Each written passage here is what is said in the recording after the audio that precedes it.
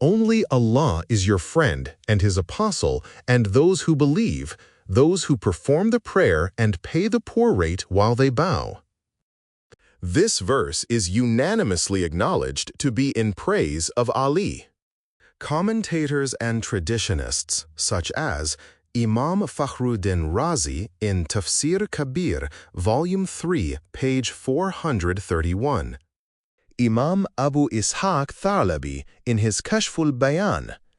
Jarullah Zamakhshari in Tafsir Kashaf, Volume 1, page 422. Tabari in his Tafsir, Volume 6, page 186. Abul Hasan Brahmani in his Tafsir. Ibn Hawazin Nishapuri in his Tafsir.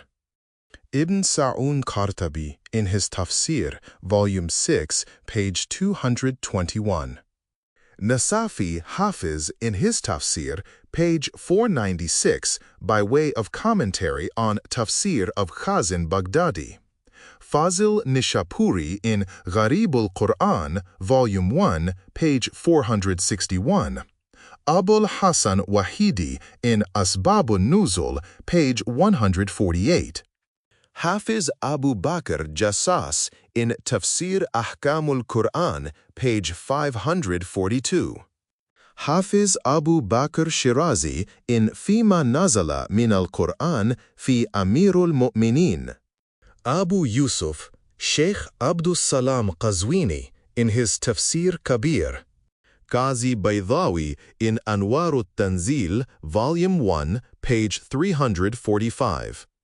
Jalaluddin Suyuti in Durrul Mansur, Volume 2, page 239. Qazi Shukani San'ai in Tafsir Fathul Qadir. Sayyid Muhammad Alusi in his Tafsir, Volume 2, page 329. Hafiz ibn Abi Shayba Kufi in his Tafsir. Abul Baraka in his Tafsir, Volume 1, page 496.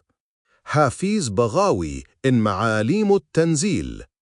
Imam Abu Abdur Rahman Nisa'i in his Sahih.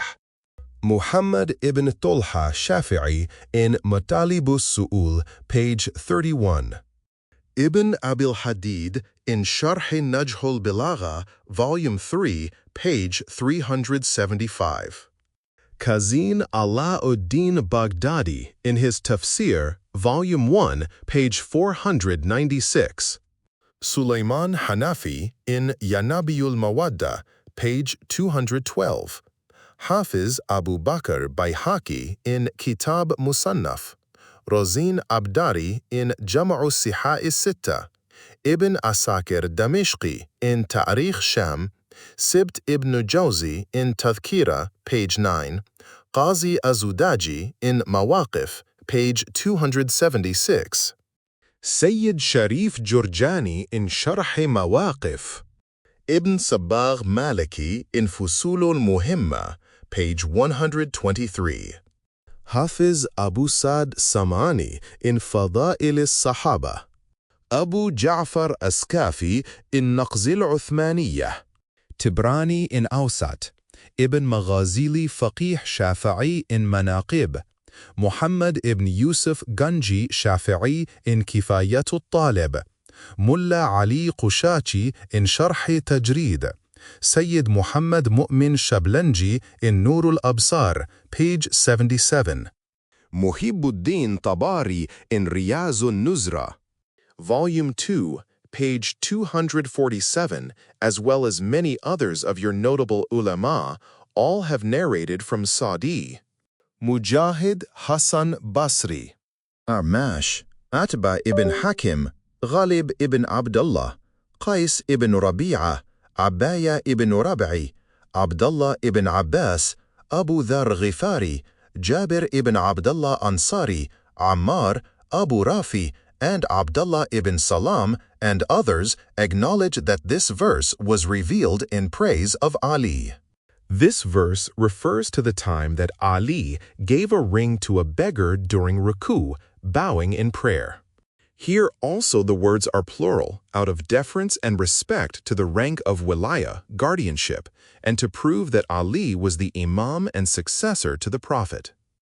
The emphasis of the word innama renders the meaning, the decision of Allah, final and fixed, i.e., the decision of Allah that the guardian of the believers should be Allah, His Prophet Muhammad, and the believers who give charity while praying, the latter referring specifically to Ali. Sheikh, surely you will admit that your interpretation is not established since there are different views about it. Some say that it refers to the Ansar, some say that it is in praise of Ibadat ibn Samit, and some say that it refers to Abdullah ibn Salam. It is indeed astonishing that scholars like you can contradict your own ulama. You take the view of a few ignorant and unreliable people whose reports are rejected.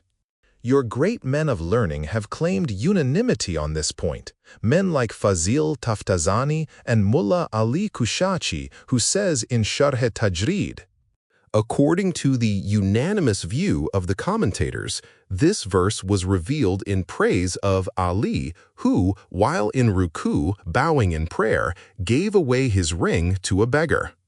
Doubts and complications regarding the verse of guardianship and their clarification. Sheikh, in the course of your talk concerning this verse, you have tried to prove that Ali was the immediate successor of the Prophet, though the word wali in this verse means friend or loved one, and not imam or successor. If your view is accepted that wali means successor and imam, then according to the agreed-upon principle, it is not confined to one person, but others are included in it, Ali being one of them. Also in the verse, verily, verily, your guardian is Allah and His Prophet, and those who believe, the use of the plural refers to people in general.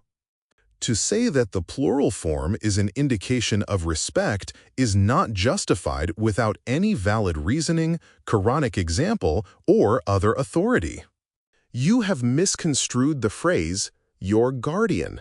Wali is singular, and kum, your, is plural, which refers to the people and does not imply the singular. Of course, wali is for one person who is the guardian for the whole community in every age. Second, in the verse under consideration, where the plural is used, some of the fanatics have said that it cannot be interpreted as singular, as in the verse, those who establish prayer. I replied to this objection earlier. I said that eminent writers have often used the plural connoting the singular. You also claim the plural form in the verse refers to people in general.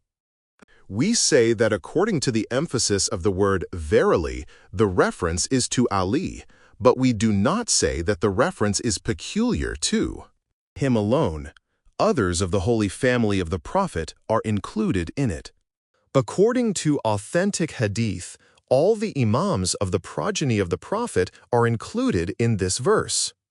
Jarullah Zamakhshari writes in Kashaf that this verse was revealed in particular in praise of Ali, but the plurals used in it mean that others also should follow him. Sheikh, in this verse, wali definitely means helper. If it meant guardian, which includes the rank of successor, then he should have been appointed to that office during the Prophet's life. The rank of Ali is permanent. The grammatical construction of the sentence and the word wali used as an attribute prove the permanent position of Ali. This fact is further supported by the Prophet declaring Ali his vicegerent on the journey of Tabuk and never withdrawing it. Our point of view is further strengthened by the Hadith al-Manzila, Hadith of rank, which the Holy Prophet repeatedly narrated. Ali is to me as Aaron was to Moses, which I have explained on previous nights. This in itself is another proof of Ali being the wali, guardian, or vicegerent of the Holy Prophet during the Prophet's life and after his death. Sheikh, if we were to give due consideration to the matter, we would admit that this verse does not refer to Ali. His rank is above that which we want to prove from this verse. It does not prove any excellence for him, it rather lowers his position. Well-wisher, neither you nor I, none of the community, including the great companions of the Prophet, have any right to interfere with the real interpretation of the verses. Quranic verses are not revealed according to our wishes. If some people interpret their meaning based on mere opinion or point out the occasion on which they were revealed, they are certainly irreligious. For example, followers of Abu Bakr say that according to the hadith narrated by the notorious forger Akrama, this verse was revealed about Abu Bakr. Can you tell us how this verse lowers the position of Ali? Sheikh, one of the characteristics of the dignity of the rank of Ali is that while offering prayers, he never diverted his attention to any other object. Ali was once wounded in battle. Arrows had lodged in his body, and it was not possible to take them out without inflicting intense pain. But when he stood in prayer, the arrows were taken out, and because he was engrossed in his worship of Allah, he felt no pain. If, while praying, he gave away a ring to a beggar, there was a great flaw in his prayer. How could a man be so engrossed in Allah's mercy and at the same time remove his attention from Allah in response to the voice of a beggar? Moreover, in the performance of every good deed and for payment of the poor rate, an intention is obligatory. While performing the prayer, one's attention must be towards Allah alone. How is it possible that his intention deviated from the prayer and turned toward a created being? Since we consider Ali's rank to be very high, we do not accept your interpretation. And if he did give anything to a beggar, it was certainly not during the prayer, since ruku, bowing down, means humble submission before Allah. You have learned well how to recite, but you have missed the way to invocation. This objection is weaker than a spider's web. First, Ali's action does not in any way lower his rank. In fact, to give attention to the beggar, to give him charity, is a source of excellence. In this case, he combined his bodily and spiritual prayer with a material prayer. Both prayers were in the way of Allah. Dear fellows, the distraction which weakens prayer is one which is conceived with selfish notions. Attention towards another prayer while performing a particular prayer is a sign of excellence. For instance, if during the ritual prayer one weeps for the dearest of his relations, his prayer will be invalidated. But if he weeps in his extreme love for him or in fear of him, then it is a sign of excellence. You said ruku, bowing down, means sincere submission to Allah. This meaning may be appropriate for some occasions. But if you say that bowing down in prayer, which is definite and compulsory, carries the same literal sense, learned men would scoff at you. You also tried to exclude or ignore the verse's clear meaning. You gave a figurative meaning to it, even though you know that the term describes a required action of the ritual prayer, which is bowing down with our palms reaching the two knees. And this fact has been acknowledged by your prominent ulama, as I have stated earlier. Fazil Kushachi, in his Sharh-e-Tajrid, explains the views of the commentators in general that Ali, while bowing down in prayer, gave the ring to the beggar. Leaving all things aside, please tell us whether this verse was revealed in praise or in condemnation. Sheikh, obviously it was in praise. So, when the ulama of both sects have said that this verse was revealed in praise of Ali, and that it contains the commendation, Allah, why would you make frivolous objections, agreeing with the fanatical Kharijis, whose views have been thrust into your pure mind from childhood? Why don't you acknowledge this fact? Sheikh, excuse me. Since you are an eloquent speaker, you often use allusions and references which may create in uninformed minds ideas that may produce unhappy results. It would be better if you refrained from such talk. In my talk, there is nothing but reality. Allah be my witness, I never intended to use allusions or indirect references. There is no need for that. Whatever I wish to say, I say clearly. Please tell me what allusion you mean. Sheikh, a short while ago, during your talk in connection with the verse under consideration, you said that the attributes mentioned therein are peculiar to Ali ibn Abu Talib, who, from the beginning to the end of his life, had never any doubt in his faith. In this way, you imply that others were guilty of apostasy. Had the great caliphs or the companions any doubt in their faith? Assuredly, the companions, like Ali, never doubted the truth of Islam. Never for a moment did they deviate from the Prophet's teaching. Well-wisher, first, I never used the words you just used.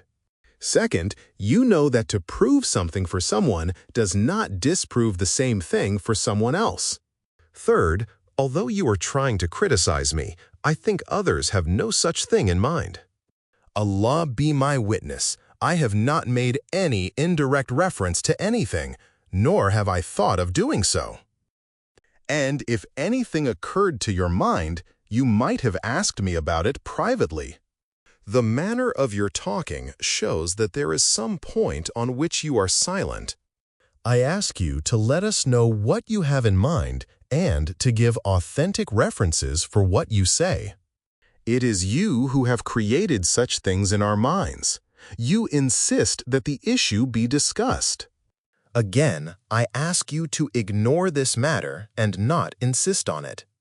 Sheikh, if there was anything unmannerly, it is finished. Now you have no choice but to reply. If you will not give a clear reply, either in the affirmative or in the negative, then I will be obliged to conclude that what you said was baseless.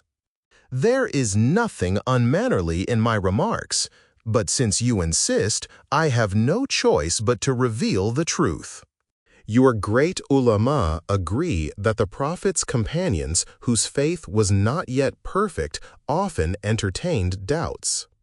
Some of them maintained that doubt and apostasy. Some verses of the Holy Quran were revealed in their condemnation. For instance, there were the munafiqeen, hypocrites, in whose condemnation a full chapter of the Holy Quran was revealed. But such questions should not be discussed openly. I again ask you to refrain from pursuing this topic. Sheikh, you mean that the great caliphs were among those who had doubts? If my reply causes an unfortunate reaction among uninformed people, you are responsible. You have just said, you say this or you say that. But again, it is your own ulama who have recorded these facts. Sheikh, on which topic have they written, and on what occasion did caliphs express their doubt, and who were the persons who doubted? Please let us know. Well-wisher, many people had serious doubts but returned to their original faith. Some of them persisted in their doubt.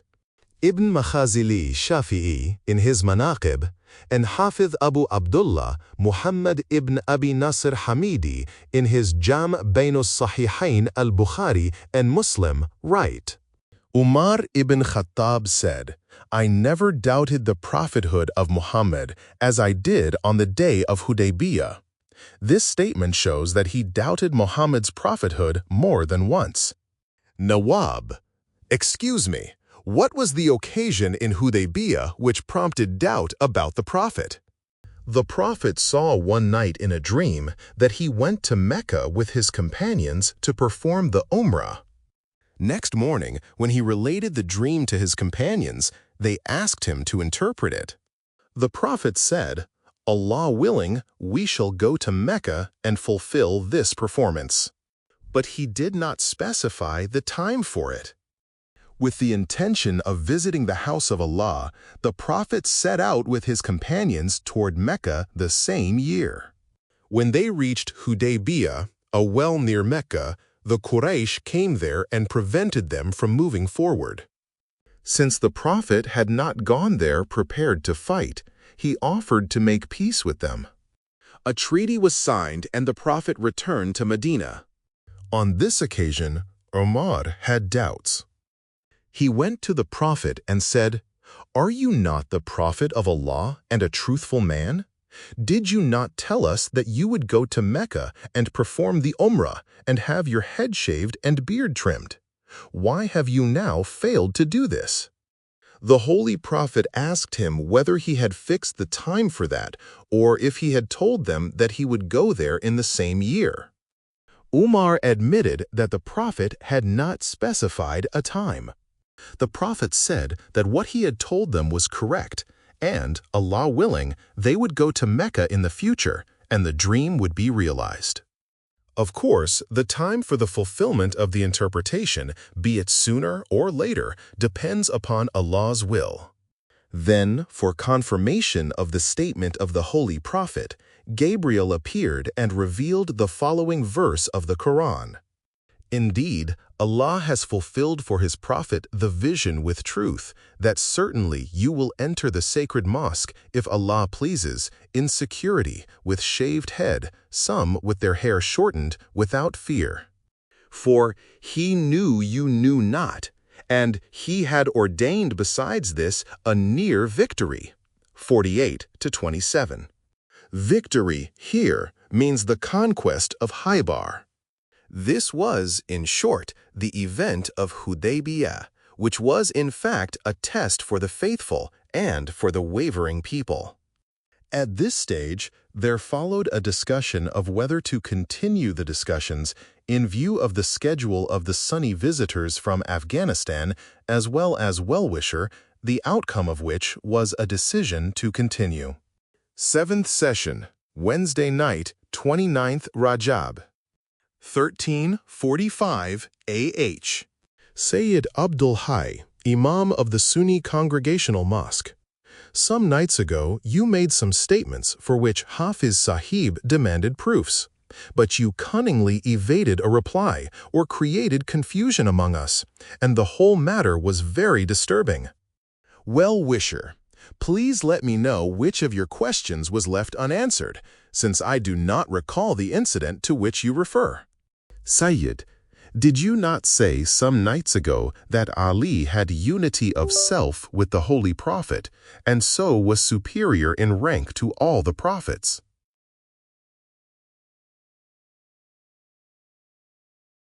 Well-wisher, please let me know which of your questions was left unanswered, since I do not recall the incident to which you refer.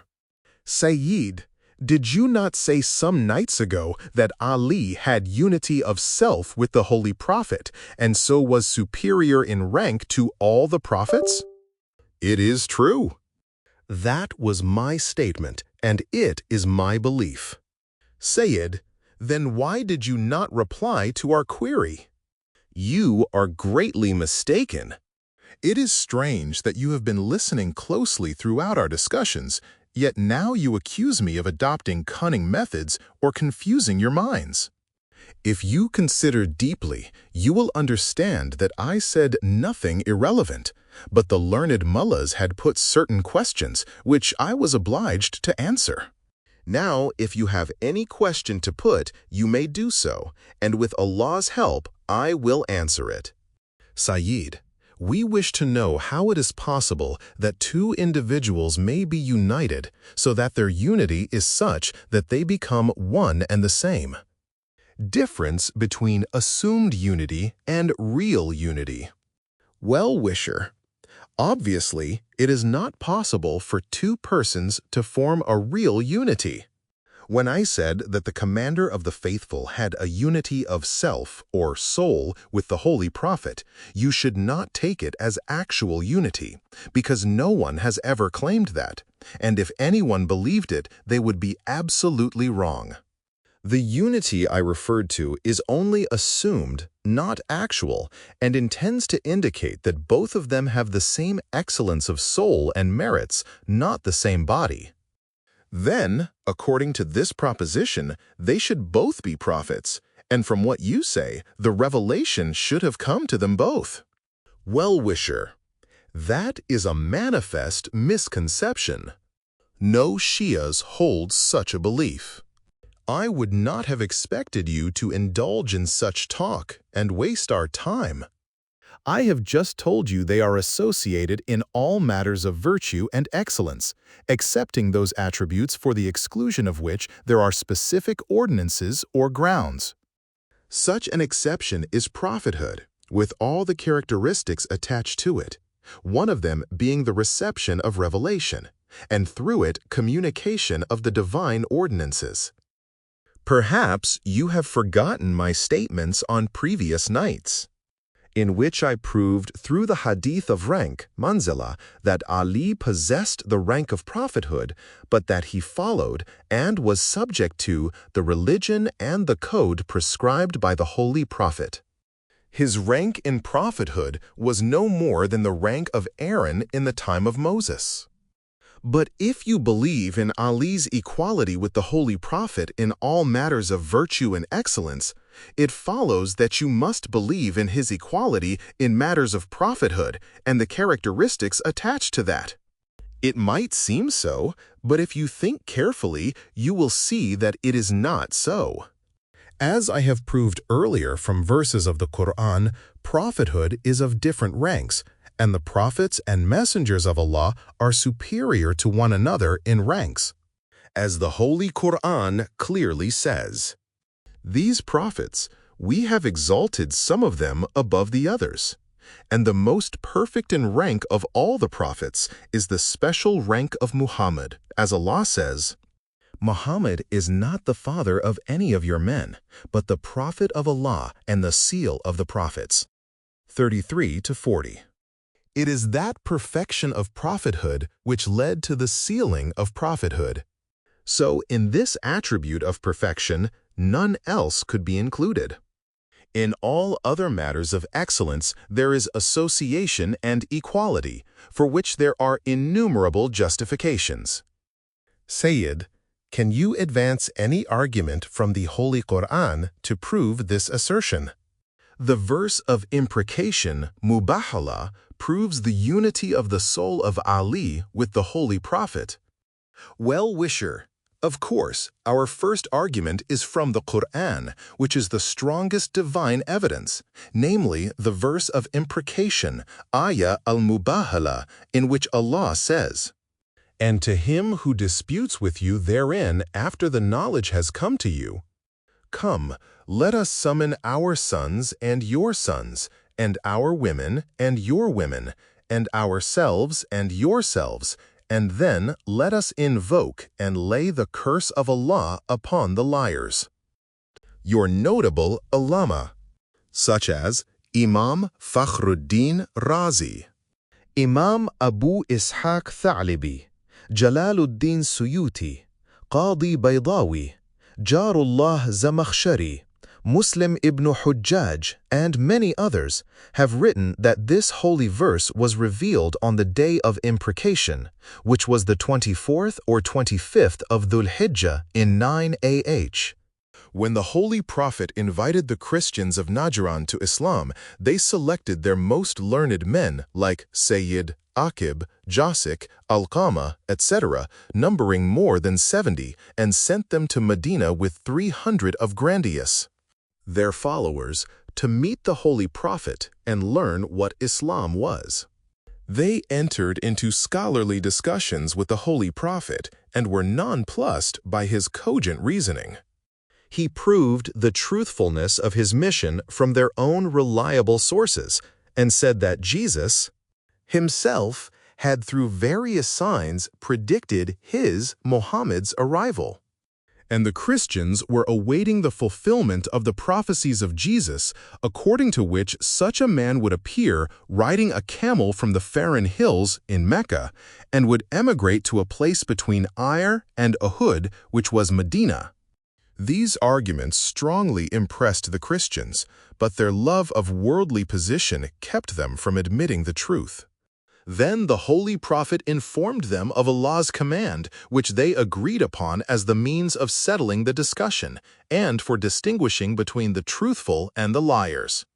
The Holy Prophet's arrival for the imprecation.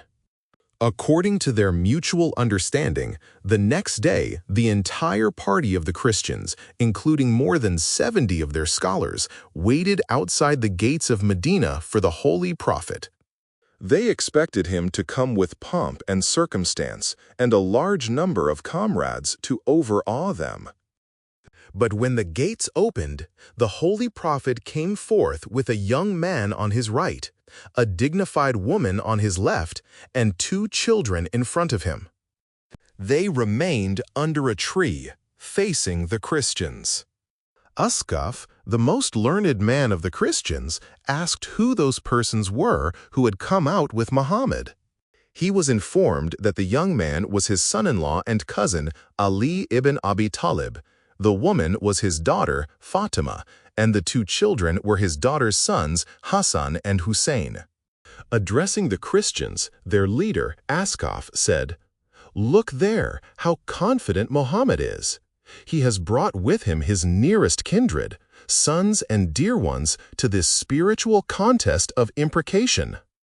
By God, if he had any doubt or fear about his stand, he would never have selected them.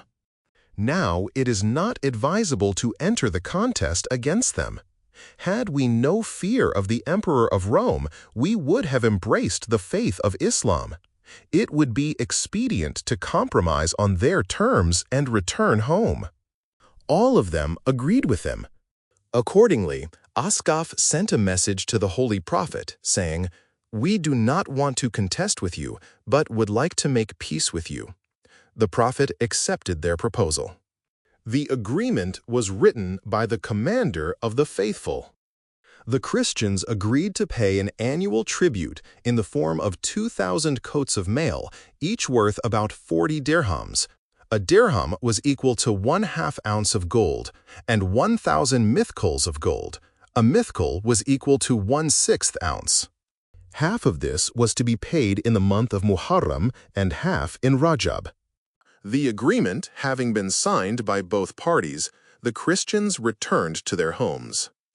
While they were on the way, one of their scholars named Aqib said to his companions, "By God, you and I know that this Muhammad is the same prophet of God who was the expected one, and whatever he says is from God.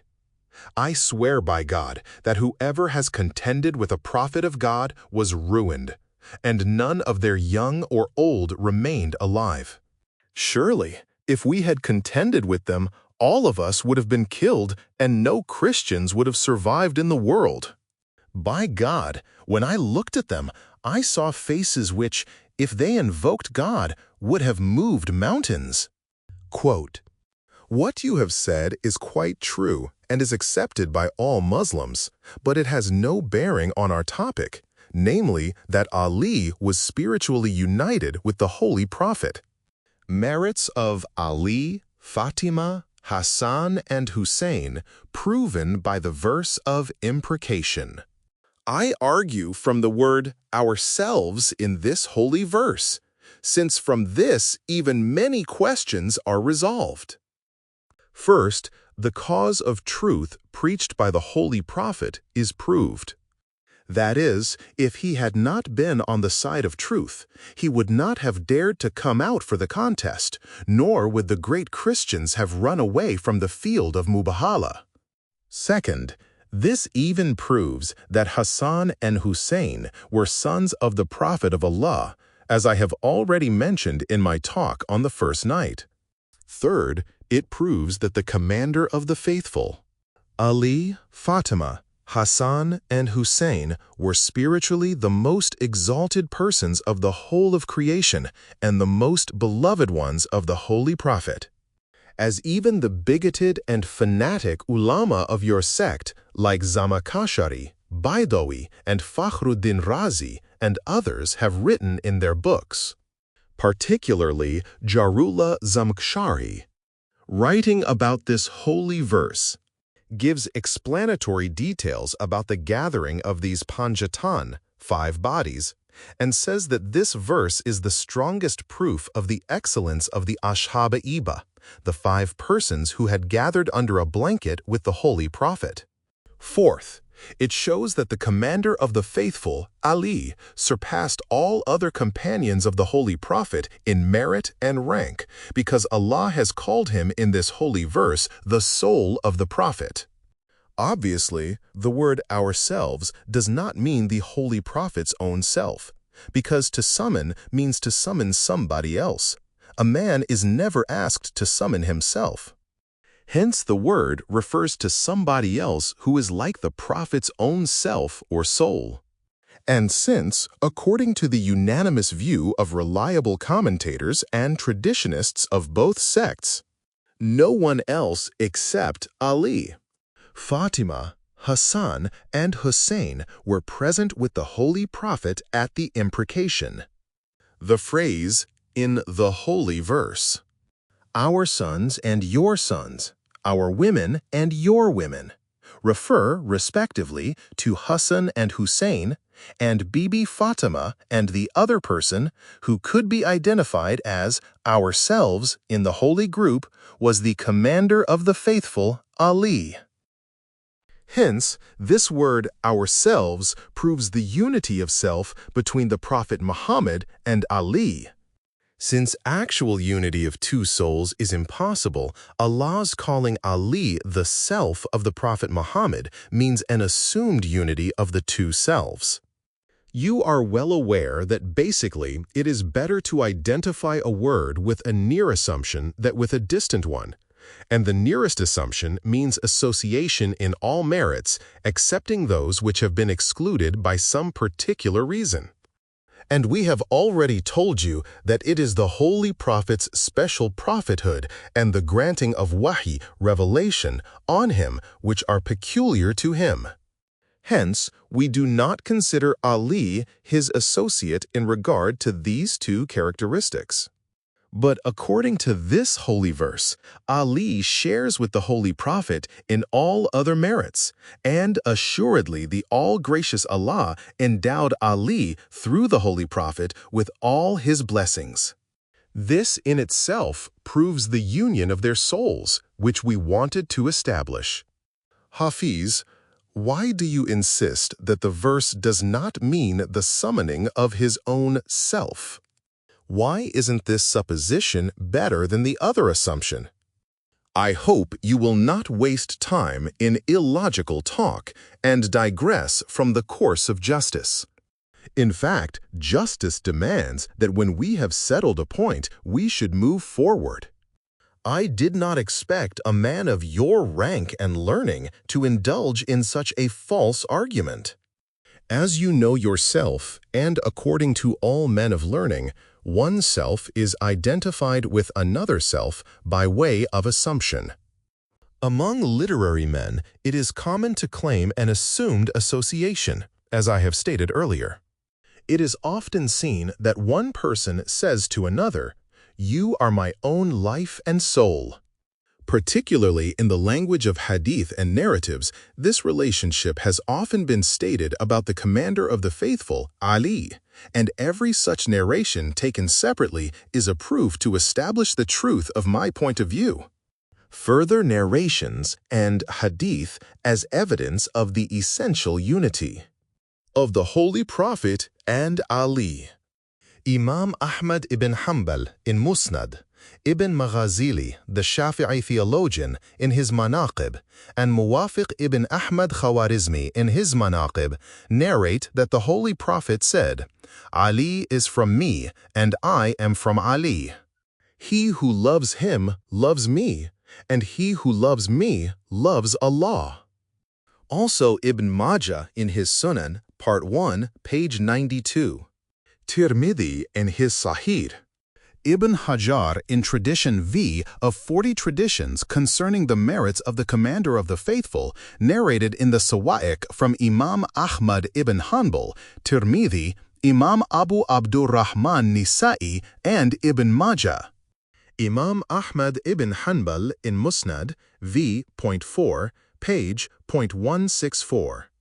Muhammad ibn Yusuf Ganji Shafi'i in chapter 67 of Kifayatut Talib from the Musnad of Ibn Samak, version 4, and the Mu'jam Kabir of Tibrani, and Imam Abu Abdurrahman Nisa'i in Khasa'is, and Sulaiman Balkhi Hanafi in Yanbi'ul Mawaddat from the Mishkat, all have related from Jesh ibn Junada as-Saluni that during the farewell pilgrimage the Holy Prophet said at Arafah, "Ali is from me, and I am from Ali.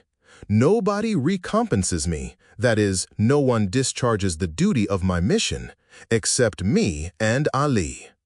Sulaiman Balkhi Hanafi in his Yanabiul Mawaddat, ch. 7, narrates from Zawaid al-Musnad of Abdullah ibn Ahmad ibn Hanbal on the authority of Ibn Abbas that the Holy Prophet said to Ummul Mu'mineen Salma, "Ali is from me, and I am from Ali.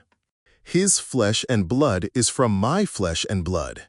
He is to me as Aaron was to Moses. O Salma, listen and be a witness that this Ali is the master and Lord of the Muslims." Hamidi in his Jam Bainu Sahihain and Ibn Abil Hadid in his Sharh Najhul Balagha narrate that the Holy Prophet said, "Ali is from me, and I am from Ali. Ali is to me as the head is to the body. One who obeys him obeys me, and one who obeys me obeys Allah." Muhammad ibn Jarir Tabari in his Tafsir and Mir Sayyid Ali Hamdani, the Shafi'i theologian, in Muwada V of Muwadatul Qurba, narrate from the Holy Prophet who said, "Verily, Almighty Allah helped this faith of Islam through Ali, since he is from me and I am from him, and this holy verse was revealed for him. Is he then like him who has a clear proof from his Lord and follows a witness like Ali from him?" 1117. Sheikh Sulaiman Balkhi Hanafi has specified in the 7th chapter of his Yanabiul Mawadda this very topic under the caption, about Ali's being like the self of the Holy Prophet, and the tradition that Ali is from me and I am from Ali. In this chapter, he has narrated 24 traditions in different ways and with different words from the Holy Prophet, who said that Ali was like his own self.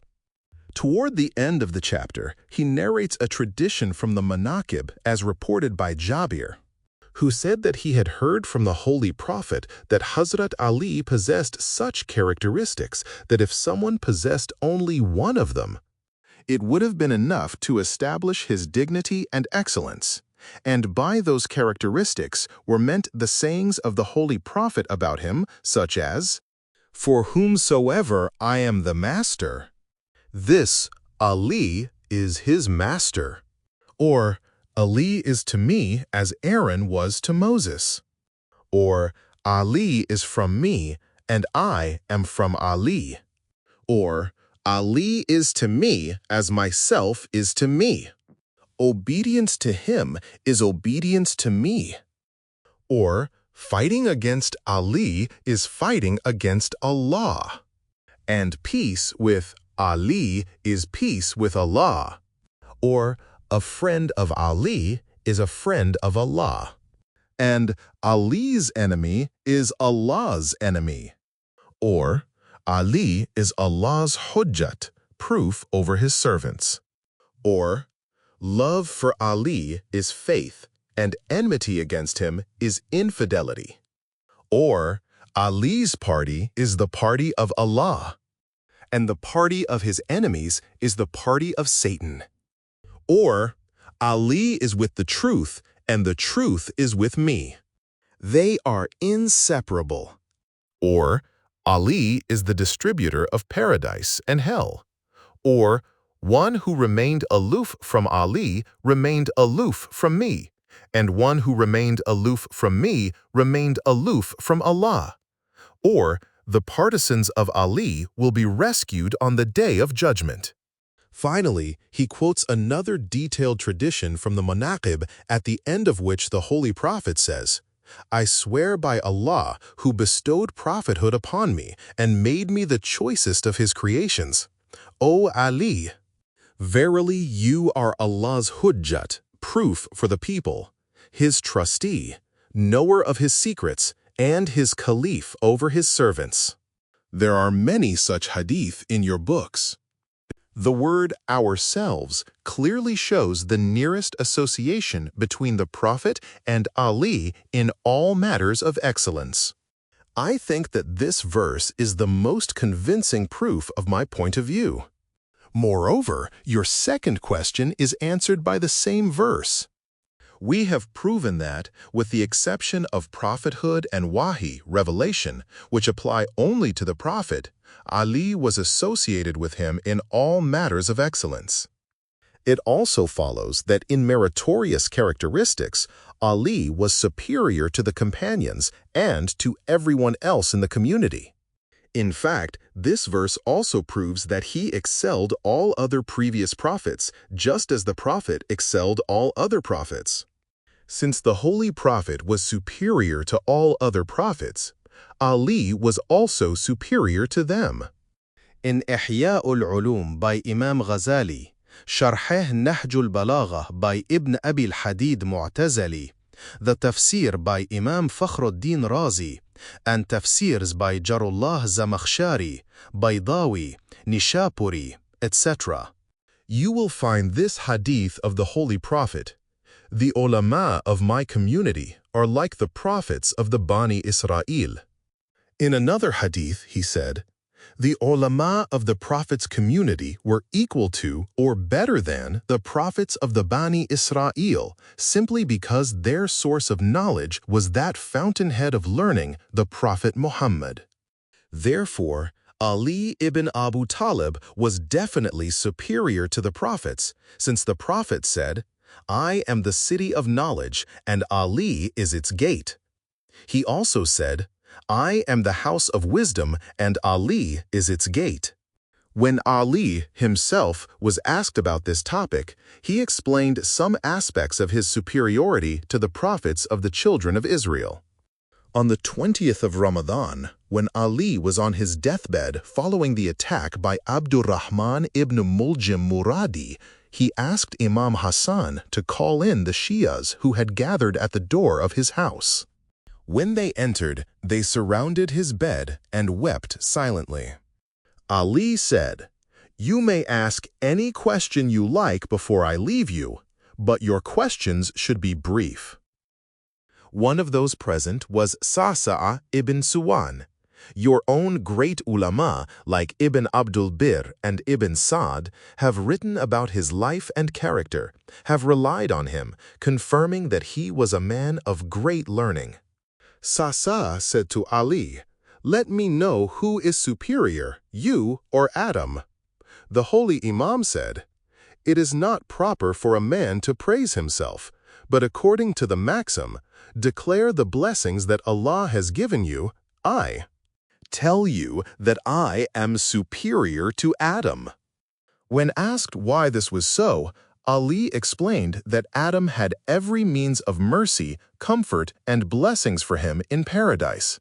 He was asked simply to abstain from the forbidden food. But he could not restrain himself, and he ate from the tree. As a result, he was expelled from paradise. Allah did not forbid him, Ali, from eating wheat, which, according to Muslim belief, was the forbidden tree. But since he had no inclination towards this temporal world, he voluntarily refrained from eating wheat. The point of Ali's remark was that excellence of a man before Allah lies in piety and devotion, and that the height of piety lies in abstaining even from what is permissible. Sasa asked, "Who is superior, you or Noah?" Ali replied, "I am superior." Noah called his men to worship Allah, but they did not obey.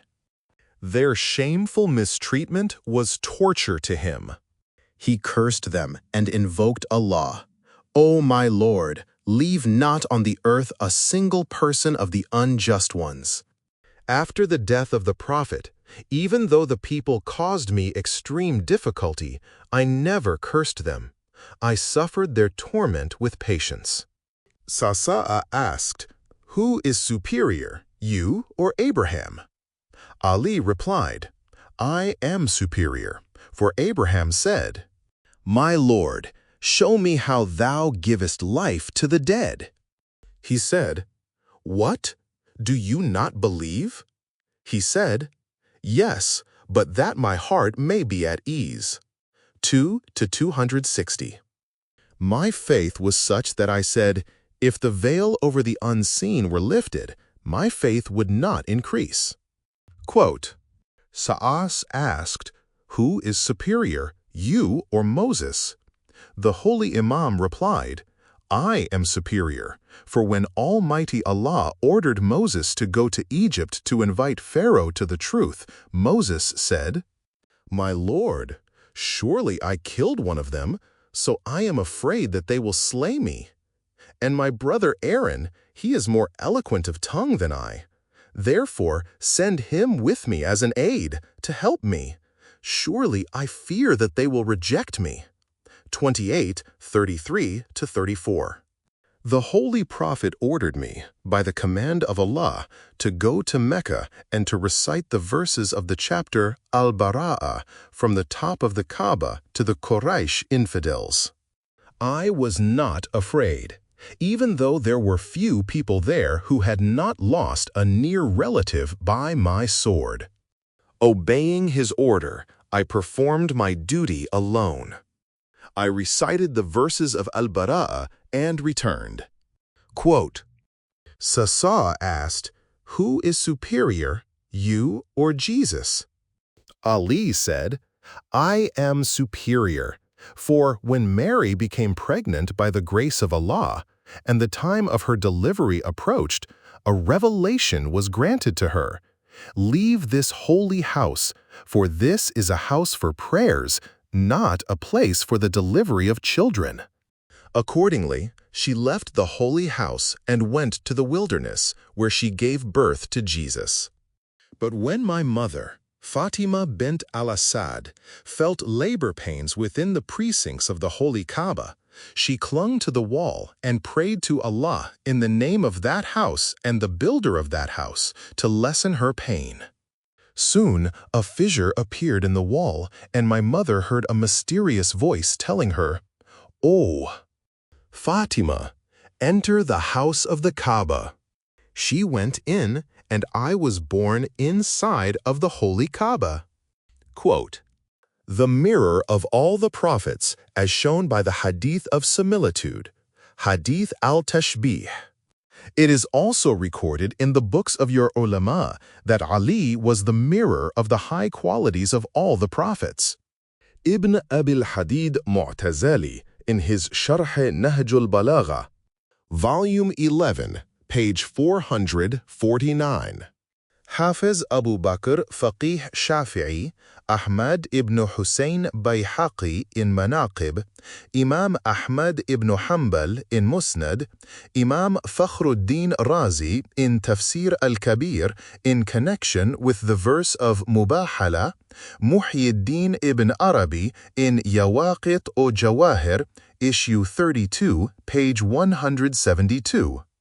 Sheikh Suleiman Balki Hanafi in Yanabiyul Mawadda. The beginning of chapter 40 on the authority of Musnad of Imam Ahmad ibn Hanbal, Sahih of Bayhaqi, and Sharh al-Mawaqif wa Tariqat al-Muhammadiyah, Nuruddin Maliki in Fusul al-Muhimma, page 120. From Bayhaqi, Muhammad ibn Talha Shafi'i in Matalib al-Su'ul, page 22. And Muhammad ibn Yusuf Ganji Shafi'i in Kifayat al-Talib, chapter 23, have narrated from the Holy Prophet, with slight differences of words here and there, saying, "Whoever wishes to see the knowledge of Adam, the piety of Noah, the submission of Abraham, the sublimity of Moses, or the devotion of Jesus, may look upon Ali ibn Abu Talib." Mir Sayyid Ali Hamadani has narrated the same hadith with some additions in his Mawaddatul Qurba, Mawadda 8. He narrates from Jabir that the Prophet said, "Verily, Allah has combined 90 qualities of the prophets in Ali, which He has not given to anyone else." The great Hafiz Muhammad ibn Yusuf Ganji Shafi'i, after quoting this hadith, makes this comment: Ali was similar to Adam in knowledge, in that Allah taught Adam everything, as He says in the Holy Quran. And He taught Adam all the names. 231. Similarly, Ali had knowledge of all things. Because of knowledge which came directly from Allah, Adam was granted the vicegerency of Allah, as the Holy Quran says, "I am going to place in the earth a caliph." Since Adam's knowledge led to his superiority, so that even the angels prostrated themselves in obeisance to him, Ali was also most exalted of the whole creation and the caliph after the Prophet. Ali's knowledge is similar to Noah's in that Ali was vehement against the infidels and compassionate toward the believers. Allah praised him in the Holy Quran, "And those who are with him are firm of heart against the unbelievers, compassionate among themselves." 48-29. This is another proof that this verse was revealed in praise of Ali, as I have said earlier. Noah was very harsh towards the infidels, as the Holy Quran says. "And Noah said, My Lord, leave not upon the land any dweller from among the unbelievers." 71-26. Ali was similar to Abraham in tenderness of heart. The Holy Quran says of Abraham, "Most surely Abraham was very tender-hearted." 9-114. Ali possessed all the qualities and attributes which the other prophets possessed individually. This unanimously acknowledged hadith proves that Ali possessed the highest virtues, each of which was equivalent to the most exalted qualities of the prophets. Obviously, one who possessed the highest virtues of all the prophets excelled all others in rank. Sheikh Suleiman Balki Hanafi, in his Yanabiyul Mawadda, chapter 40, quotes from Manaqib of Khwarizmi through Muhammad ibn Mansur, who said that he heard Ahmad ibn Hanbal say, "There were no such praises for any of the companions of the Prophet as there were for Ali ibn Abu Talib."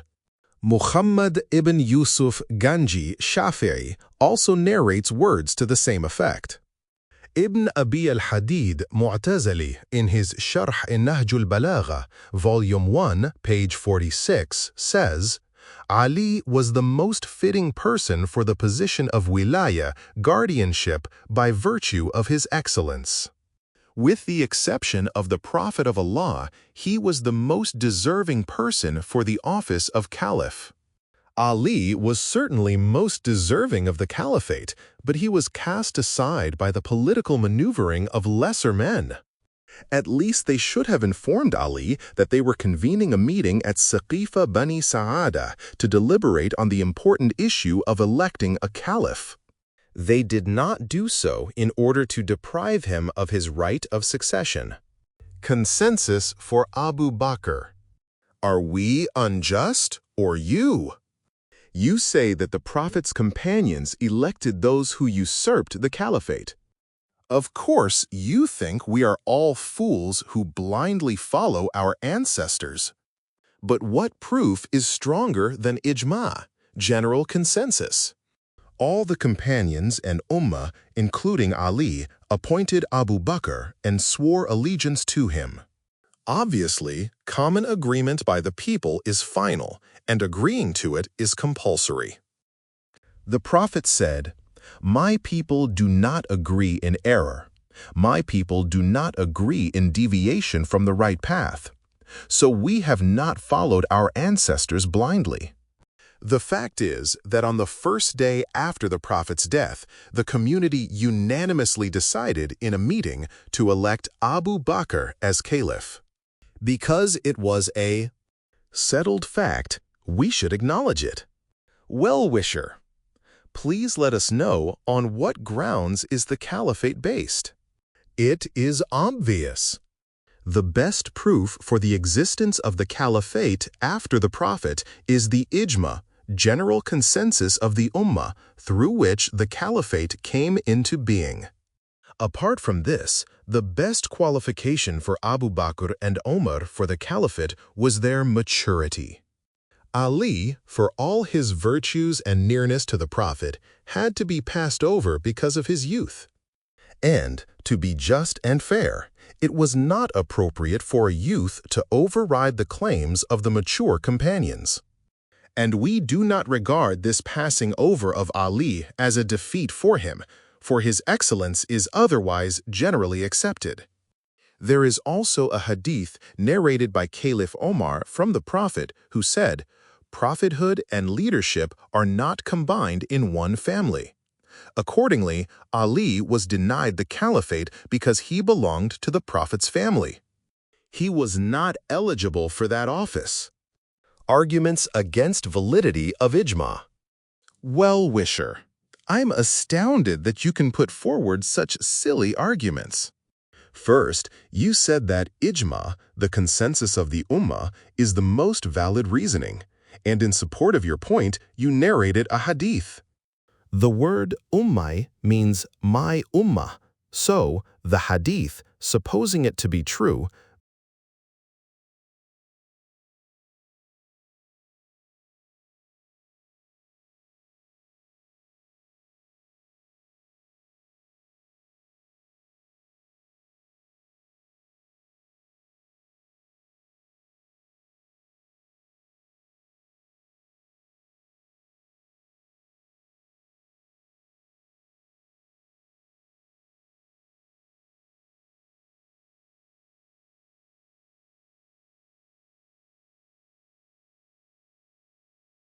I cannot accept this.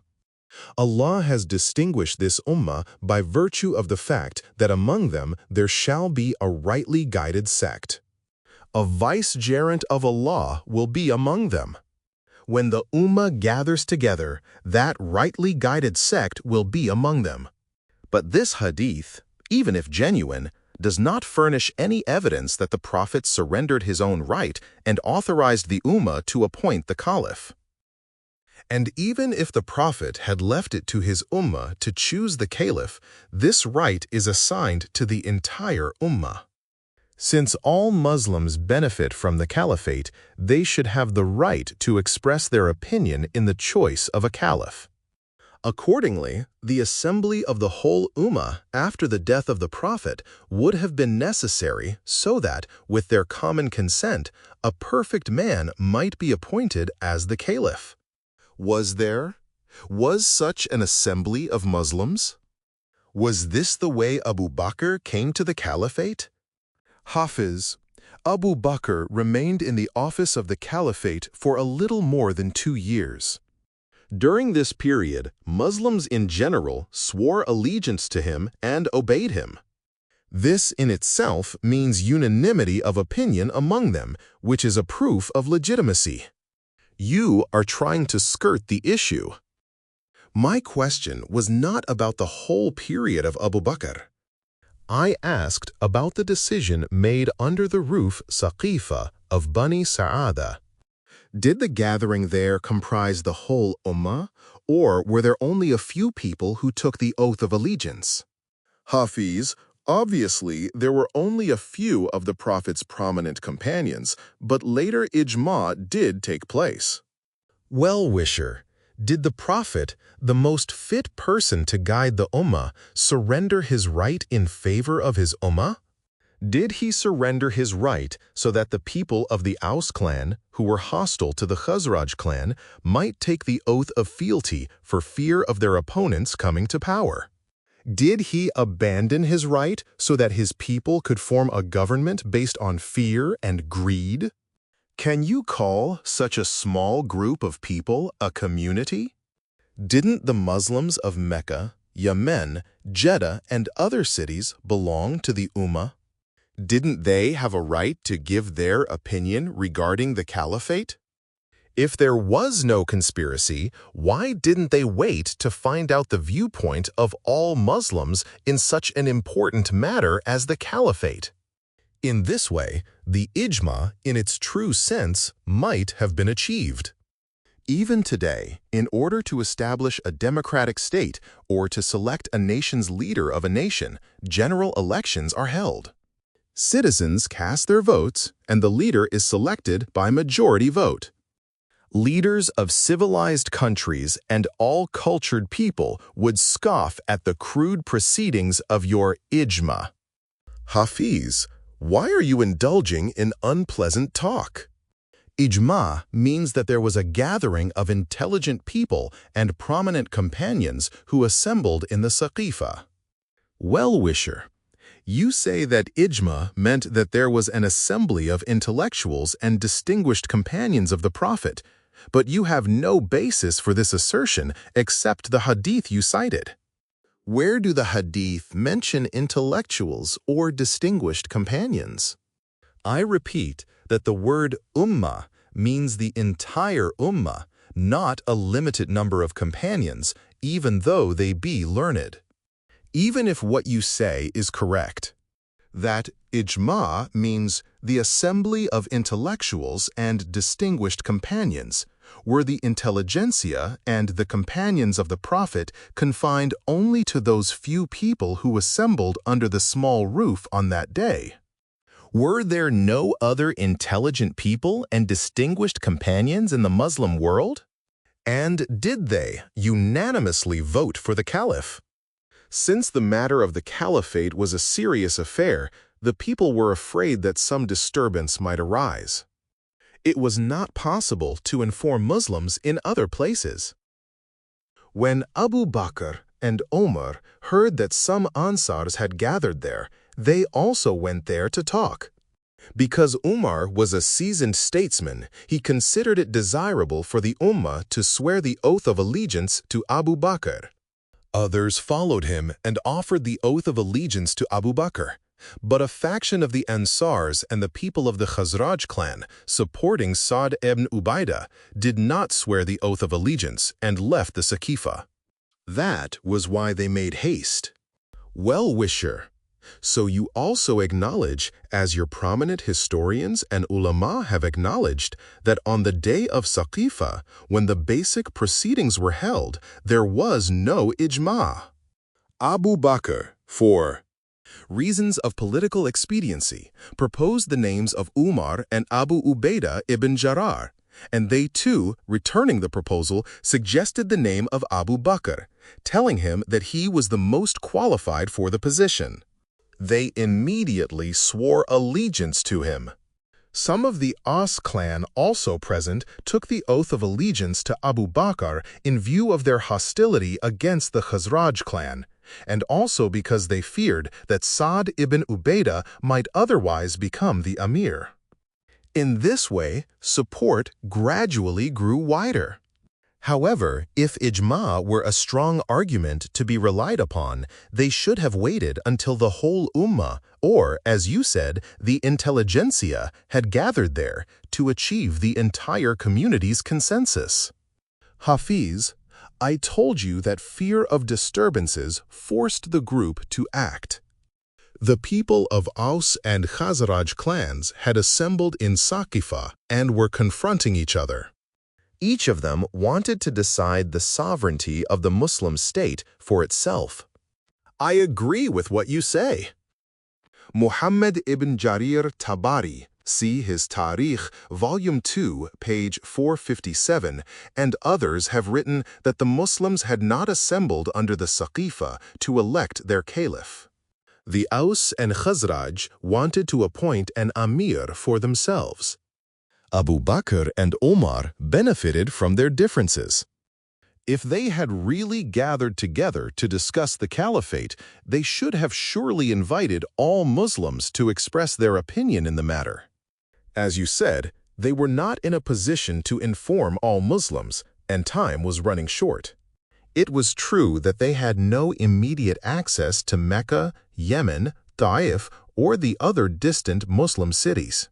But had they no means of approach even to Osama ibn Zayd's army, which was encamped near Medina? Couldn't they have informed the notable companions of the Prophet who were there? One of them was a distinguished personality, the commander of the Muslim army, appointed by the Holy Prophet himself. Abu Bakr and Omar were subordinate to him. When Usama heard that, through a conspiracy, 3 persons had appointed the caliph without consulting other people or even informing them, and that they had sworn fealty to one man, he rode his horse to the door of the mosque and cried aloud, "What is all this uproar? With whose permission have you appointed a caliph? What was the significance of a handful of people who, without consulting the companions, appointed a caliph?" Umar stepped forward to appease him and said, "Usama, the work is finished. The oath of allegiance has been sworn. Do not create discord now among the people. Take the oath of fealty yourself." Usama became angry. "The Prophet made me your Amir," he said. "How is it possible that the Amir appointed by the Prophet should pay homage to the subordinates who were placed under his command? Although much more happened, this much is sufficient to make my point. Ali was deliberately kept uninformed of the meeting at Saqifa. If you say that Usama's army was also at a distance from the city and that time was running short, will you also claim that the distance from the Saqifa and mosque to the residence of the Prophet was also great? Why didn't they inform Ali or Abbas, the respected uncle of the Prophet? Why didn't they consult the Bani Hashim, the descendants of the Holy Prophet? In all probability, the situation at that time was so tense that they dared not be careless and leave the Saqifa. Well-wisher, excuse me, they had time.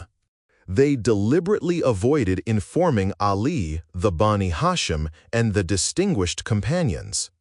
Hafiz, how can you say that they deliberately did not inform them?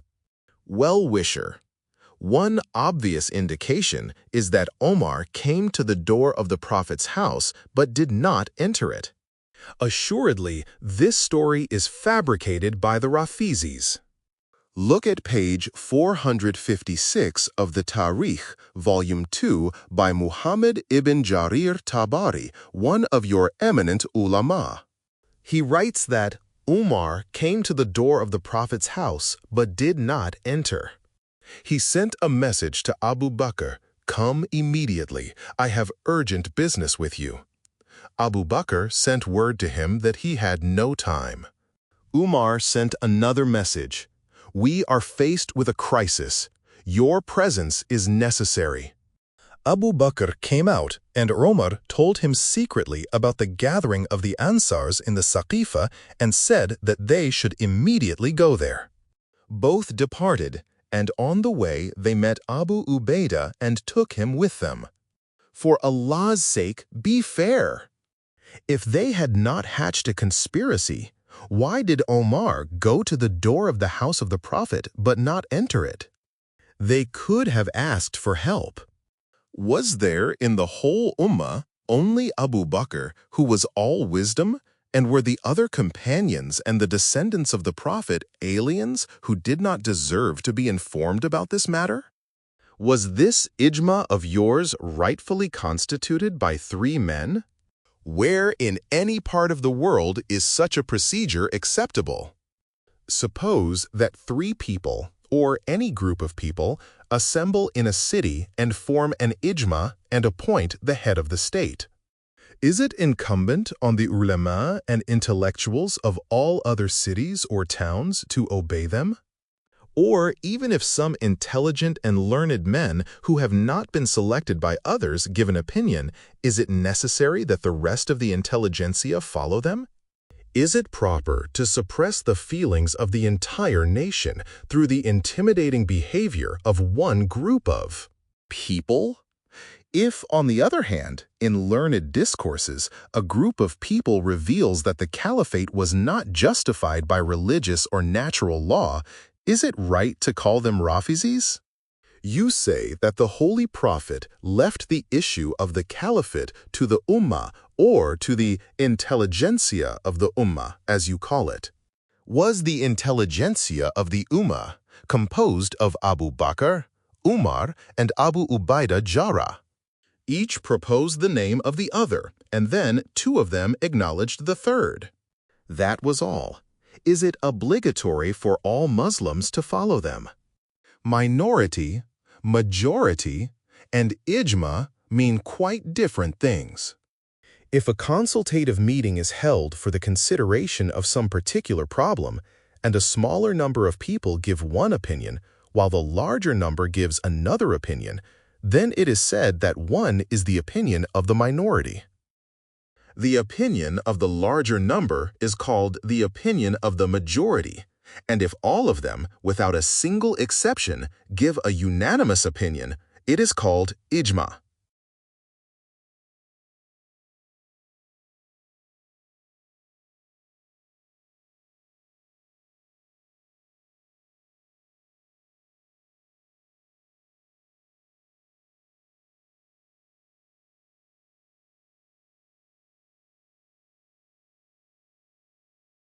Was an ijma reached in the Saqifa, or later in the mosque, or after that in the city of Medina? If, however, in deference to your wishes, we take away the rights of the general ummah and say that the opinion of the intelligentsia and the Prophet's companions was sufficient for ijma, I ask whether there was an ijma in which all intelligentsia and the Prophet's distinguished companions participated? Did the small group at the Saqifa unanimously agree in its opinion? The reply must be in the negative. The author of Mawaqif has himself admitted that there was no ijma during the caliphate of Abu Bakr, and there was certainly no unanimity of opinion among the learned people in Medina either. Sa'd ibn Ubaidah Ansari, his descendants, distinguished companions of the Prophet, all the Bani Hashim, their friends, and Ali ibn Abu Talib, all opposed Abu Bakr for 6 months. These people never did take the oath of fealty to him. In Medina, the seat of prophethood, no ijma was reached in which the intellectuals and the companions supported Abu Bakr as caliph. Your own great historians like Imam Fakhruddin Razi, Jalaluddin Suyuti, Ibn Abil Hadid Mu'tazili, Tabari, Bukhari, and Muslim recorded that ijma never occurred in Medina. The Bani Hashim, the Bani Umayyah, and the companions in general, except the 3 people mentioned above, were not present in the Saqifa to cast their vote. Moreover, many strongly opposed the decision. In fact, some prominent companions who rejected the allegiance at the Saqifa went to the mosque and protested to Abu Bakr. Of the Muhajirs were Salman al-Farsi, Abu Dhar Ghifari, Miqdad ibn Aswad Kindi, Ammar al-Yasir, Buraida Aslami, and Khalid ibn Sa'id ibn Asma Amawi. Of the Ansars were Abul Hathama ibn Tihan, Khuzaymah ibn Thabit dhu Shahadatain, Abu Ayyub Ansari, Ubay ibn Kab, Sahil ibn Hunayf, Uthman ibn Hunayf, who remonstrated with Abu Bakr inside the mosque. I have given only this brief outline of events. No ijma of any kind was reached. The ijma of the intellectuals and the prominent companions of Medina is a flagrant lie. Based on your own sources, I will give you a list of names of some of those who opposed the caliphate. Ibn Hajar Asqalani and Baladuri, each in his Tarikh, Muhammad ibn Khawand Shah in his Rawzatus Safa, Ibn Abdul Bir in his Istiab, and others say that Sa'd ibn Ubaidah and a part of Khazraj and a group of Quraysh did not swear the oath of fealty to Abu Bakr. Moreover, 18 people who were prominent and distinguished companions of the Holy Prophet did not take the oath of allegiance to Abu Bakr. They were Shi'as of Ali ibn Abu Talib. The names of those 18 people are as follows. 1. Salman al-Farsi. 2. Abu Dhar Ghifari. 3. Miqdad ibn Aswad al-Kindi. 4. Ammar al-Yasir. 5. Khalid ibn Sa'id ibn al-As. 6. Buraida Aslani. 7. Ubay ibn Kab. 8. Khuzaymah ibn Thabit dhu Shahadatain. 9. Abul Hathama ibn Tihan. 10. Sahl ibn Hunayf. 11. Uthman ibn Hunayf dhu Shahadatain. 12.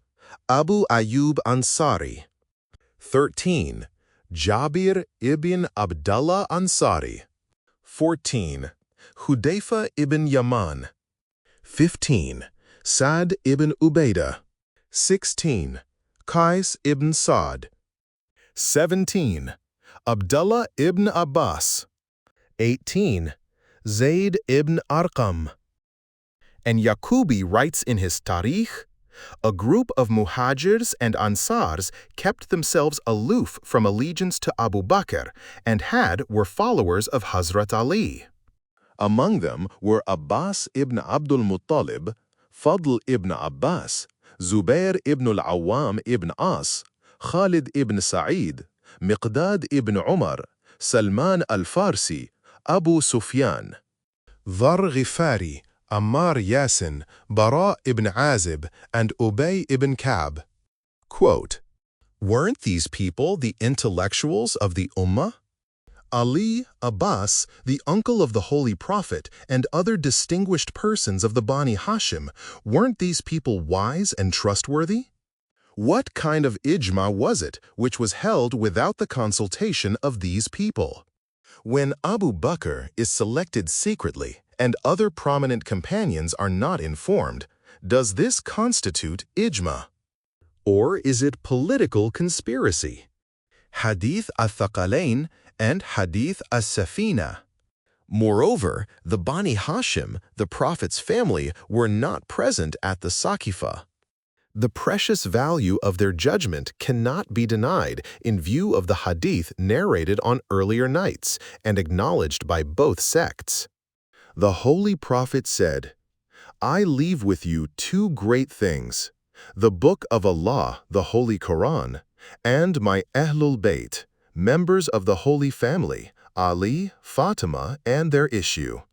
If you cling to these two, never, never shall you go astray after me. These people did not support the caliphate of Abu Bakr. In addition, there is another famous hadith known as Hadith al-Safina, Hadith of the Ark, which I have mentioned on previous nights. The Prophet said, "My Ahlul Bayt is like the Ark of Noah. He who boards it is saved, and he who turns away from it, drowned." This hadith indicates that, just as Noah's community was saved from the great flood by his ark, our Prophet's community will be saved from disasters by attachment to the members of the Prophet's holy family. Ibn Hajar, in his Sawa'iq al-Muhriqa, page 50, commenting on verse IV, quotes two hadith from Ibn Sa'd about the obligation to follow the holy Ahlul Bayt of the Holy Prophet.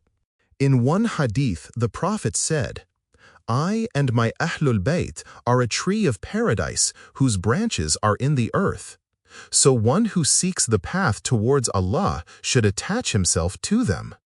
In a second hadith, the Prophet said, "Among my ummah in every age, there are just people from my Ahlul Bayt who purge the impurities brought into religion by the wrongdoers, and who wash away the false claims of the transgressors and the commentaries of ignorant people. Be it known to you that your imams are certainly those who will guide you to Allah, so you should be careful about those you take to be your guides." The substance of hadith of this kind is that the Prophet said to his community, "Unless you follow my Ahlul Bayt, enemies will lead you astray." The people who could influence ijma, the allegiance, and the appointment of the caliphs were opposed to the procedure you have described. So what sort of ajma was that? The notable companions, intellectuals, and the progeny of the Prophet were in Medina at the time of the Saqifa. So there is no doubt that the matter was not decided by a majority vote, not to mention ijma. Ibn Abdul Barr Qartabi, a learned man of your sect, in his Istiyab, Ibn Hajar in his Isaba, and other ulama write that Sa'd ibn Ubaidah, who was a claimant to the caliphate, categorically refused to take the oath of allegiance to Abu Bakr and Omar.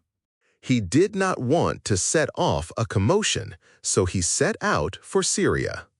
According to a report in Rawzatu Safa, on the instigation of a prominent man, he was murdered. According to historians, the man who committed the crime was Khalid ibn Walid. After killing Malik ibn Buwaira and marrying his wife, during the early days of Abu Bakr's caliphate, he was the object of Umar's wrath. When Umar became caliph, Khalid, attempting to earn his favor, killed Sa'd ibn Ubaidah. Hafiz, since there was danger of a disturbance and they could not have access to the whole ummah, they necessarily had to depend on those few people who were present in the Saqifa where the oath of allegiance was taken. Later, the ummah consented to it. Well-wisher, if they had no access to the distinguished companions of the Prophet and the intellectuals of the nation who were outside Medina, please tell us honestly.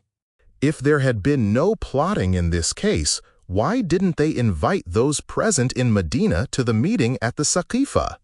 Wasn't it necessary for them to take counsel with Abbas, Ali ibn Abu Talib, and the Bani Hashim? Was the opinion of Umar and Abu Ubaidah ibn Jarrah sufficient for the whole Islamic world? Your argument based on ijma, whether it is general or specific, is untenable. The intellectuals and the prominent companions did not participate in it. They opposed it. As I said, ijma means that not a single person disagrees with others. In this ijma, you have admitted the intelligentsia in general did not take part. Imam Fakhruddin Razi, in his Nihayatul Usul, says that there was no ijma or consensus in the caliphate of Abu Bakr and Umar until after the murder of Sa'd ibn Ubaidah.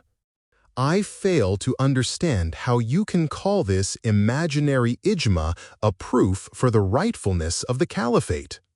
Your second claim, that Abu Bakr was older than Ali and was therefore better qualified for the caliphate, is weaker than the first argument. If age were a condition for the caliphate, there were many men older than Abu Bakr and Umar. Certainly, Abu Qahafa, Abu Bakr's father, was older than his son and was alive at the time. Why wasn't he appointed caliph? Hafiz, Abu Bakr's age, coupled with his ability, made him the appropriate choice. When there was an old, experienced loved one of the Prophet present in the nation, an inexperienced youth could not be entrusted with leadership. If that were true, then the target of your objection is the Prophet himself. When he left for his Tabuk expedition, the hypocrites secretly planned to revolt in Medina in his absence. Therefore,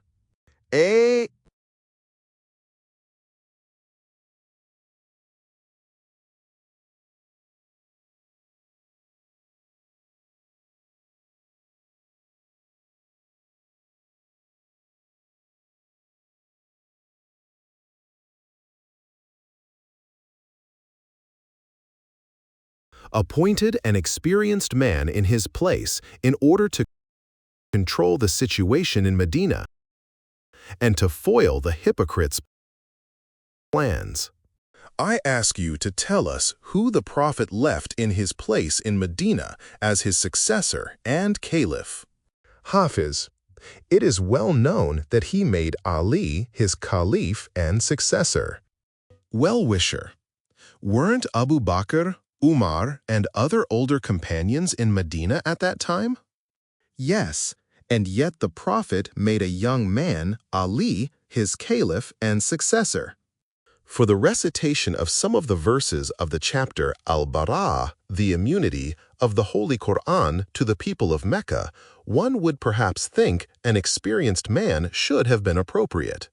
But the Holy Prophet called the older Abu Bakr back from his half-completed journey and commanded the younger Ali to perform this important task. The Prophet said that Allah had told him that the one to convey the Holy Quran should be him, the Holy Prophet, or someone who was of him. Similarly, for the guidance of the people of Yemen, why did the Holy Prophet send the commander of the faithful, Ali, instead of the more experienced Abu Bakr, Omar, or others who were present there? On many other similar occasions, the Holy Prophet, in the presence of Abu Bakr, Umar, and others, selected Ali to perform momentous tasks. It follows that your insistence on chronological maturity is baseless. The essential condition for the caliphate is merit. It has just occurred to me that the strongest proof for the rejection of the caliphate of these people is the opposition to the so-called ijma by Ali, who, according to the Prophet, was the distinguisher between right and wrong. Your notable ulama have narrated a number of hadith in this regard. Sheikh Sulaiman Balkhi Hanafi, in his Yanabi'ul Mawadda, Chapter 16, quoting from Kitabu Sabin fi Fazail al-Amirul Mu'minin.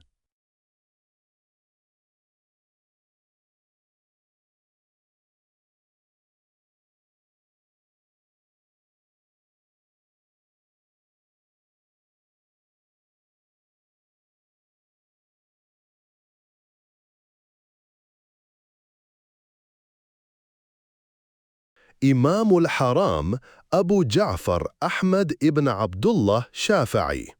In Hadith 12, related from Firdos of Daylami of the 70 Hadith. Mir Sayyid Ali Hamadani Shafi'i in Mawaddatul Qurba. Mawadda, V.I. Hafiz in his Amali. Muhammad ibn Yusuf Ganji Shafi'i in Kifayatut Talib.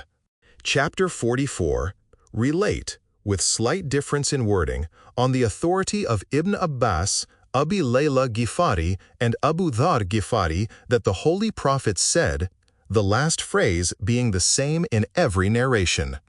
Soon after my departure from this world, there will arise a disturbance. When it happens, you should follow Ali ibn Abi Talib, since he will be the first person to see me and clasp hands with me on the day of judgment. He is exalted in rank, and he is the distinguisher between right and wrong. When the Prophet died, a great disturbance arose. The Muhajirs and Ansars wanted to have the Caliph from their party.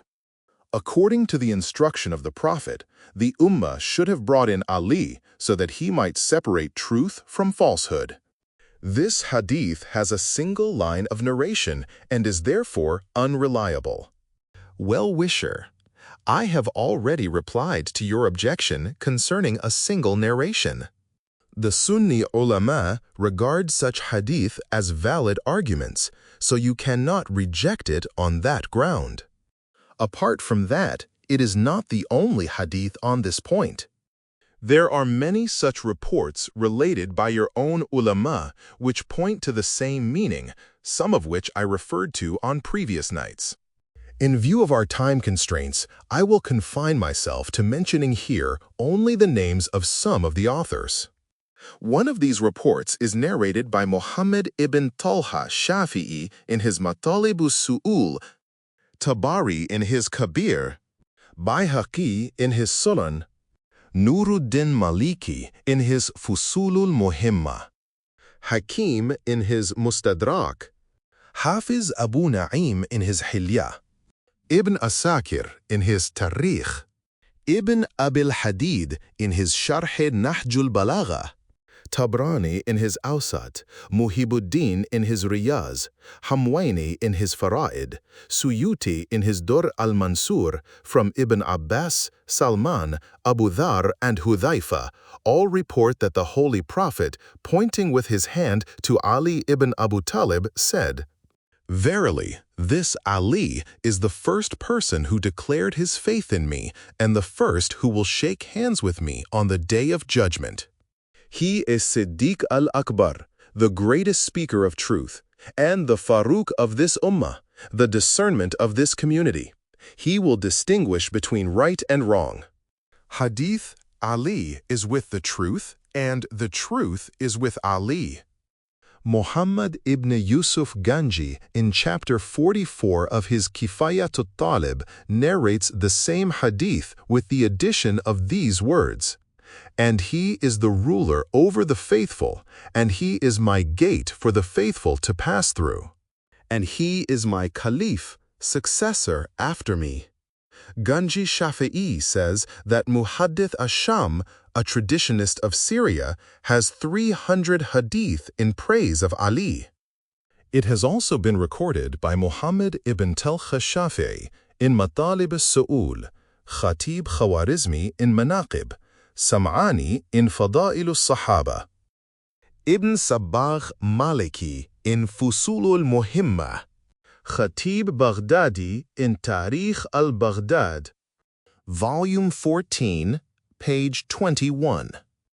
Hafiz Mardaweih in Manaqib, Daylami in Firdaus, Ibn Qutaybah in Imamatih wa Siyasa.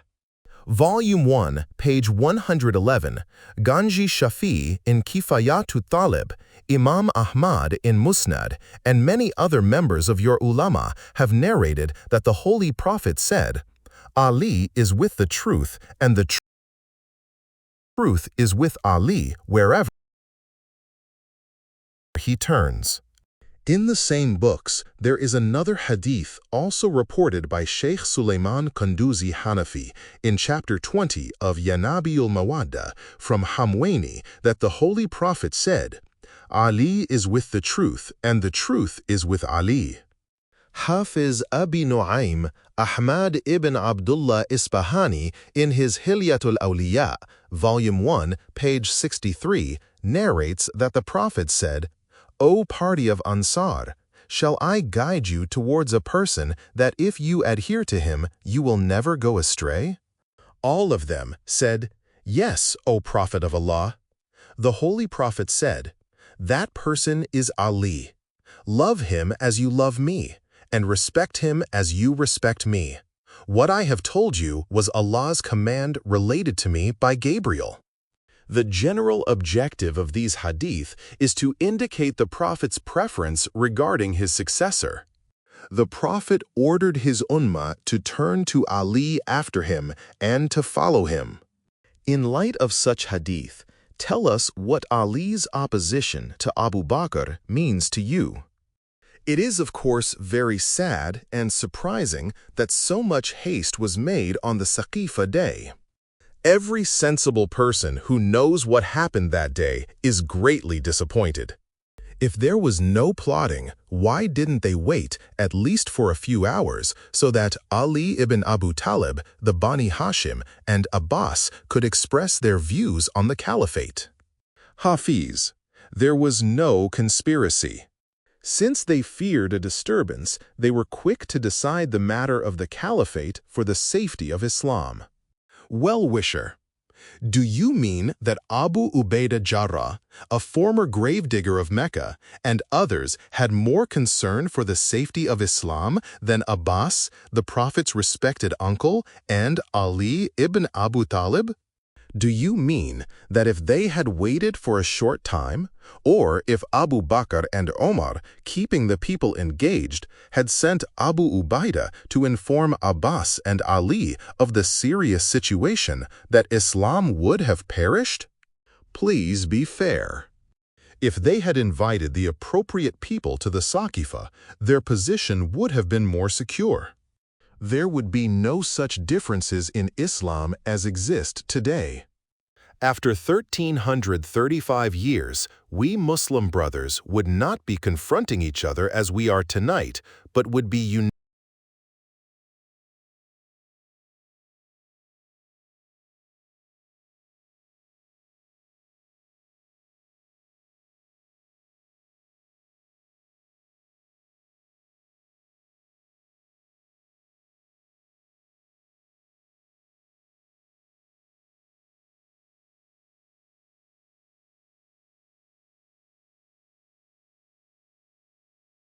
Much of the foundation of the flawed edifice of Islam was laid on that day.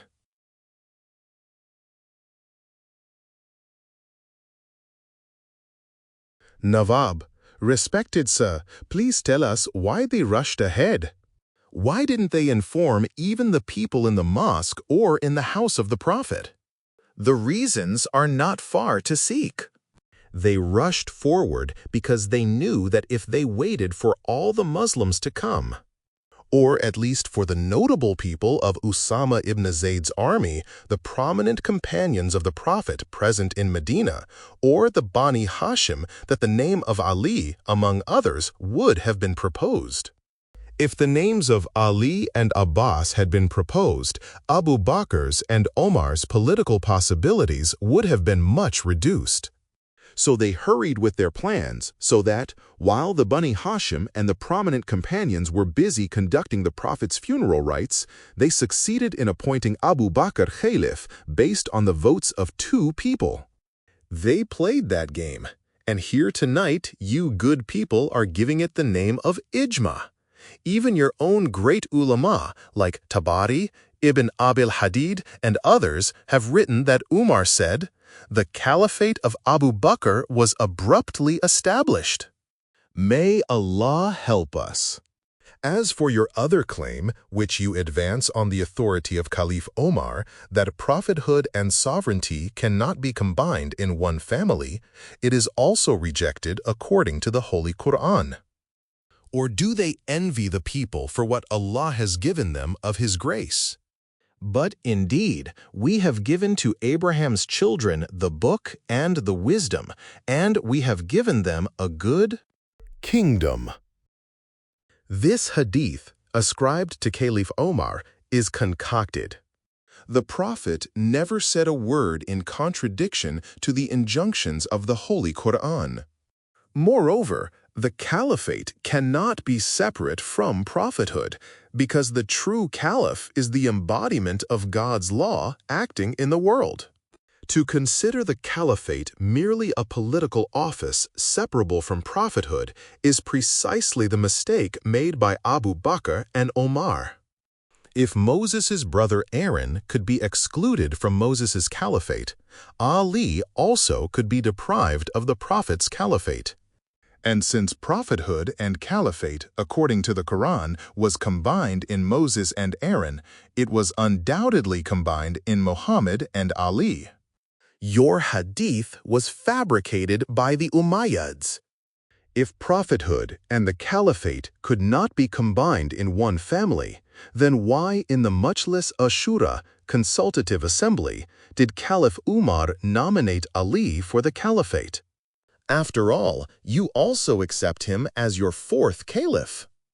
It is an interesting contradiction that, based on Omar's hadith, you reject the combining of prophethood and the caliphate, but when Omar himself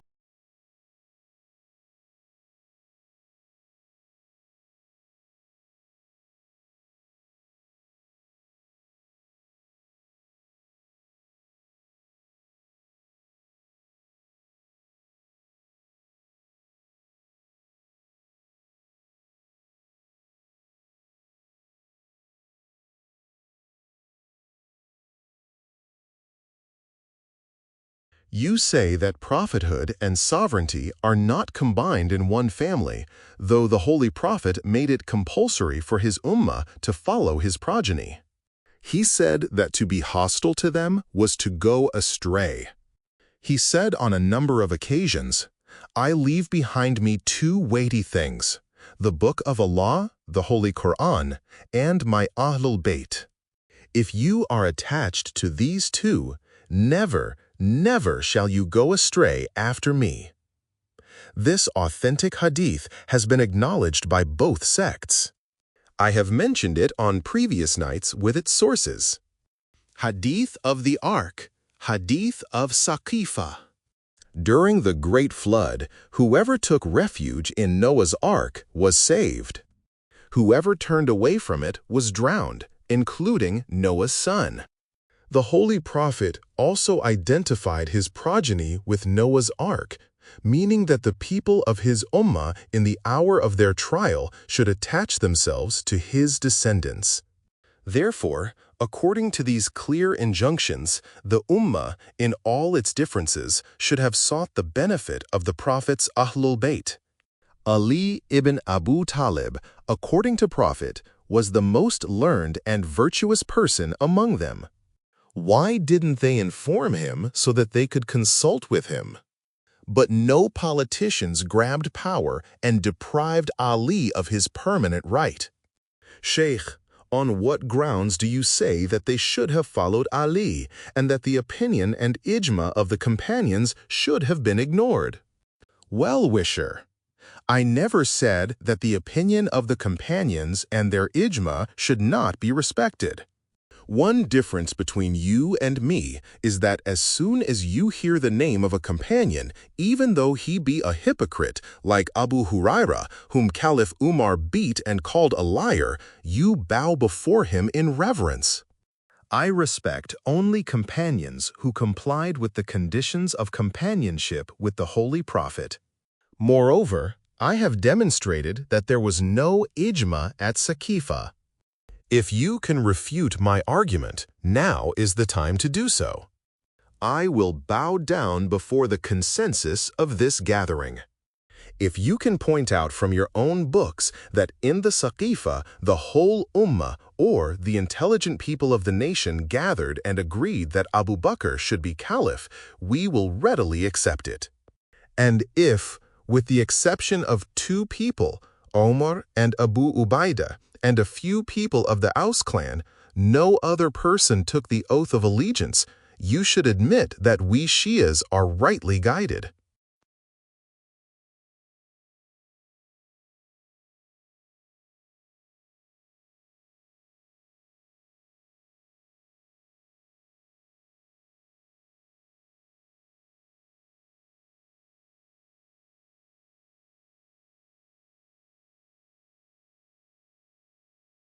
We leave it to informed opinion to decide whether three companions were justified in holding the reins of the whole ummah. Two paid allegiance to the third, and later they threatened others with the sword, fire, and disgrace, compelling them to accept their will. Should ijma be accepted because of precedent? Sheikh, we do not know whether there was negligence on their part because we were not there on that day. At this distance in time, we cannot appreciate the pressures they were under. Today, with the situation an established fact, it does not matter if the ijma was completed in gradual steps. We should not object. We should bow down before those people and follow the way they have shown us. What a fine argument! Do you want us to think Islam is groundless? If 2 or 3 people design a plan and gain the support of others, is it the duty of all Muslims to follow them? Is that the meaning of the religion of the Prophet of Islam?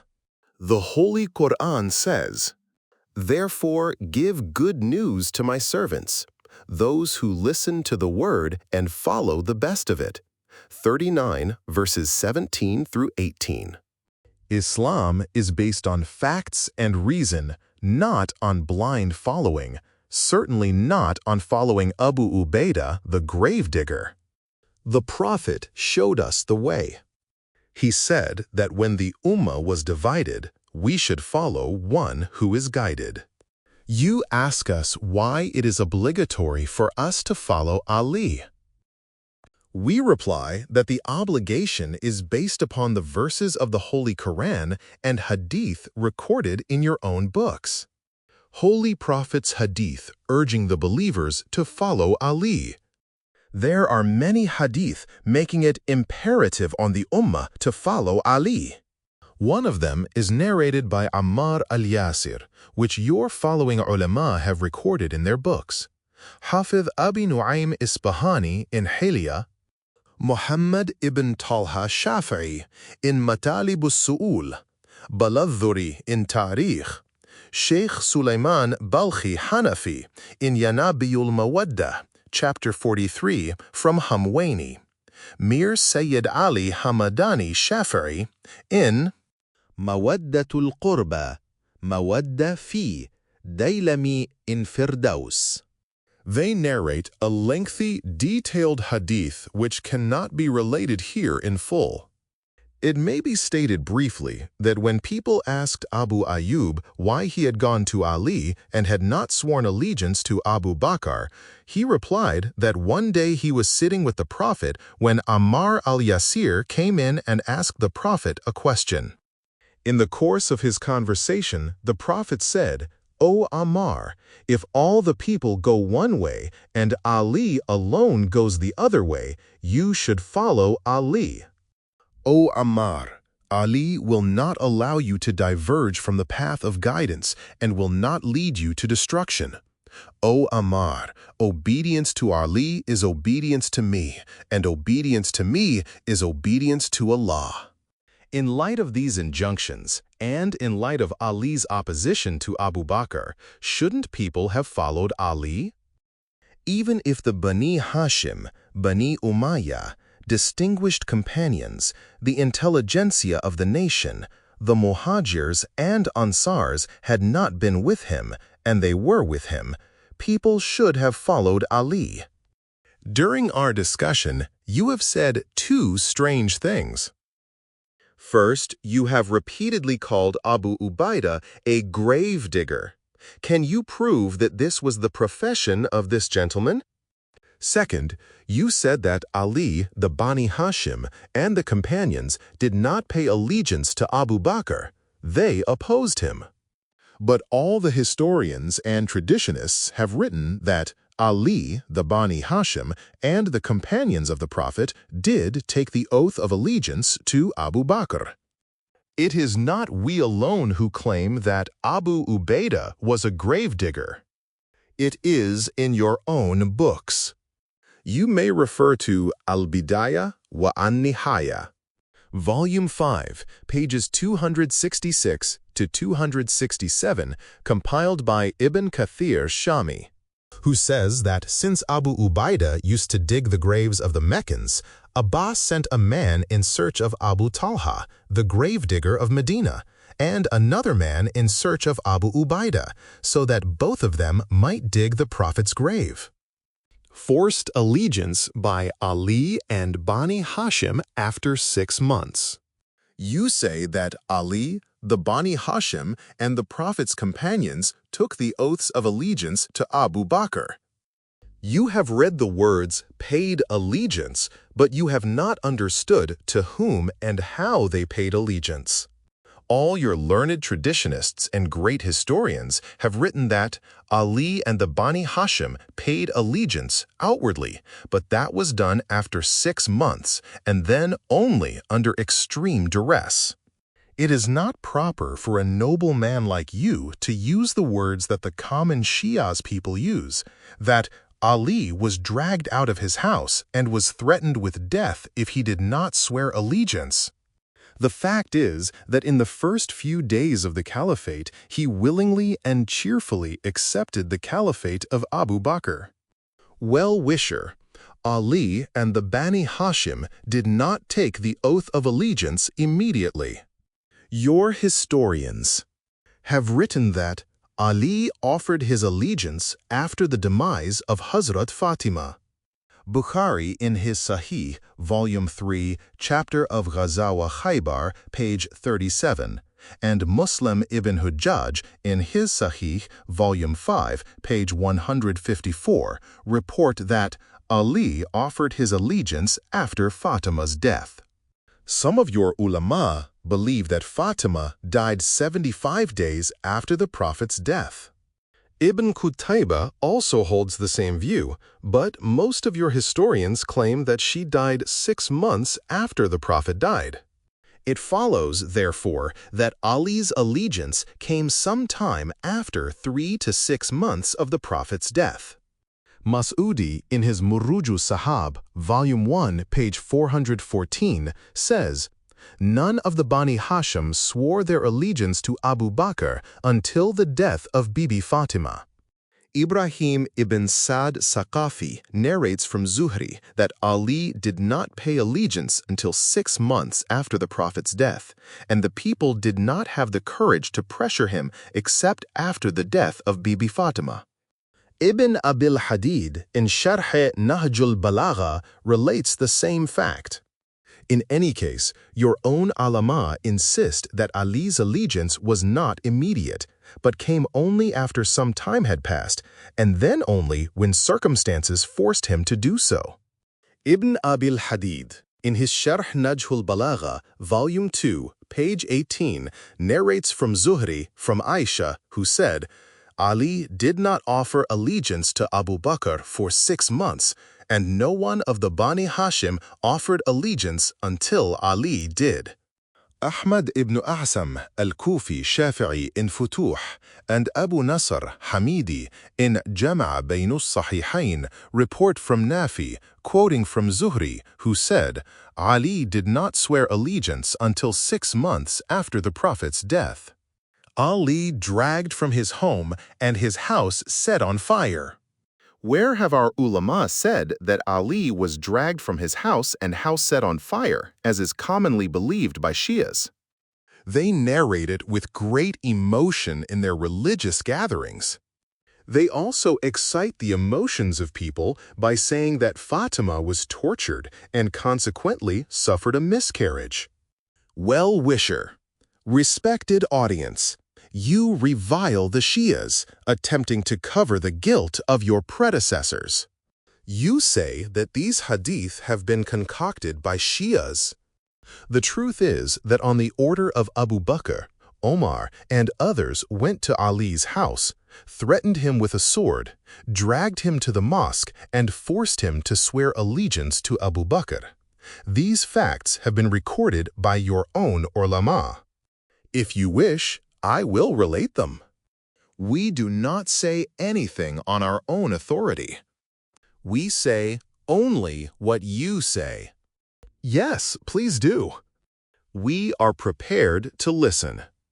12 arguments in support of the fact that Ali was taken to the mosque at the point of a sword. Well-wisher, 1. Abu Ja'far Baladhuri, Ahmad ibn Yahya ibn Jabir Baghdadi, one of your reliable traditionists and historians, writes in his history that when Abu Bakr called Ali to swear allegiance, Ali refused.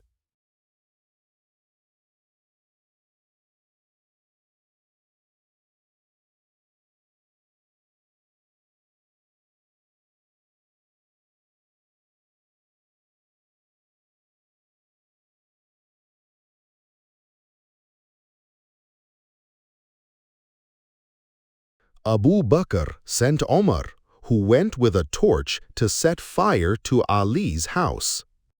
Fatima came to the door and said, "O son of Khattab, have you come to set my house on fire?" He said, "Yes, this is more effective than anything your father did." 2. Izzuddin ibn Abil Hadid Mu'tazili and Muhammad ibn Jarir Tabari narrate that Omar went to the door of Ali's house with Usaid ibn Khuzai, Salama ibn Aslam, and a group of men. Umar then called out, "Come out, or else I'll set your house on fire." 3.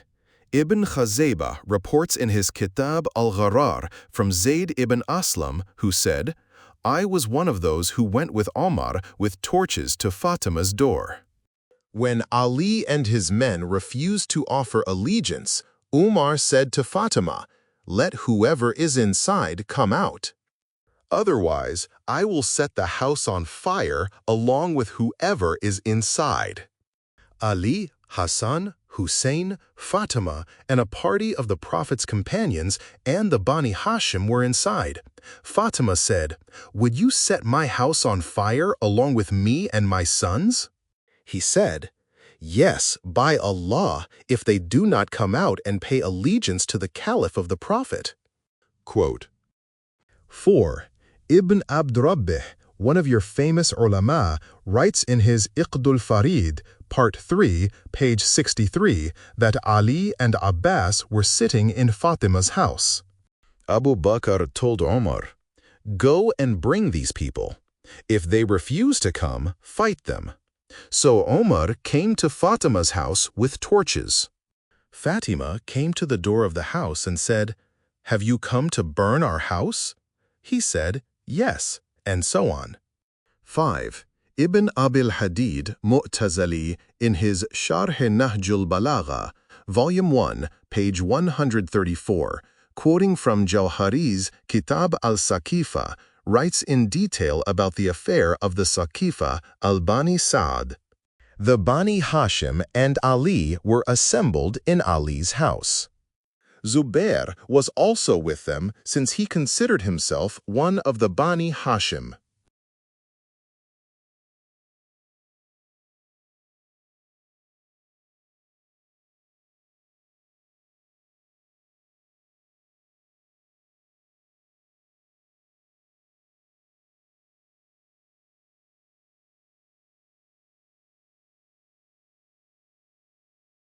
Ali used to say, "Zubair was always with us until his sons were grown up. They turned him against us." Umar went to Fatima's house with a group of men. Usaid and Salma were also with him.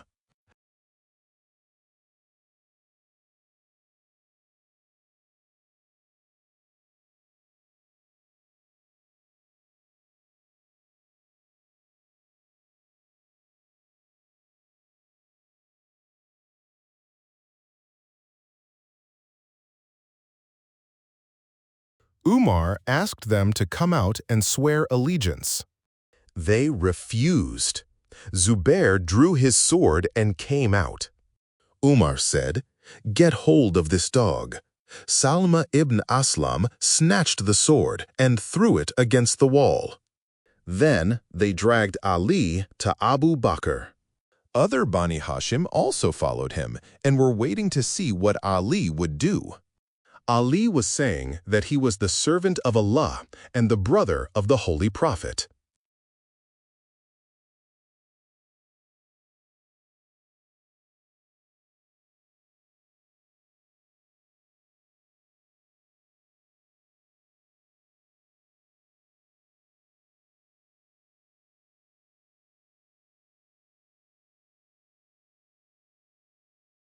Nobody listened to him. They took him to Abu Bakr, who asked him to take the oath of allegiance to him. Ali said, "I am the most deserving person for this position, and I will not pay allegiance to you. It is incumbent on you to pay allegiance to me. You took this right from the Ansar based on your relationship with the Prophet. I also, on the same ground, protest against you. So be just. If you fear Allah, accept my right, as the Ansar did yours. Otherwise, you should acknowledge that you are intentionally oppressing me." Umar said, "We will not leave you until you swear allegiance." Ali said, "You have conspired well together."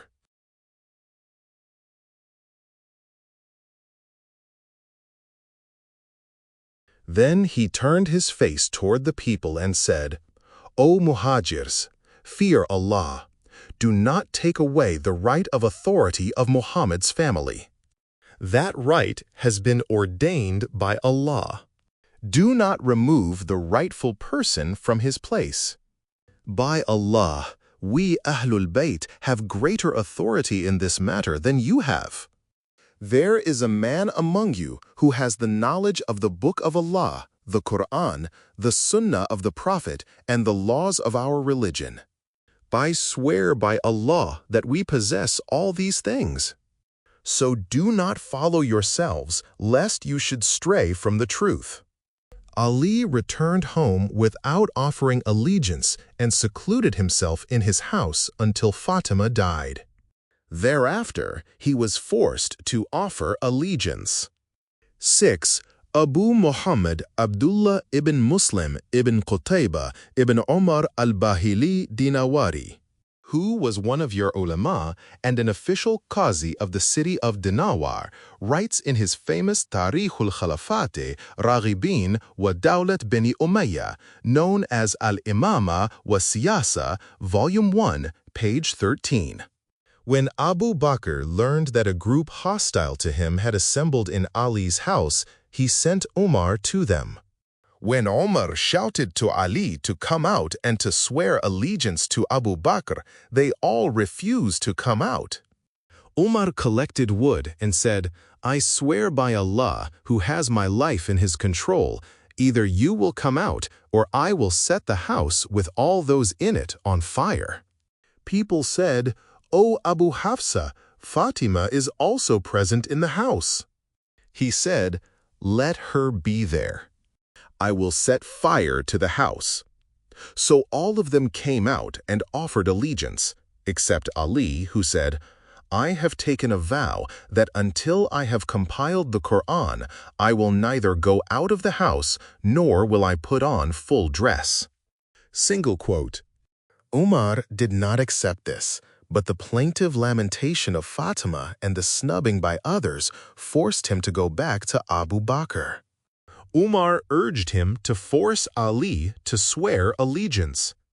Abu Bakr sent Qanfaz several times to summon Ali, but he was always disappointed.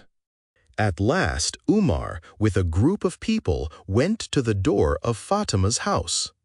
When Fatima heard their voices, she cried out, "O my father, Prophet of Allah! What tortures we are subjected to by the son of Khattab and the son of Abi Hufafa." When the people heard Fatima's lamentation, some went back with their hearts broken, but Umar remained there with some others until finally they dragged Ali from the house. They took Ali to Abu Bakr and told him to swear allegiance to him.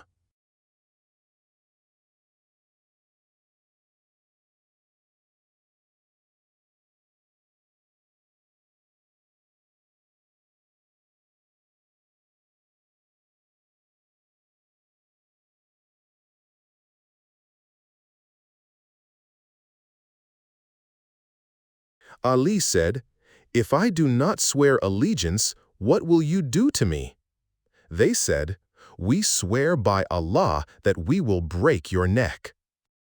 Ali said, "Will you kill the servant of Allah and the brother of his prophet?" Umar said, "You are not the brother of the prophet of Allah."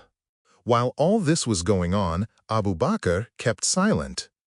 Umar then asked Abu Bakr whether he, Umar, was not following Abu Bakr's orders in this matter.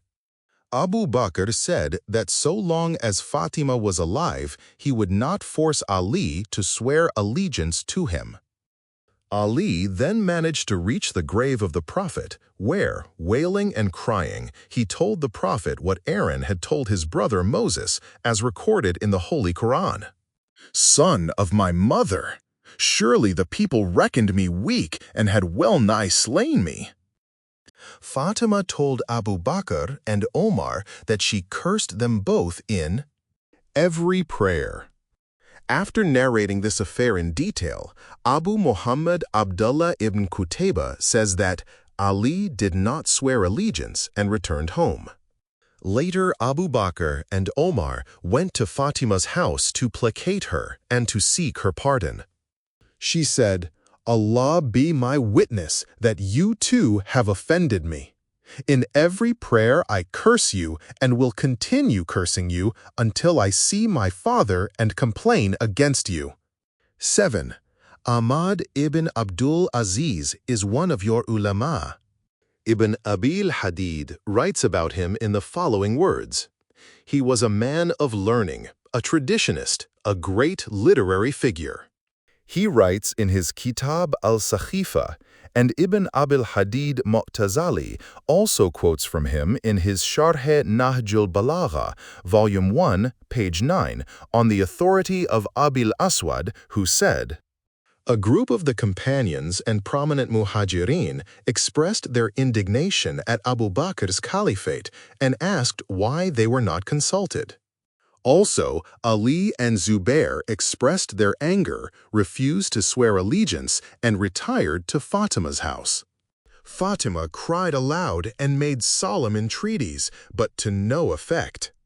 They took away Ali's and Zubair's swords and hurled them against the wall, breaking them.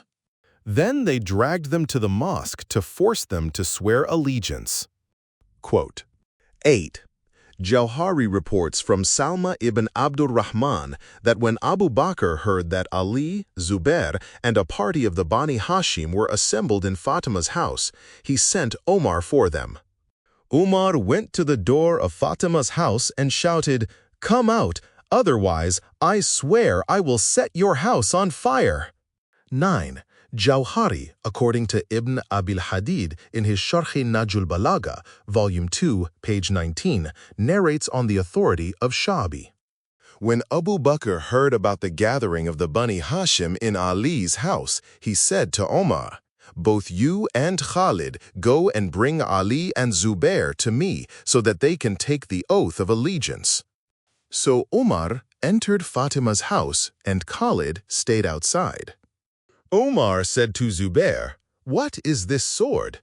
He replied, "I have acquired it for allegiance to Ali." Umar snatched the sword and hurled it at the stone inside the house and broke it. Then he brought him out to Khalid.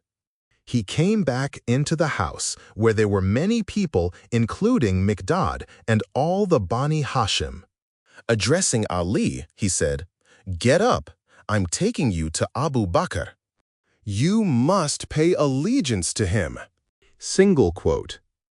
Ali refused. Umar dragged him to Khalid. Khalid and Omar forced him along the road, which was packed to capacity with men who witnessed this scene. When Fatima saw Omar's behavior, she, along with many women of the Bani Hashim who had come to console her, came out. They were lamenting and wailing with high-pitched cries. Fatima went to the mosque, where she said to Abu Bakr, "How soon have you sacked the Ahlul Bayt of the Prophet of Allah? I swear by Allah, I will not talk with Omar until I see Allah." Fatima showed her extreme disapproval of Abu Bakr and did not speak to him for the rest of her life. See Sahih Bukhari, Part 5 and 7. 10. Abu Walid Muhibbuddin Muhammad ibn Ash-Shahna al-Hanafi, died 815 AH, one of your leading ulama, writes in his Rawzatul Manadhir fi Khabarul Awa'il wal Awakhir, in connection with the Saqifa affair. Omar came to Ali's house prepared to set it on fire with all its inmates. Omar said, "Enter into what the community has entered." 11. Tabari, in his Tarikh, Volume 2, page 443, reports from Ziyad ibn Kalbi that Talha, Zubair, and some of the Muhajirin were at Ali's house. Omar ibn Khattab went there and demanded that they come out. If they did not, he said, he would set the house on fire. 12.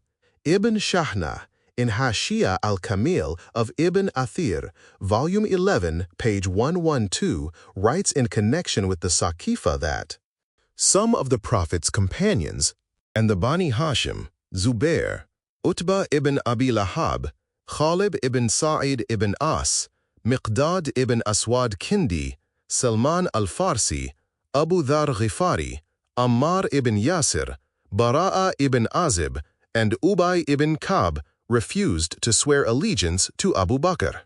They assembled in Ali's house. Omar ibn Khattab went there intending to burn down the house. Fatima protested to him. Omar said, "Enter where all others have entered." These are but a sample of the many historical facts recorded by your own historians. This affair was so commonly known that the poets of old mentioned it. One of your poets, Hafiz Ibrahim of Egypt, says in a poem in praise of Omar, "No other person but Abu Hafsa, father of Umar, could have the courage of addressing the chief of the Adnan clan, Ali, and his comrades, saying, 'If you fail to pay allegiance, I will set your house on fire and will not leave any inmate of the house alive, even Fatima herself.'" These narrations show only that they brought torches to frighten and disperse the opponents of the caliphate. It is a concocted Shia's version to say that Ali's house was set on fire and that Fatima miscarried as a result. Narrations about Fatima's miscarriage. You should read Kitab al-Isbatul Wasiyya, compiled by Abil Hassan Ali ibn Hussein Mas'udi, author of Muruj Dhahab. He wrote in great detail about the events of that day. They surrounded Ali and burned the door of his house. They dragged him out of the house and pressed the best of the women, Fatima, between the door and the wall so forcefully that Muhsin, her unborn son, died of miscarriage. The Shias have not concocted these things. What occurred has been preserved in the pages of history. The miscarriage is a fact. You may also refer to Sharh Nahjul Balagha, Volume 3, page 351. Ibn Abil Hadid wrote that he told his teacher, Abu Ja'far Naqib, that when the Prophet was told that Habar ibn Aswad had attacked his daughter Zainab's litter with a lance, because of which Zainab suffered a miscarriage, the Prophet allowed him to be put to death. Abu Ja'far said, "Had the Prophet of Allah been alive, he would have surely ordered the death penalty for him also, who had frightened Fatima so much that her child, Muhsin, died in miscarriage." I don't understand what useful purpose it serves to narrate such stories. This kind of thing leads to mutual discord. Well-wisher, you object to my relating these facts.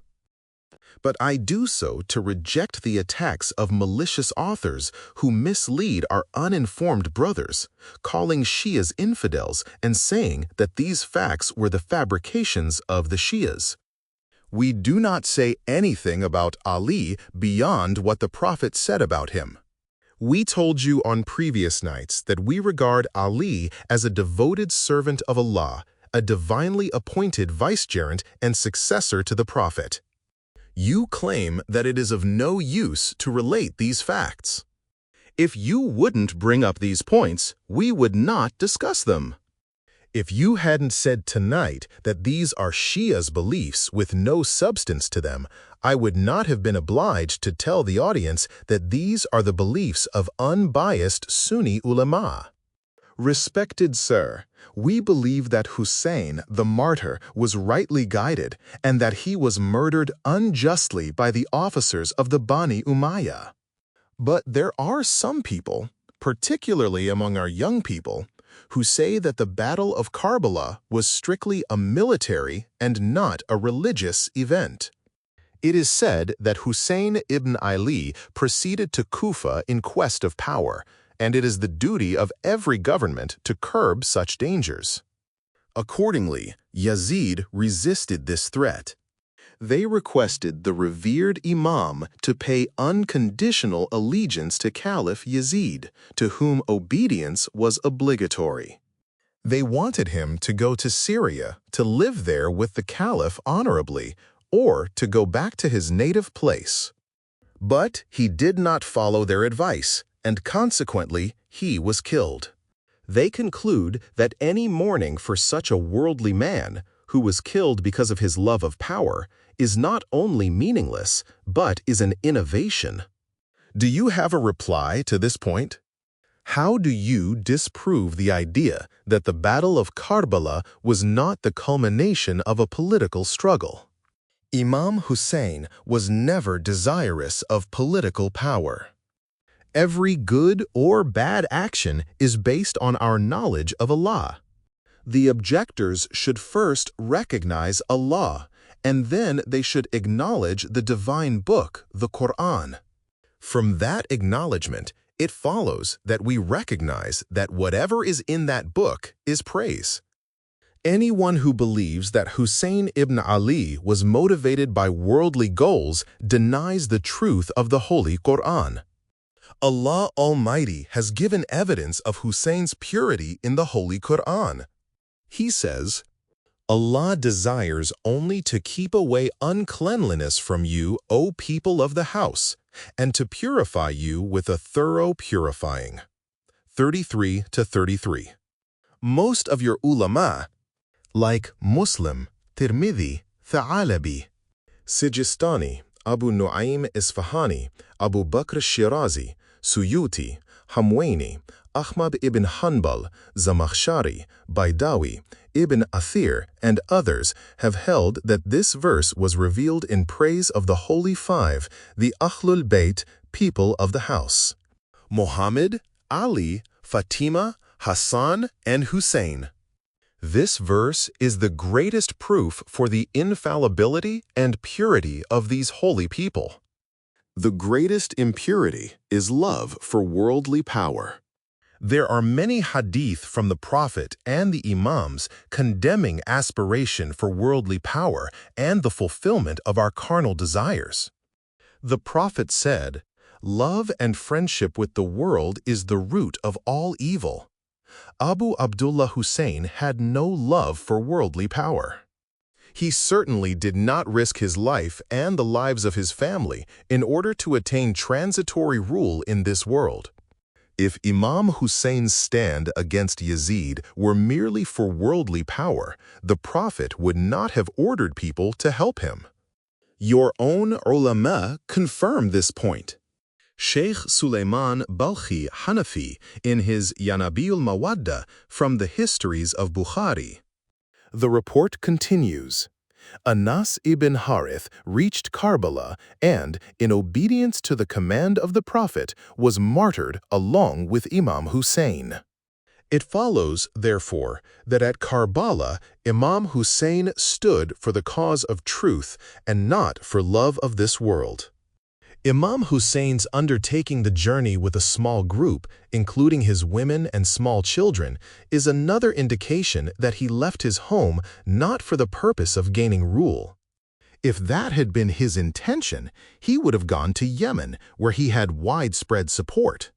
Yemen would have been the logical base for launching military operations. In fact, his friends repeatedly encouraged him to go to Yemen, but they were not aware of his purpose. But Imam Hussein knew that there was no means of attaining apparent success. His journey, begun with 84 people, including women and children, aimed at a basic good. The holy tree, La ilaha illallah, there is no God except Allah, was grown by his grandfather, nourished with his blood and the blood of the martyrs of Badr, Uhud, and Hunain.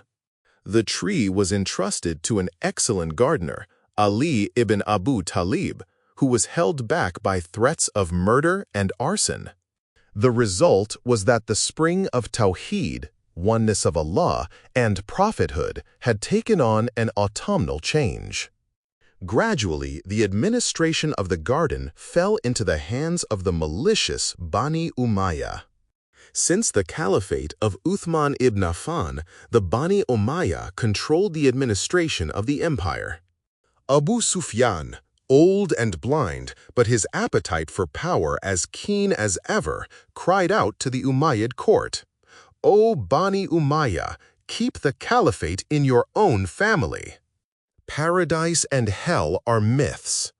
O Bani Umayyah, take hold of the caliphate like a ball. I swear that by which I swear that I always wished such rule for you. Take care of it so that your descendants may be its heirs."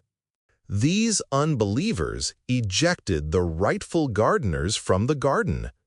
The life water was stopped and the holy tree shriveled until the reign of Yazid, when it appeared to be destined to die. Imam Hussein undertook the journey to Karbala to water the garden of prophethood and to strengthen the holy tree of La ilaha illallah. Some people ask why Imam Hussein did not raise the flag of opposition in Medina. They do not understand that if he had remained in Medina, his objective would have remained unclear. Imam Hussein went to Mecca in the month of Rajab and addressed thousands of people, telling them that Yazid was uprooting the tree of Tawheed. He said that Yazid, who claimed to be the caliph of the Muslims, was destroying the foundation of Islam. Addicted to wine and gambling, Yazid amused himself with dogs and monkeys. Imam Hussein considered the sacrifice of his life necessary for the preservation of Islam. Imam Hussein refused advice to abandon his mission. Imam Hussein's friends and relatives tried to dissuade him from going to Kufa, saying that the Kufans who had asked him to come were notoriously unreliable. Many people flocked to the Bani Umayyah and received money and political favors in return for their support. Therefore, according to many of his supporters, Imam Hussein had no chance to subdue them. They asked him to abandon the journey. They urged him to go to Yemen, where he had many followers and where he could live in peace. But Hussein could not explain the reality of his situation. However, he satisfied each of them with a brief reply. He told close companions and relatives, like his brother Muhammad ibn Hanafiya, "You are saying the correct thing. I also know that I shall not achieve any apparent domination, but I am not going for worldly conquest. I am going in order to be killed."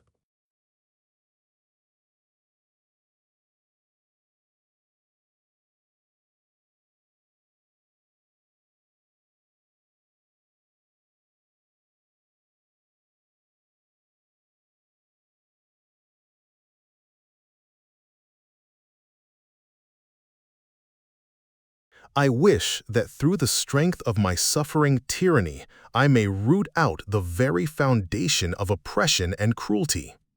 I saw my grandfather, the Prophet, in a dream telling me, "Make a journey to Iraq. Allah Almighty wants to see you murdered." Muhammad ibn Hanafiya and Ibn Abbas said, "If this is so, why are you taking women with you?" He replied, "My grandfather said that Allah wants to see them captives. So, according to the command of the Holy Prophet, I am taking them with me. The captivity of the women would be the conclusive part of his martyrdom.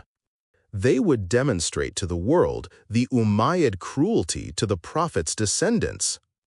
Bibi Zainab, the daughter of Ali and Fatima, made an eloquent protest in Yazid's crowded court, where hundreds of people, including the nobility, the great men of the Bani Umayyah, and foreign ambassadors, celebrated their victory.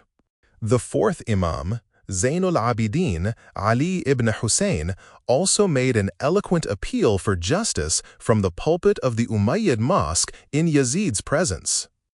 After extolling the merits and attributes of Allah, Zainul Abidin said, "O people, we, the descendants of Muhammad, have been endowed by Allah with 6 qualities and have been made superior to the whole creation by being granted 7 virtues. We have been given knowledge, forbearance, valor, beautiful appearance, eloquence, bravery, and are loved by the believers. We are superior to every man in that the Prophet Muhammad is from us. The Siddiq Ali ibn Abu Talib is from us. Ja'far at-Tayyar is from us. Hamza is from us. 2 grandsons of the Prophet, Hassan and Hussein, are from us. And the Mahdi, the guided one of this people, Imam al-Hujjat ibn Hassan, is from us. One who does not know me should know about my family and family status. I am the son of the most exalted and virtuous Prophet of Allah, Muhammad Mustafa." Quote, Then from the same pulpit from which Muawiyah and Yazid had cursed Ali, the Imam praised his illustrious grandfather, Ali, before Yazid and the chiefs of the Bani Umayyad.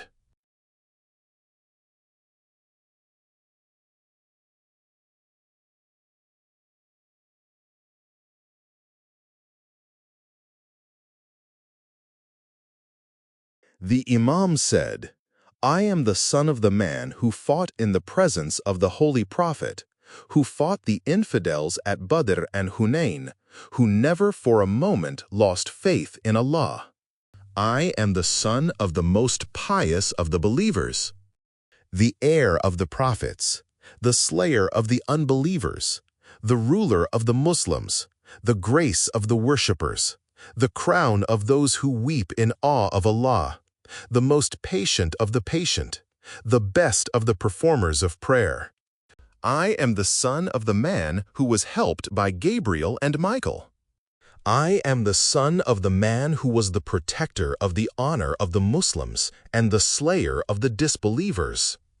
I am the son of the man who fought holy war against the enemy, who was the pride of the Quraysh, the foremost of those who accepted the message of Allah and His Prophet, the first of those who embraced Islam, the tongue of the wisdom of Allah, the helper of the religion of Allah, the guardian of the commandments of Allah, the garden of Allah's wisdom, the repository of His knowledge. I am the son of the chief of the patient ones, the breaker of barriers, whose heart was more steadfast, whose resolution more firm, whose disposition steadier than anyone's.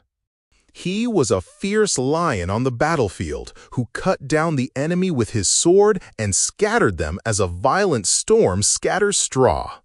He was the bravest among the people of the Hijaz, the most valiant among the Iraqis, the purest Muslim, he who swore allegiance at Aqaba, the hero of Badr and Hunayn, the courageous man on the occasion of allegiance under the tree, the unique sacrificer during the Holy Prophet's migration, the chief of the Arab world, the guardian of the Holy Kaaba, the father of 2 grandsons of the Holy Prophet.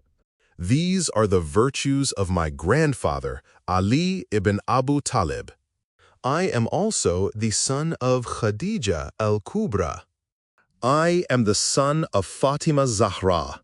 I am the son of one who was murdered by a blow to the back of the neck.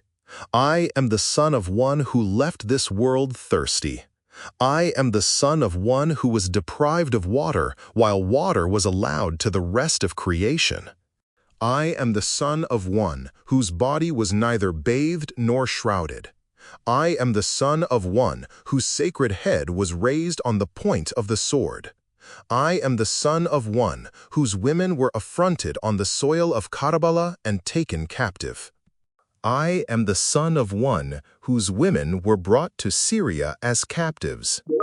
Then the holy Imam wept with a loud cry and continued, I am. That is, he went on narrating the virtues of his forefathers and the victimization of his holy father and the Ahlul Bayt. As a result of his address, people wept. After the martyrdom of Imam Hussein, the first majlis, assembly for mourning, for the brutal sufferings of Imam Hussein was held in this central mosque of the Umayyads. Imam Zainul Abidin, after narrating Ali's virtues in the presence of the enemies, gave such a moving account of the sufferings of his revered father that agonized weeping rose from the Syrians in the presence of Yazid. He became frightened and left the mosque. It was from this mosque, due to the Imam's address, that people rose against Yazid. Because of popular outcry, Yazid was forced to curse Ubaydullah ibn Marjana for his vicious deed. Eventually, the castle of the Bani Umayyah's tyranny was destroyed. Today, we do not find in all of Syria a single tomb of the Bani Umayyah. To return to your question, Imam Hussein frequently foretold his martyrdom. He once spoke in Mecca on Tarwiyah Day, 8th day of Dhul Hijjah, 60 AH, saying, Death is attached to every member of the progeny of Adam as a necklace is attached to a young woman. I am as eager to meet my ancestors as Jacob was to meet Joseph. The place where I shall fall has already been selected for me, and I must go to that place. I see wild leopards killing me, tearing apart my body between Nawawis and Karbala. Imam Hussein knew that he would not reach Kufa, the capital of Syria. He knew that he would be killed by men who were like ferocious beasts, cutting his body to pieces. He undertook the journey for the purpose of martyrdom and not for political reasons. Along the way, he told people of his impending death. He told his companions and relatives that one instance was sufficient to prove the worthlessness of this world. He said that after the beheading of the prophet John, the head was presented to an adulteress. He said that his own head would soon be taken to the drunkard Yazid. Consider the matter for a moment. Hur ibn Yazid Riyahi, with a cavalry of 1,000 soldiers, obstructed Hussein's way. Kufa was only 30 miles away. Hur had been appointed by Ubaydullah ibn Ziyad to detain Imam Hussein. Hur would neither let him proceed to Kufa nor leave his company without further orders. Why did the Imam surrender himself to Hur? If Hussein had sought political power, he certainly would never have been stopped by Hur, who had not more than 1,000 soldiers. The Imam had 1,300 soldiers. Having defeated them, the Imam could have reached Kufa, where he had widespread support. From there, being reinforced, he could have confronted the enemy and gained domination. But he accepted Hur's order, stopped there in the desert, surrounded by the enemy. After 4 days, enemy reinforcements arrived there, and the prophet's son was forced to endure cruel suffering. The best evidence in support of my view is the Imam's address on the night before the day of Ashura. Until that night, 1,300 soldiers were ready to fight for him. Hussein gathered the people together and told them, "Those who have come here for worldly gain should know that tomorrow whoever remains on this soil will be killed. The enemy is after me alone. I lift the binding force of allegiance from your necks. It is night, and you can depart in the darkness." Many accepted his proposal and departed. Only 42 people remained, 18 Bani Hashim and 24 companions. After midnight, 30 enemy soldiers moved toward the Imam's camp for a night attack, but when they heard Hussein reciting the Holy Quran, they were filled with emotion and joined the Imam. These were the 72 people who sacrificed their lives on the day of Ashura. Most of them were pious people, and many were reciters of the Holy Quran. Hussein's noble sacrifices are acknowledged today by friend and foe alike. Even those alien to our religion are impressed by his heroism. In the French Da'iratul Ma'arif, there is a lengthy article entitled "Three Martyrs," written by a learned British woman. Her theme is that in all of history there have been 3 martyrs who, by sacrificing their lives, have been most influential in advancing the cause of truth. The first was Socrates, and the second was Jesus. The writer was a Christian. We Muslims, of course, believe that Jesus was not crucified. The Holy Quran clearly says, "And they did not kill him, nor did they crucify him, but it appeared to them so, like Jesus, and most surely those who differ therein are only in doubt about it. They have no knowledge concerning it, but only follow conjecture. They did not kill him for certain. Nay, Allah took him up to himself." 4, 157 to 158. The third martyr, she writes, was Hussein, the grandson of Muhammad.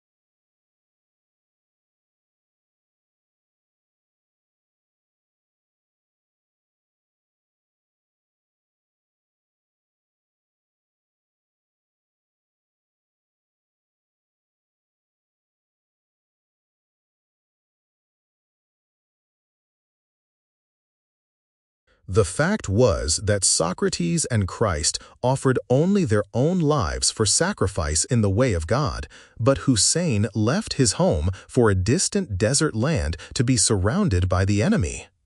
He and his entire family were martyred for the cause of truth. He sent his friends and relations to confront the enemy and to sacrifice their lives for the religion of Allah. This was in fact harder than giving up his own life. Quote, "The most glaring example of the tyranny suffered by Hussein was the brutal murder of his 6-month-old son. He brought the baby in his hands, asking for water for him, which was in abundance, but the ruthless enemy, instead of giving him water, killed the child with an arrow. The enemy's barbarism proves that Imam Hussein was a victim of tyranny. His incredible forbearance completely ruined the power of the Bani Umayyah and condemned them before the world. It was due to his and his respected Ahlul Bayt's sacrifices that the religion of Muhammad received new life.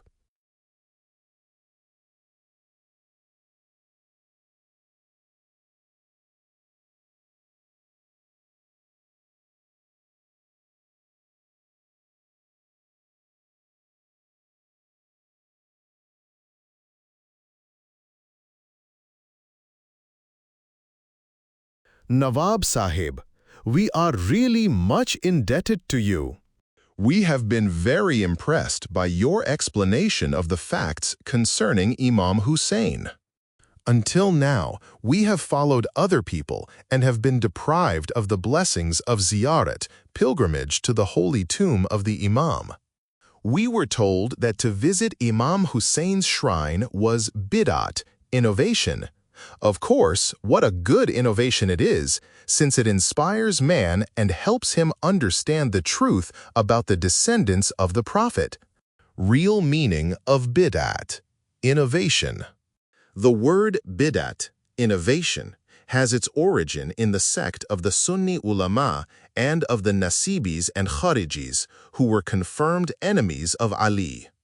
They have called ziyarat innovation without considering the fact that bid'at refers to something concerning the Prophet or his Ahlul Bayt, which has not been enjoined by Allah. However, concerning the question of visiting Hussein's tomb, there are many hadith in the books of your own ulama. I confine myself to one famous hadith recorded in all books of maqatil and collections of hadith. One day, the Prophet was in Aisha's apartment when Hussein came in.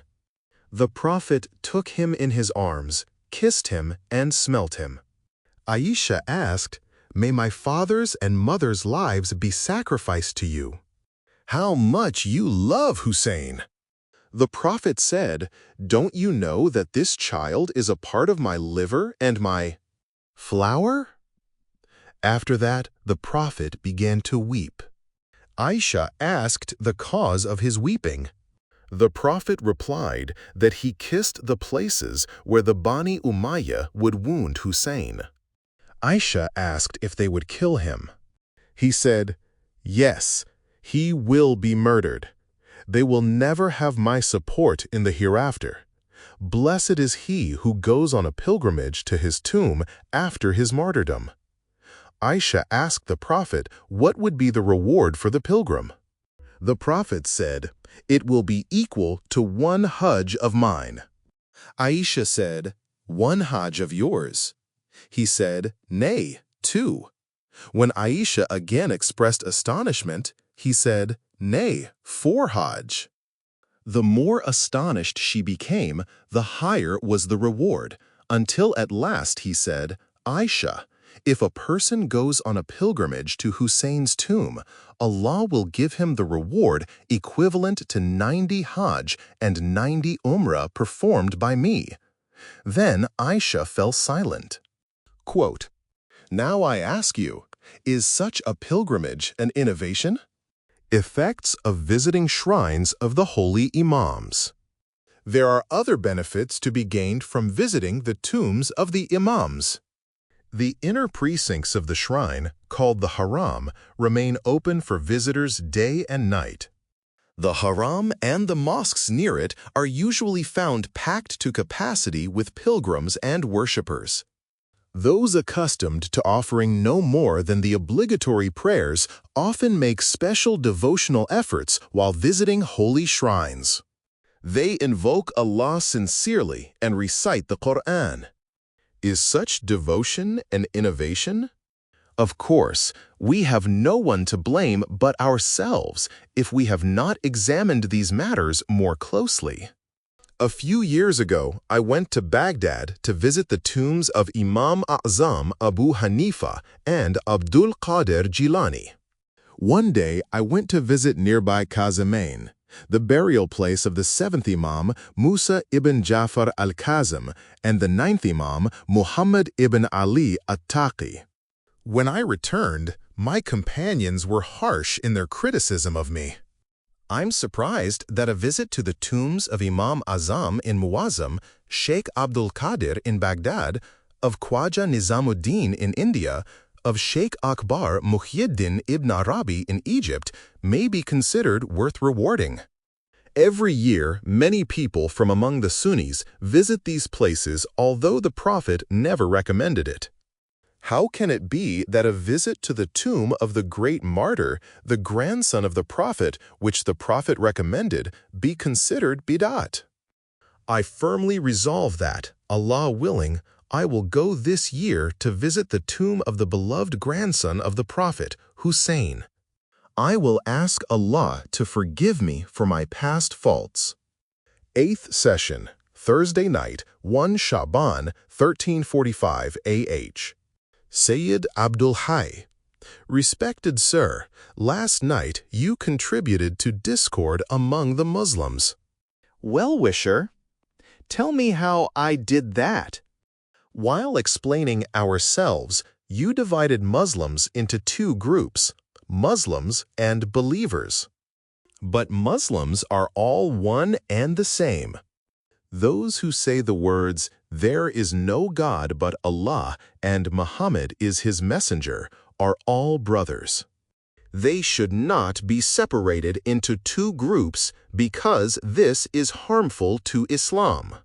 The Shias call themselves believers and they call us Muslims.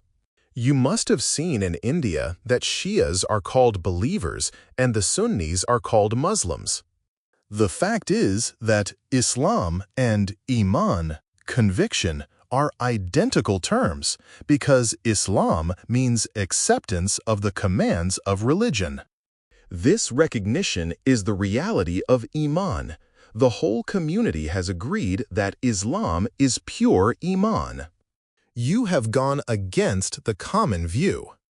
Difference between Islam, submission, and Iman, faith. Well-wisher. First, your reference to the common people does not mean the people of the community as a whole. It refers to the common people of a group of the Sunnis. Second, your statement about Islam and Iman is not accurate. Not only do the Shias differ with the Sunnis, but the Ash'aris, Mu'tazilis, Hanafis, and Shafi'is also have different views about it. Third, I frankly don't understand why learned men like you should resort to such trivial objections. This division into two groups has been made by Allah in the Holy Quran. Perhaps you have forgotten the matter relating to companions of the right and the companions of the left referred to in the Holy Quran, which says, "The dwellers of the desert say, 'We believe.' Say, 'You do not believe,' but say, 'We submit.' Faith has not yet entered your hearts." Certainly, you must know that this verse was revealed in condemnation of the desert tribe of the Bani Asad, who were Muslims in name only. During a year of famine, they flocked to Medina and, in order to get relief, claimed to be believers. But at heart, they were unbelievers in Allah and the Holy Prophet. This verse verifies that there are two groups of Muslims: sincere Muslims, who have acknowledged the realities of Iman, and those who make mere verbal declarations of faith. In our social sphere, the latter group is entitled to the safety and benefits of the laws meant for all Muslims. But, according to the injunction of the Holy Quran, they are not entitled to any reward in the hereafter.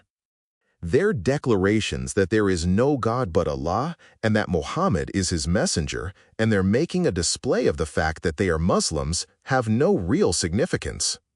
You are right, but Islam without Iman, faith or conviction, has no meaning, just as Iman without Islam has no merit. Allah says in the Holy Quran, "And do not say to anyone who offers you peace, 'You are not a believer.'" 4-94. This verse proves that we must treat one according to one's outward semblance. If anyone says, "There is no God but Allah, and Muhammad is the messenger of Allah," we should accept his Iman. This in itself is the best proof that Islam and Iman are identical terms. This verse was revealed about a particular person, either Usama ibn Zayd or Muhallam ibn Jassama al-Laysi, who, it is said, killed a man in battle who had declared, "There is no God except Allah." He was killed on the assumption that he had said these words in fear. But because you think it is in the general sense, we also regard all Muslims as being pure. Unless, of course, we see them denying the fundamentals of religion.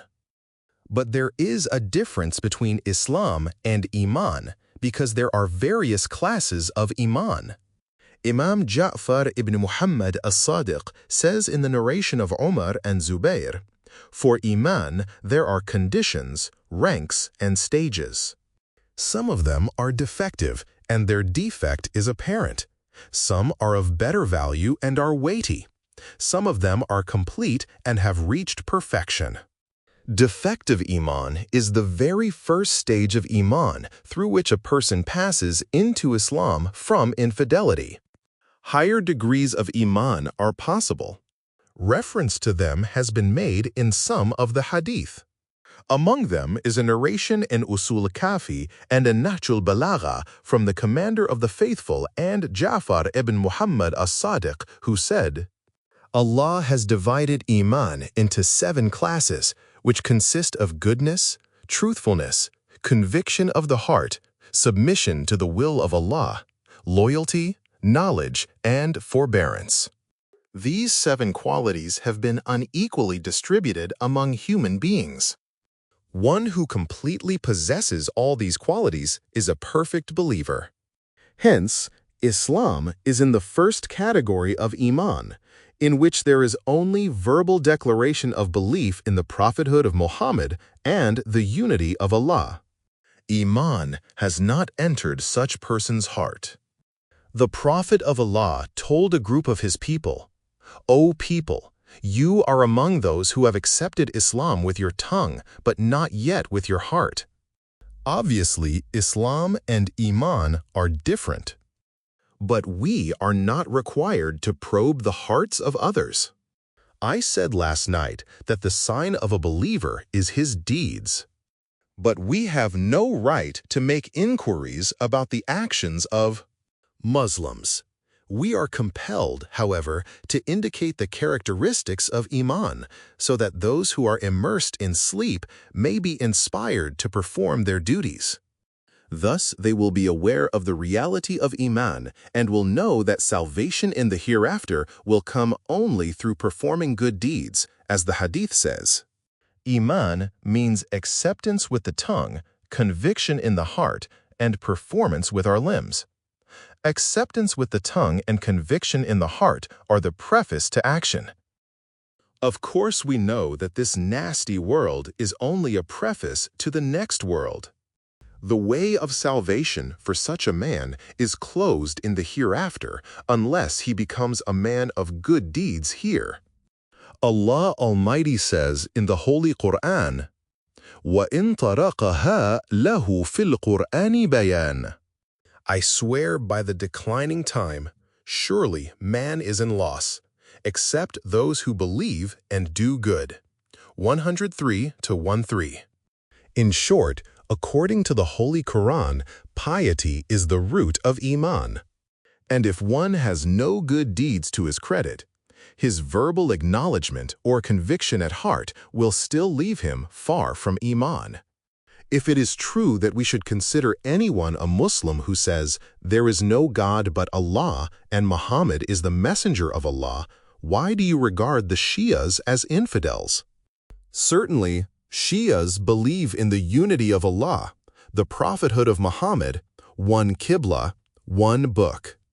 They perform all obligatory acts, observe prescribed fasts, go on the pilgrimage, pay khums and zakat, religious taxes, believe in bodily resurrection and the day of reckoning. Isn't it you who cause disunity among Muslims? You keep millions of Muslims separated from you and call them infidels, although you have not the smallest evidence to support such charges. You do not recognize that these are the devices of enemies who want to create discord among Muslims by means of such lies. The fact is that we have no differences in the fundamentals of our belief except the imamate and vicegerency. And what if there were differences in the practices of the faith? Such differences exist among your own four schools of law, and they are more serious than those between us. It would not be proper now to point out the differences between Hanafis and Malikis or between Shafi'is and Hanbalis. In my opinion, you have not the slightest evidence to establish the polytheism or infidelity of Shi'as.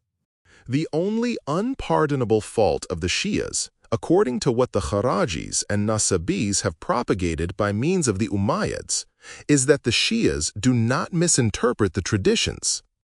They do not give people like Abu Huraira, Anas, and Samura a place between the Holy Prophet and ourselves. Even your own jurists and your own great caliphs condemned them as liars.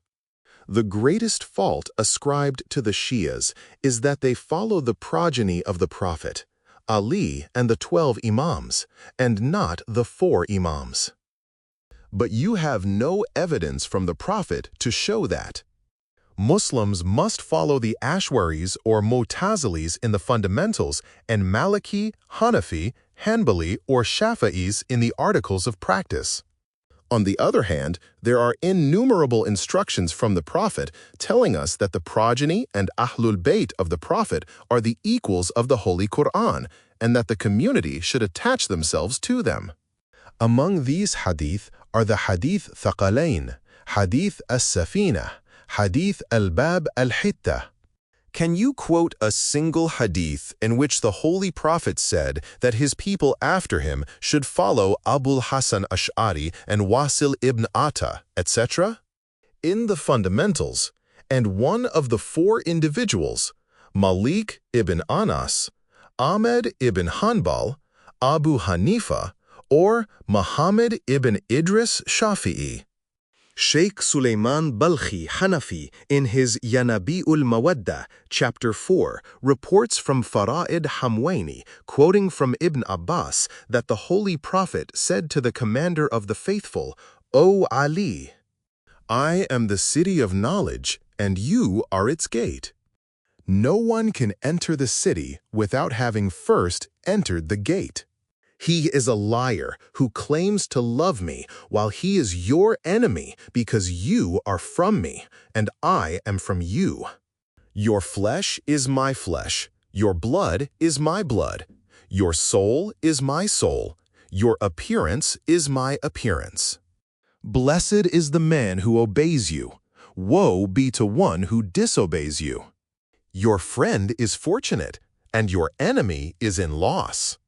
One who is with you is successful, and one who is aloof from you is lost. After me, you and all the imams in your progeny are like the Ark of Noah. Whoever boards it will be saved, and whoever refuses to board it will be drowned. There, the imams is like that of the stars. When a star sets, another rises. This order will continue until the day of judgment." Quote, "Only the kite who loves fortune can summon a fortunate wind." It has been clearly narrated in the Hadith al-Thaqalain, acknowledged by both the sects, that if you are attached to the Ahlul Bayt, never, never shall you be misled.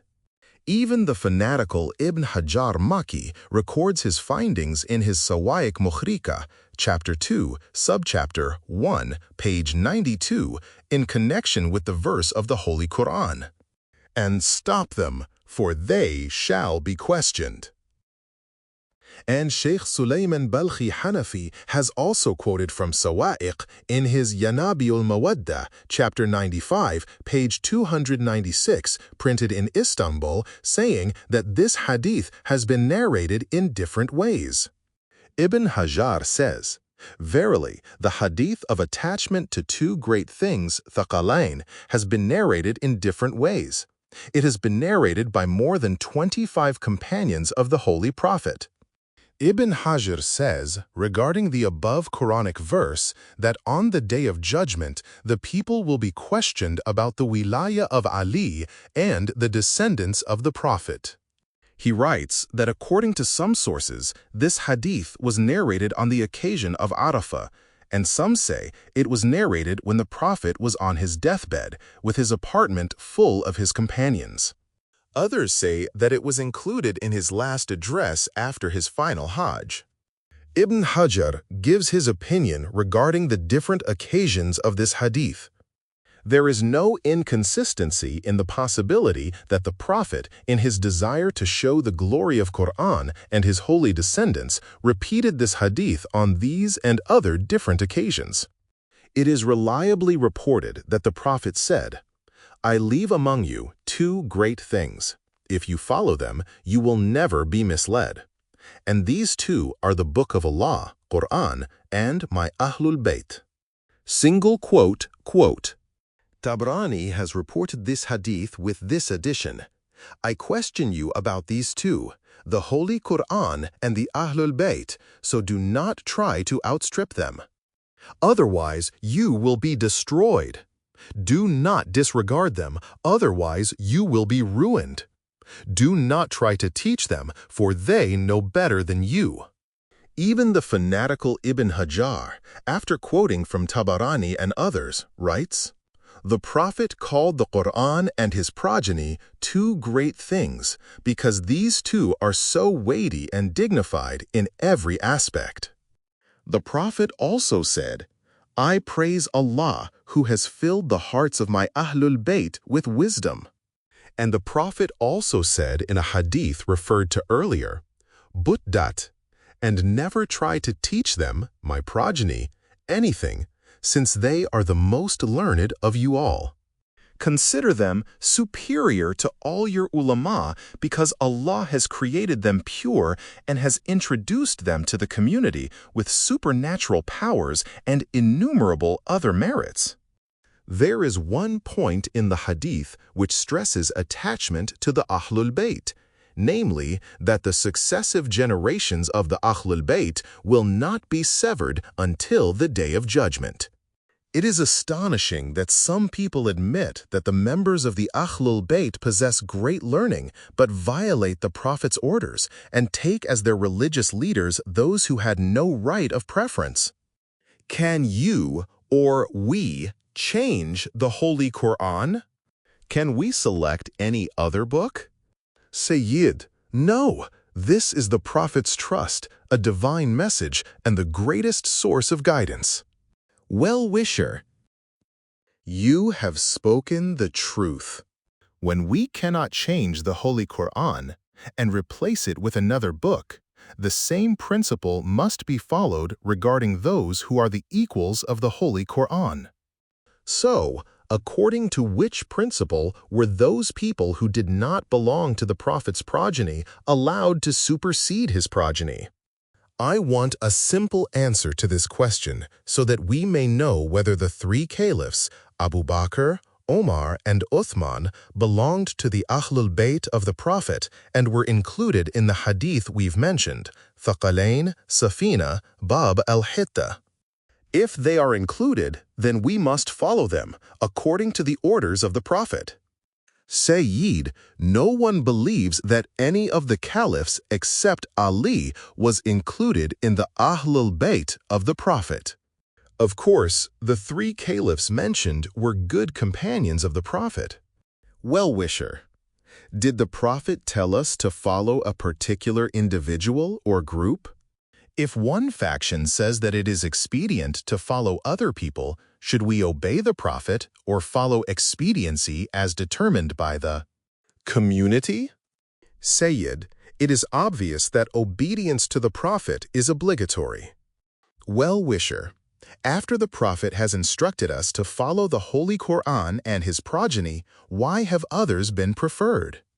Did Abul Hasan Ali ibn Ismail Ash'ari, Wasil ibn Ata, Malik ibn Anas, Abu Hanifa, Muhammad ibn Idris Shafi'i, and Ahmad ibn Hanbal belong to the progeny of the Prophet or the commander of the faithful, Ali and his 11 descendants? Sayyid, obviously no one ever said that these people belonged to the Prophet's progeny, but they were notable jurists and pious men of the community. Well-wisher, But according to the consensus of the community, the 12 Imams are the direct descendants of the Prophet. Your own ulama agree that they are the equals of the Holy Quran, and that obedience to them leads to salvation. Moreover, the Prophet said that they are the most learned of men. In light of these emphatic injunctions, what reply will they give when the Prophet asks them why they violated his dictates and let others supersede his progeny? Is there any injunction from the Prophet that the Ash'aris or Mu'tazilis should follow their leaders, or that the Malikis, Hanbalis, Hanafis, and Shafi'is should follow their leaders in the practice of the faith? Nobody so much as mentioned their names for 300 years after the death of the Prophet. Only later, for political or other reasons which I am not aware of, they appeared on the stage. But the Imams and the descendants of the Holy Prophet were well known during the Prophet's own time.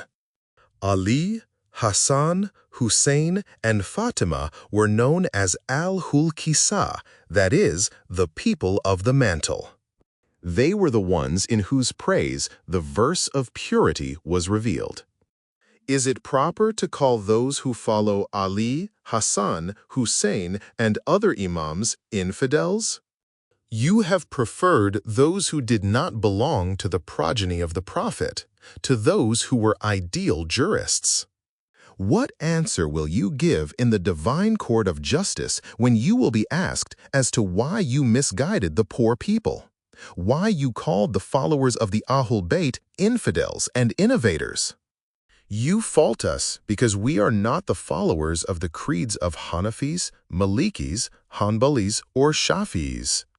And yet, you don't follow Ali, despite the clear and vivid injunctions from Allah and the Holy Prophet that you should do so? Without good reason, you follow one of the 4 schools of law and have closed the doors of jurisprudence. Sayyid, we rely on the 4 Imams in the same way as you rely on the 12 Imams. Well done! What a good thing you have said!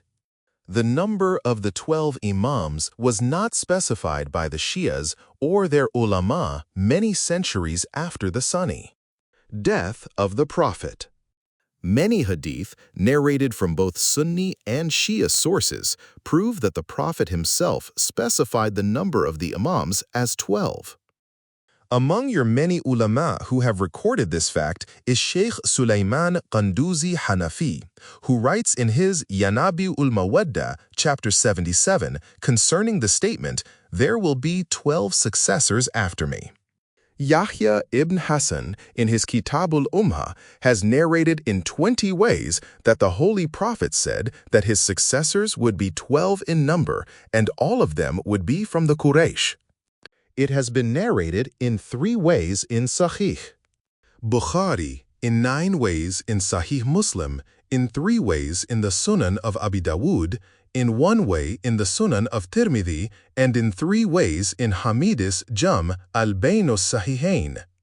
There are many of your ulama, such as Hamwaini in Fara'id, Khawarizmi, and Ibn Maghazili, each in his Manaqib, Imam Tha'labi in Tafsir, and Ibn Abil Hadid in Sharh Nahj al-Balagha, and Sayyid Ali Hamadani Shafi'i in Mawaddatul Qurba, Mawaddatu 10. All have recorded 12 hadith narrated by Abdullah ibn Abbas, Ubayya ibn Rabi'i, Zayd ibn Haritha, Abu Huraira, and the commander of the faithful, Ali. All of these narrate in different but similar words that the Prophet said that the number of his successors and imams would be 12, and that all of them would be from the Quraysh. Some hadiths say that they would be from the Bani Hashim. In some traditions, the specific names of the 12 successors have also been given. Some give only the number. I have cited only one example out of the many hadith of your ulama. Now, can you cite a single hadith indicating that the number of his successors would be 4? Even if there were one such hadith, we would accept it in preference to our own. Regardless of the fact that you cannot quote a single hadith about your 4 imams, there is a great difference between the Shia's imams and your imams. Our 12 imams are the divinely appointed successors. Regarding your imams, only this much can be conceded. They possessed the knowledge of fiqh, jurisprudence, and could interpret the Holy Quran and the hadith. Some of them, like Abu Hanifa, according to the admission of your own ulama, were not included among narrators of hadith, jurists, or mujtahids, but were people who relied on their own opinion. This in itself is evidence of their lack of knowledge. On the other hand, the Shia's imams are divinely appointed guides, ordained successors of the Holy Prophet. Of course, in every age, there are some highly learned jurists and scholars among the Shias who interpret the commands of Allah, keeping in view the Holy Quran, the Hadith, and the consensus of opinion. We follow the verdicts of such ulama. Although your jurists were pupils of and derived most of their knowledge from the Shia's imams, you blindly follow your elders, those of their students who deviated from the bases of knowledge and relied on speculation. Sayyid, how can you claim that our imams derived benefits from your imams? It is an historical fact that Imam Ja'far Sadiq excelled all others in knowledge. The eminent alim Nur-ad-Din ibn Sabbagh Maliki acknowledges in his Fusul al-Muhimma that the holy imam was conspicuously known for his learning. He writes, "People derived knowledge from him in different spheres. People came from distant lands to receive instruction. He became well known in all the lands, and the ulama narrated more hadith from him than from any other member of the Ahlul Bayt. A large group of the distinguished people of the community, like Yahya ibn Sa'id ibn Jarih, Malik ibn Anas, Sufyan Thawri, Abu Ainiya, Abu Ayyub Sijistani, Abu Hanifa, and Saba, all have quoted his narrations." Kamaluddin Abi Talha also writes in his Manaqib that prominent ulama and religious leaders have quoted hadith from the holy imam and have gained knowledge from him. Among them, he mentions the names of those mentioned in Fusulul Muhimma.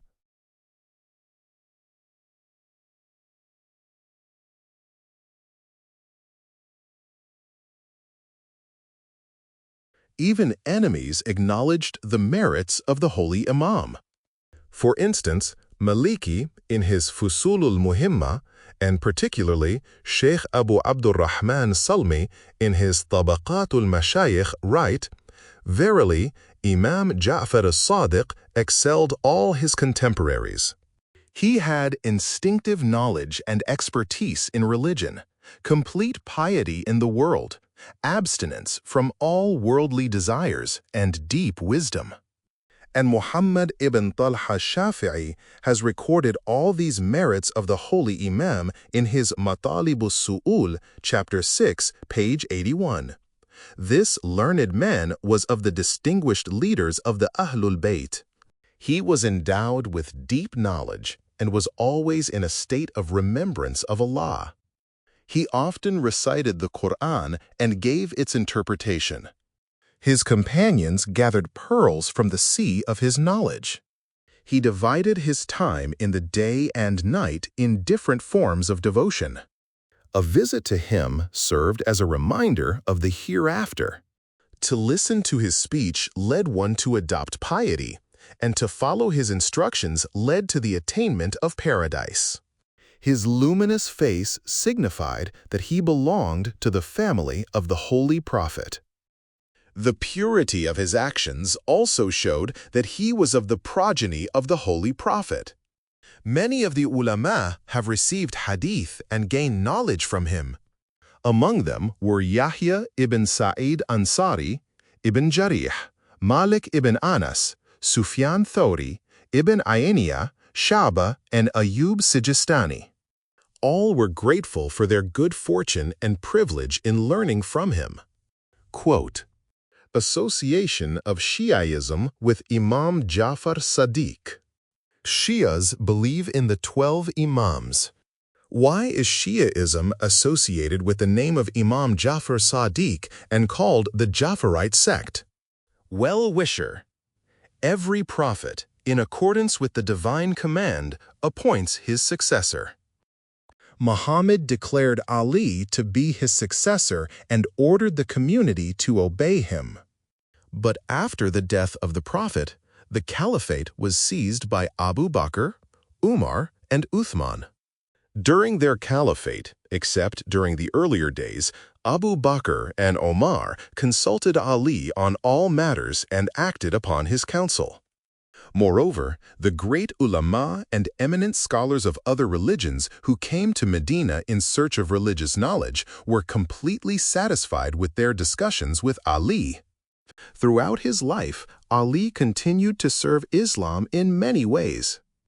After his martyrdom, when the Bani Umayyah became rulers, the imamate was cruelly suppressed.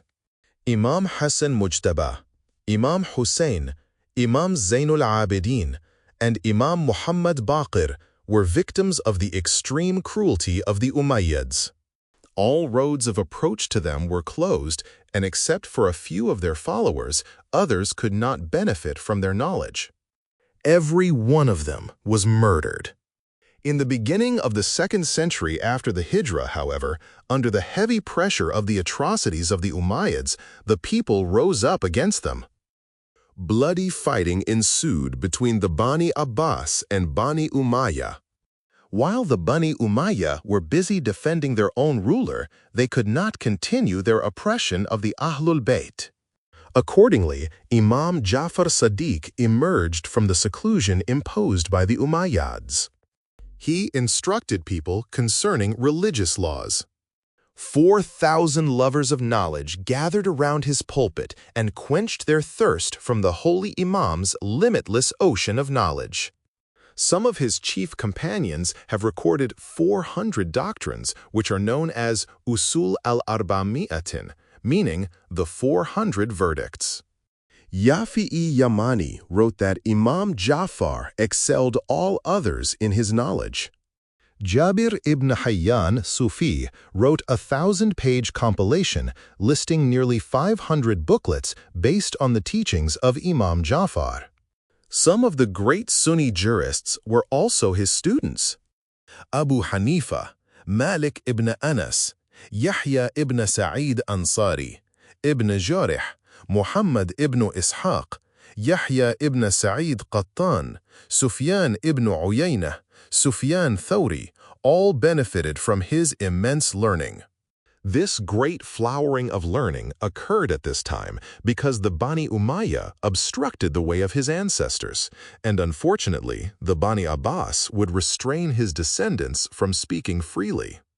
The reality of Shi'ism was unveiled, and the merits of the Ahlul Muhammad were proclaimed by Ja'far Sadiq.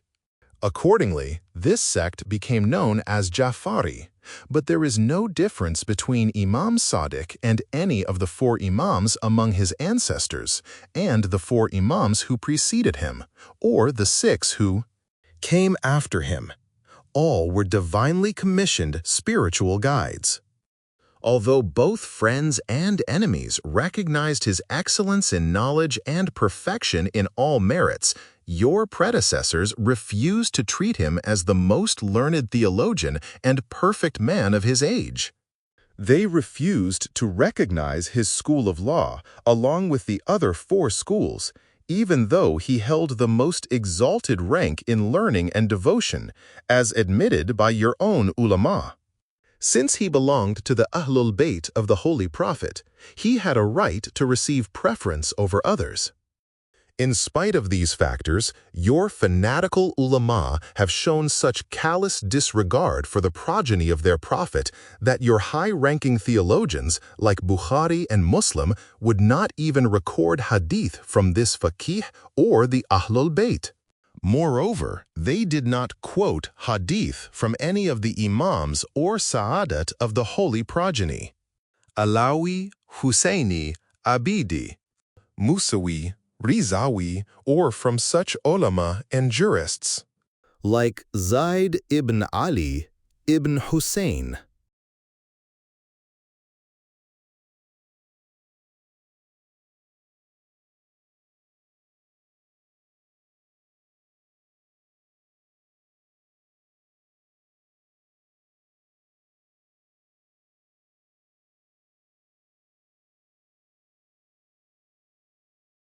The martyr Yahya ibn Zayd, Muhammad ibn Abdullah, Hussein ibn Ali, Yahya ibn Abdullah ibn Hassan, and his brother Idris, Muhammad ibn Ja'far Sadiq, Muhammad ibn Ibrahim, Muhammad ibn Zayd, Abdullah ibn Hassan, Ali ibn Ja'far Arizi, and others, all of whom were outstanding ulama and jurists, and who belonged to the family of the Prophet. On the other hand, they have quoted hadith from people like Abu Huraira, whose character is known to you all, and from the great liar and forger Akrama the Kharijite. Your own ulama have confirmed that these men were liars, and yet they accept their hadith with all their hearts. Ibn Bayyat writes that Bukhari has quoted as many as 1,200 hadith from the Khawarij and Nasibis, like Imam Ibn Hattan, the admirer of Ibn Muljim, the murderer of the commander of the faithful. The followers of Imam al-Azam, Abu Hanifa, Imam Malik, Imam Shafi'i, and Imam Hanbal consider them pure Muslims, though none of them belonged to the Ahlul Bayt of the Prophet. And every one of those sects is free to adopt his own ways, though there are great differences in fundamentals as well as practices among them.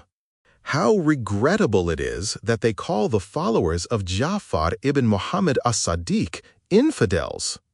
And in all places dominated by Sunnis, including Mecca, about which Allah says, "Whoever enters it is free," they are not free to express their faith or to perform their prayers.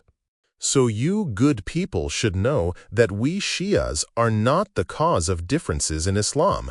We have not brought about disunity among Muslims.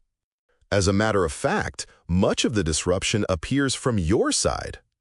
It is you who call 100 million Muslims infidels, although they are faithful believers along with you.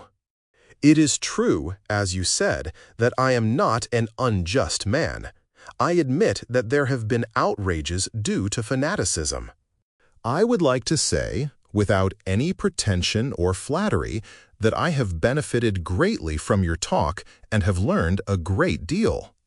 But with your permission, let me say one thing, which is a complaint as well as a defense of the worthy. Sunni sect. Can you tell me why Shia's preachers and ulama like you do not check your common people from making statements which lead to unbelief? The result is that others get a chance to use the word unbelief against them.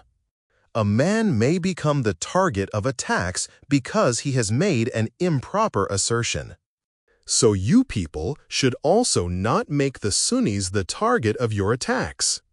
The Shias utter things which affect the hearts of the Sunnis, who in turn ascribe unbelief to the Shias.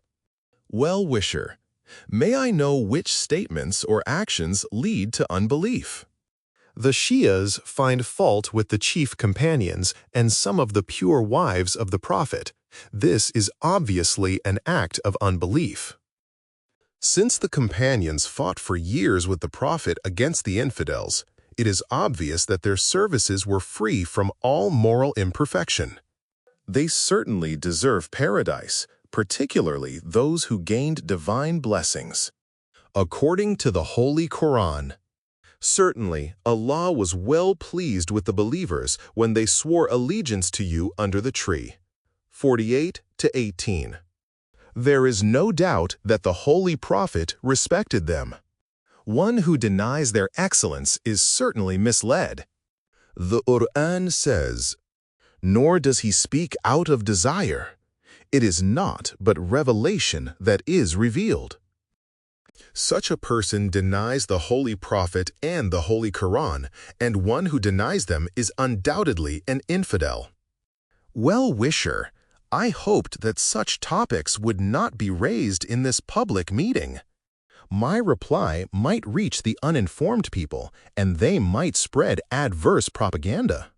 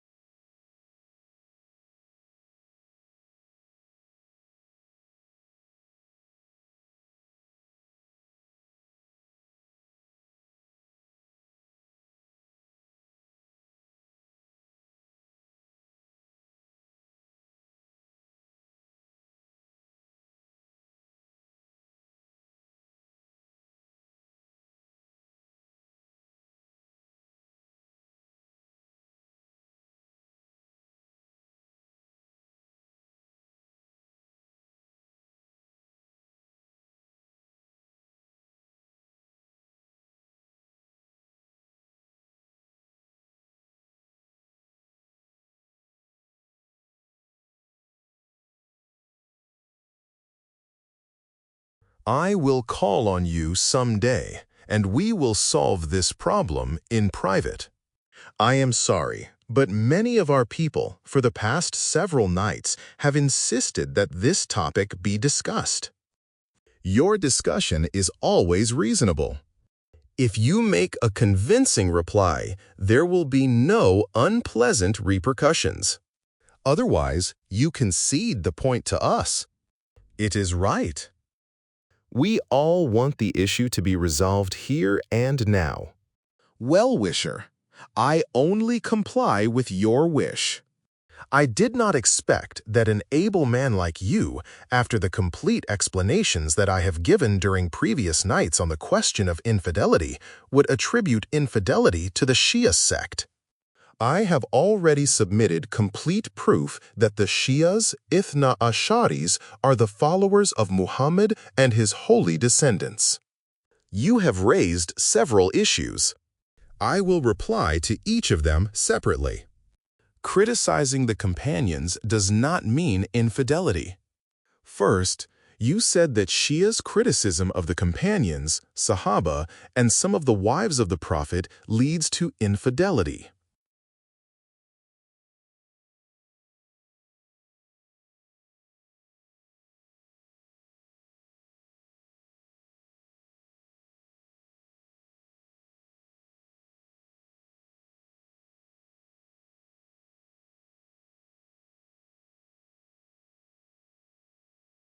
I don't understand the basis of this statement. If criticism is supported by evidence, it may be allowed. And even if one makes a false charge, this doesn't make him an infidel. He would be called a sinner, like one who drinks wine or commits fornication. And certainly, every sin against divine law is pardonable. Ibn Hazm Zahari Andalusi, born 456 AH, says in his book Al-Fasl fil Milal wa An-Nihal, Part 3, page 227, if one abuses the companions of the Prophet ignorantly, he is not to blame. If he does it with knowledge, he is a sinner like other sinners who commit fornication, theft, etc. Of course, if he curses them intentionally, since they are the companions of the Prophet, he is an infidel because such behavior amounts to enmity against Allah and his Prophet. Otherwise, simply abusing the companions does not amount to infidelity. Accordingly, Caliph Umar asked the Prophet to permit him to behead Hatib, the hypocrite, although he was one of the great companions, a muhajir, émigré, and one who took part in the Battle of Badr. For his abusing and attributing hypocrisy to him, Umar was not called an infidel. So how is it possible that the Shias should be called infidels for abusing some of the companions, supposing for the moment that what you say is correct? Moreover, the great ulama of your sect have rejected your point. Among them is Qazi Abdurrahman Shafi'i, who in his Muwafiq has rejected the reasoning of your fanatic ulama about the infidelity of the Shias. And Muhammad Ghazali writes that cursing and abusing the companions is never an infidelity. Even cursing the two sheikhs does not constitute infidelity. Mullah Sa'ad Daftazani writes in Sharh Aqaid an-Nas'i that some intolerant people say that those who curse the Sahaba are infidels. It is difficult to accept that view. Their infidelity is not proved because some of the ulama favored them, overlooked their evil deeds, and made foolish pleas in their support. They said that the companions of the Prophet were free from all sin, although this assertion was contrary to facts. Sometimes they fought among themselves. Jealousy and love for power often moved them to commit evil actions. Even some of the prominent Sahaba were not free from sinful actions. So if, on the basis of some evidence, one criticizes them, he should not be condemned for it. Some people, because they favored the Sahaba, covered up their evil actions. But some did record their evil actions and censured them. Quote, apart from this, Ibn Athir Jazari, the author of Jamul Usul, has included the Shias in Islamic sects, so how can you call them infidels? During the period of the first caliphs, some people cursed the Sahaba for their evil deeds. Nevertheless, the caliphs did not order them to be put to death for their infidelity.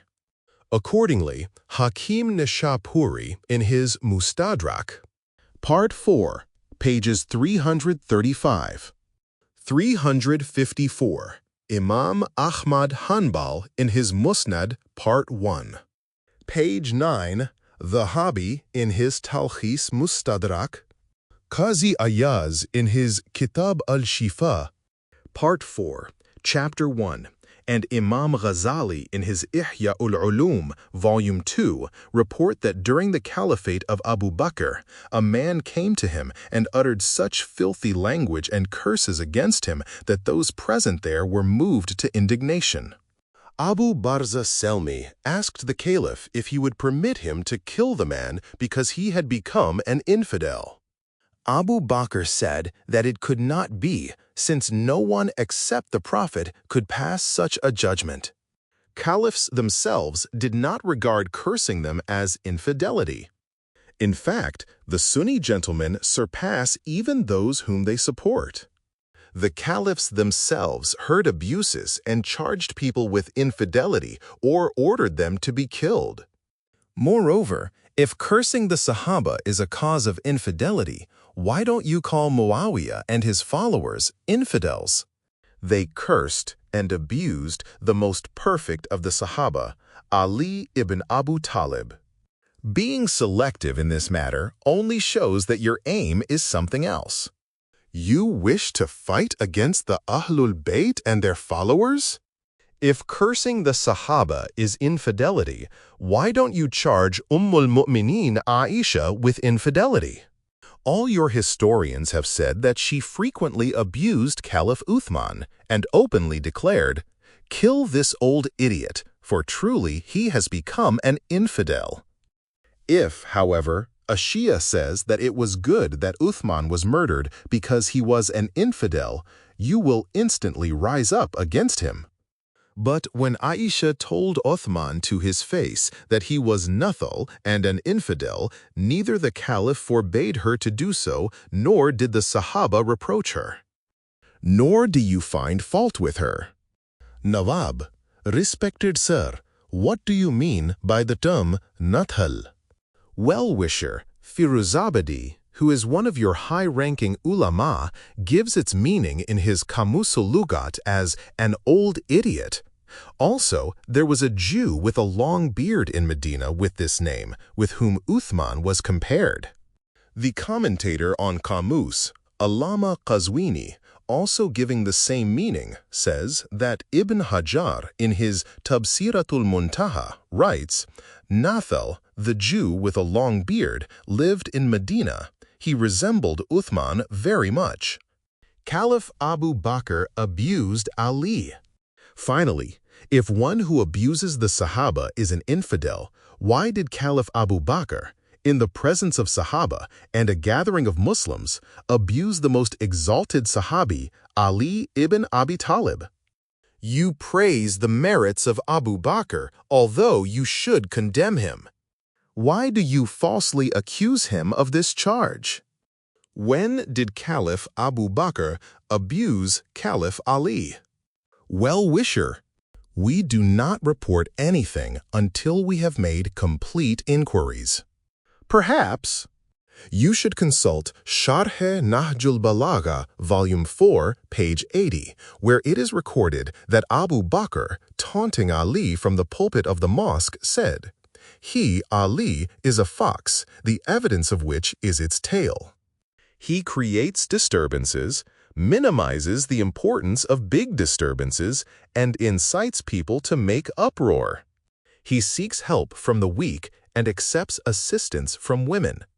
He is like Tahal, an adulteress in the days of ignorance, as explained by Ibn Abil Hadid, with whom the men of his family were fond of committing adultery.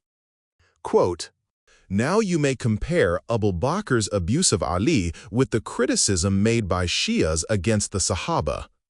If abusing any of the Sahaba amounts to infidelity, then Abu Bakr, his daughter, Aisha, Muawiyah, and his followers should be labeled infidels. If it does not constitute infidelity, then you cannot call the Shias infidels on that score. Caliph Umar held that cursing a Muslim is not infidelity.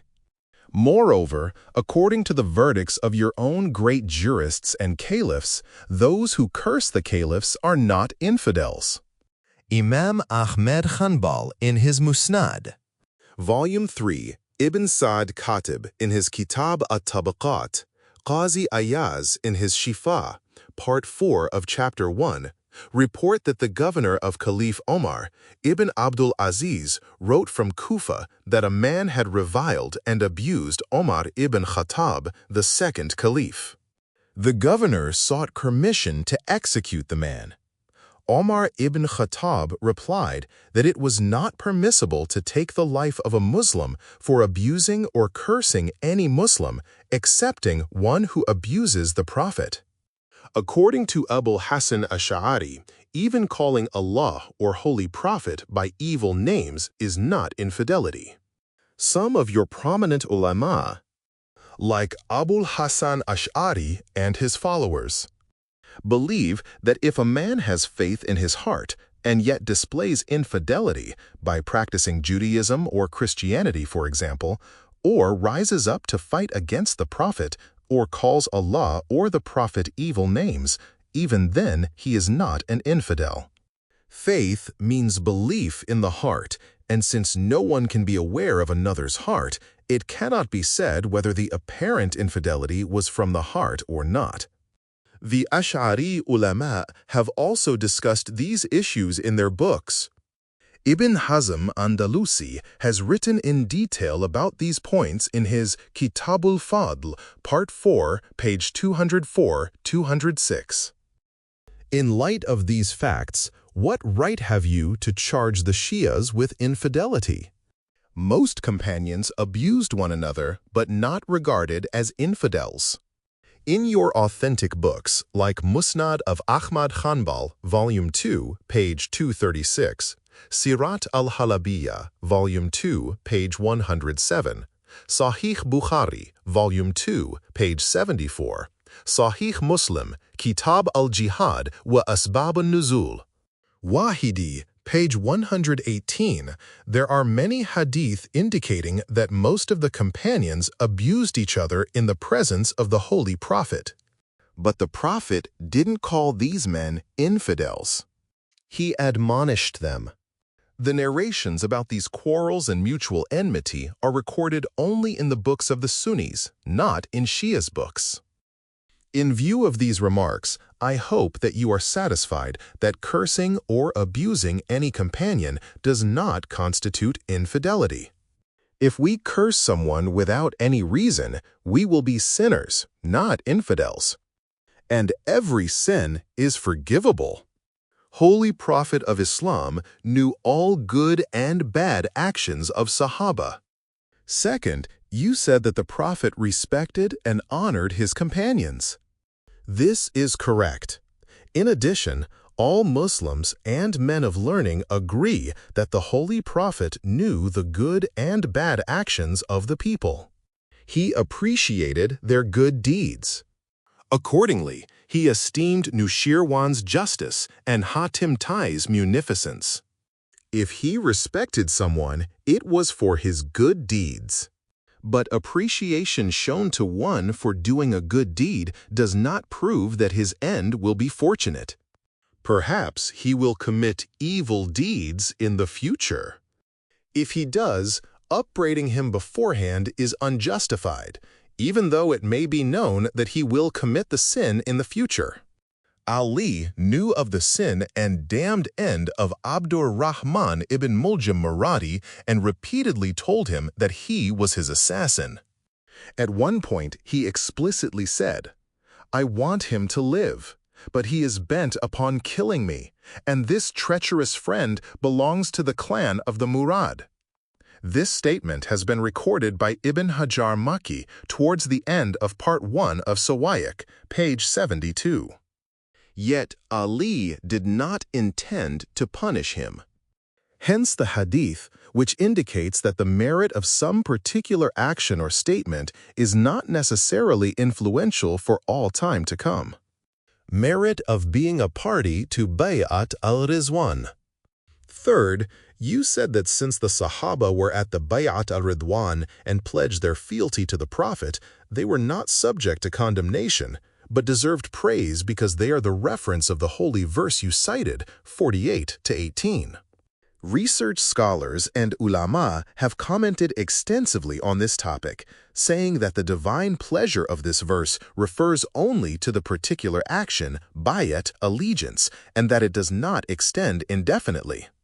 You are aware yourselves that on the occasion of the bayat in Hudaybiyah, there were 1,500 people of the community present, of whom afterwards a number of people were included in the verses of hypocrisy. Allah promised them hell forever. Is it possible that Allah and the Prophet might be pleased with some people and that some of them might remain in hell forever? It follows that the divine pleasure was not due to the Bayat al-Shajara, allegiance under the tree, alone, but was based on sincere faith and good deeds. Those who believed in divine unity and prophethood and pledged fealty deserved divine pleasure. They were declared to be the people of paradise. But those who paid allegiance without faith or who did not pay allegiance deserved his wrath. Obviously, the Sahaba performed commendable actions, and for their good actions, like allegiance under the tree, they should be praised. And even if a believer, whether he be a Sahabi or not, commits a fault, he may be criticized. Shias do acknowledge merits of Sahaba. The Shia sect has always reported the good performances of the Sahaba. Moreover, it acknowledges the good performance even of those who have been the targets of sharp criticisms. For instance, it appreciates their allegiance under the tree, their migration with the Holy Prophet, taking part in battles, but it also criticizes and condemns their bad actions. Hafiz, I'm surprised to hear you say that the Prophet's companions committed misdeeds. The Prophet declared each of them the guide and leader of the community.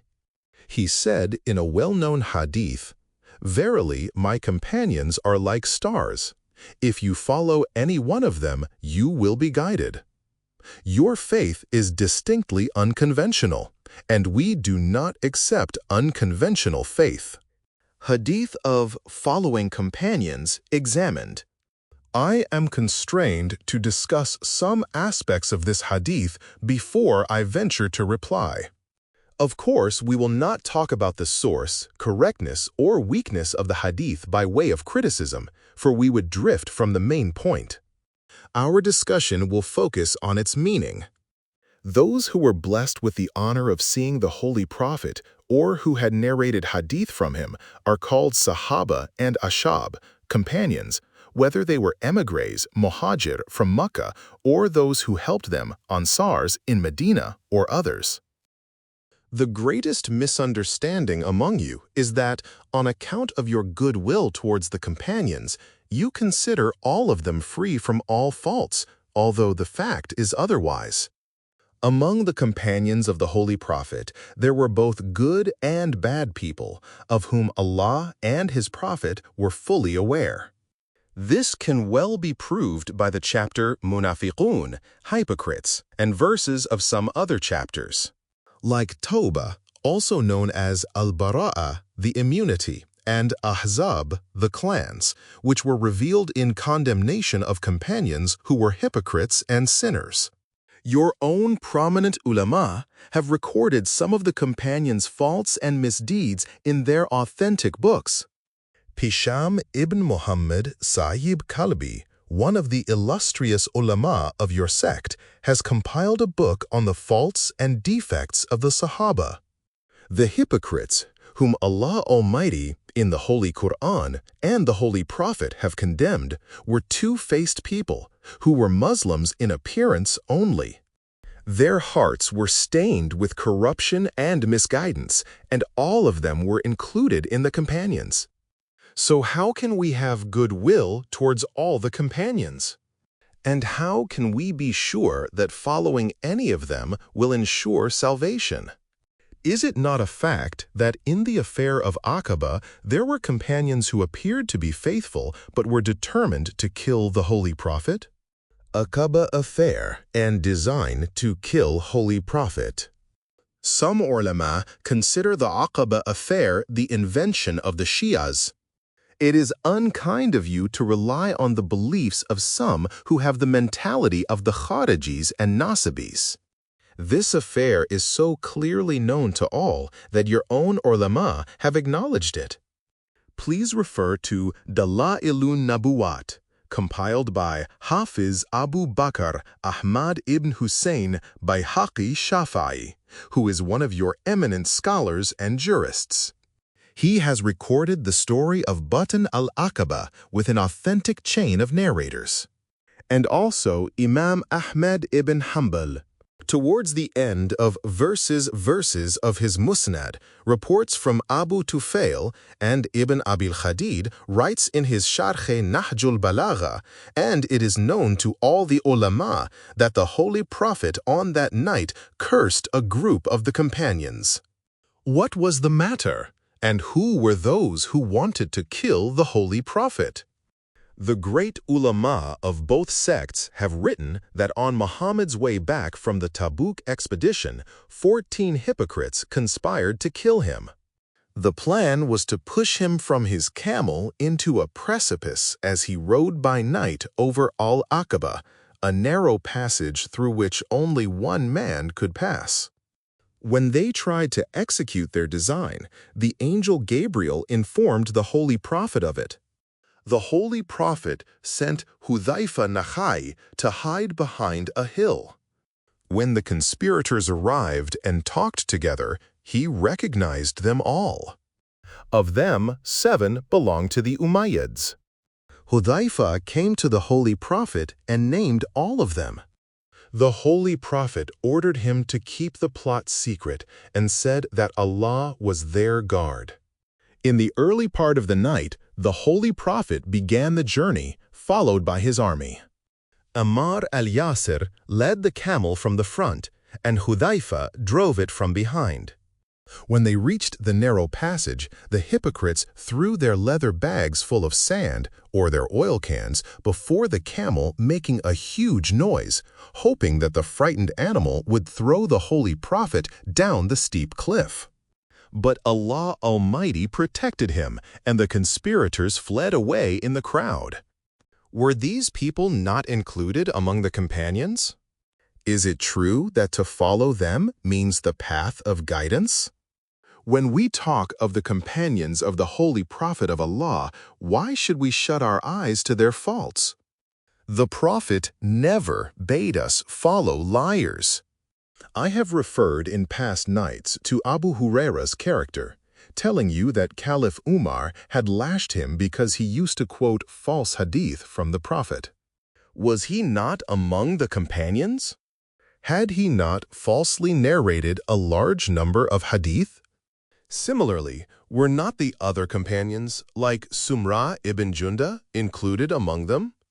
Can the Holy Prophet of Allah order the community to follow liars and forgers? If this hadith is correct, that is, that if we follow any one of the companions we will be guided, then please let us know whom we should follow, if two companions go in opposite directions.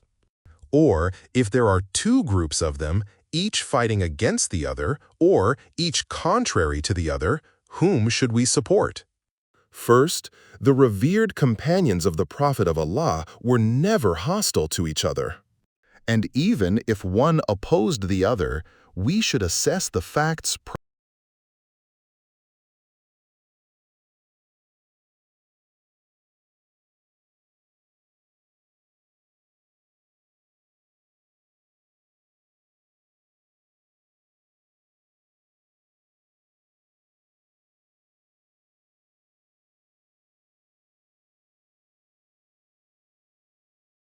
The one who is purer and whose statement is more logical should be followed. Well-wisher, if, according to your statement, we made careful inquiries and found one of them pure and on the right side, then the opposite group of the ashab must be impure and on the wrong side.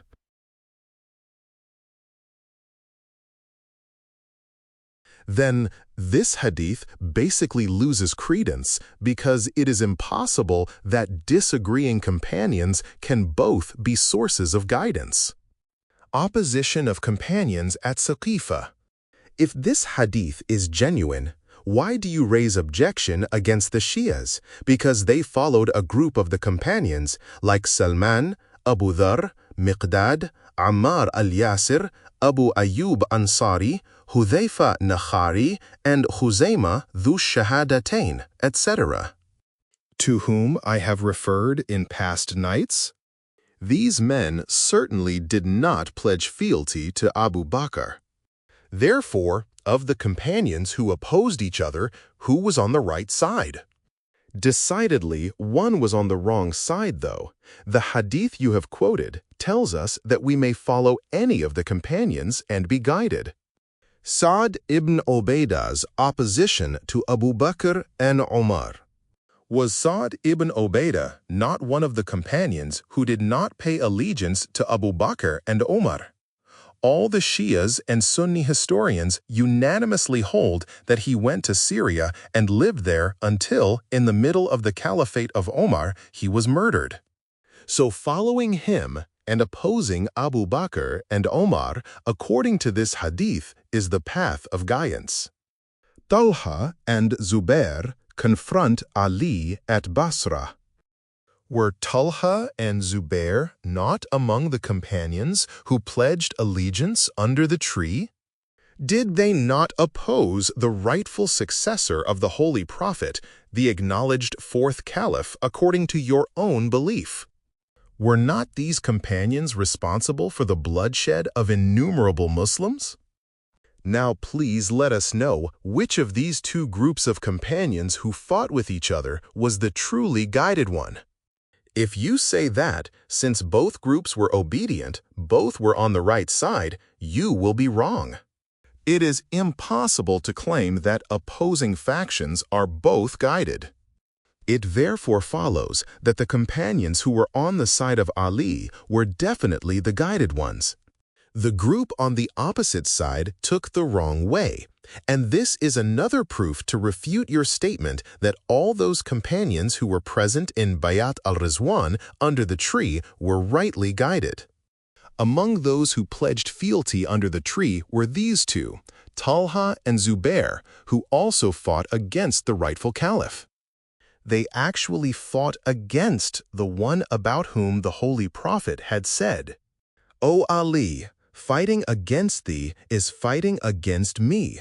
Doesn't it amount to fighting against the Holy Prophet of Allah?" So how can you say that the word ashab, or presence under the tree of allegiance, is a guarantee for salvation? Muawiyah and Amr as used to curse and abuse Ali. Muawiyah and Amr As were companions, and yet they fought against the successor of the Holy Prophet, and cursed and abused Ali at public meetings, and even in the addresses given after Jummah, Friday prayers. They did so despite the fact, as reported by prominent ulama of your sect in their authentic books, that the Holy Prophet had repeatedly said, "He who abuses or curses Ali abuses me. He who abuses me abuses Allah." The learned Taftazani has elaborately dealt with this topic in his Sharh Maqasid.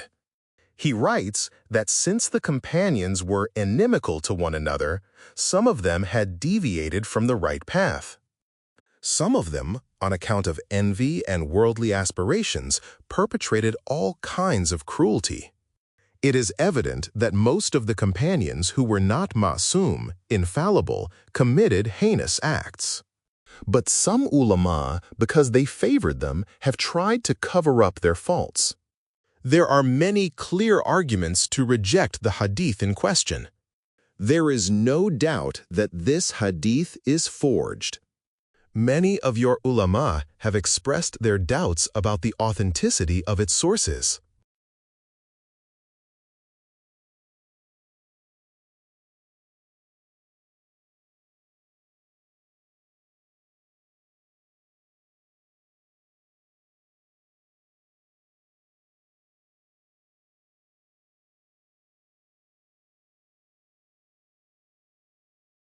Sources of hadith, "My companions are like stars," are weak.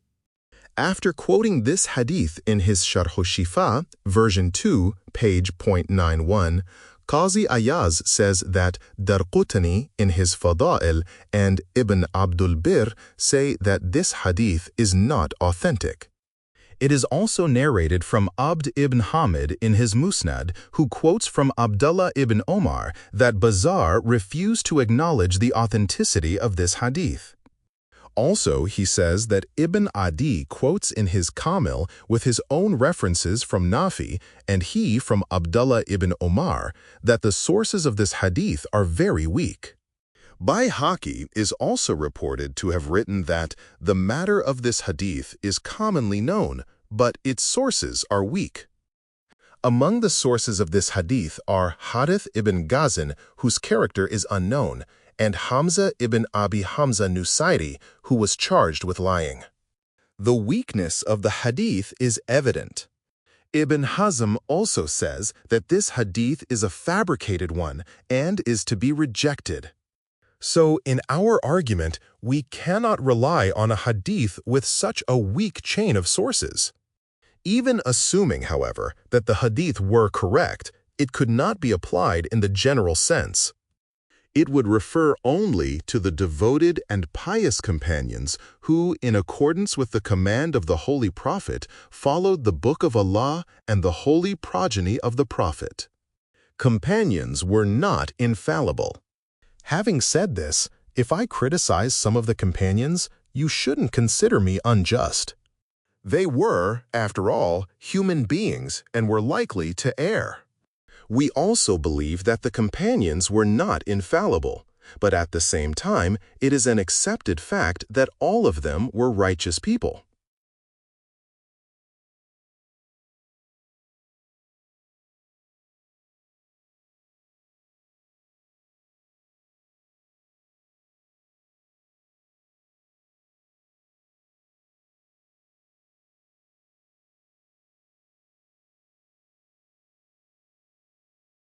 No fault was committed by them. Well-wisher, you claim too much if you insist that they were all just and free from faults, since in the authentic books written by your own ulama, they argue against it.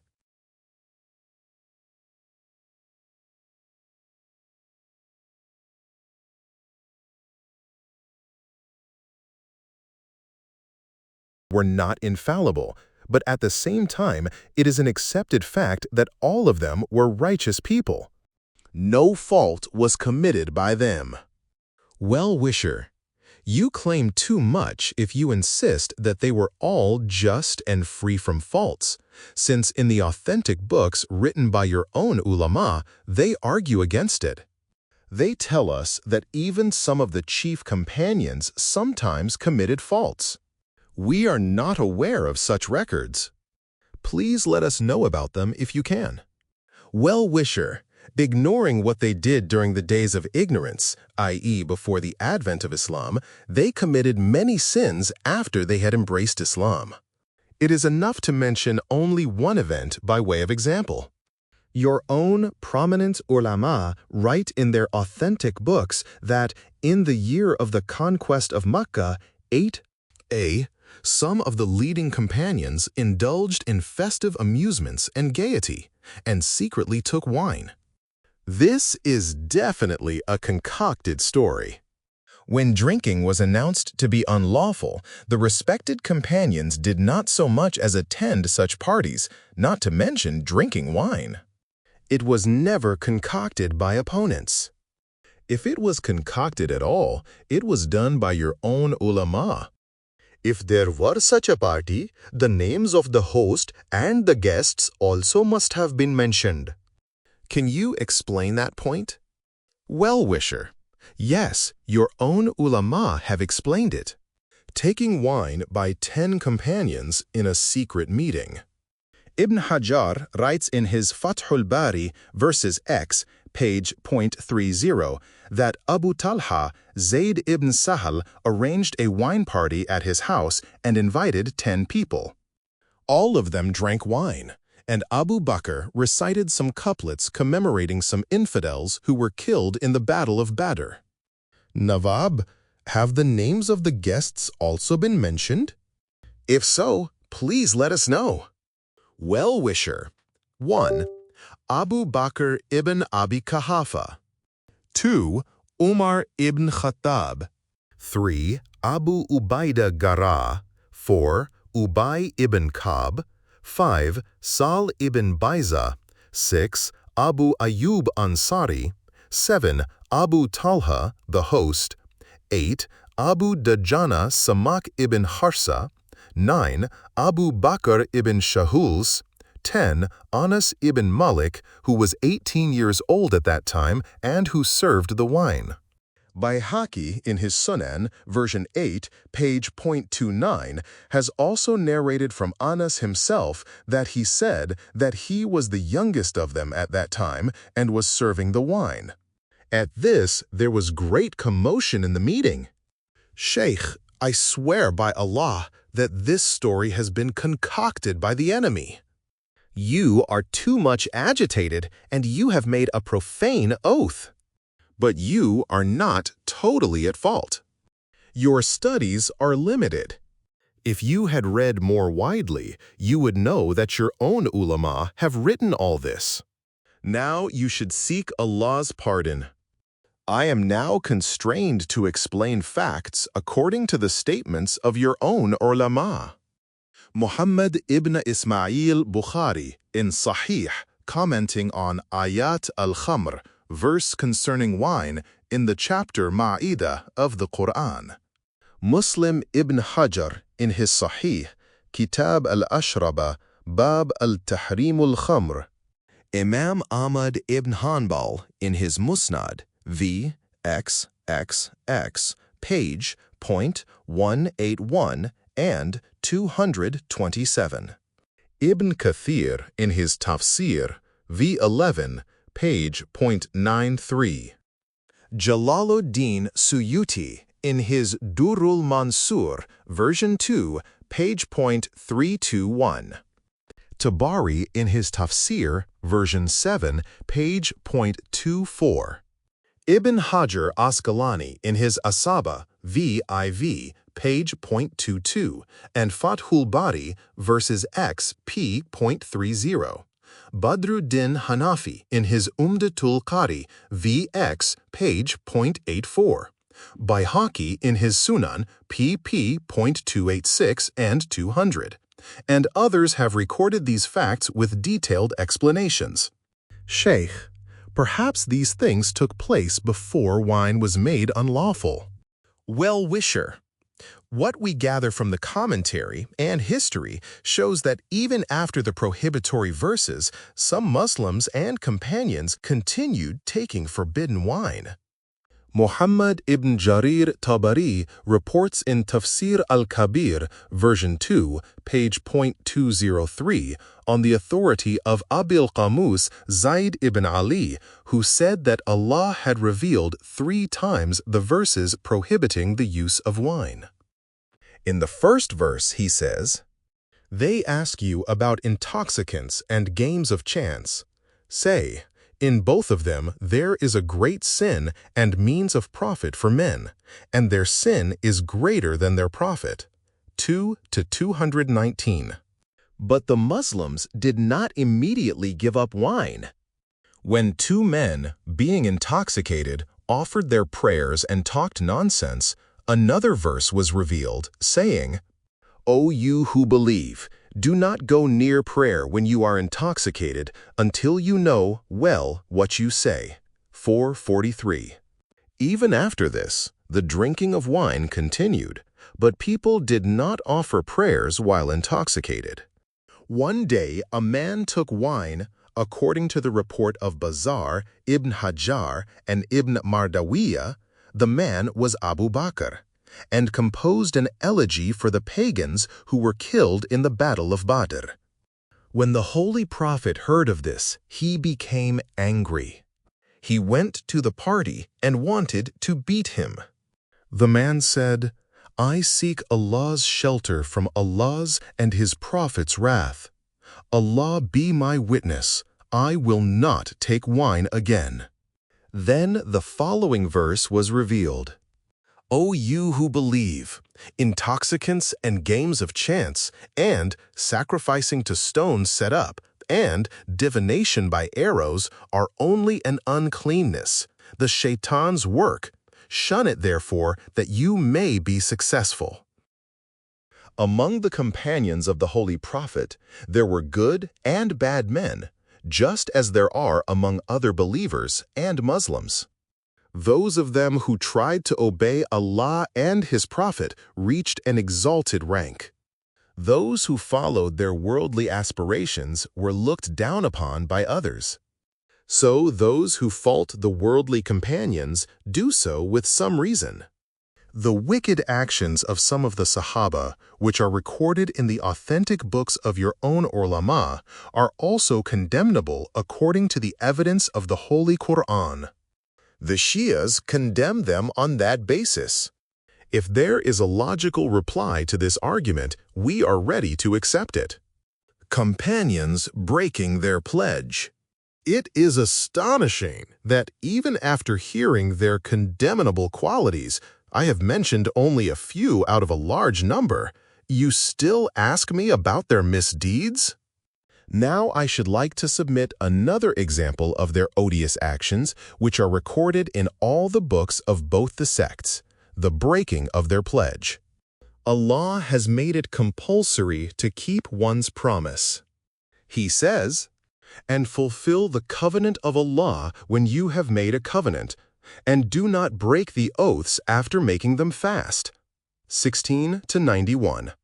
And again, Allah has called those who break a pledge the cursed ones. He says, "And those who break the covenant of Allah after its confirmation, and cut asunder that which Allah has ordered to be joined, and make mischief in the land, as for those, upon them shall be a curse, and they shall have the evil issue of the abode." 13:25. So it is clear, both from the Quranic verses and from a large number of hadith, that breaking a pledge is a great sin, particularly a pledge made with Allah and His Prophet. The seriousness of this offense was graver for the companions of the Holy Prophet. Hafiz, what pledge with Muhammad did the companions break? How can it come under the target of the Quranic verses? I think that if you consider the matter carefully, you will admit that all these things are sheer concoctions of the Shi'as. The companions of the Holy Prophet were free from all such actions. In the Holy Quran, truthful ones refers to Muhammad and Ali. Well-wisher, I have told you repeatedly that the Shi'as are pledged to follow their leaders. Otherwise, they cannot be Shi'as. The Holy Quran has given evidence of their leaders' truthfulness. Your prominent ulama, for instance, Imam Tha'alabi and Jalaluddin Suyuti in their tafsir, Hafiz Abu Nu'aym Isfahani in his Ma Nazal min al-Quran fi Ali, Khatib Khawarizmi in Manaqib, Sheikh Sulaiman Balqi Hanafi in Yanabi'ul Muwaddah, ch.39, narrating from Khawarizmi, Hafiz Abu Nu'aym and Khamwaini, and Muhammad ibn Yusuf Ganji Shafi'i in Kifayatut Talib, ch.62, all of them have quoted from the history of the great scholar Muhaddith ash-Sham that in the holy verse, O you who believe, be careful of your duty to Allah and be with the truthful ones. 9-119. The truthful ones refers to Muhammad and Ali. So the followers of this exalted family cannot be liars or forgers, because he alone would tell lies or fabricate stories who has no true and strong reasons to fall back upon this cause. What the Shi'as say has been written by your own ulama. First, you should object to your ulama who wrote these things. Had your ulama not written about the pledge-breaking of the Sahaba in their authentic books, I would not have mentioned it in this meeting. Hafiz, who of the Sunni ulama has written that the Sahaba broke the pledge? Simply vain talking won't do. Well-wisher, I am not merely talking. My argument is completely logical. The companions broke their pledge a number of times. They broke the fealty for which the Prophet of Allah had commanded them. The most important was the pledge and fealty at Ghadir al-Khum. Ghadir Hadith and its nature. All the Shias and Sunni ulama acknowledge that, in the 10th of the Hijra year, the Prophet of Allah, returning from his last pilgrimage, gathered together all his companions at Ghadir al-Khum on the 18th of Dhul Hijjah. Some of those who had gone ahead were called back by order of the Holy Prophet, and those who had lagged behind were awaited.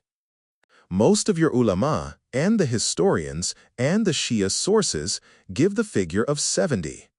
0, 0, 0 people there, and some of your other ulama, for instance Tha'alabi in his tafsir, Sibt ibn Jawzi in his Tadhkiratul Khasa'is al-Ummah fi Ma'rifatil A'imma, and others have written that there were 120,000 people gathered there. The Holy Prophet ordered a pulpit to be prepared. He mounted the pulpit and delivered a long sermon, a greater part of which contained the virtues and merits of the commander of the faithful. He recited most of the verses which had been revealed in praise of Ali and reminded the people of the holy rank of the vice-veterancy of the commander of the faithful. Then the Holy Prophet said, O you people, have I not the greater claim than you have on your lives? The reference is to the holy verse, the Prophet has a greater claim on the faithful than they have on themselves. 33-6. The crowd with one voice shouted, "Certainly, O Messenger of Allah." Then the Holy Prophet declared, "Of whomsoever I am the Mola, master, this Ali is his Mola." After this, he raised his hand and prayed to Allah. O Allah, be you a friend to him who is a friend to him, that is, Ali, and be an enemy to him who is an enemy to him, Ali. Help him who helps him, and forsake him who forsakes him. Then a tent was pitched by order of the Holy Prophet, who ordered the commander of the faithful, Ali, to sit in the tent. The whole Ummah was commanded to offer bayat, allegiance, to Ali. The Holy Prophet said that he gave this instruction in compliance with the command of Allah. The first one to offer allegiance on that day was Omar. Then Abu Bakr, Uthman, Talha, and Zubair followed suit, and all these people continued offering allegiance for 3 days, i.e., while the Holy Prophet remained there. Hafiz, can you believe that an event of such importance occurred as claimed by you, and that none of the prominent ulama have reported it? I did not expect such a statement from you. The Ghadir al-Khum affair is as clear as day, and no one but a bigoted and obstinate person would invite ignominy by denying such an event. This important matter has been recorded by all your pious ulama in their authentic books. I should like to mention here some of the names of the authors and their books so that you may know that all your eminent ulama have relied on this hadith. 1. Imam Fakhruddin Razi, Tafsir al-Kabir, Mafatihul Ghaib. 2. Imam Ahmad Tha'labi, Tafsir al-Kashful Bayan. 3. Jalaluddin Suyuti, Tafsir al-Duru al-Manthur. 5. Muhammad ibn Jarir Tabari, Tafsir al-Kabir. 6. Hafiz Abu Nu'aym Isbahani, Ma Nazal min al-Quran fi Ali, and Hilyatul Awliya. 7. Muhammad ibn Ismail Bukhari, Tarikh, Volume 1, page .375. 8. Muslim ibn Hajjaj Nishapuri, Sahih, Volume 2, page .325. 11. Hafiz ibn al-Iqda, Kitabul Wilayah. 12. Ibn Kathir Shafi'i Dimishqi, Tarikh. 13. Imam Ahmed ibn Hanbal, Volume 4, pp. .281 and 371. 14. Abu Hamid Muhammad ibn Muhammad al-Ghazali, Sirul Alamin. 15. Ibn Abdul Bir, Istiab. 16. Muhammad ibn Talha Shafi'i, Matalibus Su'ul, page .16. 17. Ibn Mughazili Faqih Shafi'i, Manaqib.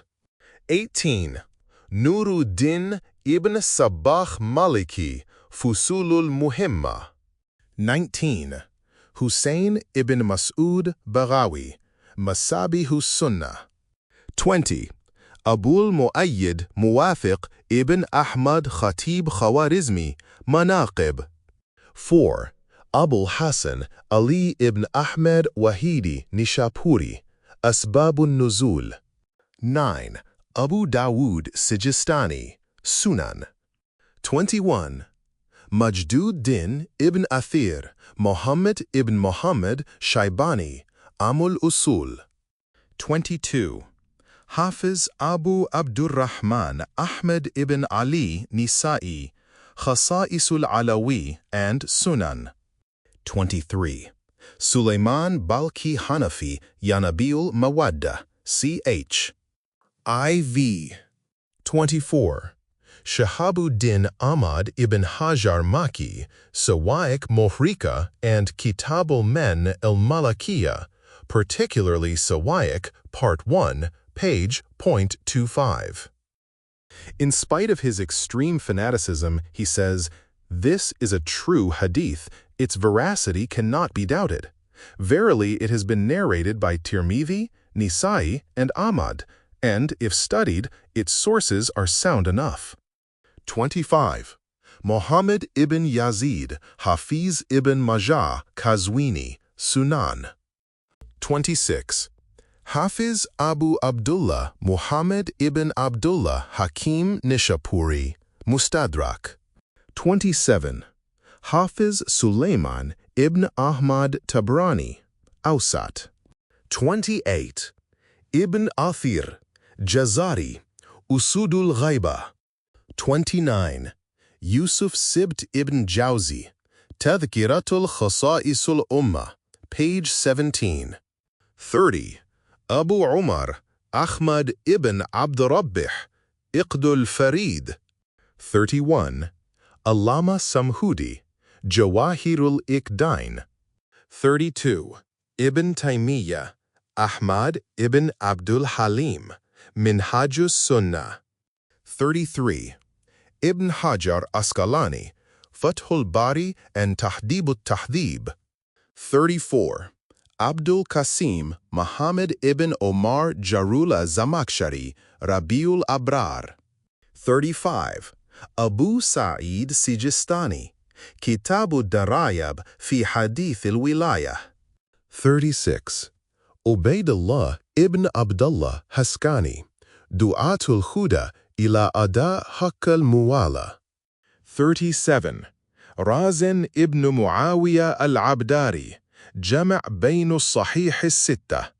38. Imam Fakhruddin Razi says in Kitab al-Arba'in that the whole community unanimously confirms this hadith. 39. Muqabili, Hadithul Mutawatira. 40. Suyuti, Tarikhul Khulafa. 41. Mir Sayyid Ali Hamadani, Mawaddatul Qurba. 42. Abul Fath Nazari, Qasa'isul Alavi. 43. Khwaja Parsa Bukhari, Faslul Khitab. 44. Jamaluddin Shirazi, Kitabul Arba'in. 45. Abdul Rauful Manawi, Faizul Qadir, fi Sharhi Jami'ul Saghir. 46. Muhammad ibn Yusuf Ganji Shafi'i, Kifayatut Talib, Part 1. 47. Yahya ibn Sharaf Nawawi, Tahdhibul Asma wal Lughat. 48. Ibrahim ibn Muhammad Hamwaini, Faradu Simtun. 49. Qazi Fazlullah ibn al-Rujahan, Ibtalul Batil. 50. Shamsuddin Muhammad ibn Ahmed Sharbini, Sirajul Munir. 51. Abul Fath Shahristani Shafiri, Milal wa an-Nihal. 52. Hafiz Abu Bakr Khatib Baghdadi, Tarikh. 53. Hafiz ibn As-Sakir Abul Qasim Damishki, Tariki Kabir. 54. Ibn Abil Hadid Muta'azali, Sharh Najul Balaga. 55. Alauddin Samnani, Urwatul Wuthqa. 56. Ibn Khaldun, Muqaddimah. 57. Molvi Ali Muttaqi Hindi, Kanzul Ummal. 58. Shamsuddin Abul Khair Damishki, Asnu Matalib. 59. Sayyid Sharif Hanafi Jurjani, Sharhi Mawaqit. 60. Nizamuddin Nishapuri, Tafsiri Garaibul Quran. Hadith of Ghadir related by Tabari, Ibn Iqda, and Ibn Haddad. I have related the sources I could remember. But more than 300 of your prominent ulama have narrated the hadith of Ghadir. The verses of Baligh, preaching, Kamaluddin, perfection of religion, and the talk in the courtyard of the mosque on the authority of more than 100 companions of the Holy Prophet. If I were to relate the names of all these chroniclers, it would form a complete book. This much, however, is sufficient to prove that the hadith is unanimously accepted as true.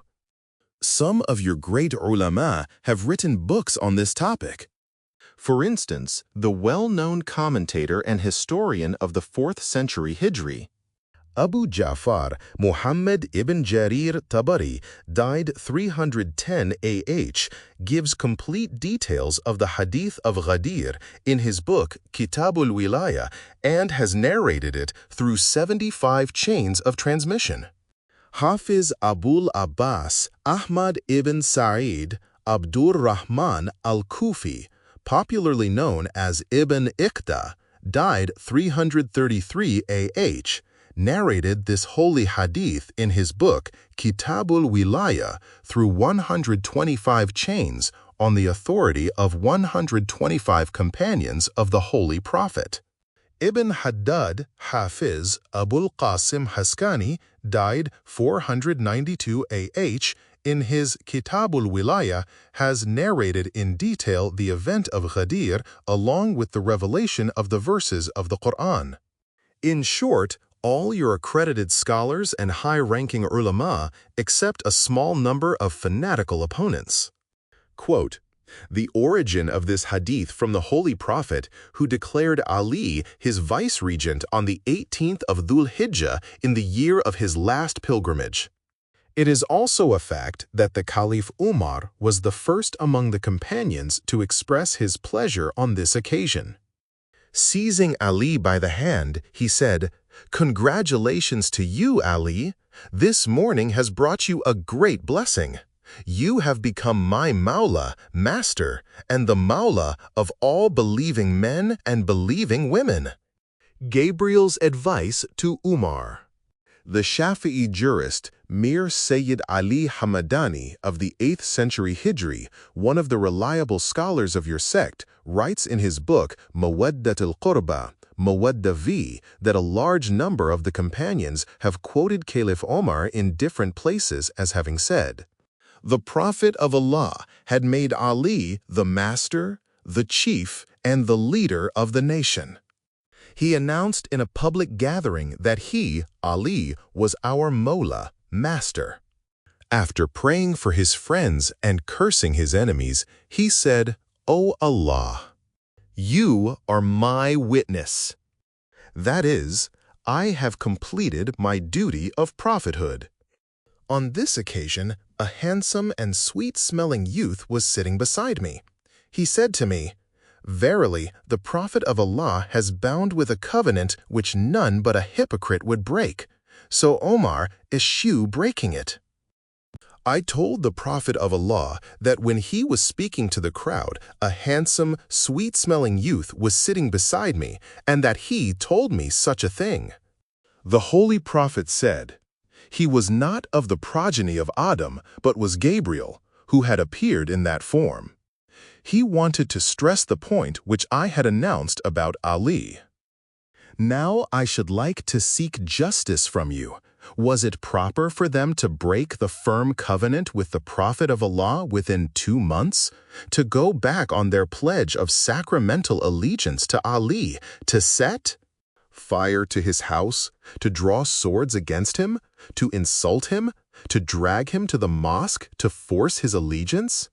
Hafiz, I did not expect that a respectable and cultured Sayyid like you would attribute worldliness to the companions of the Holy Prophet.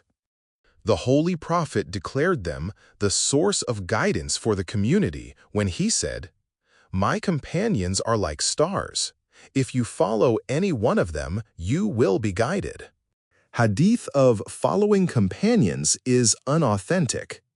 Well-wisher. First, I should like you not to repeat the same thing time and again. You have just argued from the same hadith, and I have given you its reply. The companions, like all others, were fallible. So, when it is proved that they were not infallible, why should one wonder if, with proper evidence, worldliness is attributed to them? Second, in order to clear your mind, I will again give you a reply, so that you may not rely on such hadith in the future. According to the research of your own eminent ulama, this hadith is not reliable, as I have stated earlier. Qazi Ayaz Maliki quotes from your own prominent ulama that since the narrators of this hadith include the names of the ignorant and uninformed Harith ibn Qazwin and Hamza ibn Abi Hamza Nasibi, who have been found to be liars, this hadith is not worth reporting. Also, Qazi Ayaz, in his Sharh al-Shifa and Baihaqi in his Kitab, have declared that this hadith is forged and have regarded its source as unreliable. Some of companions were slaves to their wishes and turned against truth. Third, I never said anything rude. I say only what your own ulama have written. I advise you to read Fazil Taftazani's Sharh al-Maqasid, in which he states clearly that there are many instances of hostility among the companions, which shows that some of them had become sinners and tyrants. So we see that people are not to be honored merely because they were companions of the Prophet. Real honor lies in their deeds and character.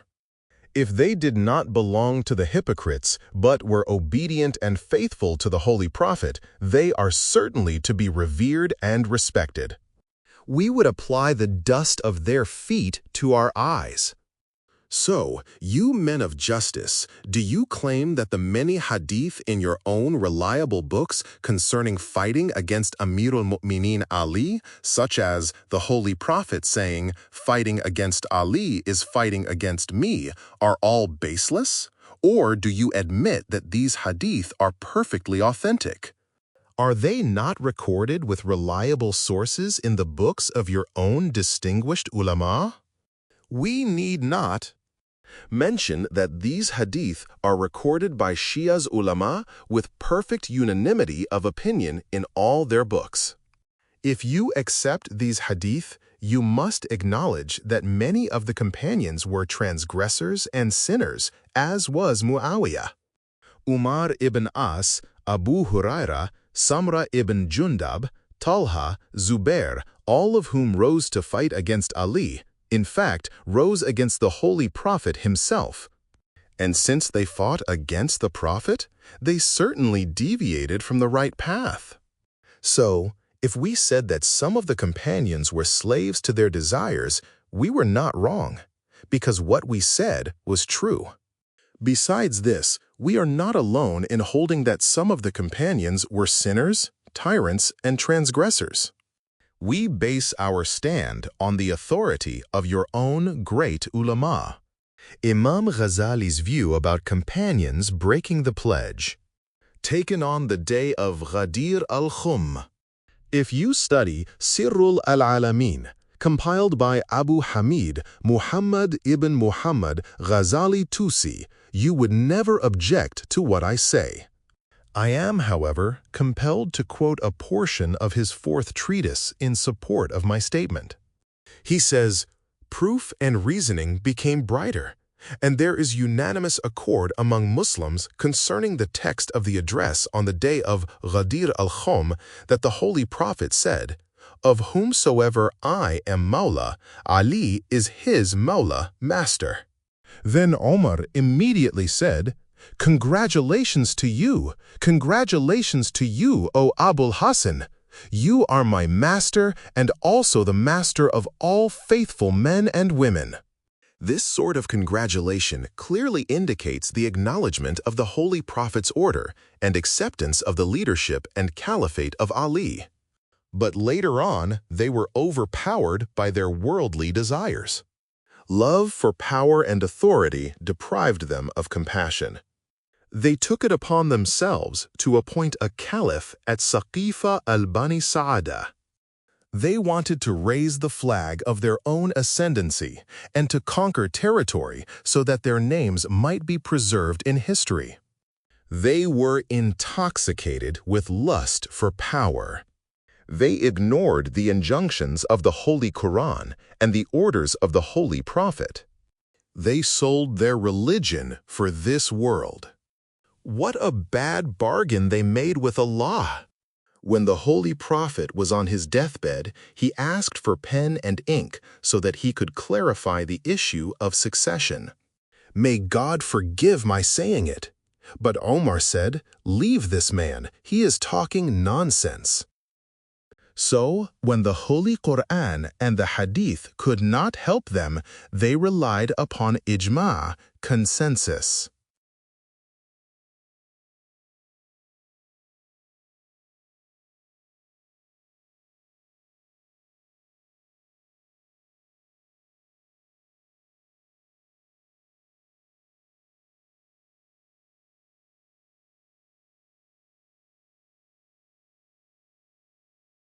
But this is also void because Abbas, his descendants, Ali, his wife, and their descendants did not associate themselves with those who offered allegiance to Abu Bakr.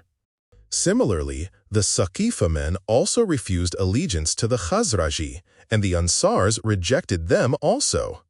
Respected people, please remember, the Shias do not claim anything except what your own fair ulama claim. But since you hate us, you find fault with what we say, however reasonable it might be. But you never criticize your own ulama as to why they have written such things, although they have in fact revealed the truth and have stamped these realities on the pages of history. Shaykh Sirrul Alameen was not written by Imam Ghazali. His position was too lofty for him to write such a book, and notable ulama do not believe that this book was written by him. Sirrul Alameen is Imam Ghazali's book. Well-wisher, many of your own ulama have admitted that this book was written by Imam Ghazali. Yusuf Sibt ibn Jawzi was careful in his references to other scholars, and was also a fanatic in his religion. In his Tadkira Khawasul Ummah, page 36, he argues from the same statement of Imam Ghazali in his Sirrul Alamin and quotes the same passage which I have quoted.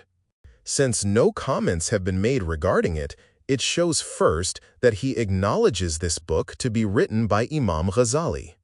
Second, he also agrees with his views, which I have briefly cited, although he himself cited them in detail. If he had not agreed with them, he would have commented on them. But of course, your fanatical ulama, when they come across such statements of prominent scholars and find themselves unable to reject them logically, either say that the book was not written by that author or that it was an invention of the Shias. Or they sometimes even go so far as to say that these just men were all sinners and infidels. Reference to Ibn Iqda's status. There is evidence that many of your distinguished ulama were persecuted simply because they spoke the truth. Fanatical ulama and uninformed people of your sect considered it unlawful to read nonconformist books. The authors of such works were even put to death, as was Hafiz ibn Iqda, Abul Abbas Ahmad ibn Muhammad ibn Sayyid Hamadani, who died 303 AH. He was one of your prominent ulama.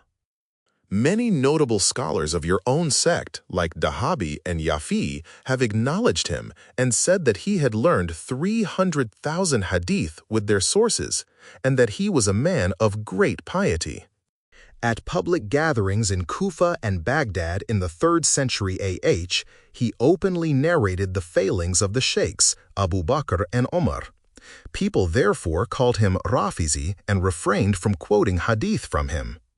Ibn Kathir, Dhahabi, and Yafiri write about him. Sheikh Ibn Iqda sat in the Basra Mosque, a famous mosque between Baghdad and Kazimain, and narrated the defects and shortcomings of the sheikhs Abu Bakr and Omar to the people.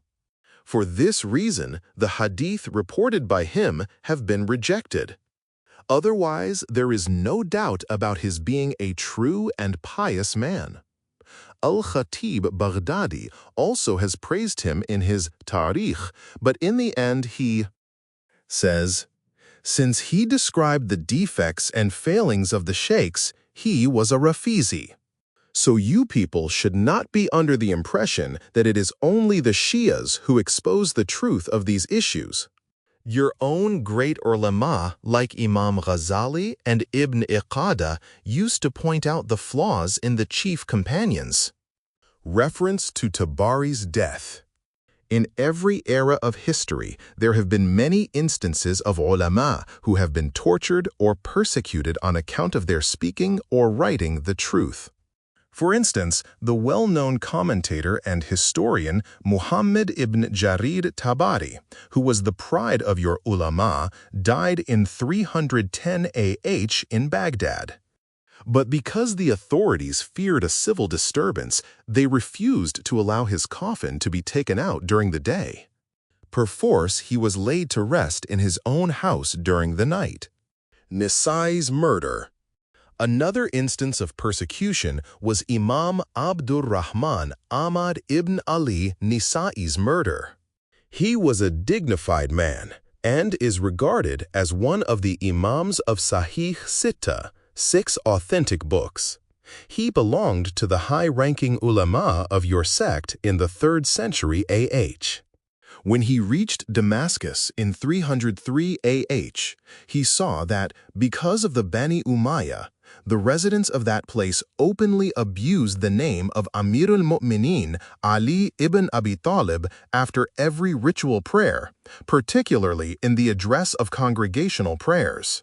He was much grieved to see this, and he decided to collect all the hadith of the Holy Prophet in praise of Amir al-Mu'minin with the chain of their sources, all of which he remembered. Accordingly, he wrote a book, Khasa'isul Alawi, in support of the exalted position and virtues of Ali. He used to read to the people from the pulpit the hadith from his book, The Praises of the Holy Imam. One day, when he was narrating the high merits of Ali, a rowdy group of fanatics dragged him from the pulpit and beat him. They punched his testicles and, catching hold of his penis, dragged him out of the mosque and threw him into the street. As a result of these injuries, he died after a few days. His body was taken to Mecca, where he was laid to rest. These events are the consequence of enmity and ignorance. Now, I beg your pardon that I have been driven a little far from my point. What I meant was that the position of wilaya, vicegerency, of Amir al-Mu'minin was not recorded by the Shia's ulama alone. Your own prominent ulama have also narrated that the Holy Prophet, in the presence of 70,000 or 120,000 people, raised Ali's hands and introduced him as Imam, leader and guide of the people. Sunnis doubt about meaning of Mawla. Of course, there is no doubt about the occasion and the text of this hadith, but at the same time, it does not have the significance which your passionate eloquence suggests. Apart from this, there are some doubts regarding the text of this hadith. For instance, the word Mawla, you told us, means one who has a greater claim on others, although it is known that in this hadith, Mawla means lover, helper, and friend. The Prophet knew that Ali had many enemies, and so he wanted to exhort the people that whomsoever he loved or was friend or helper to, Ali also loved him and was his friend and helper. The reason he demanded allegiance from the people was that he did not want them to cause Ali trouble. Well-wisher, I think you sometimes unnecessarily adopt the habits of your predecessors. If you would consider the facts carefully, the truth of this issue would become clear. What are the facts which prove your point of view? Please let us know. Meaning of Mawla as guide, master, in light of the verse, Ya ayyuhar rasul, balligh. Well-wisher. The first proof is the Holy Quran and the revelation of the verse, O Apostle, deliver that which has been revealed to you from your Lord, and if you do it not, then you have not delivered his message, and Allah will protect you from the people. 5.67. Hafiz, how can you claim that this verse was revealed on that day and for this purpose? All your reputable ulama have accepted it. Jalaluddin Suyuti, Durul Mansur, Volume.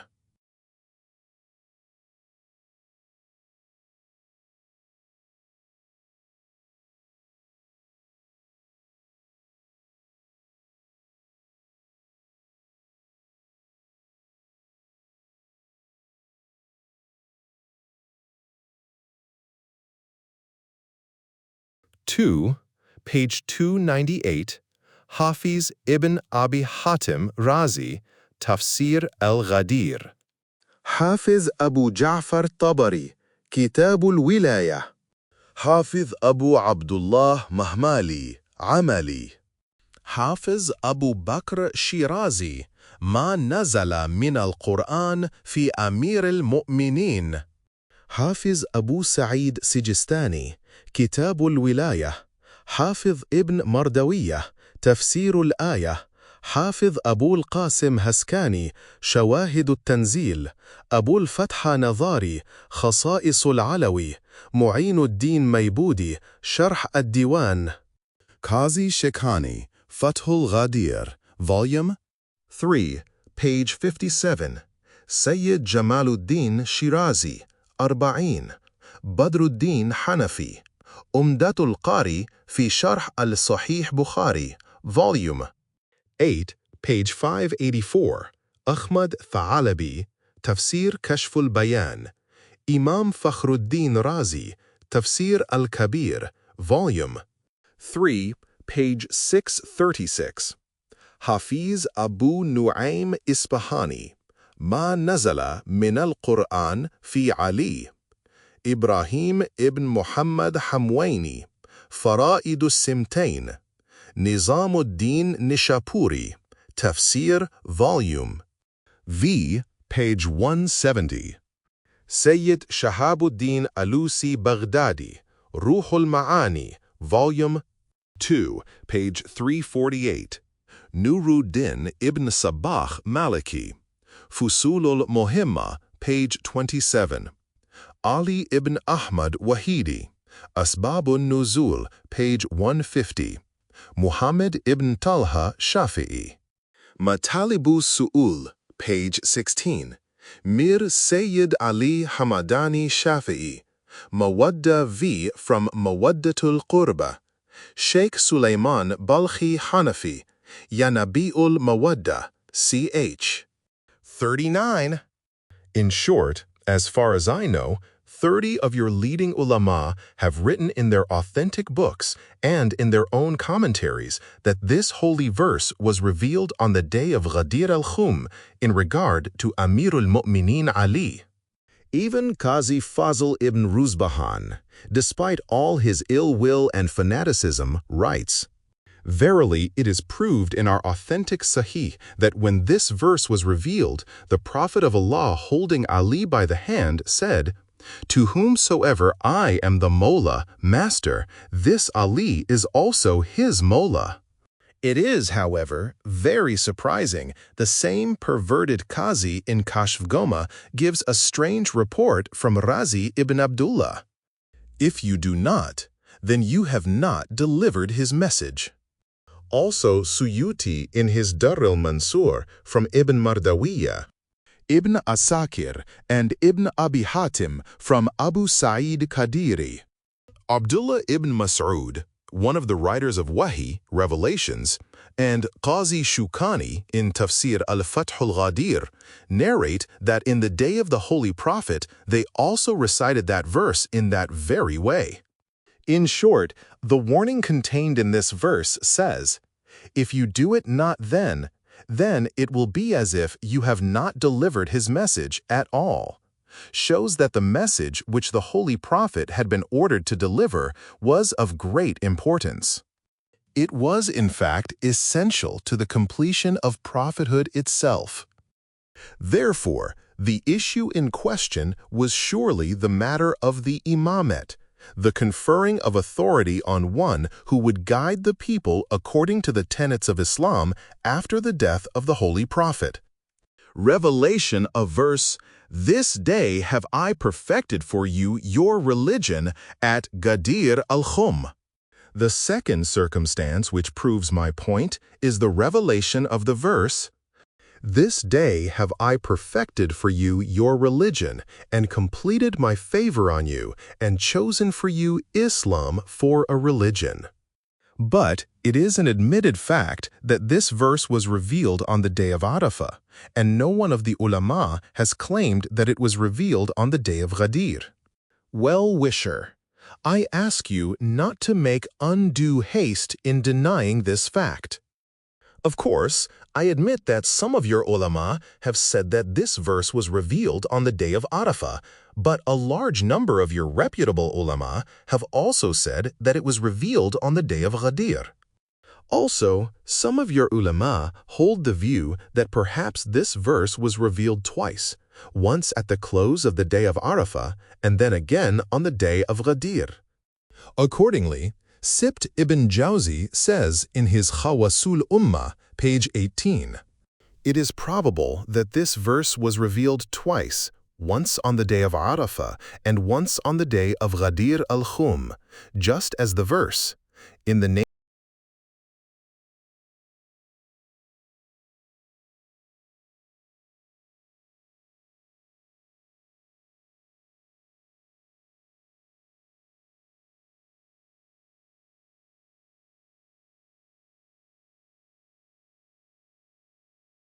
Your trustworthy scholars, such as Jalaluddin Suyuti in Durrul Mansur, Volume 2, page 256, and Itqan, Volume I, page 31, Imamul Mufassirin Tha'labi in Kashful Bayan, Hafiz Abu Nu'aym Isbahani in Ma Nunassala min al-Quran fi Ali, Abul Fatah Nazari in Khasa'isul Alawi, Ibn Kathir Shami in Tafsir, Volume 2, page 41, following Hafiz ibn Mardawiya, Muhammad ibn Jarir Tabari, scholar, commentator, and historian of the 3rd century AH in Tafsir al-Kitab al-Wilaya, Hafiz Abul Qasim Haskani in Shawahid ut-Tanzil. Sibt ibn Jawzi in Tadhkira al-Khawas al-Ummah, page 18, Abu Ishaq Hamawaini in Fara'id al-Simtain, ch. 12, Abu Sa'id Sijstani in Kitab al-Wilaya, al-Khatib al-Baghdadi in Tarikh al-Baghdad, Volume 8, page 290, Ibn Maghazili Faqih Shafi'i in Manaqib, ch.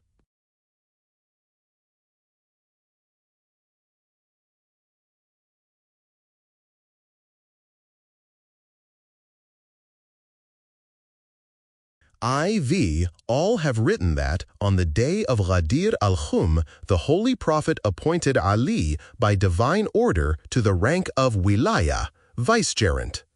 He told the people whatever he was ordained to say about Ali, and raised his hands so high that the white of both his armpits was visible. He addressed the people thus, "Salute Ali because he is the Amir, Lord of the believers." The whole community complied with his order. They had not yet departed from one another when the aforesaid verse was revealed. The Holy Prophet was highly pleased with the revelation of this verse. So, addressing the people, he said, "Allah is great. He who has perfected for them their religion and has completed his favor on them and is satisfied with my prophethood and Ali's vicegerency after me." Imam Haskani and Imam Ahmed ibn Hanbal have given the complete details of this event. If you, respected people, would leave behind your preconceived ideas on this matter, you would understand the holy verse and hadith, which show that the word Mawla means wali, master, i.e., one having authority over all others. If Mawla or Wali did not mean one who has a greater claim on others, the latter phrase, after me, would be meaningless. And this sentence, which the Holy Prophet repeatedly uttered from his sacred tongue, proves that Mawla and Wali mean one who has greater claim on all others, because he said that rank in particular was granted to Ali after him. Third, you might consider the circumstances.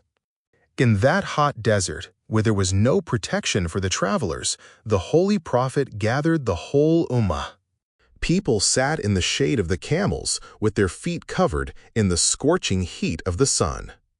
In these conditions, the Prophet delivered a long address, which Khawarizmi and Ibn Mardawiyah in their Manaqib and Tabari in his Kitabul Wilaya and others have narrated.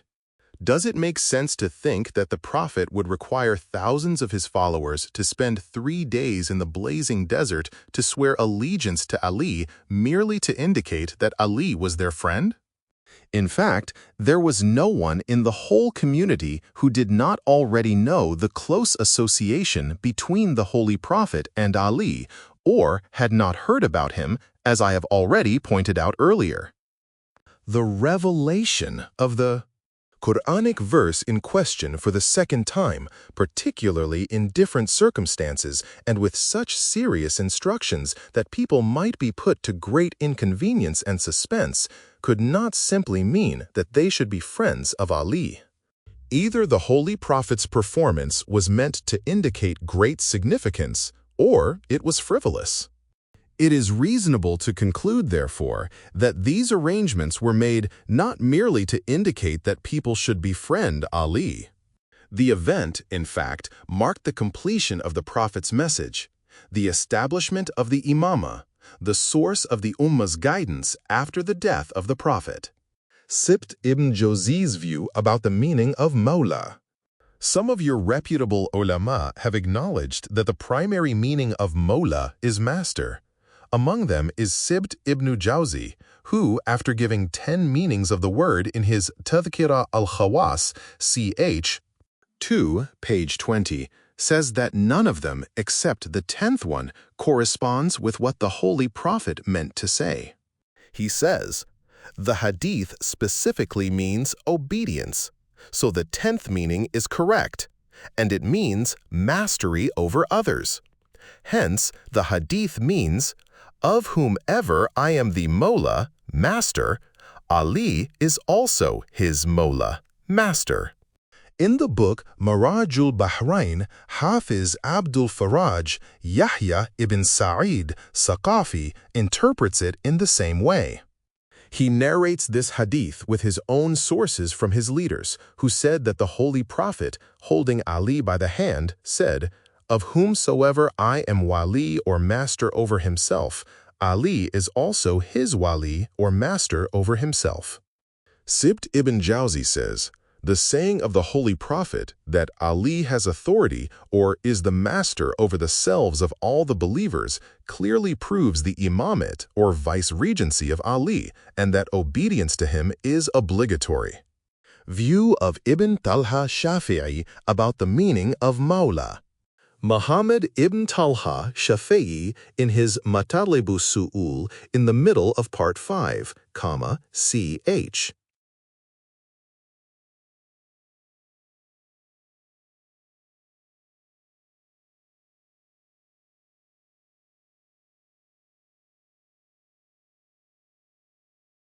(3.61). In it, Allah Almighty has called Ali the self of the Holy Prophet. There was no separation between the self of the Holy Prophet and the self of Ali, since he combined the two with the pronoun referring to the Holy Prophet. Muhammad ibn Talha adds, in this hadith, the Holy Prophet indicated that whatever obligations the believers had in respect to him, they had also in respect to Ali.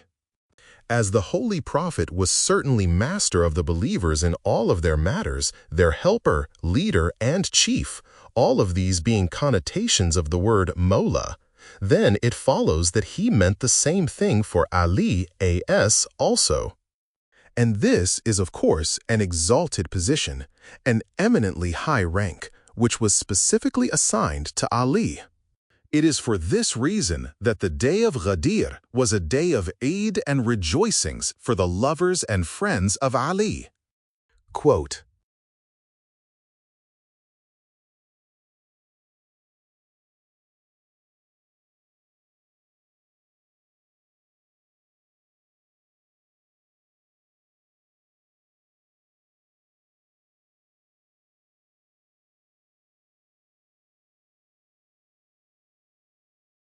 In view of your statement, since the word Mawla has a number of meanings, it would be wrong to conclude that it was used in this case to indicate a single meaning, master, to the exclusion of other meanings.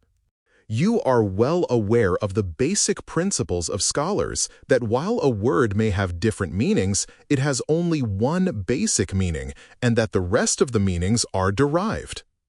The basic meaning of the word Mawla, or wali, is master. For instance, the wali of nikah means one who acts as attorney or trustee. The wali of a woman is her husband.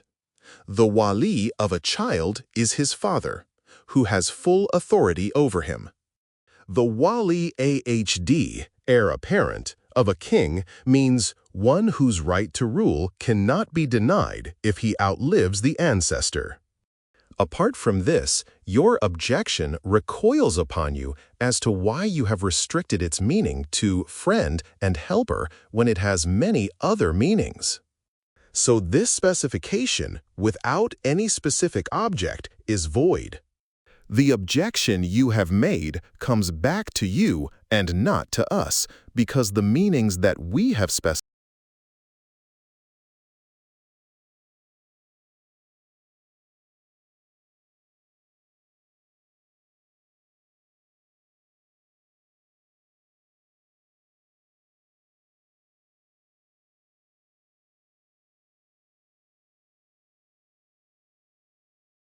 the verses of the Holy Quran, the Hadith, and the opinions of scholars all prove the same meaning which we have given. Among these are the reasons which your own prominent ulama like Sibt ibn Jawzi, Muhammad ibn Abi Talha Shafi'i have given regarding its meaning. Moreover, it is narrated in a large number of hadith, both from your sources and mine, that this holy verse was read thus: O Prophet of Allah, deliver what has been sent down to you from your Lord about Ali's wilaya, vicegerency, and his being master of the believers.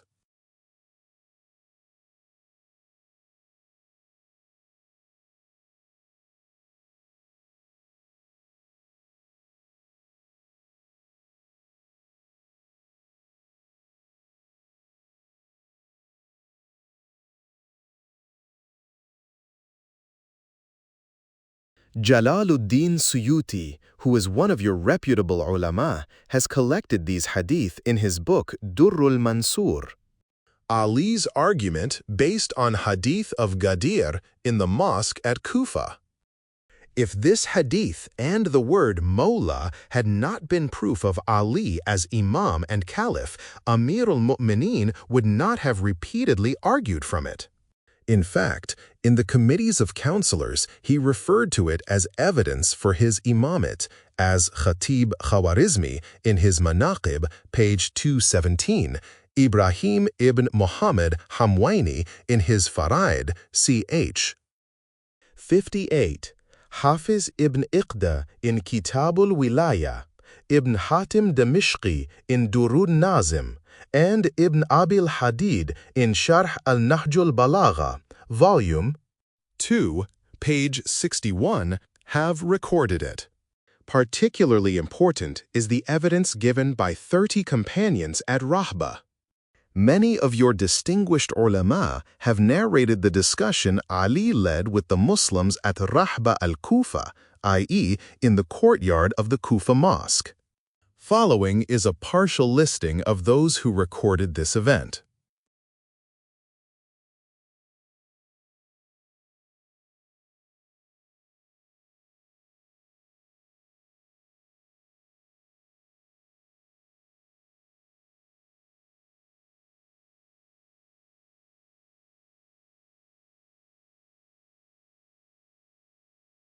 Imam Ahmad ibn Hanbal in his Musnad, Part 1, page 129. Ibn Athir Jazari in Asadul Ghaiba, Volume 3 and Volume 5, p. 206 and 276. Ibn Qutayba in Ma'arif, page 194. Muhammad ibn Yusuf Ganji Shafi'i in Kifayatut Talib. Ibn Abil Hadid in Sharh al-Nahj al-Balagha, Volume I, page 362. Hafiz Abu Noaim Isfahani in Hilyatul Awliya, Volume V, page 26. Ibn Hajar Asqalani in Asaba, Volume 2, page 408. Muhibuddin Tabari in Dhakha'ir al-Uqba, page 67. Imam Abdur Rahman Nisai in Khasaisul Alawi, page 26. Allama Samhudi in Jawahirul Iqdain. Shamsuddin Jazari in Asnul Matalib, page 3. Sulaiman Balki Hanafi in Yanabiyul Mawadda, ch. 4. Hafiz ibn Iqda in Kitabul Wilaya. Ali stood before the people and asked them to bear witness about what they had heard the Holy Prophet saying about him at Ghadir al-Khum. 30 of the companions, including 12 Badris, those who had fought in the Battle of Badr, stood up and said that they saw on the Ghadir al-Khum day the Holy Prophet holding up Hazrat Ali's hand and saying to the people, "Do you know that I have greater claim on the believers than they have on their own selves?" All of them said, "Yes." Then the Holy Prophet said, "Of whomsoever I am Mawla, master, this Ali is his Mawla, master." Sad plight of those who did not confirm hadith of Ghadir. Out of this gathering, 3 men did not bear witness to the event. One of them was Anas ibn Malik, who said that because he had become enfeebled with old age, he had forgotten all about it. Ali cursed the 3. He said, "If you are telling lies, may Allah afflict thee with leprosy, which even your turban would not conceal." No sooner did Anas stand up from his place when leprosy appeared on his body. According to some reports, he became both blind and a leper. 4th argument. Have I not a greater claim on you than you have on yourselves? Well-wisher. 4th, the way in which the hadith has been narrated in itself proves that the word Mawla means master. The Holy Prophet, in his address at Ghadir, asked the people, "Have I not a greater claim on you than you have on yourselves?" This refers to the words of the Holy Quran. The Prophet has a greater claim on the faithful than they have on themselves. 33-6.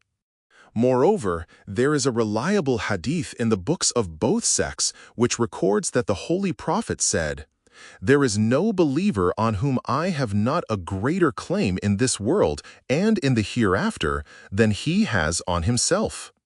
All of them said with one voice that he had a greater claim on them than they had on themselves.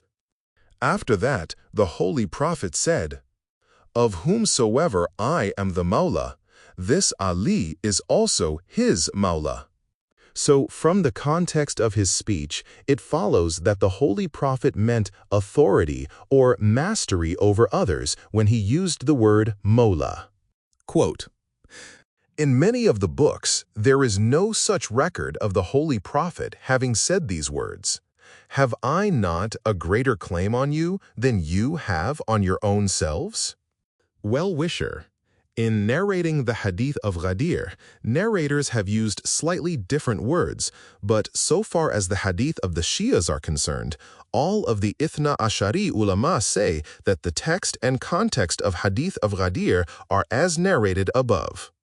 And in most of the authentic Sunni books written by your prominent ulama, like Sibt ibn Jawzi in Tadhkira al-Khawas al-Ummah, page 18.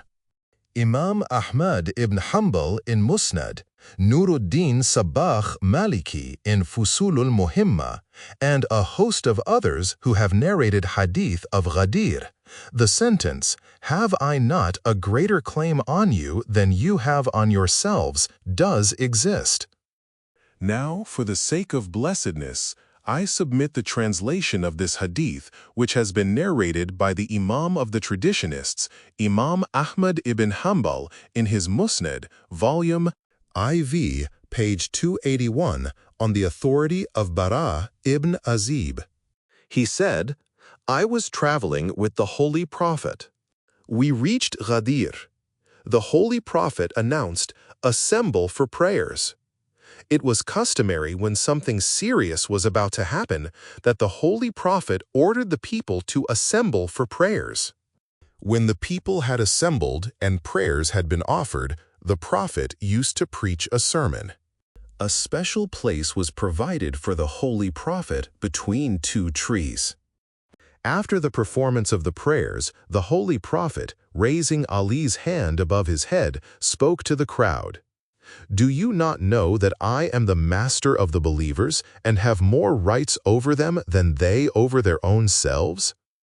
All of them said, 'Yes, we know that.' He again said, 'Do you not know that I have greater rights over every believer than he has over his own self?' All of them answered, 'Yes, we know it.'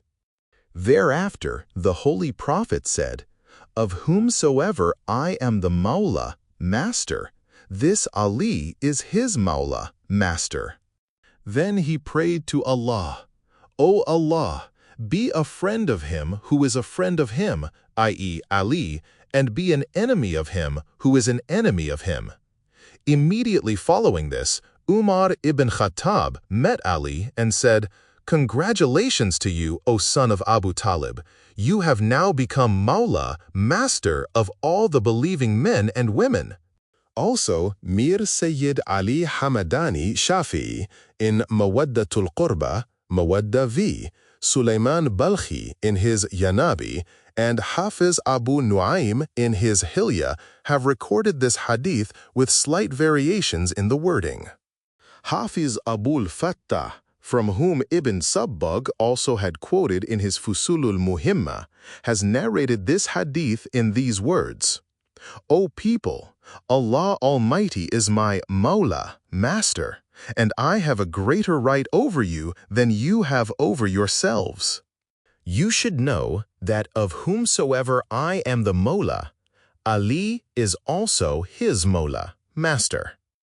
Ibn Majah Qazwini in his Sunan and Imam Abu Abdurrahman Nisa'i in his Hadith p. 81, 83, 93, 24 have narrated this hadith in the same way. And Zayd ibn Arqam writes in his Hadith number 84 that the Prophet of Allah said in the course of his address, "Do you not know that I have a greater authority over all believers, men or women, than they have over themselves?" All of them said, "We bear witness that you have greater authority over every believer than he has over his own self."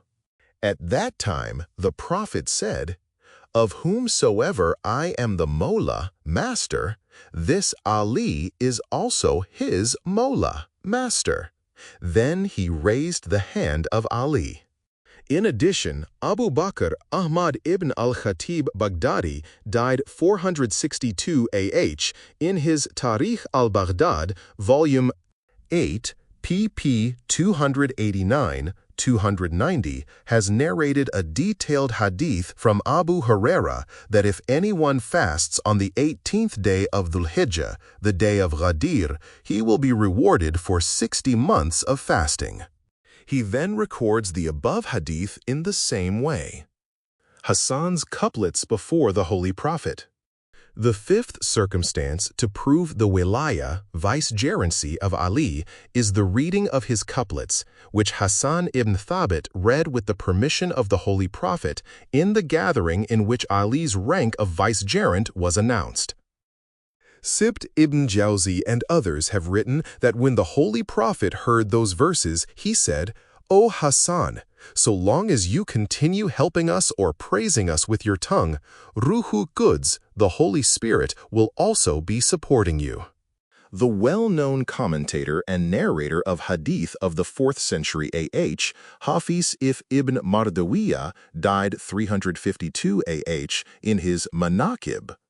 The chief of the Imams, Muwafaq ibn Ahmed Khawarizmi, in Manaqib and Maqtalul Hussein, Part 4, Jalaluddin Suyuti in his Risalatul Azhar Fima Aqdahu Shu'ara, and many of your scholars, narrators, and historians report from Abu Sa'id Khadari that on the day of Ghadir al-Khum, after the address of the Holy Prophet and the appointment of Ali as his successor, Hassan ibn Thabit said, "Do you permit me to recite some couplets on this occasion?"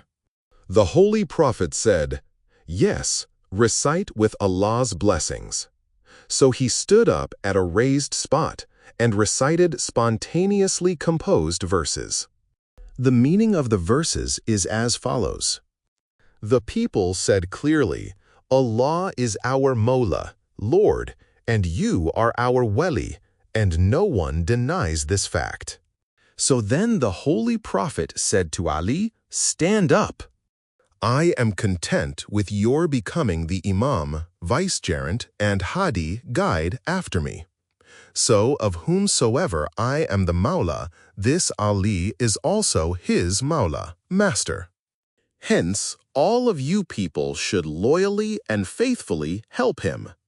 Then the Prophet prayed to Allah, "O Allah, be a friend of him who is a friend of him, Ali, and be an enemy of him who is enemy of him." Quote, "These couplets are a clear proof of the fact that on that day the companions of the Holy Prophet did not interpret the word Mawla in any other way except Imam, and that Ali would be the Caliph after the Prophet died. If the word Mawla did not mean Imam or master over others, the Prophet would have at once interrupted Hassan when he had recited the line, "I am content with your being Imam and guide after me," and would have told him that he was mistaken and that he did not mean Ali to be the Imam and successor after him, and that he meant by the word Mawla, friend or helper. But in fact, the Holy Prophet supported him by saying, "Ruhul Quds will also be supporting you." Apart from this, the Holy Prophet clearly explained the position of Imamat or Wilaya, viceverency of Ali in his sermon. He writes that the Prophet said, "Listen and obey. Verily, Allah Almighty is your Mawla, and Ali is your Imam. Until the day of judgment, the imamate will belong to my progeny, the descendants of Ali." Companions breaking their promise made on the day of Ghadir. Whatever interpretation you may give to the word Mawla, it is an acknowledged fact that the companions made a promise to the Prophet on that day. There is complete concurrence between the two sects on this point.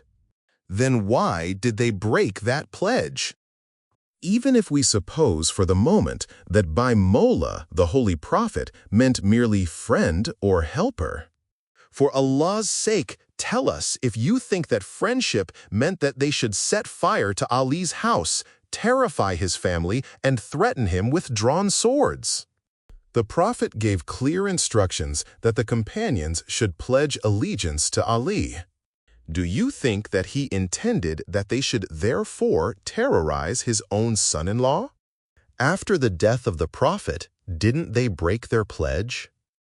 Did they, who broke the pledge, fulfill, in your opinion, the conditions of friendship? Did they read verse 15 of ch. 13, al-Rad, the thunder of the Quran? And those who break the covenant of Allah after its confirmation and cut asunder that which Allah has ordered to be joined and make mischief in the land. As for those, upon them shall be a curse, and they shall have the evil issue of the abode. 1325. Companions breaking the promise at Uhud, Hunain, and Hudaybiyah. In the battles of Uhud and Hunain, when the Holy Prophet had made all his companions promise that they would not run away that day, didn't they actually run away? They ran from the battlefield and left the Holy Prophet to face the enemy. This has been recorded by your own historians, like Tabari, Ibn Abil Hadid, and Ibn Asame Kufi. Wasn't this breaking a solemn pledge? I swear by Allah that you unreasonably find fault with the Shias when we say only what your own renowned ulama and historians have said. Shias condemn only those companions whose acts were unjust. I don't understand why you people have been attacking us for generations. Whatever you write is accepted, but if we write what the great Sunni ulama have written, we are labeled as infidels, simply because we criticize the injustice of some of the companions. If, however, criticism of the companions means Rafizism, then apparently all the companions were Rafizis, because all of them criticized one another's bad actions. Even Abu Bakr and Umar did so. Some of the Prophet's companions were pious believers and were highly respected.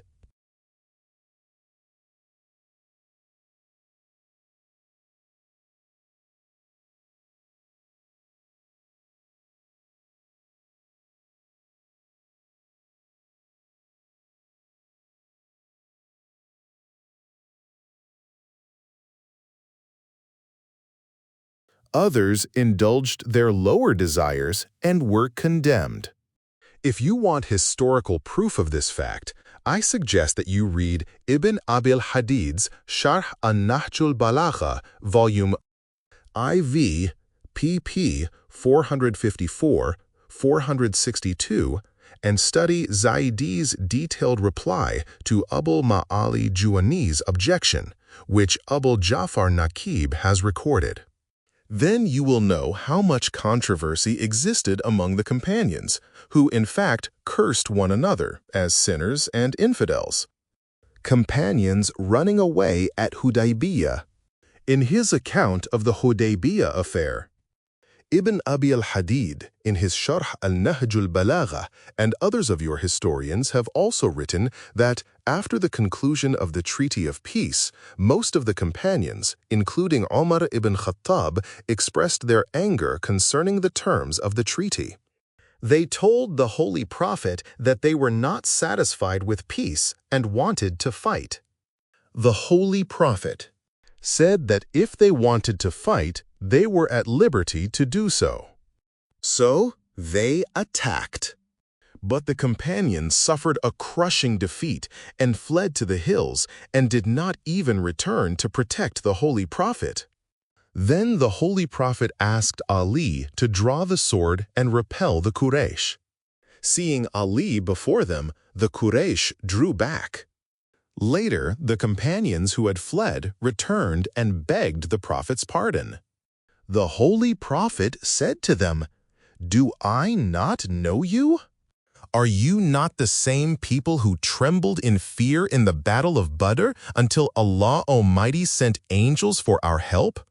Are you not the same companions of mine who on the day of Uhud fled to the hills and left me unprotected? Although I kept on calling you, you did not return."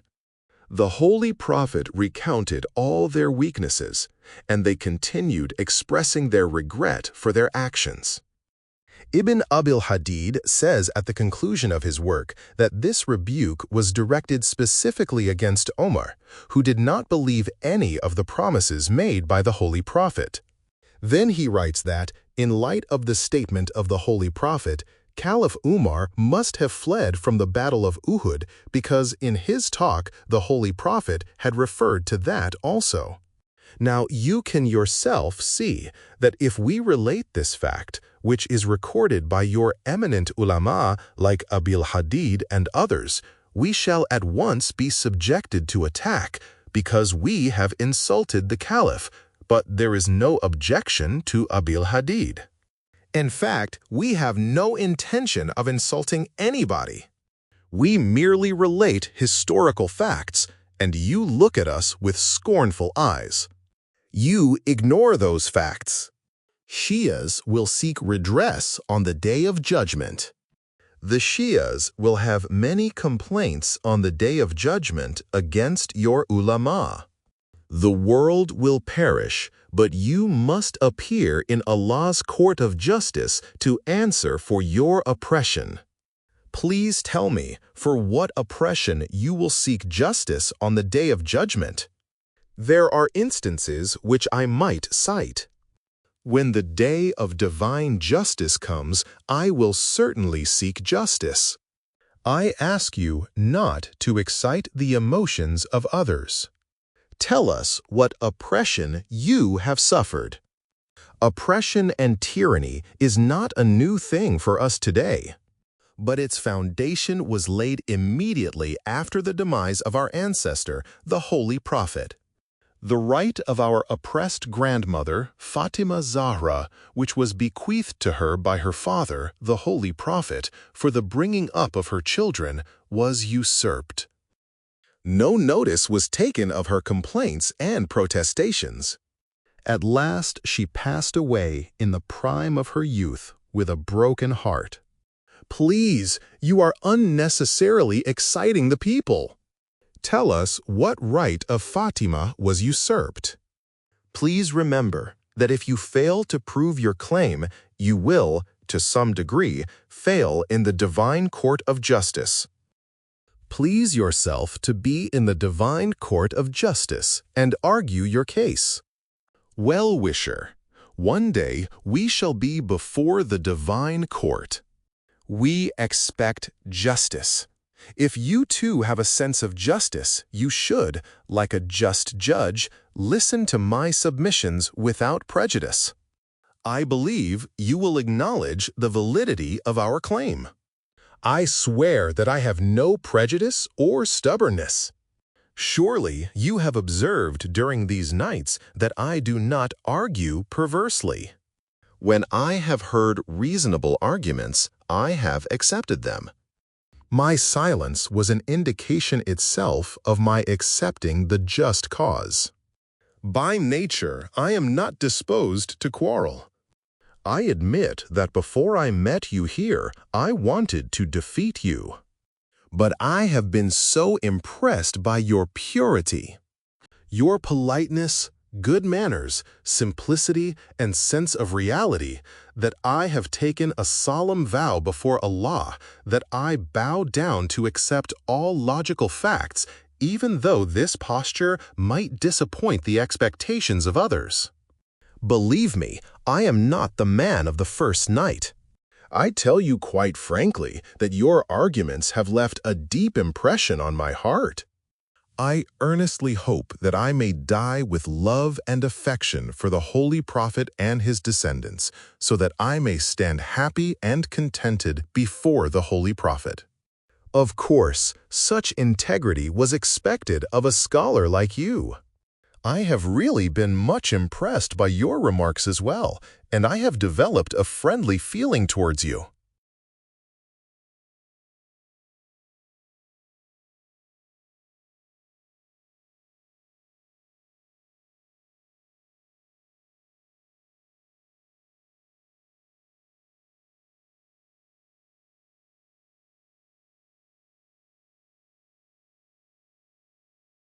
Now, I would like to make a request. I hope you will accept. Yes, please. Well-wisher, tonight I would like to be a judge and the others to be witnesses, so that you may decide without any prejudice whether my claim is just. Some of the uninformed believers say that it is no use discussing a matter which happened over 1,300 years ago. They do not understand that matters relating to knowledge are debated in every age. Fair discussions reveal the truth, and the claim of inheritance can legally be made by an heir at any time. Since I am one of the heirs, I would like to put a question to you. Please give me a just reply. Yes, I shall be very pleased to hear your statement. If by divine command a father gives property to his son, and, after the death of the former, if the property is taken from the son who is in possession of the property, what would be the nature of the claim? The usurper's action would be completely unjust. But whom are you referring to when you say the oppressor and the oppressed? Fadak and its usurpation.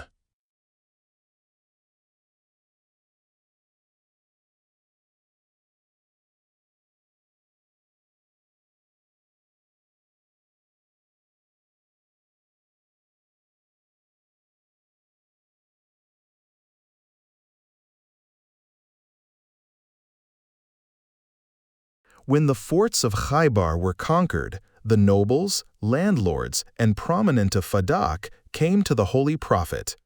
Fadak was an area in the valley of the Medina hills. It contained 7 villages which extended as far as the seacoast. Many were very fertile, and there were oases there. There was a peace treaty with the people stating that half of the whole of Fadak was to be in their possession and the other half would be the property of the Holy Prophet. This fact has been narrated by Yaqut Hamawi, the author of Majimul Buldan, in his Futuhul Buldan, volume VI, page 343.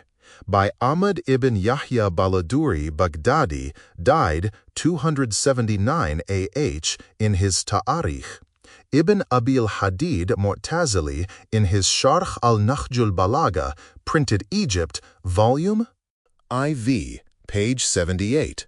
Quoting from Abu Bakr Ahmad ibn Abdulaziz Jauhari, by Muhammad ibn Jarir Tabari in his Tarikh al-Kabir, and by many others of your traditionists and historians.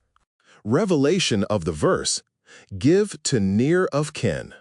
When the Holy Prophet returned to Medina, Gabriel revealed the following: And give to the near of kin his due, and to the needy and the wayfarer, and do not squander wastefully. 726.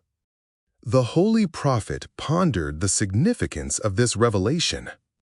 Gabriel appeared again and informed him that Allah had decreed, let Fadak be given to Fatima. The Holy Prophet called Fatima and said, Allah has commanded me to bestow Fadak as a gift to you. So he immediately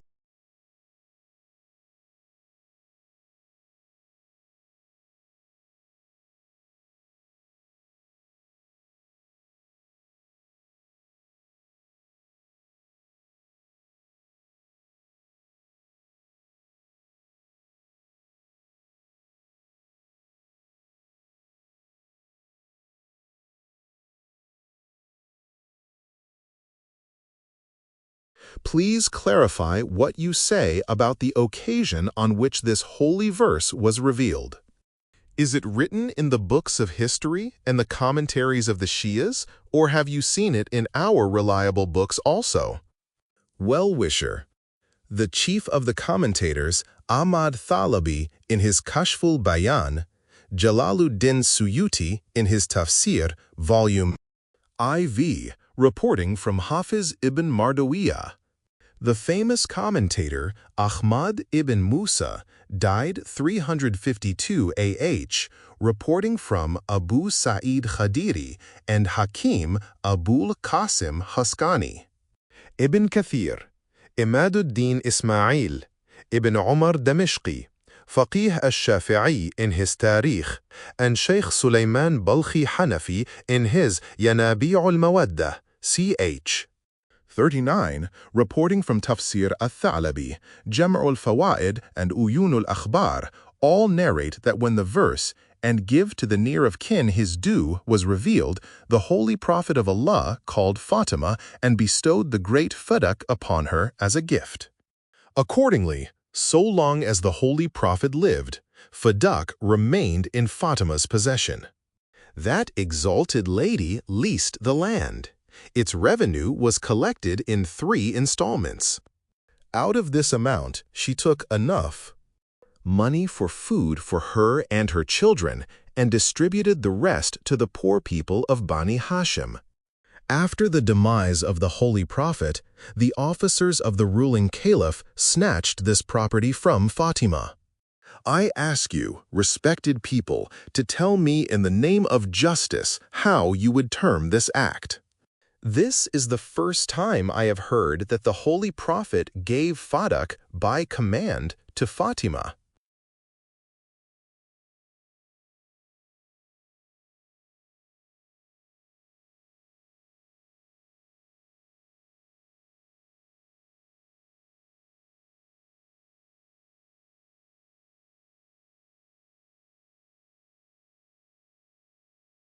But, as I have told you, most of your prominent ulama have written about it in their reliable books.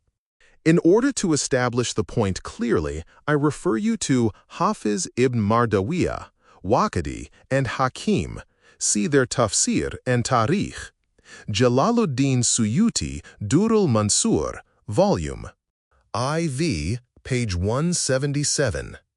Mullah Ali Muttaqi's Kanzul Ummah, and the brief note which he had written on Ahmad ibn Hanbal's Kitabul Akhlaq of Musnad about the problem of Sila al-Rahim, and Ibn Abil Hadid's Sharh al-Nahjul Balagha, Volume IV. All of these ulama have narrated in different ways, apart from Abu Sa'id Khadri's statement, that when the above verse was revealed, the Holy Prophet gave fadak to Fatima Zahra. Argument from Hadith, La nurith, we do not leave legacies. Hafiz, it is an admitted fact that the caliphs confiscated fadak on the basis of the well-known hadith narrated by Abu Bakr, who declared that he had himself heard the Holy Prophet say, "We prophets do not leave behind any legacy. Whatever we leave as inheritance is charity, i.e. the property of ummah." Fadak was a gift, not a legacy. First, it was not an inheritance, but a gift. Second, the purported hadith is unacceptable. What argument would you advance for the rejection of this hadith? Well-wisher, there are many reasons for rejecting this hadith. Hadith la nuris is concocted. First, whoever contrived this hadith uttered it without thinking about the words he used. If he had been careful about it, he would never have said, "We prophets do not leave any inheritance," because he would have known that his lying would be exposed by the very wording of this concocted hadith. If he had used the words, "I have not left behind any legacy," his attempted hadith would have been more plausible.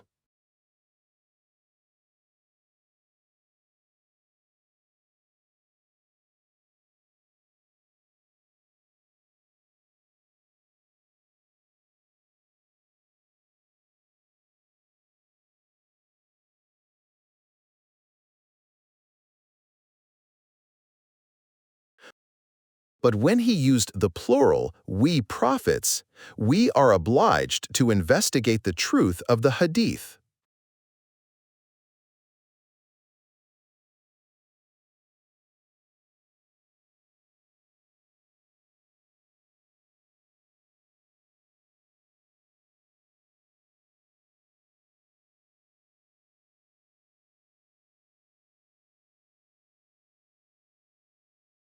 Now, on the basis of your own statement, we refer to the Holy Quran for guidance.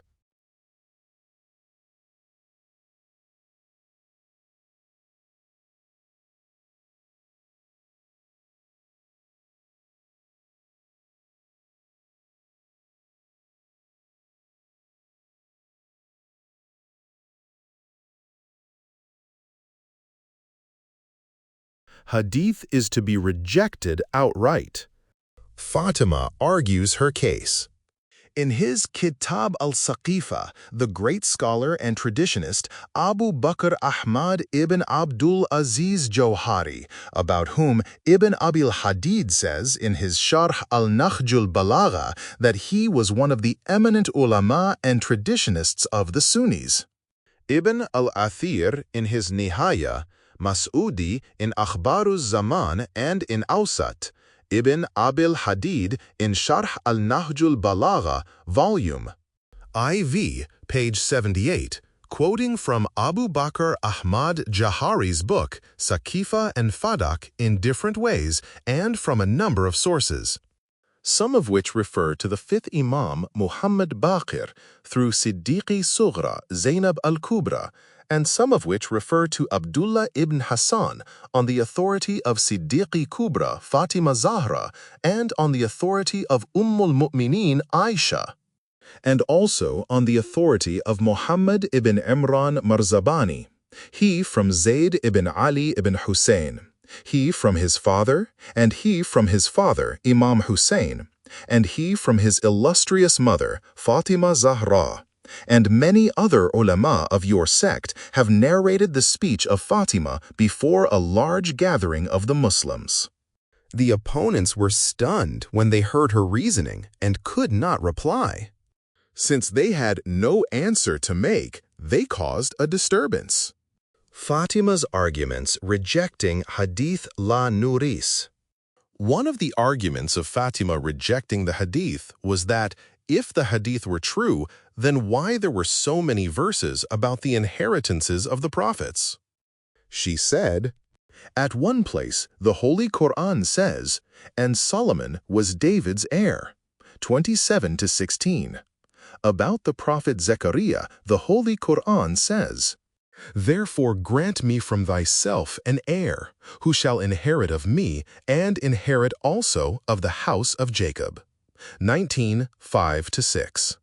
About Zechariah's invocation, the Holy Quran says, and Zechariah, when he cried to his Lord, O my Lord, leave me not childless, though thou art the best of inheritors. So we responded to him and gave him Yahya. 21-89-90.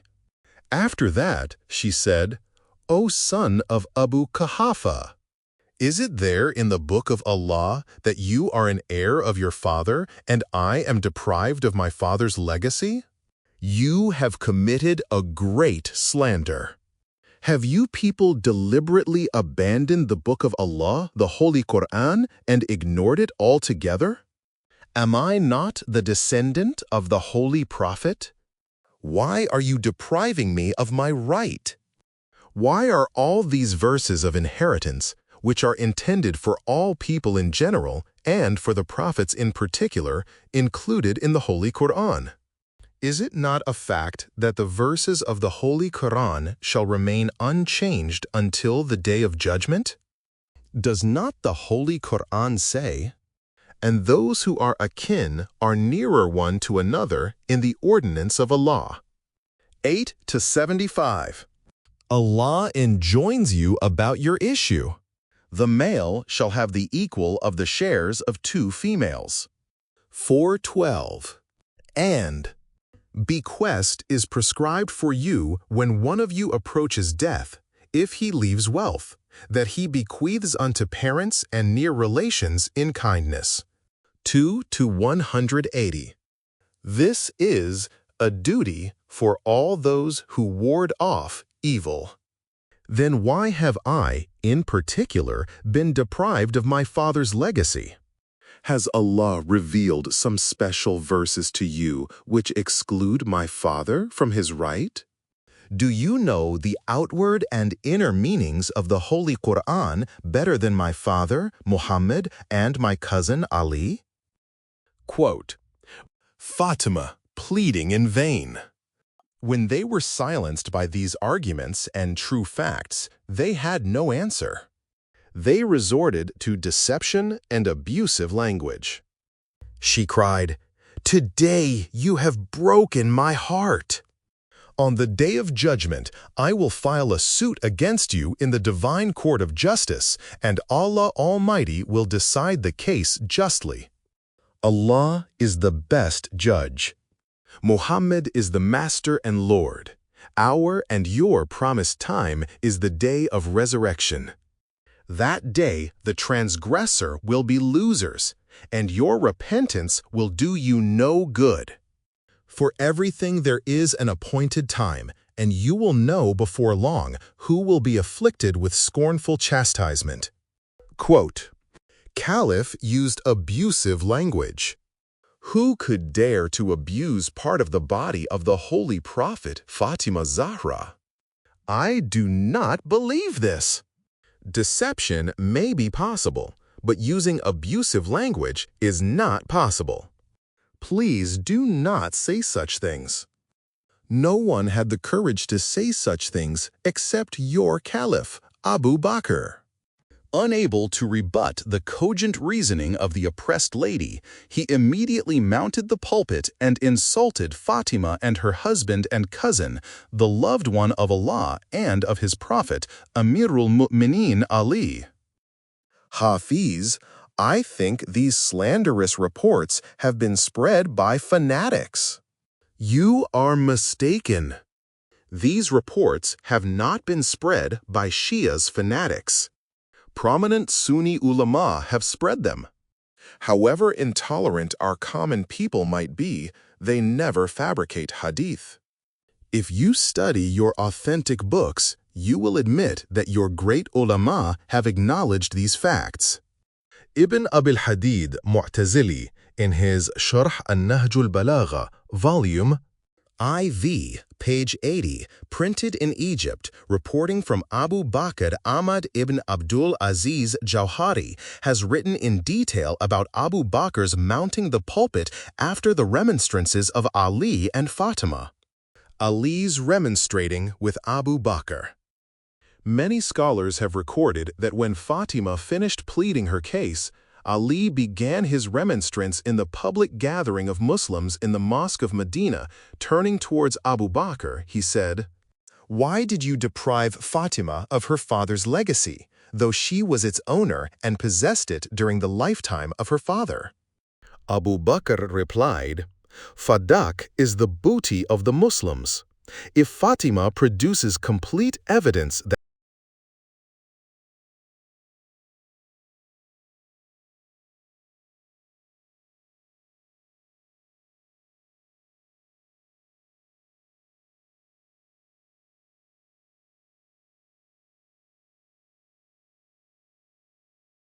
the holy Imam said, "Is it not a fact that when you pronounce a judgment about Muslims, in general, you pass quite a contradictory judgment concerning us?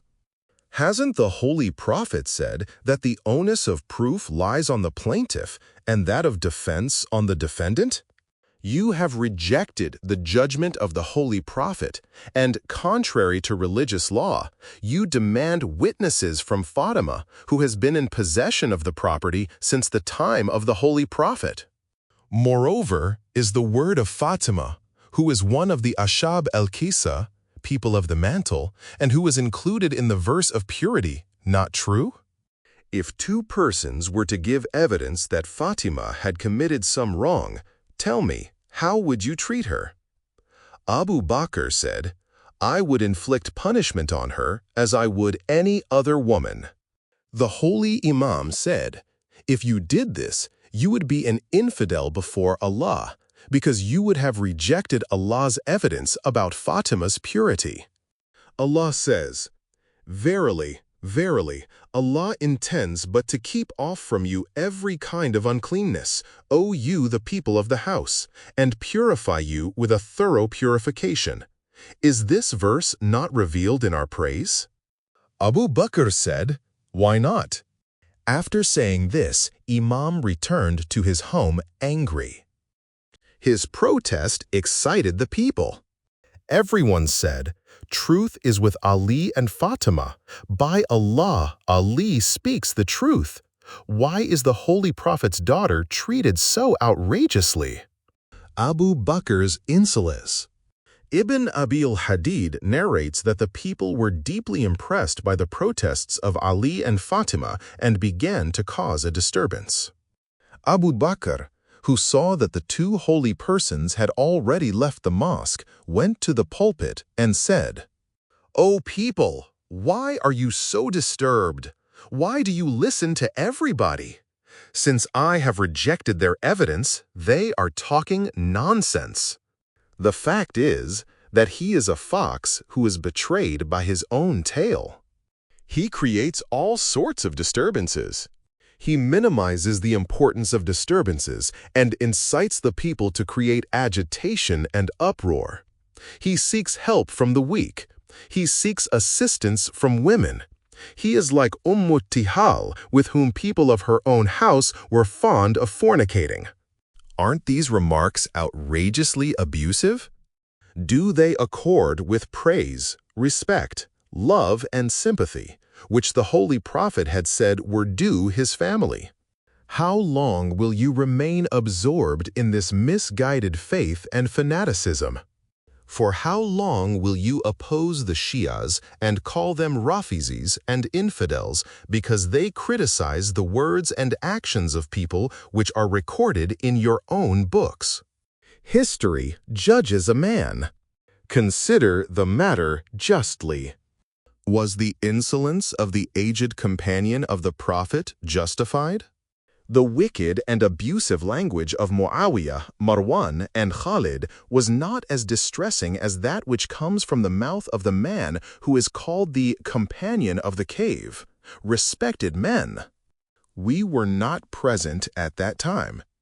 We hear the names of Ali, Abu Bakr, Umar, Uthman, Talha, Zubair, Muawiyah, Marwan, Khalid, Abu Huraira, etc. We have neither friendship nor enmity with any of them. We see two things. First, those whom Allah and His Prophet loved and for whom respect and loyalty was commanded. Second, we examine their deeds and utterances. Then we decide with a fair mind. We resist letting our preference for someone distort our judgment.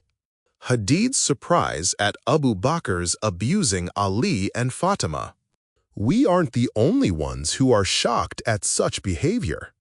Even your own fair ulama are amazed to learn it. Ibn Abi al-Hadid writes in his Sharh an-Nahjul Balagha, volume IV, page 80, that the utterances of the Caliph filled him with astonishment.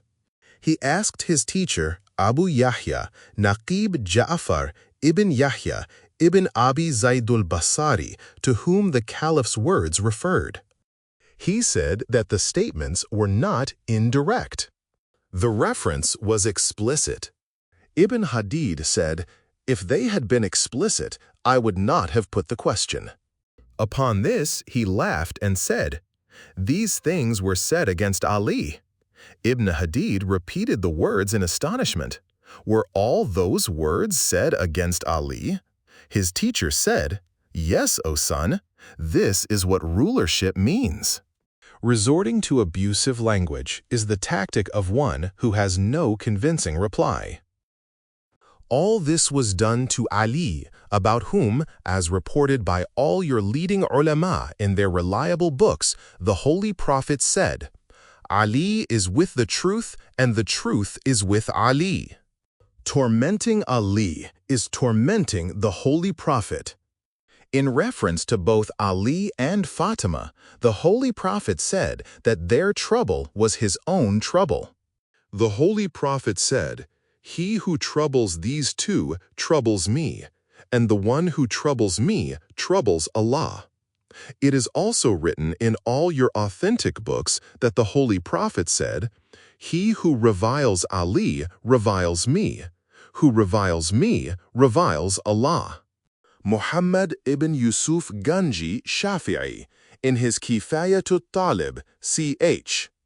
10, narrates a detailed hadith on the authority of Ibn Abbas, who told a section of the Syrians who were cursing Ali that he had heard the Holy Prophet saying about Ali, "He who abuses you abuses me, and he who abuses me abuses Allah, and he who abuses Allah will be thrown straight into hell."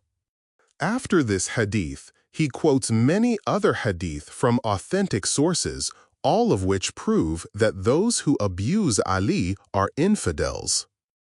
Chapter 10 of his book is entitled, "Concerning the Infidelity of One Who Abuses Ali."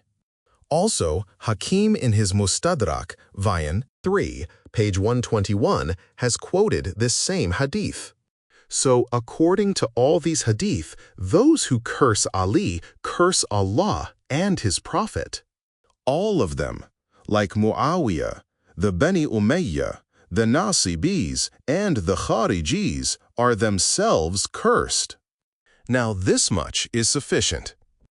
The day of judgment will surely come. Since our oppressed ancestor assumed silence and left the decision to that day, we shall also remain silent. There is a second point which disproves the supposed hadith, we leave no inheritance. The Holy Prophet said, I am the city of knowledge, and Ali is its gate. And I am the house of wisdom, and Ali is its door. Both sects accepted this. Certainly, one who was the gate of the Holy Prophet's knowledge understood all hadith and instructions of the Holy Prophet, particularly those concerned with the problems of inheritance. On them depends the welfare of the whole nation. The Holy Prophet also said, one who wishes to acquire knowledge should come to Ali's door. If his knowledge had been incomplete, the Holy Prophet would not have said that Ali was the best judge in the whole community. He said, Ali is the best of all among you in interpreting the laws. This hadith is recorded in all your authentic books. Would the Holy Prophet proclaim the superiority of a man's mastery of the laws if that man did not understand the problems of inheritance and the rights of the people? Part of the purpose of the Holy Prophet was to secure social reform for the people in this world and peace and comfort for them in the hereafter. How could he make Ali the commander of the faithful and yet not convey to him a tradition such as this which affects the entire social order? Neither of these two things is proved according to us. The Hadith of Medina is not accepted by our distinguished ulama, and the problem of viceverancy and succession has also been rejected by the reputable ulama. Bukhari and Muslim, in their collections of hadith and others of our prominent ulama, report on the authority of al-Mu'mineen Aisha that the head of the Holy Prophet at the time of his death rested against her chest until he passed away. She stated that he did not make a will. Had he made a will, al-Mu'mineen would have narrated it, and the question of the will would have been settled. Hadith, I am the city of knowledge, and Ali is its gate. Well-wisher, regarding the hadith, you have been very unfair. I have already told you that both sects have unanimously accepted it, and that it has been reported with almost perfect continuity. The following of your notable ulama have confirmed the authenticity of this hadith. Imam Tha'labi, Firuzabadi, Hakim Nishapuri, Muhammad Jazari, Muhammad ibn Jarir Tabari, Muhammad ibn Yusuf Ganji Shafi'i, Muhammad ibn Talha Shafiri, Qazi Fazl ibn Ruzbahan, Munawi ibn Hajar Makki, Khatib Khawarizmi, Sulaiman Qunduzi Hanafi, Ibn Maghazili Faqih Shafi'i, Dailami, Ibn Talha Shafi'i, Mir Sayyid Ali Hamadani, Hafiz Abu Nu'aym Isbahani, Shaykh al-Islam Hamwaini, Ibn Abi al-Hadid Mu'tazali, Tibrani, Sibt ibn Jawzi, and Imam Abdur Rahman Nisa'i. Vicegerency conferred on Ali A.S. Regarding the problem of vicegerency, there are many authoritative statements confirming that the Holy Prophet did make his will. No knowledgeable person denies this fact. The Caliph of the Prophet is also his vicegerent, the one who conducted his domestic affairs. For example, they paid allowances to the wives of the Prophet. Why do you say that Ali was appointed vicegerent? You are right. It is obvious that the Holy Prophet's caliph was also his vicegerent. During previous nights, I have submitted my arguments and authoritative statements concerning the caliphate. That the Holy Prophet appointed Ali his caliph and vicegerent is quite right. While others were busy with their own conveniences and political conspiracies, the vicegerent of the Holy Prophet performed the funeral rites of the Holy Prophet. Afterwards, he was occupied in returning the trust money and other valuables and caring for other matters with which the Holy Prophet had entrusted him. This is too clear to require any proof. Both our ulama agree regarding this fact. Hadith about the vicegerency. To prove my point, let me refer to some hadith. 1. Creating brotherly relationship. Imam Thalabi in his Manaqib and Tafsir. Ibn Maghazili, Faqih al-Shafi'i, in his Manaqib, and Mir Sayyid Ali Hamadani in his Mawaddatul Qurba, Mawaddat.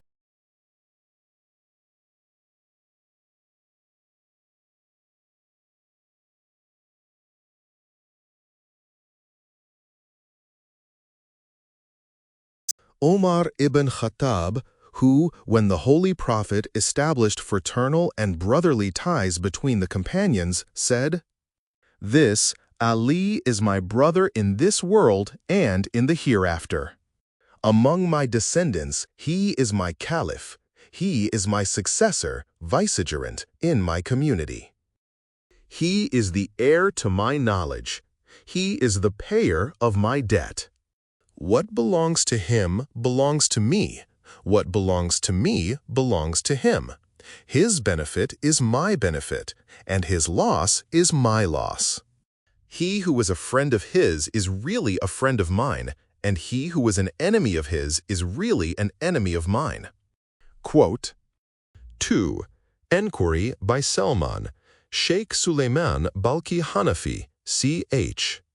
15 of his Yanabiul Mawadda has narrated 20 hadith in support of the viceregency of Ali from Imam Tha'alabi, Hamwaini, Hafiz Abu Nu'aym, Ahmad ibn Hanbal, Ibn Maghazili, Khawarizmi, and Dailami. I submit some of them for your guidance. He reports from Ahmad ibn Hanbal's Musnad and Sibt ibn Jawzi in his Tadhkirat al-Khawas al-Ummah, page 26, and Ibn Maghazili Shafi'i in his Manaqib have also narrated these hadith, that Anas ibn Malik said, "I asked Salman to ask the Holy Prophet who was his wasi, vicegerent. Salman asked the Holy Prophet, 'O Prophet of Allah, who is your vicegerent?' The Holy Prophet said, 'O Salman, who is Salman's successor?' He said, 'Yusha ibn Nun.' Then the Holy Prophet said, 'My successor and my heir, who will pay my debt and will fulfill my promises, is Ali ibn Abi Talib.' 3.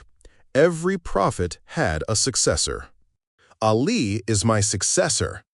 It is reported from Muwaffaq ibn Ahmed, who quotes from Burayda, that the Holy Prophet said, 'Every prophet had a successor and heir, and verily my successor and heir is Ali.' Muhammad ibn Yusuf Ganji Shafi'i in his Kifayatut Talib, ch. 62, page 131, quotes the same hadith which has also been narrated by Muhaddith of Syria in his Tarikh. 4. Ali is the seal of vicegerents.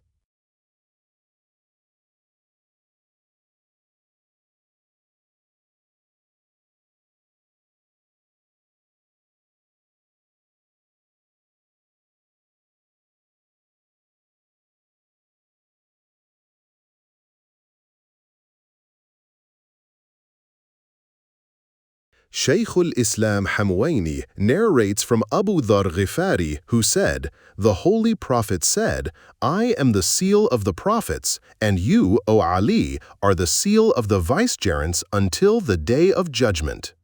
5. Ali is my vicegerent from my progeny.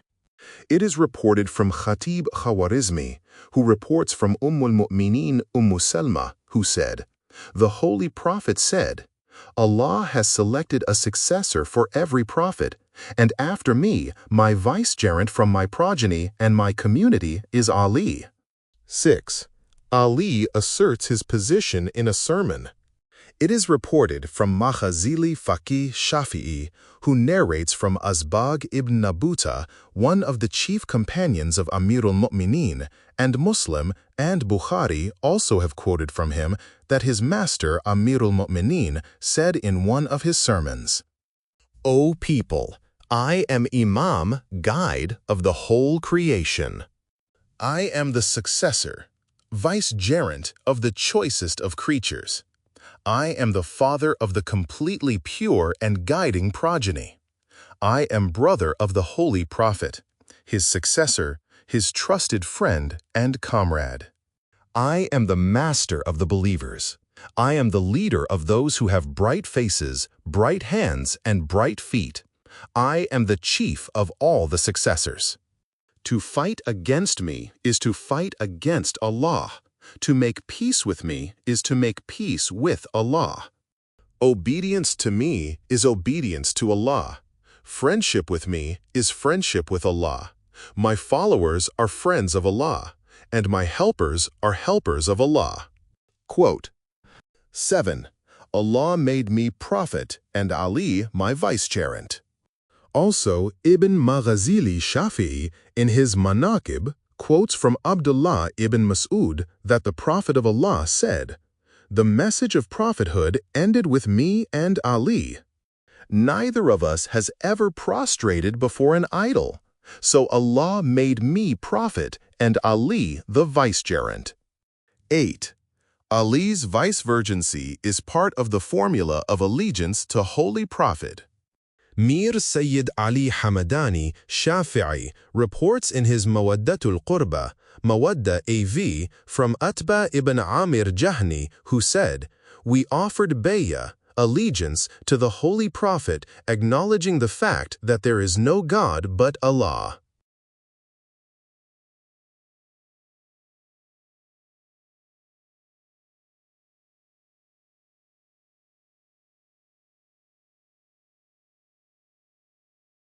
"9.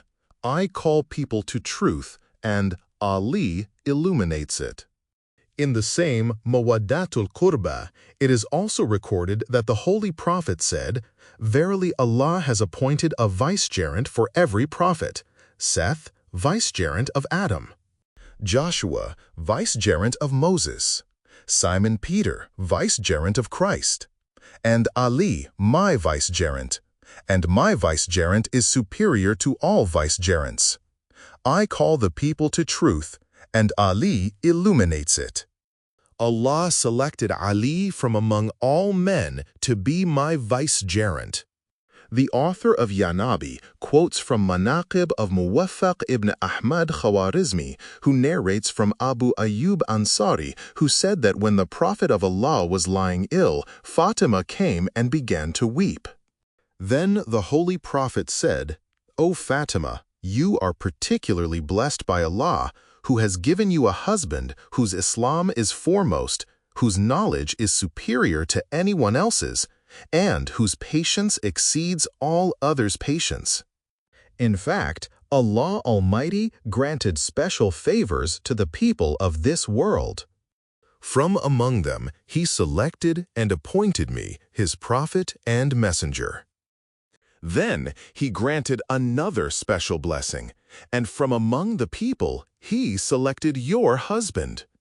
And He revealed to me that I should marry you to him and should make him my vicegerent."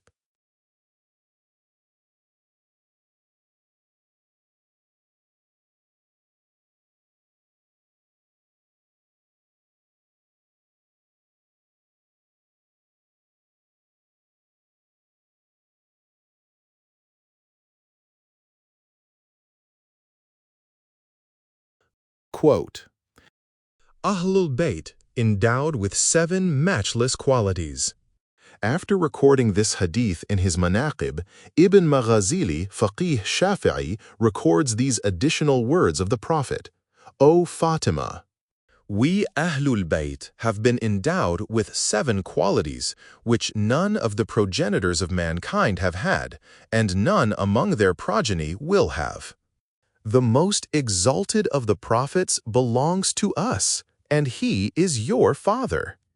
My vicegerent is superior to all other vicegerents, and he is your husband. Our martyr excels all other martyrs, and he is your uncle, Hamza. From among us, Ahlul Bayt, there is a man who has 2 wings with which he flies, whenever he likes, to paradise, and he is your cousin, Ja'far. From us there are 2 grandsons, who are the chiefs of the youths of paradise, and they are your sons. And I tell you, by Allah who controls my life, that the Mahdi of this ummah, behind whom Jesus, son of Mary, will offer prayers, will be a descendant of yours. Quote, Mahdi to fill the earth with justice. Ibrahim ibn Muhammad Hamwaini, after narrating this hadith, has quoted these additional sentences. After naming the Mahdi, the Prophet said, He will fill this world with justice when it will have been full of cruelty and tyranny.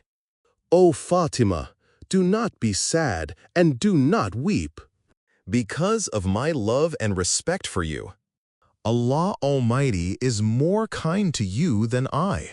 He has bestowed on you a husband of the highest spiritual attainment, most exalted in family rank, most gracious to the people, most equitable in dealing with men's affairs, and most accurate in his decisions. I think this much is sufficient to satisfy the curiosity of Nawab Sahib and to remove the misunderstanding of Sheikh Sahib. At the time of his death, the head of the Holy Prophet was on the chest of Amirul Mu'mineen, yes. As for the claim that at the time of the Prophet's death, his head was on the chest of al-Mu'mineen Aisha, it is not true.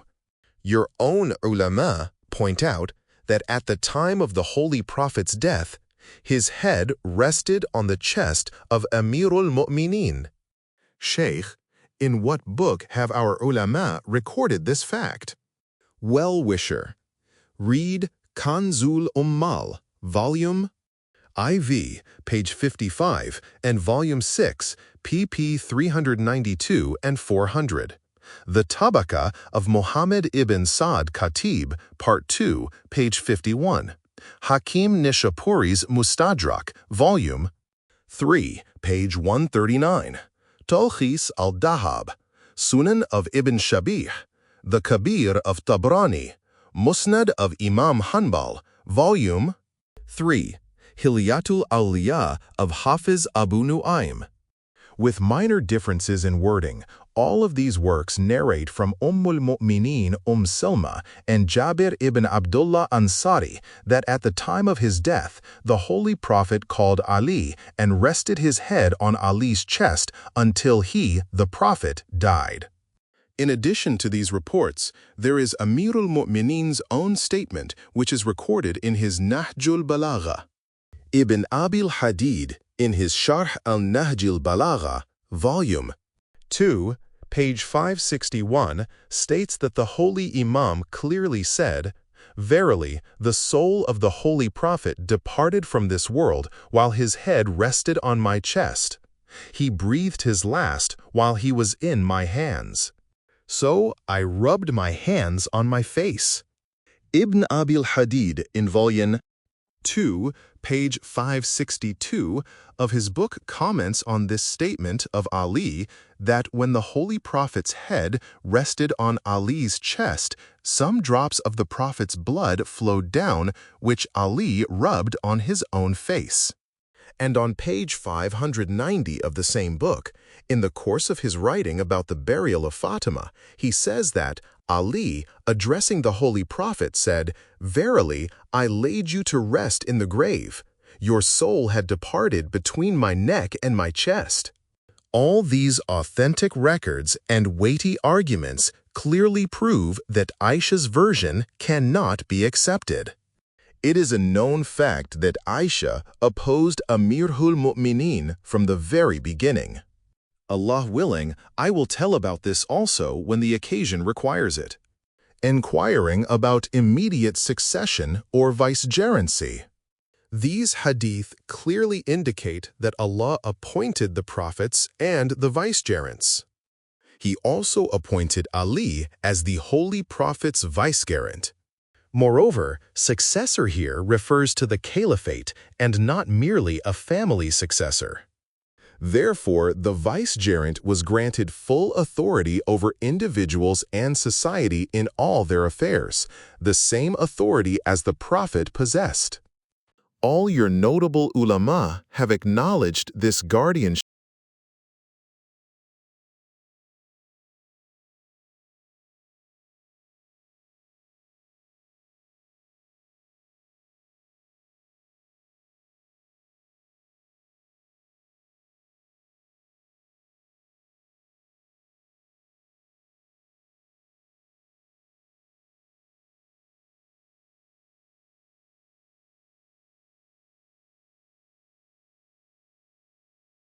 No one has denied it except the few fanatical and hostile individuals who have refused to accept the high merits of the holy Imam.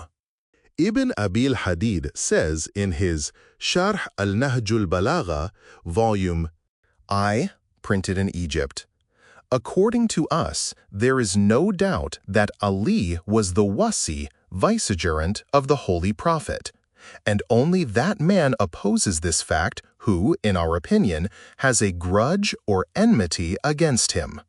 Couplets of some companions about the vicegerency. Ibn Abil Hadid quotes a number of couplets which confirm the vicegerency of Amirul Mu'mineen.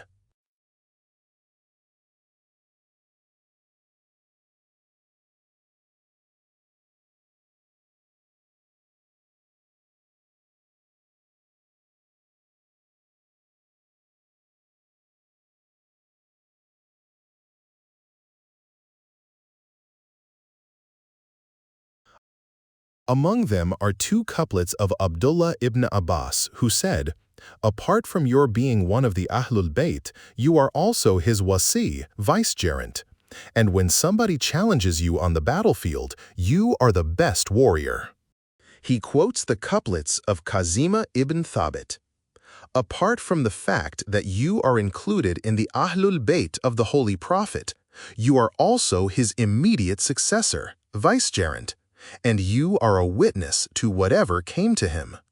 He also quotes the couplet of the companion Abul Hakim Tihan, who said, "Verily, it is the immediate successor, vicegerent of the Holy Prophet, who is our Imam and our Master.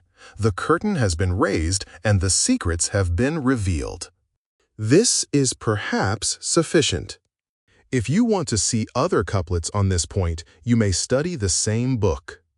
As Ibn Abil Hadid says, if he had not feared extending the work unduly, he would have filled many more pages with such couplets confirming the vicegerency of Ali. It follows, however, that vicegerency and prophethood are interdependent.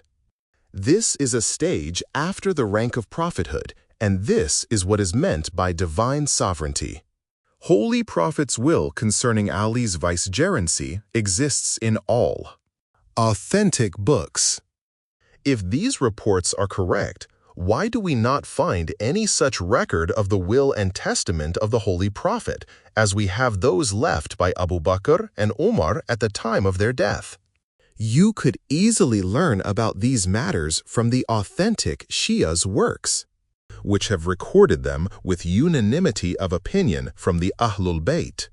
But since we agreed on the first night not to have recourse to one-sided traditions, I am obliged to refer to some of the traditions which are found in your own authentic books, such as those of Tabaqah of Ibn Sa'd, volume 2, page 61, 63, Kanzul Ummal of Ali Muttaqi, volume IV, page .54, and volume 6, p. 155, 393, 403, Musnad of Imam Ahmed ibn Hanbal, volume IV, page 164, and Mustadrak of Hakim, volume 3, pp. 59, 111.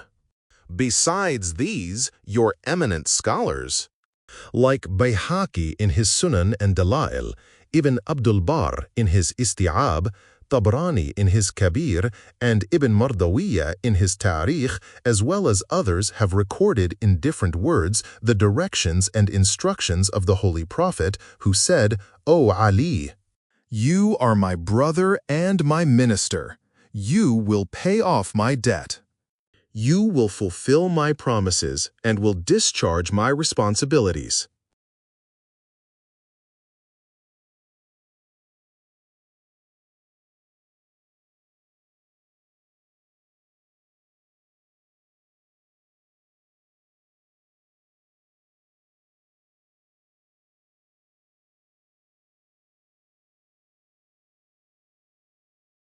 You will wash my dead body, pay my debt, and deposit me in the grave. Apart from these explicit reports, there are a large number of other firmans or ordinances which were pronounced by the Prophet in this regard. Holy Prophet was prevented from writing his will at the time of his death. Shaykh, the Holy Quran says, "Bequest is prescribed for you when death approaches one of you, if he leaves behind wealth for parents and near relations, according to usage, a duty incumbent upon those who guard against evil." 2 to 180. Therefore, it was necessary for the Prophet to make his will and appoint his immediate successor. When he saw his death approaching, why did he not make his will as Abu Bakr and Omar did? Well-wisher, first, by the words, "when death approaches one of you," do you mean the last moments of life? At that time, there is hardly anyone who is in his right mind and is able to perform his duties consciously. Certainly, this passage refers to the time when the signs and symptoms of old age, infirmity, and disease are appearing. Second, this statement of yours has again wounded my feelings and reminded me of a tragedy which cannot be forgotten. My holy grandfather, the Prophet of Allah, stressed the importance of Muslims making a will. He said, "He who dies without making a will dies the death of ignorance, lest there should be discord among the heirs." During the 23 years of his public life, he repeatedly announced who was his wasi, the one whom Allah had ordained as viceregent. When he himself was on his deathbed, he desired to repeat what he had so often declared, so that the community might not be misled and fall into warring factions. It is a pity that the political jugglers opposed him and prevented him from performing his religious duty. The result was that you, too, have an occasion to ask why the Prophet did not make a will. Disobedience to Holy Prophet's command, unbelievable. Sheikh, I think this statement of yours has no factual basis. Certainly, no one could prevent the Prophet from performing his duty. The Holy Quran clearly says, "Whatever the Apostle gives you, accept it, and from whatever he forbids you, keep back." Also, in several other verses, obedience to the Holy Prophet has been made obligatory. For instance, Allah says, "Obey Allah and obey the Prophet." Obviously, refusing to obey the Prophet of Allah is infidelity. Hence, the companions and the followers of the Prophet could not prevent him declaring his will. Possibly, it is a forged report, which has been circulated by the unbelievers to prove the recklessness of the Ummah. Authentic reports concerning the Prophet's being prevented from making his will. Well-wisher, please don't pretend to be ignorant. This is not a forged report. It is a recognized report which all Islamic sects accept. Even Bukhari and Muslim, who have been strictly cautious about any such report which might threaten their own point of view, have narrated this event in their books of hadith. They write that the Holy Prophet, while on his deathbed, asked for paper and ink so that he might have certain instructions recorded for them which would preserve them from going astray after he died. Some of those present, incited by a politician, caused such disturbance that the Holy Prophet became extremely annoyed and ordered them to go away. Sheikh, I cannot for a moment believe this. Who could be so bold as to oppose the Prophet of Allah? Even if an ordinary man wishes to write his will, no one can prevent him.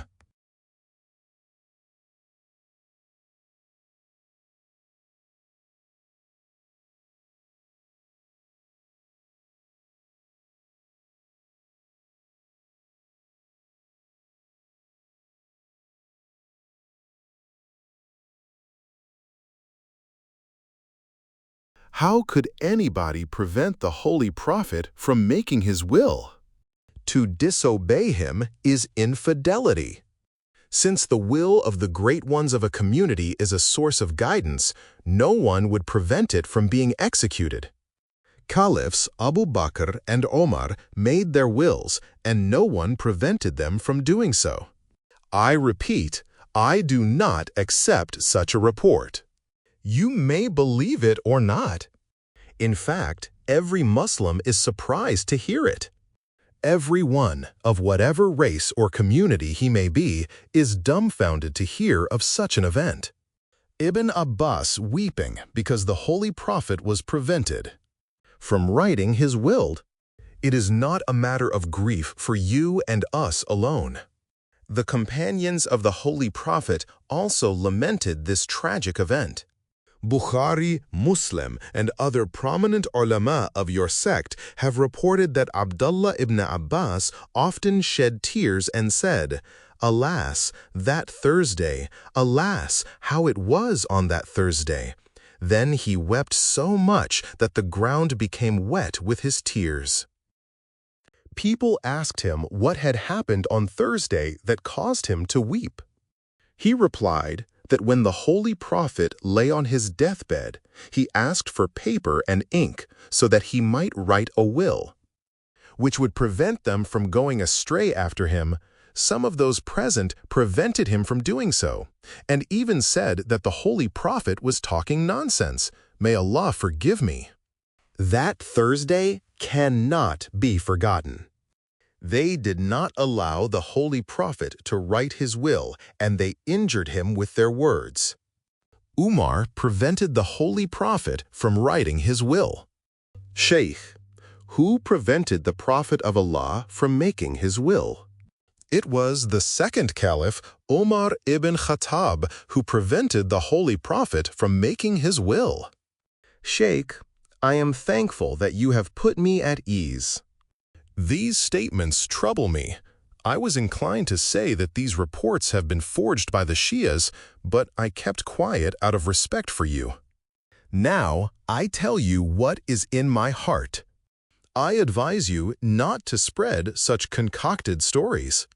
Well-wisher, I advise you not to accept or reject facts without proper consideration.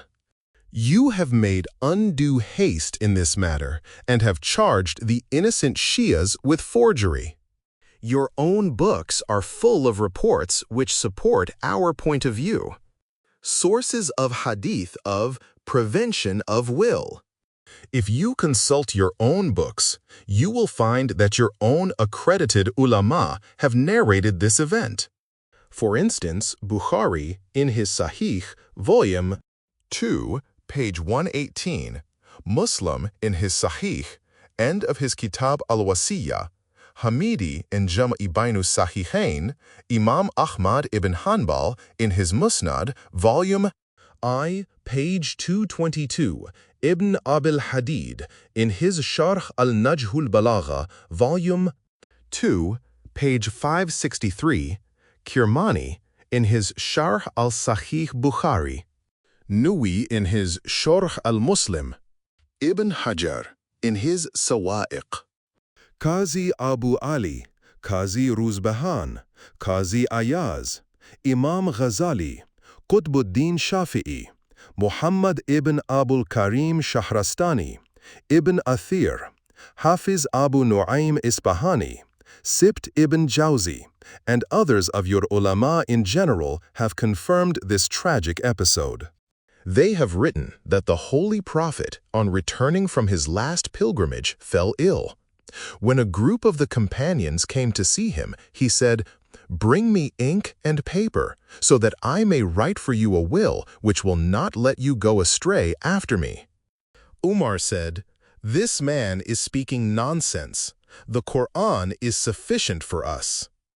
Imam Ghazali has written in his Sirrul Alameen, Maqala IV, from which Sibt ibn Jawzi also quotes in his Tadhkirat, page 36, and many others of your eminent ulama have reported that the Holy Prophet asked the people to bring him ink and paper, and, according to some reports, he said, "Bring me ink and paper so that I may remove from your minds all doubts about the caliphate after me. That is, so that I may tell you who deserves the caliphate after me." At this point, they write, Umar said, "Leave this man, for he is really talking nonsense. May Allah forgive me. The Book of Allah is sufficient for us." The Holy Prophet orders the quarreling companions to leave him. Some of the companions agreed with Omar, and some agreed with the Holy Prophet. There was so much chaos and confusion that the Holy Prophet said, "Get away from me. It is not proper to become angry near me." This was the first disturbance among the Muslims in the presence of the Holy Prophet in all of his 23 years of his strenuous service. The cause of this trouble was Caliph Umar, who sowed the seeds of discord among the Muslims. Today, you and I, two brothers in Islam, are consequently facing each other in opposition. To call the Holy Prophet "this man" was great insolence. "Sheikh, it was not expected of a man like you to be so bold as to utter slander about such an eminent person as Caliph Umar." Well-wisher, tell us whether I showed any boldness in narrating historical facts from your own book. Do you think that Caliph Omar was bold when he prevented the Prophet from writing his will? Was he bold when he abused the Prophet to his face? A poet has rightly said, "You see the mote in my eyes, but you do not see the beam in your own." Does Allah Almighty not say, "Muhammad is not father of any of your men, but the Prophet of Allah and the seal of the prophets"? The name of the Holy Prophet should always be pronounced with due respect and deference. He should be called the Prophet of Allah or the seal of the prophets. But Umar showed no regard for the divine ordinance, instead referring to the Holy Prophet as "this man." Now please say in Allah's name whether insolence was committed by me or by the Caliph. The word hajar used by Umar means nonsense. Sheikh, why do you say that hajar means nonsense? All commentators and your great ulama give the meaning of hajar as nonsense. For instance, Ibn Athir in his Jam ul-Usul, Ibn Hajar in his Sharhi Sahih Bukhari, and the authors of other compilations of hadith give the same meaning.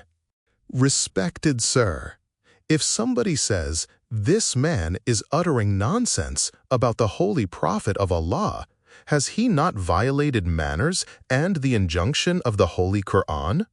Insolence against Holy Prophet is infidelity. The Holy Prophet had not lost his prophethood or his infallibility.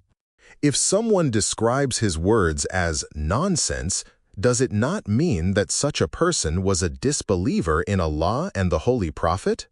Sheikh, Is it proper in light of his rank as a caliph to find fault with him, saying that he did not believe in Allah and the Holy Prophet? Well-wisher, when you hear that the Prophet is accused of uttering nonsense, you do not object. But when a man who occupied the caliphate is cited by many of your own ulama as having insulted the Prophet, you immediately fault the Shi'as rather than place the fault where it rightly belongs. Your own ulama, such as Qazi Ayaz, Shafi'i in his Kitab al-Shifa, Kirmani in his Sharh al-Sahih Bukhari, and Nuwi in his Sharh al-Sahih Muslim, have written that the man who used these words clearly had no belief in the Prophet of Allah. So if anybody opposes the Holy Prophet, particularly with abusive words or saying that he was talking nonsense, we see clearly that he had no belief in the Messenger of Allah. First mischief in Islam in the presence of the Holy Prophet. You asked me why I charged him with creating discord among the people. Your own ulama have admitted this fact. The great scholar Hussein Maibudi says in his Sharh al-Diwan that the first disturbance in Islam happened in the presence of the Holy Prophet himself when he was on his deathbed. The trouble began when Umar prevented the Prophet from writing his will. Shahrastani says in his book Milal wa Anihal Muqaddama IV that the first antagonism between groups of Muslims began when Omar refused to allow ink and paper to be brought to the Prophet on his deathbed. Ibn Abil Hadid confirms this fact in his Sharh al-Nahjul Balagha, Volume 2, page 563. Could the Holy Prophet speak nonsense?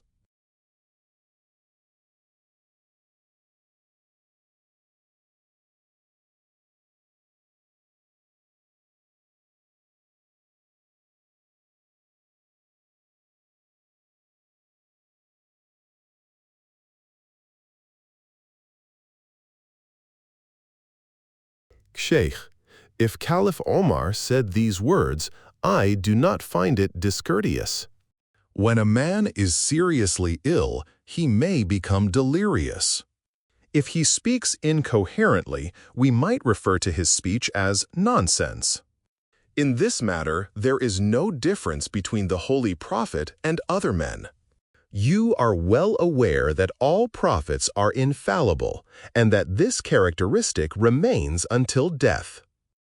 The Prophet Muhammad was certainly infallible on this occasion when he said he wanted to prevent his people from going astray after his death.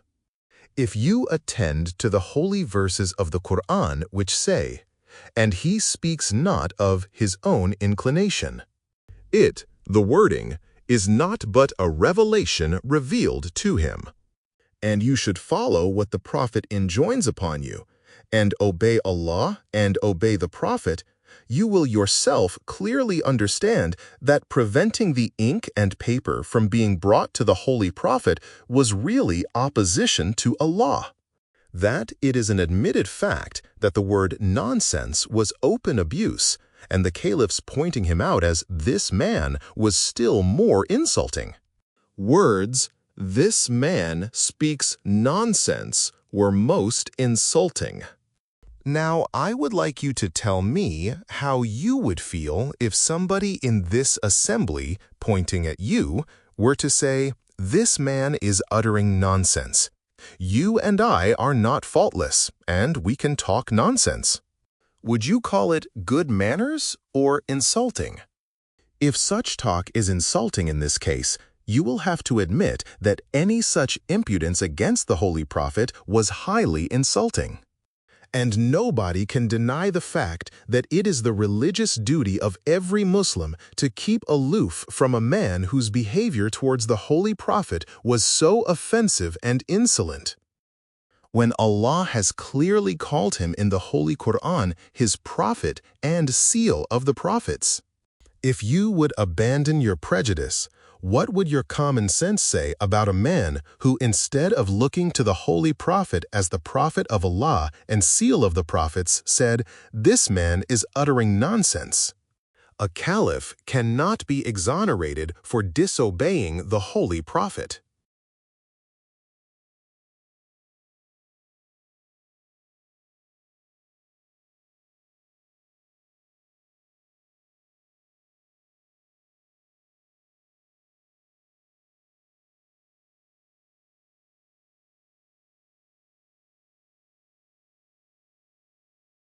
Sheikh, suppose we admit that he was at fault. But since he was the caliph of the Prophet, and he had exercised his discretion for the security of religion, he was free from all blame. Well-wisher, first, your remark that since he was the caliph of the Prophet and he exercised his discretion is quite irrelevant, because on the day on which he said those words, he was not the caliph. Perhaps he had not even dreamed of it. Second, your remark that he exercised his discretion is also astonishing. Have you not considered that, in face of an explicit injunction, discretion has no place? In fact, it is a fault for which one cannot be exonerated. Third, you said that he did so for the security of the religion. It is really astonishing that ulama like you should lose all sense of justice. The Holy Prophet, not Umar, was responsible for the security of the religion. Respected sir, who was responsible for the preservation of religion? The Prophet of Allah or Omar ibn Khattab? Does your common sense accept the point that the Holy Prophet, after stating the condition, "You will not go astray after this writing of the will," might not know that the writing of the will was against the religion?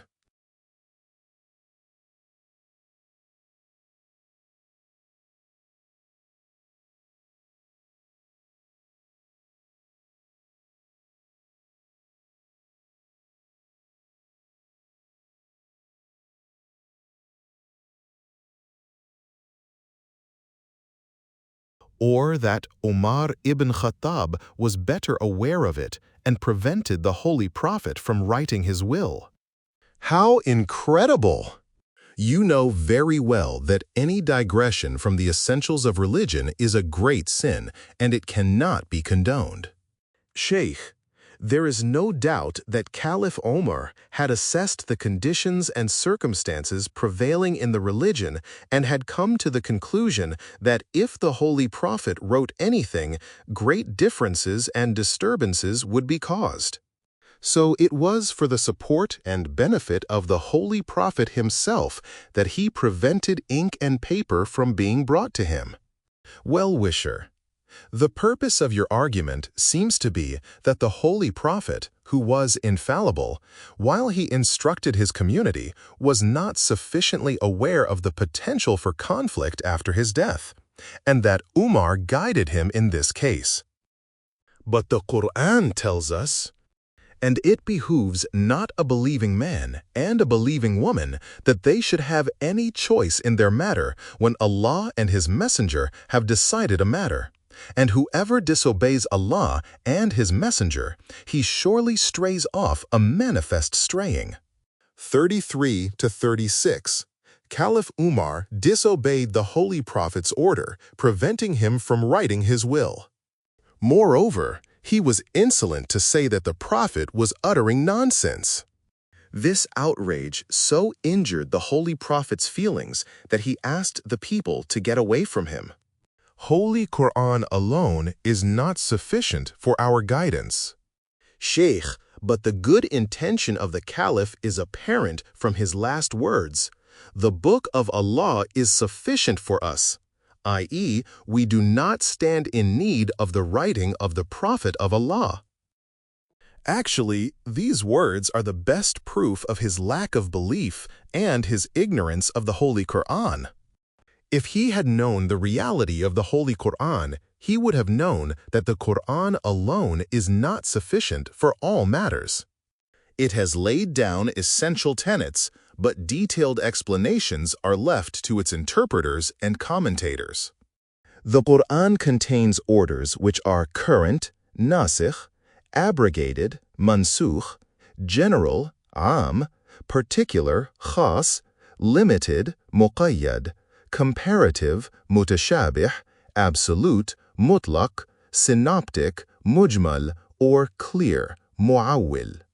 How is it possible for an ordinary man to derive full advantage from this Qur'an without the help of divine blessings and interpretations given by its exponents? If the Qur'an alone were sufficient for the community, why was this verse revealed? You should do whatever the Prophet of Allah enjoins upon you to do, and you should abstain from whatever he prohibits you from. Allah also says in the Holy Qur'an, "And if they had referred it to the messenger and to those in authority among them, those among them who can search out the knowledge of it would have known it." 4-83. It follows from this that the Holy Qur'an alone would not serve its purpose without the commentaries of its exponents, that is, Muhammad and his pure descendants. Here, I may refer again to the accepted hadith, which I have quoted with some of its sources on previous nights, which the Holy Prophet repeated even at the time of his demise, saying, "I leave behind me two great things, the Book of Allah and my Ahlul Bayt. If you adhere to these two, never, never shall you go astray after me. For verily these two will never be separated from one another until they meet me at the spring of Kothar." Quote, "The Holy Prophet, who was inspired by Allah, did not consider the Qur'an in isolation sufficient for our salvation. He said that we should be attached to the Qur'an and the Ahlul Bayt, as they would not be separated from each other till the Day of Judgment, and that these were sources of guidance for the people. But Umar said that the Qur'an alone is sufficient for us." This shows that he not only discarded the holy progeny, but also rejected the command of the Holy Prophet. Holy Qur'an also asks us to consult Ahlul Dhikr, that is, Ahlul Ilm. Bayt. Who should we obey in this case? No sensible man would say that we should leave aside the order of the Holy Prophet and follow Omar. Then why did you accept Umar's opinion, ignoring the order of the Holy Prophet? If the Book of Allah were sufficient, why were we ordered to ask the people of dhikr? As the Holy Qur'an says, "So ask the followers of the reminder if you do not know." It is evident that dhikr means the Holy Prophet or the Holy Qur'an, and the people of dhikr means the Ahlul Bayt of the Holy Prophet. I have already clarified in previous nights with valid arguments and authentic sources that your prominent ulama, like Suyuti and others, have recorded that the people of dhikr means Ahlul Bayt. Qutbuddin Shirazi's objection to Umar's words. Qutbuddin Shirazi, who is one of your eminent scholars, says in his book Kashful Ghuyub, "It is an admitted fact that we cannot make progress on the way without a guide." We wonder at Caliph Umar's claim that, since we have the Qur'an in our midst, we do not stand in need of any guide.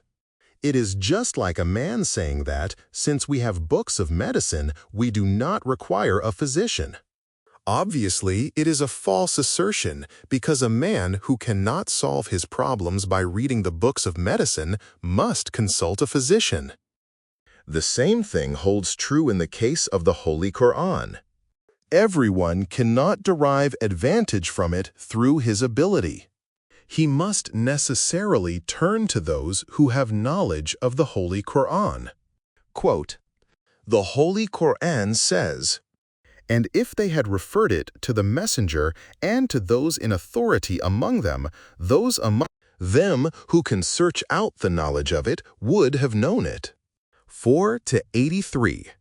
In fact, the real book is the heart of one who possesses knowledge, as the Holy Quran says, "Nay, these are clear communications in the breasts of those who are granted knowledge." 29-49. Accordingly, Ali said, "I am the speaking book of Allah, and this Quran is the mute book. So, according to the people of knowledge, Omar was mistaken. It was a great injustice to the Holy Prophet of Allah that he was prevented from writing his will.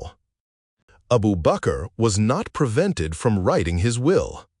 With regard to your repeated claim that Abu Bakr and Umar were not prevented from writing their wills, I admit it is true. It is surprising, as all your historians and traditionists have recorded in their authentic books, that Caliph Abu Bakr, at the time of his death, asked Uthman ibn Affan to write down what he, Abu Bakr, was saying. It was his will. He wrote down whatever Abu Bakr dictated to him. Umar and others were also present on this occasion. No one objected. Umar did not say, "The Book of Allah is sufficient for us. We do not need Abu Bakr's will." But he did not allow the Holy Prophet of Allah to write his will.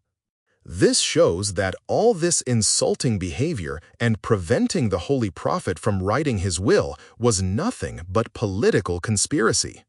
Ibn Abbas was perfectly justified in weeping. The entire Muslim world should shed tears of blood. If the Prophet had been given the chance to write his will, the question of the caliphate would have been clearly resolved. The previous pronouncements of the Holy Prophet would have been confirmed. But the politicians revolted against him and stood in his way. Sheikh, why do you claim that the Holy Prophet wanted to say something about the caliphate? Well-wisher, before the Prophet died, all essential religious laws were revealed.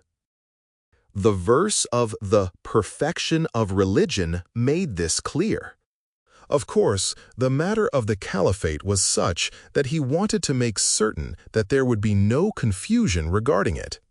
I have already told you that Imam Ghazali, in his Sirrul Alamin, Maqala IV, has recorded that the Holy Prophet said, "Bring me ink and paper so that I may remove from your minds any doubts about the caliphate, and that I may repeat to you who deserves that rank." His words, "so that you may not go astray after me," prove that the aim of his will was the guidance of the community. In the matter of guidance, no emphasis was required except in regard to the caliphate and the imamate. Apart from this, we do not stress the point that the Holy Prophet wanted to say something about the caliphate or imamate. Certainly, he wanted to write something concerning the guidance of the people so that they might not go astray after him.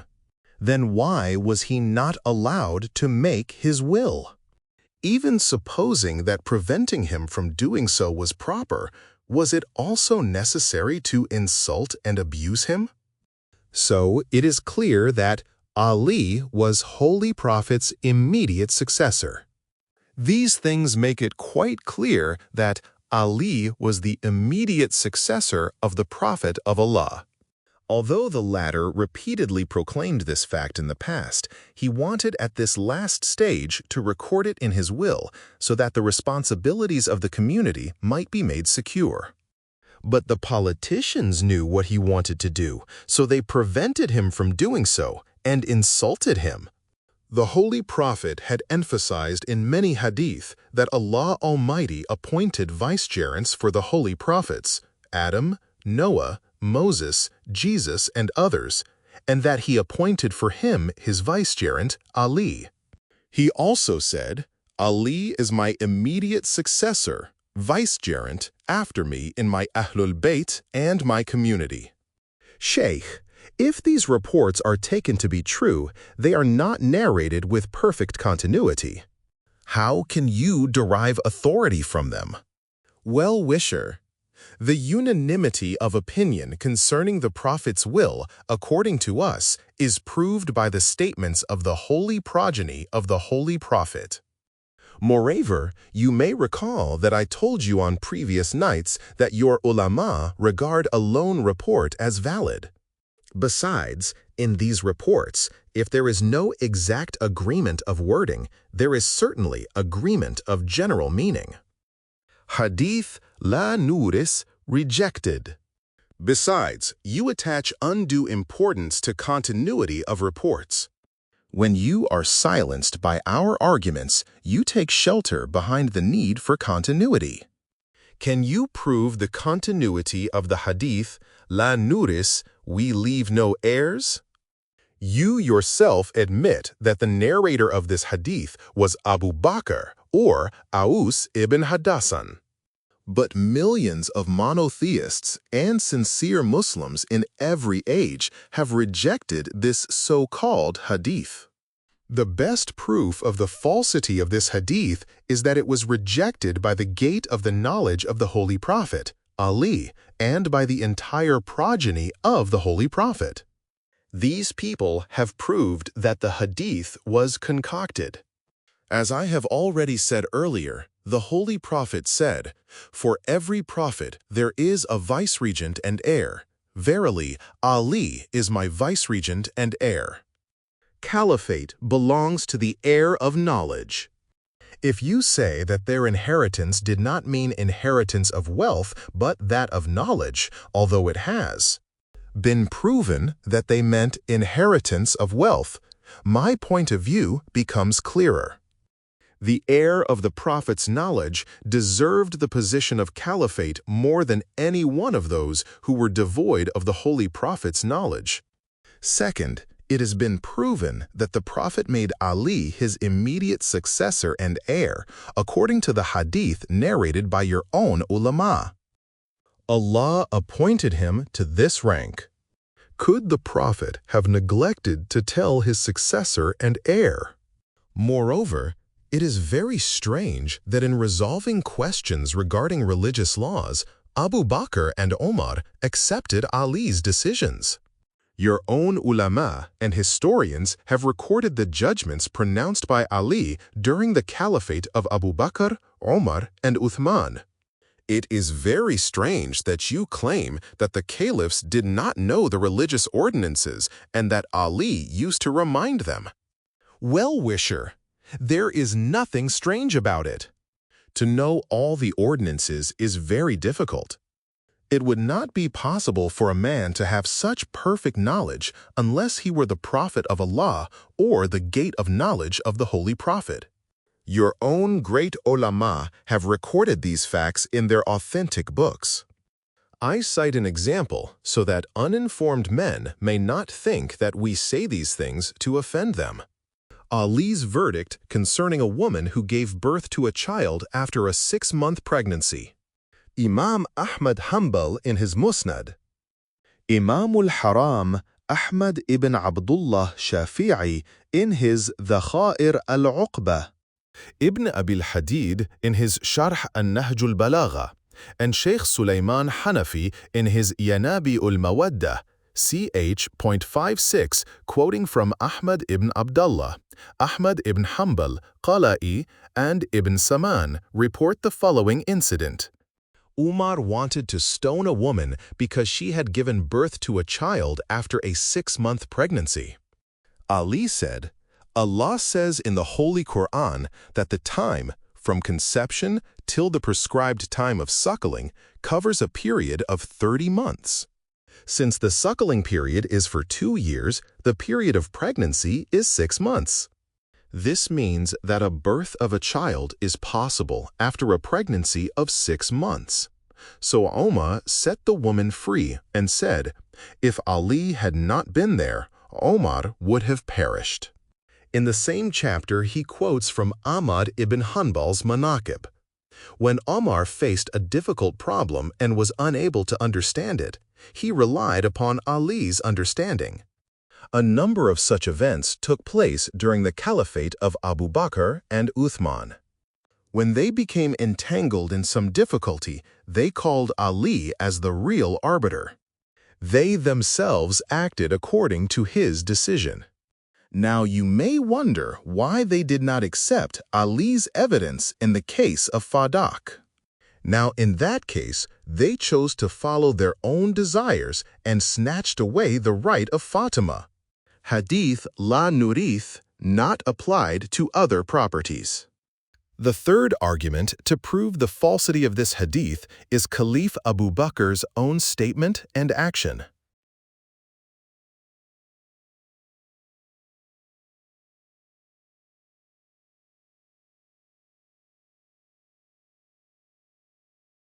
If the hadith were correct, whatever the Holy Prophet had left would have been confiscated. The heirs would have had no right over anything left behind, but Abu Bakr gave Fatima's apartment to her and also gave the apartments of the wives of the Holy Prophet, Aisha, Hafsa, and others to them as their heritage. Abu Bakr's returning fadak to Fatima and Omar's intervention.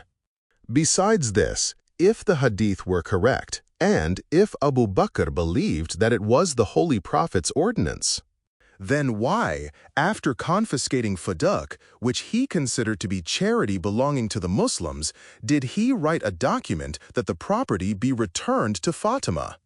Later, Caliph Umar intervened and destroyed the document. This is a unique statement. I have never heard that the Caliph returned fadak. What is the source of this report? Well-wisher, by now you are probably aware that I never make a claim which I cannot fully support. Ibn Abil Hadid in his Sharh al-Nahj al-Balagha and Ali ibn Burhanuddin Shafi'i in his Tarikh Siratul Halabiyah, Volume 3, page 391, write that Abu Bakr was moved to tears by Fatima's impassioned speech. He wept because of Fatima's plight and subsequently wrote a document stating that the property be returned to her. But Omar destroyed the document. It is, however, surprising that the same Umar, who during Abu Bakr's caliphate objected to the returning of fadak, returned it to its heirs during his own caliphate. Similarly, the Umayyad and Abbasid caliphs also returned it to the heirs of Fatima. What you say is indeed very surprising. How is it possible that Caliph Umar, who, according to your statement, had so bitterly interfered in the return of fadak to Fatima, returned it to the heirs of Fatima? Surprising it is, of course. I submit, with your permission, the reports of your accredited ulama on the authority of the caliphs who returned and took back fadak. Caliphs returning fadak to descendants of Fatima. The well-known traditionist and historian of Medina, Allama Samhudi, died 911 AH, in his Tarikhul Medina, and Yaqut ibn Abdullah Rumi in his Mu'ajamul Buldan state that during his caliphate, Abu Bakr took possession of fadak. Umar, during his reign, returned it to Ali and Abbas. If Abu Bakr occupied it on the order of the Holy Prophet and considered it the property of the Muslims, on what principle did Umar entrust the property of all the Muslims to a single individual? Sheikh, perhaps his intention in releasing the property to a single individual was that it would remain in the custody of the Muslims. Well-wisher, sometimes a witness is cleverer than the plaintiff for whom he gives evidence. The Caliph had no such idea. If the property had been returned for the expenses of the Muslims, it must have been so recorded in history. But all your prominent historians write that it was released in favor of Ali and Abbas. Ali accepted fadak as its rightful heir, not as an individual Muslim. One Muslim may not possess the property of all the Muslims. Returning fadak by Omar ibn Abdul Aziz. Sheikh, perhaps the reference is to Omar ibn Abdul Aziz. Well-wisher, Ali and Abbas were not alive during the time of Omar ibn Abdul Aziz. That is a separate story. Allama Samhudi in his Tarikhul Medina and Ibn Abil Hadid in his Sharh al-Nahj al-Balagha, Volume IV, page 81, narrate from Abu Bakr Johari that when Omar ibn Abdul Aziz occupied the seat of the caliphate, he wrote to his governor at Medina to return Fadak to the descendants of Fatima. Accordingly, he called Hassan ibn Hassan al-Mujtaba, and according to some reports, he called Imam Ali ibn al-Hussein and returned Fadak to him. Ibn Abil Hadid writes about it in his Sharh al-Nahj al-Balagha, volume IV, page .81, in the following words: "This was the first property which was snatched away unjustly and then was given over to the descendants of Fatima by Umar ibn Abdul Aziz. It remained in their possession for a long time until Caliph Yazid ibn Abdul Malik usurped it again. Then the Bani Umayyah occupied it. When the caliphate went to the Bani Abbas, the first Abbasid caliph, Abdullah Safa, entrusted Fadak to the descendants of Imam Hassan, who distributed its income according to the rights of inheritance to the descendants of Fatima." Returning Fadak to descendants of Fatima by Abdullah Mahdi. And Mamun, the Abbasid. When Mansur persecuted the descendants of Imam Hassan, he snatched away Fadak from them again. When his son, Mahdi, became the caliph, he returned it to them. When Musa ibn Hadi became the caliph, he again usurped Fadak. When Mamun al-Rashid, the Abbasid, occupied the seat of the caliphate, he ordered Fadak to be released to the descendants of Ali. Yaqut Hamawi quotes Mamun's order in his Mu'ajamul Buldan. Mamun wrote to his governor at Medina, "Verily, the Holy Prophet of Allah bequeathed Fadak to his daughter Fatima." This fact was established and commonly known to the descendants of the Holy Prophet. Quote,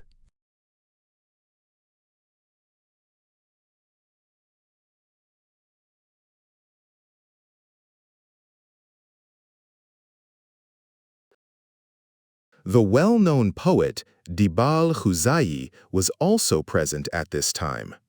He recited some couplets, the first of which means, "Today we are all happy and rejoicing. Mamun has returned Fadak to the Bani Hashim." Proof that Fadak had been given.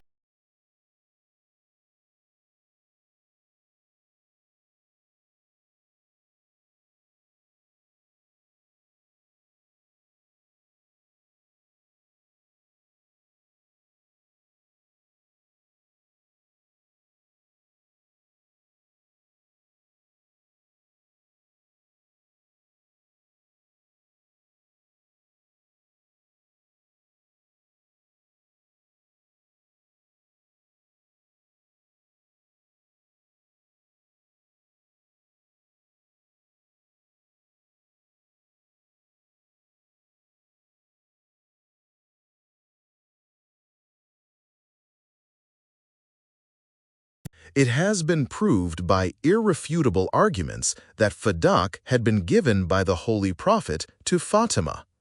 It was usurped without any justification. But later caliphs, on grounds of justice or for political considerations, returned it to the descendants of that oppressed lady. If Fadak was bestowed upon her as a gift, why did she claim it as her heritage and not say anything about a gift? Well-wisher. At first, she claimed it as a gift. But when witnesses were required from the property's occupants, in contradiction to the injunction of the Holy Prophet of Islam, she produced witnesses. Their evidence was rejected. She was thereby forced to seek protection under the law of inheritance. Hafiz, I am afraid you are mistaken. We have not seen any record of Fatima's claim that Fadak was a gift. No, I am not mistaken. This fact is recorded not only in Shia's books, but also in those written by your own prominent ulama. It is recorded in Sidratul Halabiyya, page .39, compiled by Ali ibn Burhanuddin Halabi Shafi'i, died 1044 AH. that at first Fatima remonstrated with Abu Bakr that she owned Fadak and that it had been given to her by the Holy Prophet of Allah.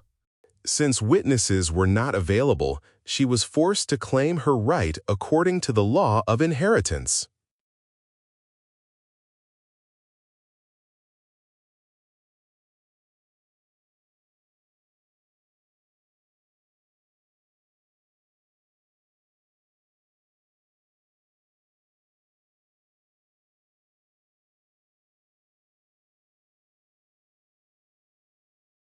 Also, Imam Fakhruddin Razi in his Tafsir al-Kabir concerning the claim of Fatima, Yaqut Hamawi in his Mu'ajam al-Buldan, Ibn Abi al-Hadid Mu'tazili in Sharh al-Nahj al-Balagha, volume. When her witnesses were rejected, she was much pained and said in anger that she would not talk to Abu Bakr and Omar again. And so it was. She never saw them again and did not speak to them. When the time of her demise approached, she specified in her will that none of these people was to take part in her funeral prayers. Her uncle, Abbas, offered the funeral prayers, and she was laid to rest at night. According to Shia's sources, and according to the statements of the holy imams, Ali performed the funeral prayers. Contention that Abu Bakr acted according to verse of evidence. And its reply. Of course, there is no doubt that Fatima was very displeased, but Abu Bakr Siddiq is not much to blame. He was obliged to act according to the manifest code of religion. Since the verse of evidence is of general significance, and a claimant must produce 2 men, or 1 man and 2 women, or 4 women as witnesses. And since in this case the number of witnesses was not sufficient, the Caliph could not give judgment in favor of Fatima. Well-wisher, Hafiz Sahib has said that the Caliph was obliged to act according to religious ordinances, and since complete evidence was not available, he could not pronounce judgment. I will respond to his point, and I ask you to be fair in evaluating my comment. To demand witnesses from occupants was against religious law. First, you said Abu Bakr was compelled under religious law. Will you please tell me which religious ordinance demands witnesses from one who is in possession of the property? It has been proved that Fatima was in possession of Fadak. As reported by all your ulama, Abu Bakr's demanding witnesses from her was against religious law. Does our religious law not say that witnesses should be produced by the plaintiff and not by the holder of the property?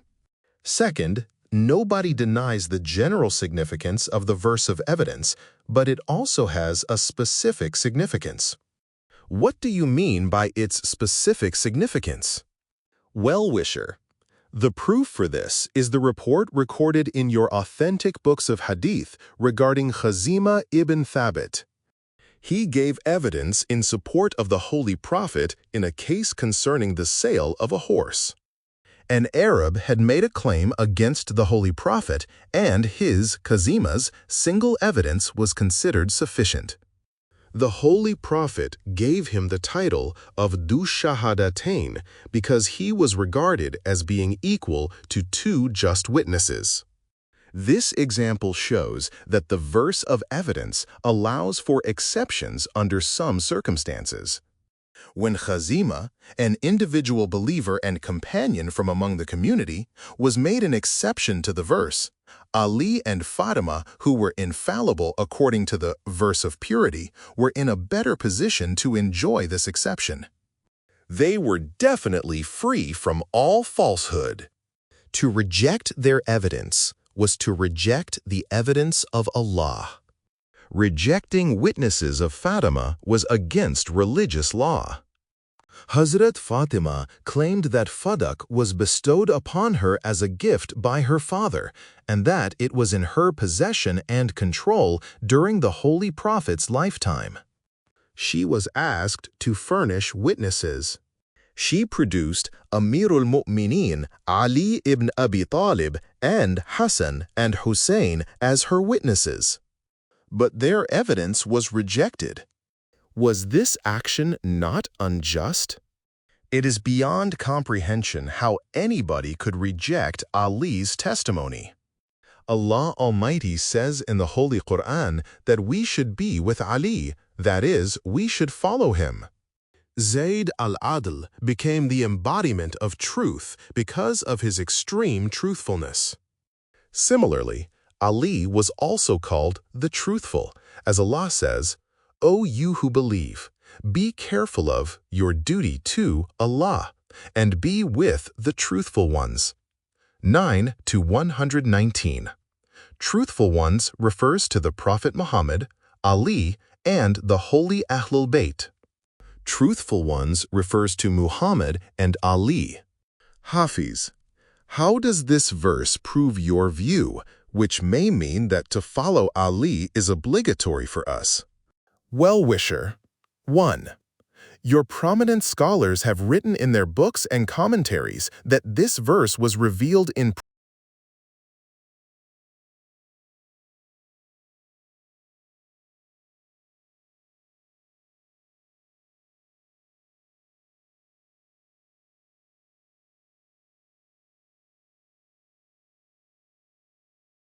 The truthful ones refers to these two holy men, and according to some reports, it means Ali.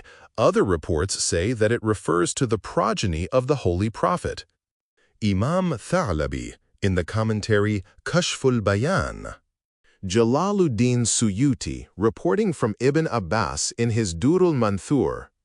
Hafiz Abu Sa'id Abdul Malik ibn Muhammad Khargushi, reporting from Asma'iz in his Sharaful Mustafa, and Hafiz Abu Nu'aym Isfahani in his Hilyatul Awliya, narrate that the Holy Prophet said, "These truthful ones are Muhammad and Ali." Sheikh Sulaiman Hanafi in his Yanabi'ul Mawadda, ch. 39, page 1.119, reporting from Muwafaq ibn Ahmad Hawarizmi, Hafiz Abu Nu'aym Isfahani, and Hamwaini relates on the authority of Ibn Abbas, who said, "In this verse, the truthful ones are Muhammad and his holy descendants." And Shaykhul Islam Ibrahim ibn Muhammad Hamwaini, one of your eminent scholars, in his Fara'idus Simtan, Muhammad ibn Yusuf Ganji Shafi'i in his Kifayatut Talib, ch. 62, and Muhaddith Sham in his Tarikh, reporting from his sources, write, "With the truthful ones, that is, with Ali ibn Abi Talib." 2. Allah says, "And he who brings the truth, and he who accepts it as the truth, these are they that guard against evil." 39 to 33. Jalaluddin Suyuti in Durrul Manthur. Hafiz ibn Mardawiya in Manaqid. Hafiz Abu Nu'aym in Hilyatul Awliya. Muhammad ibn Yusuf Ganji Shafi'i in Kifayatul Talib, ch.62, and Ibn Asakir in his Ta'arikh, reporting from a selection of commentators, narrate the following on the authority of Ibn Abbas and Mujahid. He who brings the truth is Muhammad, and he who testifies to it is Ali ibn Abi Talib. 3. Allah says in chapter of Hadid, iron of the Holy Quran, "And as for those who believe in Allah and His apostles, these it is who are the truthful and the faithful ones in the sight of their Lord. They shall have their reward and their light." 57 to 19. Imam Ahmad ibn Hanbal in his Musnad and Hafiz Abu Nu'aym Isfahani in Manazil min al-Quran fi Ali narrate on the authority of Ibn Abbas that this holy verse was revealed in praise of Ali, referring to him as being among the truthful ones. 4. In the chapter Nisa, women, Allah says, "And whoever obeys Allah and the Apostle, these are with those upon whom Allah has bestowed favors from among the prophets and the truthful and the martyrs and the good, and a goodly company are they. 4-69. In this verse also, the truthful ones refers to Ali. There are many hadith narrated by your ulama and ours, indicating that Ali was the truthful one of the community, and in fact, the most exalted among the truthful ones. Ali is most exalted among the truthful ones. Many of your prominent ulama have written in their books that the Holy Prophet said, "There are three great truthful ones, Hezqil, the believer of the people of Pharaoh, Habib Najjar of the Surah Yasin, and Ali ibn Abi Talib, who is superior to them all." The following have all recorded this hadith. Imam Fakhruddin Razi in his Tafsir Kabir, Imam Tha'labi in Kashful Bayan, Jalaluddin Suyuti in Durrul Manthur, Imam Ahmad ibn Hanbal in the Musnad, Ibn Shirwaykh in Firdaus, Ibn Abil Hadid in Sharh al-Nahj al-Balagha, Volume.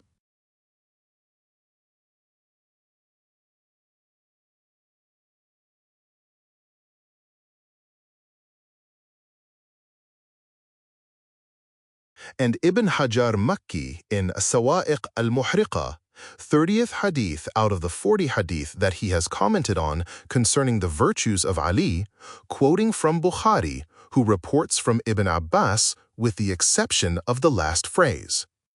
Also, Sheikh Suleiman Balkhi in his Yanabiul Mawadda, ch. 42, quoting from the Musnad of Imam Hanbal.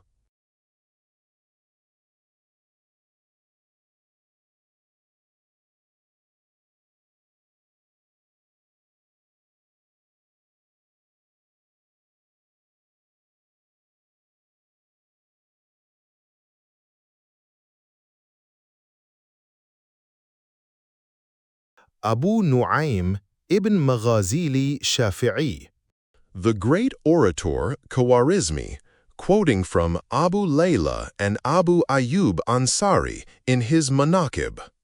Ibn Hajar in his Sawa'iq and a host of others narrate that the Holy Prophet said, "There are three truthful ones, Habib Najjar, the believer of the people of the chapter Yasin, who said, 'O people,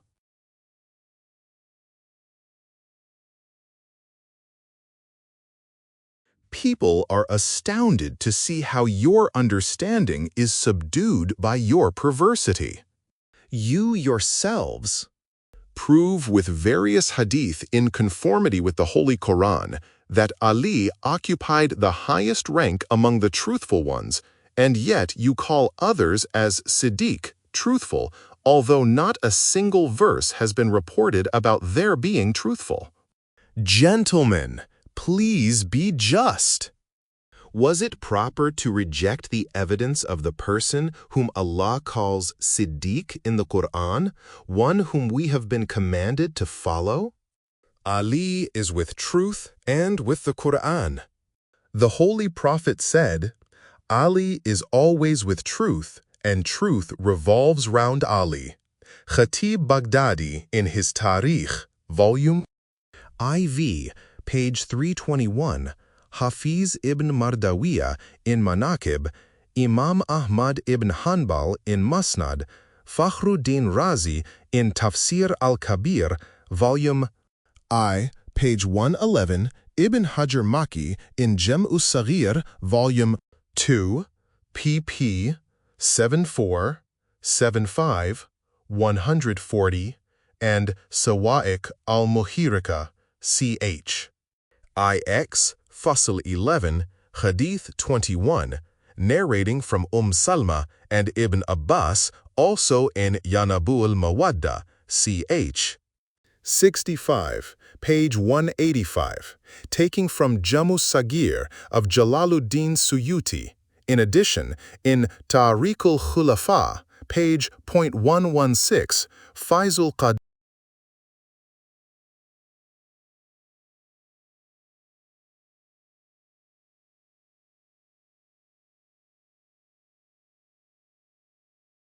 IV, page 358, narrating from Ibn Abbas Manaqib Sabi'in, page 237, Hadith 44, quoting from the author of Firdaus. Sawa'iq al-Muhriqa. ch.59, part 2, page 238, narrating from Salma and Muhammad ibn Yusuf Ganji Shafi'i in Kifayatut Talib, some of them narrating from Salma, some from Aisha, and some from Muhammad ibn Abu Bakr, all narrate that they heard the Holy Prophet saying, Ali is with the Quran, and the Quran is with Ali. There will never be a difference between the two, and the two will not separate from each other until they reach me at the pool of Kawthar. The right is always with Ali, and Ali is always with the right. There will be no difference between the two, and the two will not be separate from each other. Ibn Hajar writes in Sawa'iq al-Muhriqa, ch. 9, Part 2, page 77, that the Holy Prophet on his deathbed said, I leave behind with you two things, the Book of Allah and my progeny, my Ahlul Bayt. Then, holding Ali's hand, he raised it and said, This Ali is with the Quran, and the Quran is with Ali. The two will not separate from each other till they reach me at the pool of Kawthar. Then I will ask each of them about the matter of succession. Also, it is generally narrated that the Prophet said, Ali is with the right, and the right is always with Ali.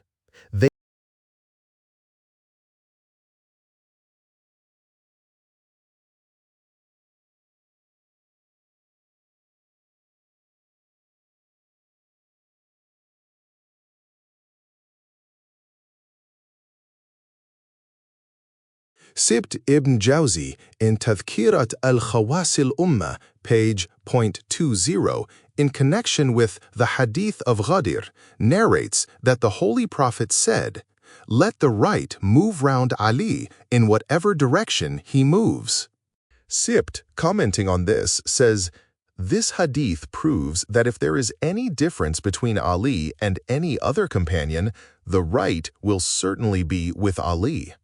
Obedience to Ali is obedience to Allah and His Holy Prophet. It is recorded in the books which have been mentioned and in other authentic books of yours that the Holy Prophet often said, He who obeys Ali verily obeys me, and he who obeys me verily obeys Allah.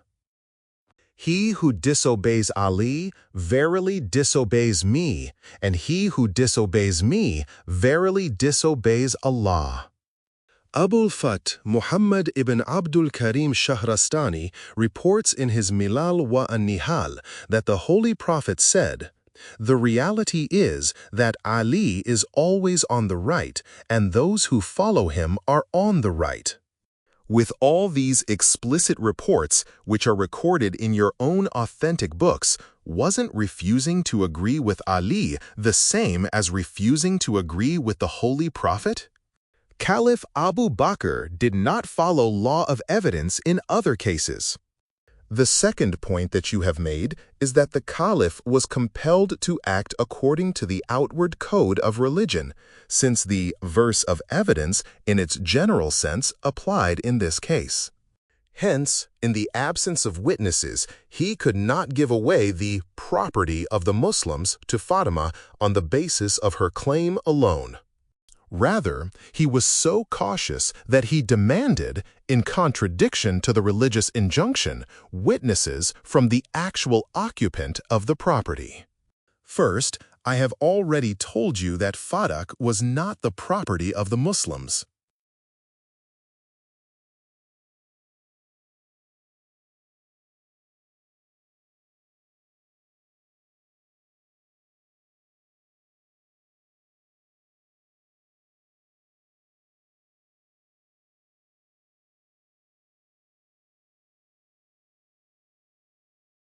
It was given to Fatima as a gift by her father, and it was held in possession by her. Second, If the caliph actually wanted to follow religious law, he should have strictly followed it in all cases. Why did he adopt a policy of double-dealing?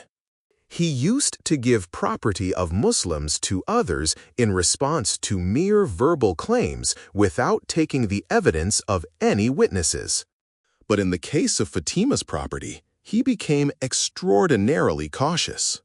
Ibn Abil Hadid has recorded in his Sharh al-Nahj al-Balagha, volume IV, page 25, that he inquired of Ali ibn al-Fariqi, a teacher in the Madrasa Gharbi in Baghdad, whether Fatima was in the right and spoke the truth about her claim. He said, "Yes." I said, "If she was right and spoke the truth, why did the Caliph not release Fadak in her favor?" He, Fariqi, smiled, though he never jested, and said that if he had released Fadak to Fatima that day, the next day she would have come to claim the caliphate for her husband.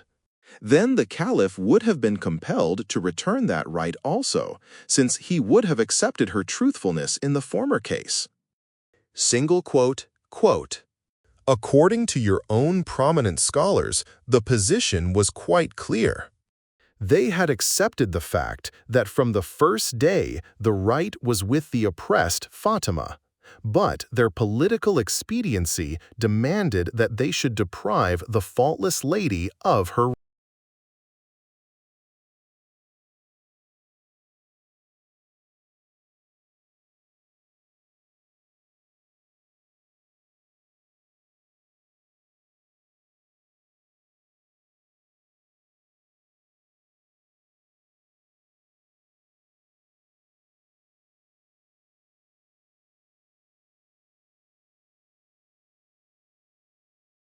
Abu Bakr giving wealth to Jabir without calling for witness. Hafiz, when did the Caliph give away the wealth of the Muslims without any witness? First, I have not seen such a report. Perhaps it is in your books. Second, how can you claim that witnesses were not demanded? It is very strange that you have not seen it. This report of Jabir ibn Abdullah Ansari is one of the arguments of ulama in support of their view that a single report by a just companion is acceptable. Accordingly, Shaykhul Islam Hafiz Abdul Fadl Ahmed ibn Ali ibn Hajar Asqalani says in his Fathul Bari fi Sharh as-Sahih al-Bukhari, "This report proves that the narration of a just companion is acceptable even though it benefits him personally, because Abu Bakr did not demand a witness from Jabir in support of his claim."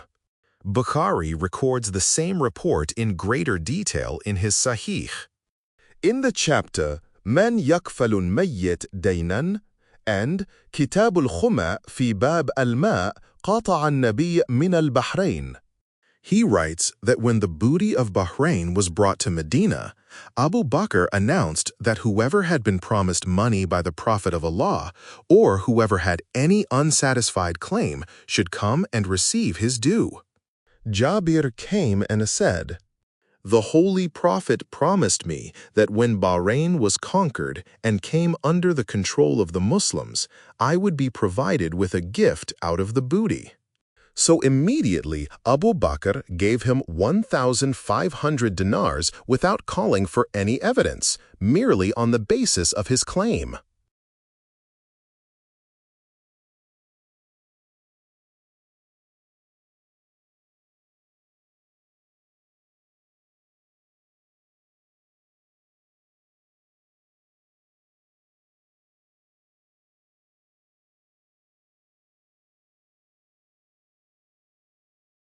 Jalaluddin Suyuti also has recorded this event in his Tarikhul Khulafa in the section on the Caliphate of Abu Bakr.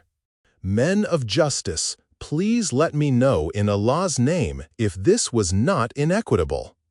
Unless there was some bias at work, how was it lawful for Abu Bakr to contravene the verse of evidence and give money to Jabir on the basis of his claim alone? Besides this, Bukhari in his Sahih and many other of your ulama and scholars of jurisprudence accept the single evidence of a just companion even though it gave personal benefit to him. But they consider Ali's claim unacceptable on the grounds that he wanted something for his own benefit. Was Ali not a perfect individual among the companions? If you consider the matter honestly, you will admit that it was not only a denial of justice, but it was all force and open deceit. I think Abu Bakr did not demand witnesses from Jabir because he was one of the closely trained companions of the Holy Prophet. He had certainly heard the Holy Prophet saying, "If anybody gives a false account of me, his abode is hell." Given this strict warning, it is quite evident that a closely trained companion and believer would not take such a wrong initiative and would not attribute a false statement to the Prophet of Allah.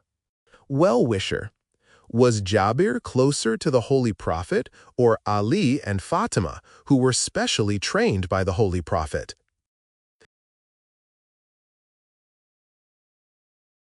It is obvious that Ali and Fatima were closer to the Prophet of God because they had been under his training since their very birth. So you will have to admit that Ali and Fatima must have been strict followers of this warning and could not, on the basis of the Holy Prophet's saying, make any false claim. And it is incumbent on Abu Bakr to accept Fatima's claim, since the rank of both those two persons was far more exalted than Jabir's, as you yourself admit. In fact, their rank was superior to all other companions.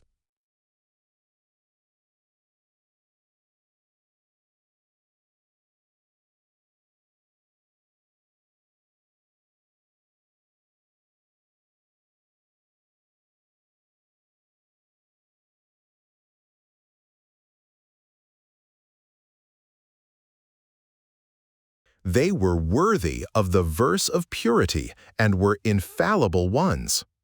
This verse reveals the purity of the five holy ones, Muhammad, Ali, Fatima, Hassan, and Hussein. In fact, your eminent ulama also have testified to the truthfulness of these holy persons. With regard to Amirul Mu'mineen, I have already told you that the Holy Prophet has called him the truthful one of the whole community, and Allah also has called him the truthful one in the Quran. For the truthfulness of Fatima Zahra, there are also many such hadith. Among them is one reported by Hafiz Abu Nu'aym Isfahani in his Hilyatul Awliya, volume 2, page 42, from Aisha, who said, "I have never seen anyone more truthful than Fatima except her father." Your claim that this verse was revealed in praise of those five persons cannot be accepted. In these debates, you have demonstrated an extensive knowledge about our books.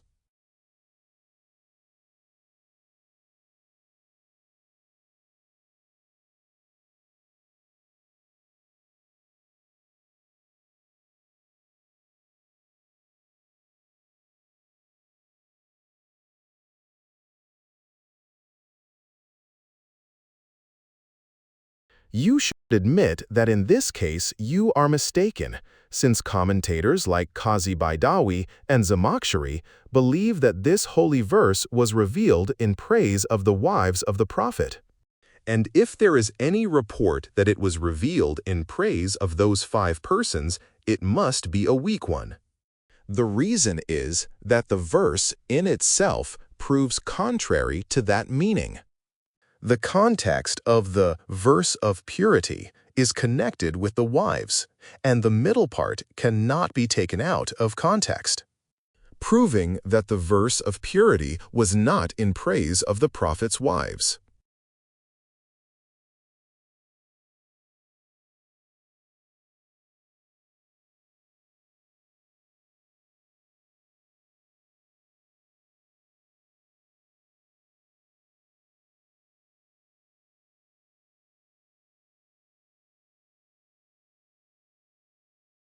The claim advanced by you is refutable from many points of view. You have said that the parts that precede and follow the verse are connected with the Prophet's wives, and hence the Ahlul Bayt are excluded from this holy verse. I reply that, as often happens in the course of our talk, we shift attention from one person to another and then return to the first person. There are many examples of this in the couplets of eminent Arab writers and poets. In the Holy Quran itself, there are many examples of this kind.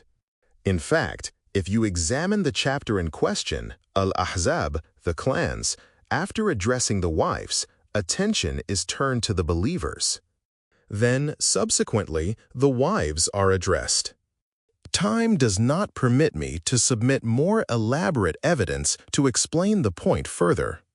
Second, if this verse were about the wives of the Holy Prophet, the pronoun used in it would have been feminine. But since the pronoun is masculine, we know that reference is not to the wives, but to the progeny of the Holy Prophet. If Fatima is also included in this group, why was the feminine not used? Well-wisher, turning to the ulama, gentlemen, you know that in this verse, although Fatima is one of the referents, the masculine is used because of its preponderance. That is, in a group of both males and females, more weight is attached to the males. In this verse, the use of the masculine is itself a proof that this statement is not weak, but has full force. Besides this, in view of the majority of the male members, the pronoun should be in the masculine gender, because in the Holy Five there is 1 woman and 4 men. Of course, had this verse been about the wives of the Holy Prophet, the use of masculine for the females would have been utterly wrong. Apart from this, the conclusion drawn from the authentic hadith in your own books is that this holy verse was revealed in praise of the progeny and not in reference to his wives. Even though he was an extreme fanatic, Ibn Hajar Makki says in his Sawa'iq al-Muhrika that most commentators believe that this verse was revealed in praise of Ali, Fatima, Hassan, and Hussein. Wives of Prophet are not included in Ahlul Bayt. Leaving aside these arguments, the wives of the Holy Prophet are not included in the Ahlul Bayt. It is narrated in Sahih Muslim and Jam'ul Usul that Hassan ibn Samra asked Zayd ibn Arqam whether the wives of the Holy Prophet were included in his Ahlul Bayt. Zayd said, "By Allah, no. A wife remains with her husband for a certain period, but when he divorces her, she goes to her father's home, joins her mother's family, and is completely cut off from her husband." The Ahlul Bayt are those members of the family of the Holy Prophet for whom charity is forbidden. They will not be separated from the Ahlul Bayt wherever they go. Apart from the unanimity of views among the Ithna Ashari Shias about the holy progeny, there are many hadith recorded in your own books which disprove the assumption that the wives of the Prophet are included in his Ahlul Bayt.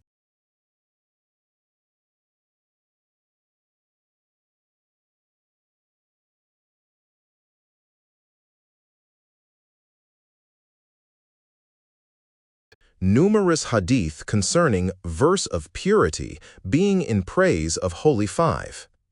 v.199 and Khasa'isul Kubra, Volume 2, page 264, Nishapuri in his Tafsir, Volume 3, Imam Abdur Razzaq al-Rasani in Tafsir Rumuzul Kunuz, Ibn Hajar Asqalani in Isaba, Volume IV, page 208, Ibn Asakir in Tarikh, Volume IV, pp 204 and 206, Muhibuddin Tabari in Riyazun Nazra, Volume 2, page 188, Muslim ibn Hajjaj in Sahih, Volume 2, page 133 and Volume 7, page 140, Nabani in Sharaful Mu'ayyid, Beirut edition, page 10. Muhammad ibn Yusuf Ganji Shafi'i in Kifayatul Talib ch.100 with 6 authentic hadith, and Sheikh Sulaiman Balkhi Hanafi in Yanabi ul-Mawadda ch.33 in the authority of Sahih Muslim, relying on the narration of al-Mu'mineen Aisha. 10 narrations from Tirmidhi. Hakim Alauddawlat Semnani. Bayhaqi, Tibrani, Muhammad ibn Jarir. Ahmad ibn Hanbal, Ibn Abi Shaybat, Ibn Munzir, Ibn Sa'd, Hafiz Zarandi, and Hafiz ibn Mardawiya as narrations of al-Mu'mineen Salma. Umar ibn Abi Salma, who had been brought up by the Holy Prophet. Anas ibn Malik, Sa'd ibn Abi Waqqas, Wathila ibn Aska, and Abu Sa'id Khudri said that the verse of purity was revealed in praise of the Holy Five. Even Ibn Hajar Makki, despite his being opposed to the Shi'as in many respects, has acknowledged its real meaning in 7 ways. He says in Suwaiq al-Muhriqa that this verse was revealed in praise of Muhammad, Ali, Fatima, Hassan, and Hussein, and that only these holy personalities were referred to in this verse. Sayyid Abu Bakr ibn Shahabuddin al-Alawi, in his kitab Ar-Rashqatu Sa'adi min Bahr al-Fada'il Bani Nabiyul Hadi, printed by A'lamiya Press, Egypt, 1303 AH, ch.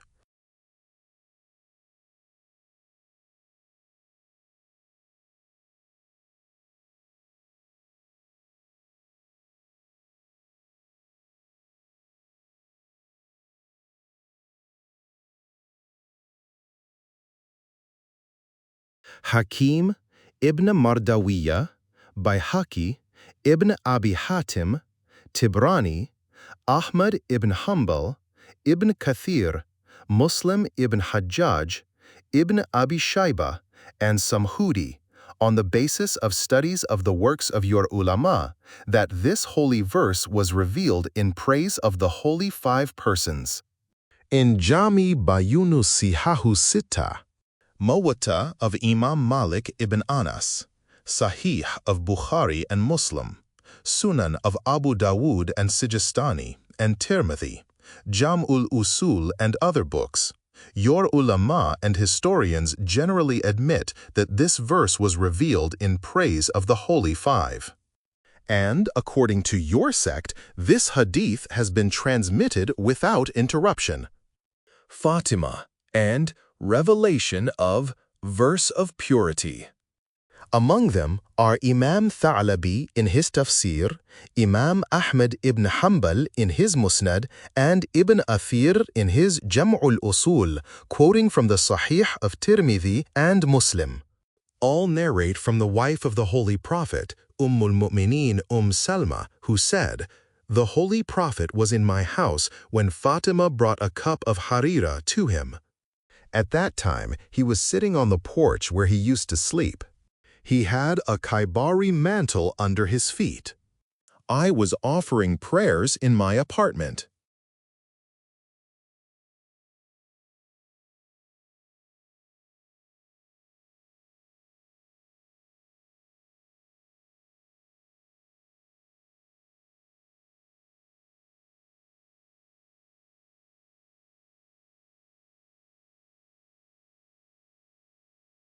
The Prophet asked Fatima to call her husband and sons. Soon Ali, Hassan, and Hussein came in and all shared the harira.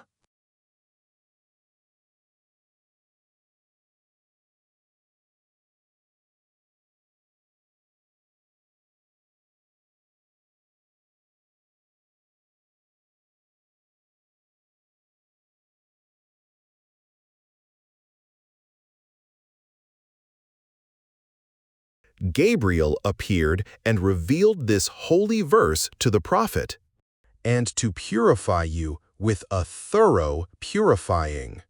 33 to 33. Then the Holy Prophet covered all of them with his mantle, raised his hands towards the sky and said, "O Allah, these constitute my progeny. Keep them away from every impurity and purified with perfect purification." Salma says that she moved forward and desired to enter the mantle, saying, "O Prophet of Allah, may I also join the group?" The Holy Prophet replied, "No, remain in your own place. You are in virtue." This meant that she could not be included among the Ahlul Bayt and attain their rank, but that her end was to be good. Imam Fakhruddin Razi in his tafsir adds that the Prophet said, "All sins have been withheld from you, and you have been given robes of blessings."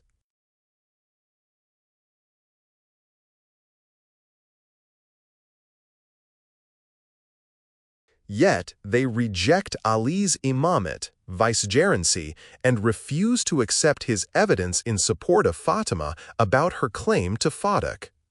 It is not understood on what criterion the claimants of justice form a judgment.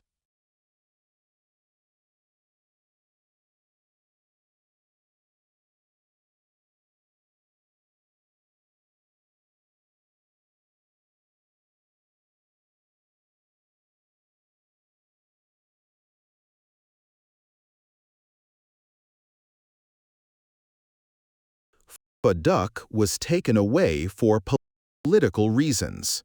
Now, let us come back to our original point. Was it proper to reject the statements of Ali and Fatima and deprive them of their right, but accept Jaber's claim without any hesitation, although he was only an imam? Ordinary Muslim? It can never be accepted that the Caliph of the Holy Prophet, who was extremely close to the Holy Prophet, would be inclined to usurp Fadak. Certainly Fadak was of no use to the Caliph, who had the entire Baitul Mal, public treasury, of the Muslims under his control. It is quite plain that he did not need it.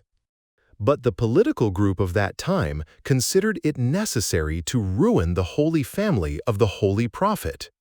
They subjected these purified ones to all kinds of worries, afflictions, and poverty so that they could not think of caliphate. These politicians realized that if the grand family had control over worldly wealth, people would certainly incline towards them.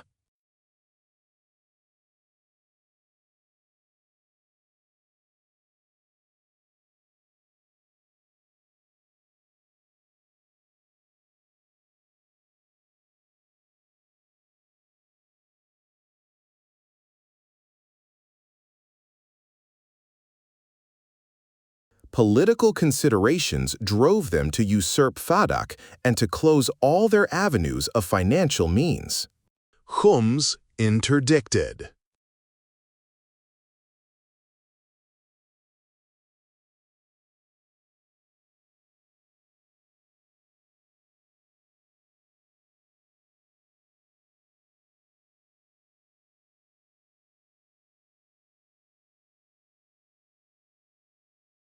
Since Allah had forbidden charity for the Holy Prophet and his descendants, the door of khums was open to them. He says in the Holy Quran, Anfal, the spoils of war. And know that whatever thing you gain, a fifth of it is for Allah and for the Messenger and for the near of kin and the orphans and the wayfarer. 841. This provision was made so that the progeny of the Holy Prophet might live in peace and might not need the help of their community. But soon after the demise of the Holy Prophet, they were deprived of this privilege also. Caliph Abu Bakr denied this right of the Ahlul Bayt and said that khums should be used for war materials.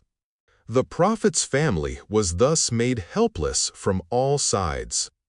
Imam Shafi'i Muhammad ibn Idris tells about it in his Kitabul page 69.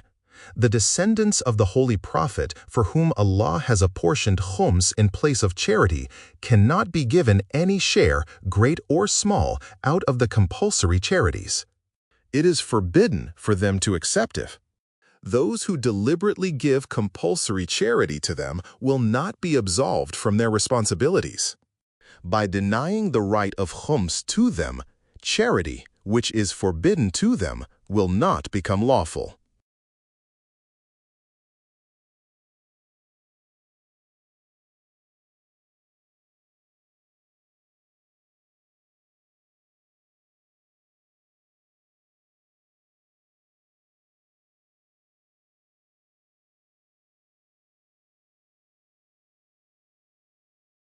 Even during the caliphate of Umar ibn Khattab, the progeny of the Holy Prophet were deprived of their rightful claim on the grounds that the amount of khums was so large that it could not be given to the near relations of the Holy Prophet. It was decided that the money should be used for military expenditures. They are deprived of this right to this day. Hafiz Imam Shafi'i says that khums should be divided in 5 parts. One part goes to the Holy Prophet, which is used for the expenses and needs of the Muslims. The second part is for his near relatives, and the remaining 3 parts are for orphans, the needy, and travelers.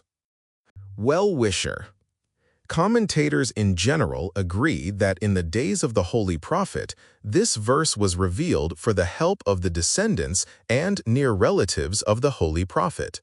Khums was used for their expenses. According to Shia's law, in obedience to the practice adopted by the Prophet's family and by the holy imams, and also in conformity with the meaning of the holy verse cited above, khums is divided into 6 parts.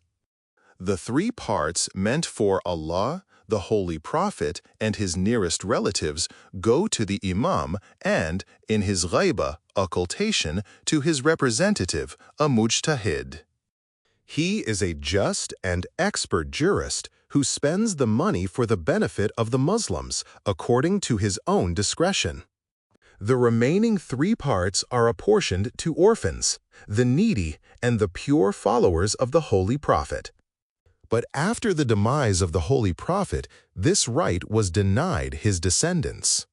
Your own prominent ulama, like Jalaluddin Suyuti in his Durrul Mansur, Volume 3, Tabari, Imam Tha'labi in his Tafsir al-Kashful Bayan, Jarullah Zamakhshari in his Kashaf, Kushashi in his Sharh al-Tajrid, Nisa'i in his Kitab al-Alfi, and others unanimously acknowledge the fact that this innovation was introduced by clever politicians after the demise of the Holy Prophet. You think that a mujtahid has the right to exercise his discretion. Didn't caliphs Abu Bakr and Omar exercise their judgment and try to help the Muslims? Caliph may not pass an order in violation of a clear ordinance of Allah and the practice of Holy Prophet.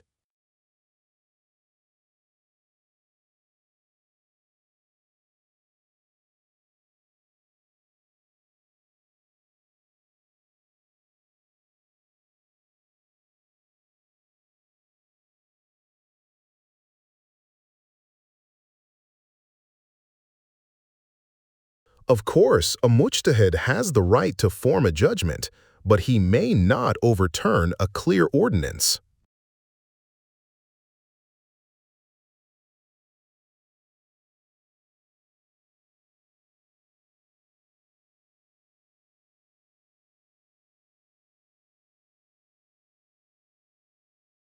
Please be just and tell us whether they had some particular motives behind all this. A man with common sense would be led to believe that these were not ordinary affairs, but they aimed at making the family of the Holy Prophet helpless. Allah has made Ali witness of the Holy Prophet. Apart from all this, Allah has declared Ali the witness of the Holy Prophet. Is he then who has with him clear proof from his Lord and a witness from him, a guide and a mercy? So far as my knowledge goes, who has a clear proof from his Lord means the Holy Prophet, and a witness means the Holy Quran.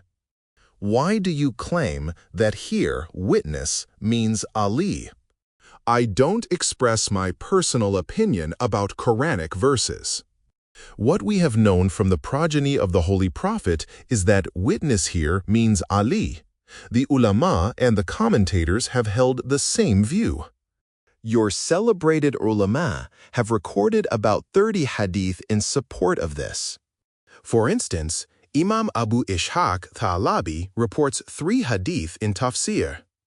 Jalaluddin Suyuti reports in his Durul Mansur from Ibn Mardawiyya, Ibn Abi Hatim, and Abu Nu'aym.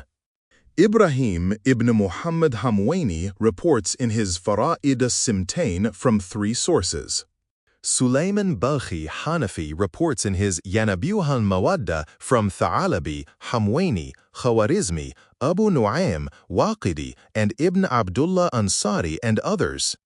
Hafiz Abu Nu'aym Isfahani reports from 3 different sources: Ibn Maghazili Faqih Shafi'i, Ibn Abil Hadid Mu'tazili, Ibn Muhammad ibn Yusuf Ganji Shafi'i, see his book Kafayatut Talib, ch. 62. And others of your ulama report with slight difference in wording that witness in this verse means Ali ibn Abi Talib. Khatib Khawarizmi writes in his Manaqib that people asked Ibn Abbas what was meant by witness. He said, "This refers to Ali who bore witness to the Holy Prophet." So, according to these testimonies of your own reliable books, it was incumbent on the community to accept the evidence of Ali. Allah Himself has called him a witness of the Prophet.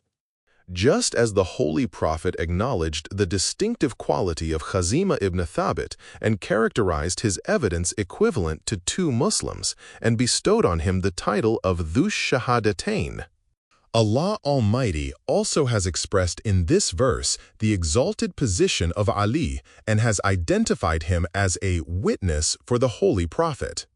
One wonders on what religious principle these people decided to reject the testimony of Ali. Can you accept their judgment that Ali ibn Abi Talib, who was most averse to temporal wealth and whose conduct and character were acknowledged by friends and foes alike, was a worldly man?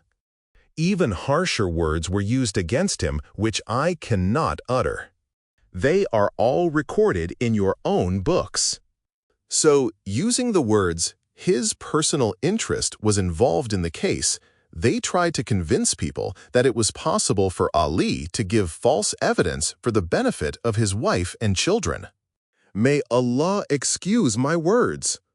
How strange that although Allah has identified him as a reliable witness, these cunning people rejected his testimony. Ali's mental anguish.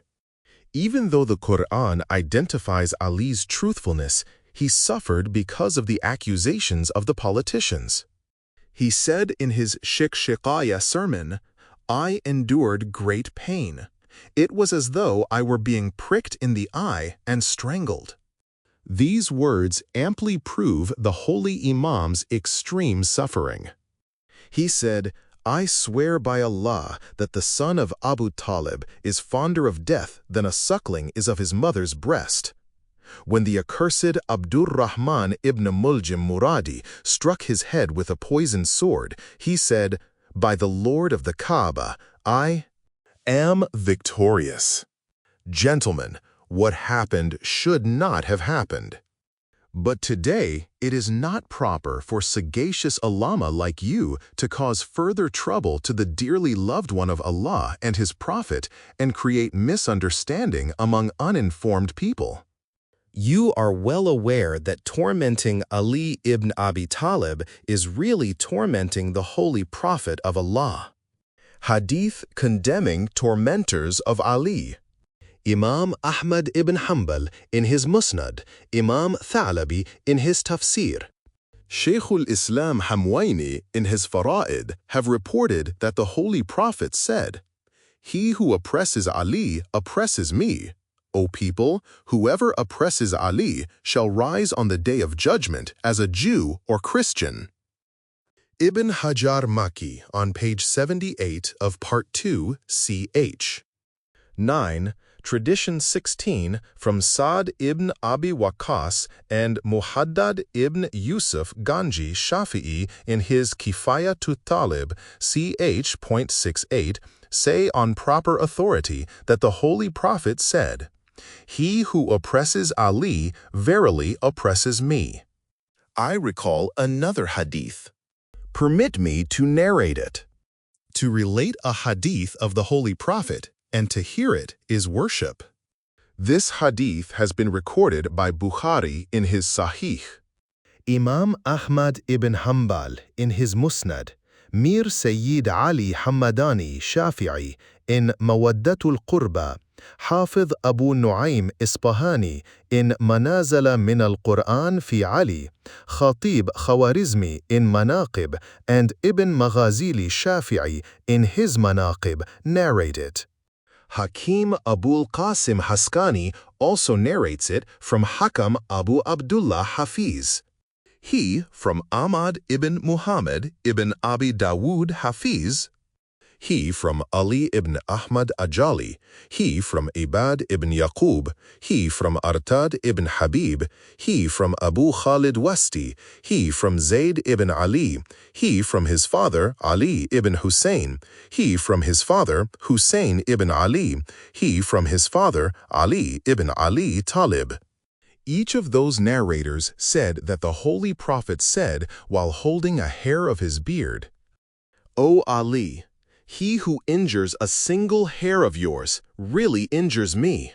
He who injures me really injures Allah, and he who injures Allah is cursed by Allah." Sayyid Abu Bakr ibn Shahabuddin al-Alawi in his Rashfatus Sa'adi min Bahr al-Fada'il Bani Nabi al-Hadi, printed A'lamiya Press, Egypt, 1303 AH, ch. IV, page 60, reports from the Kabir of Tabrani, Sahih of Ibn Habban and Hakim on the authority of Amir al-Mu'mineen that the Holy Prophet of Allah said, "May Allah's curse be upon him who grieves me regarding my progeny." Ali was tormented and insulted. Gentlemen, consider what happened. The evidence of Ali was rejected publicly. Fatima's property was confiscated. Fatima felt this oppressive blow so seriously that she left this world in the prime of her youth, full of indignation.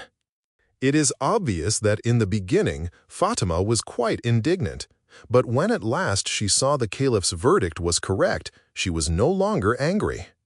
At last, she left this world perfectly satisfied and contented. Fatima remained indignant with Abu Bakr and Omar until her death. If what you say is correct, why do your eminent ulama write just the reverse of it?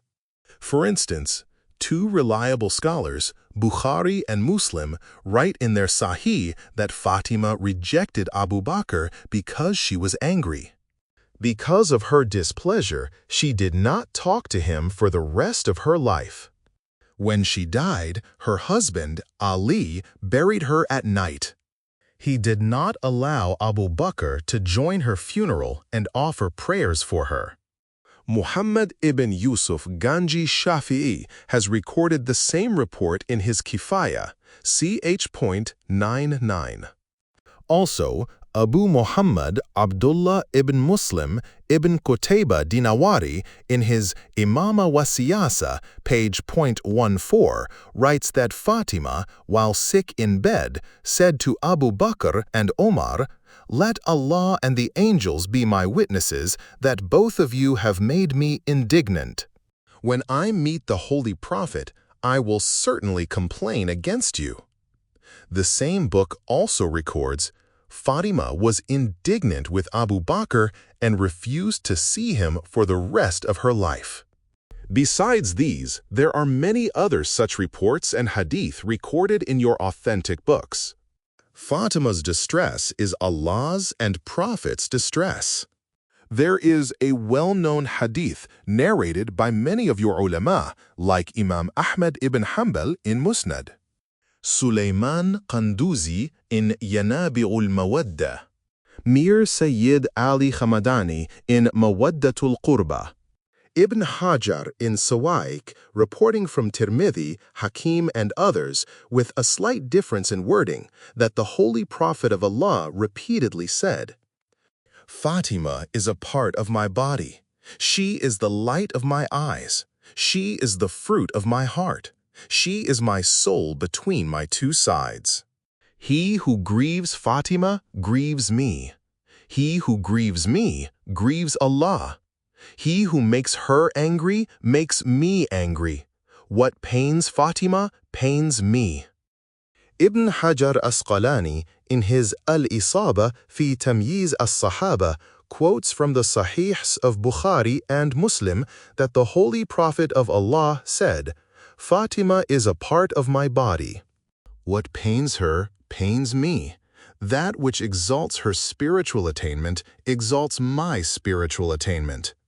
Muhammad ibn Talha Shafi'i in his Matalib al-Su'ul, Hafiz Abu Nu'aym Isfahani in Hilyatul Awliya, Volume 2, page .40, and Imam Abdur Rahman Nisa'i in his Khasa'isul Alawi report that the Holy Prophet said, Verily, Fatima, my daughter, is a part of my body. What makes her happy makes me happy. What is painful to her is painful to me.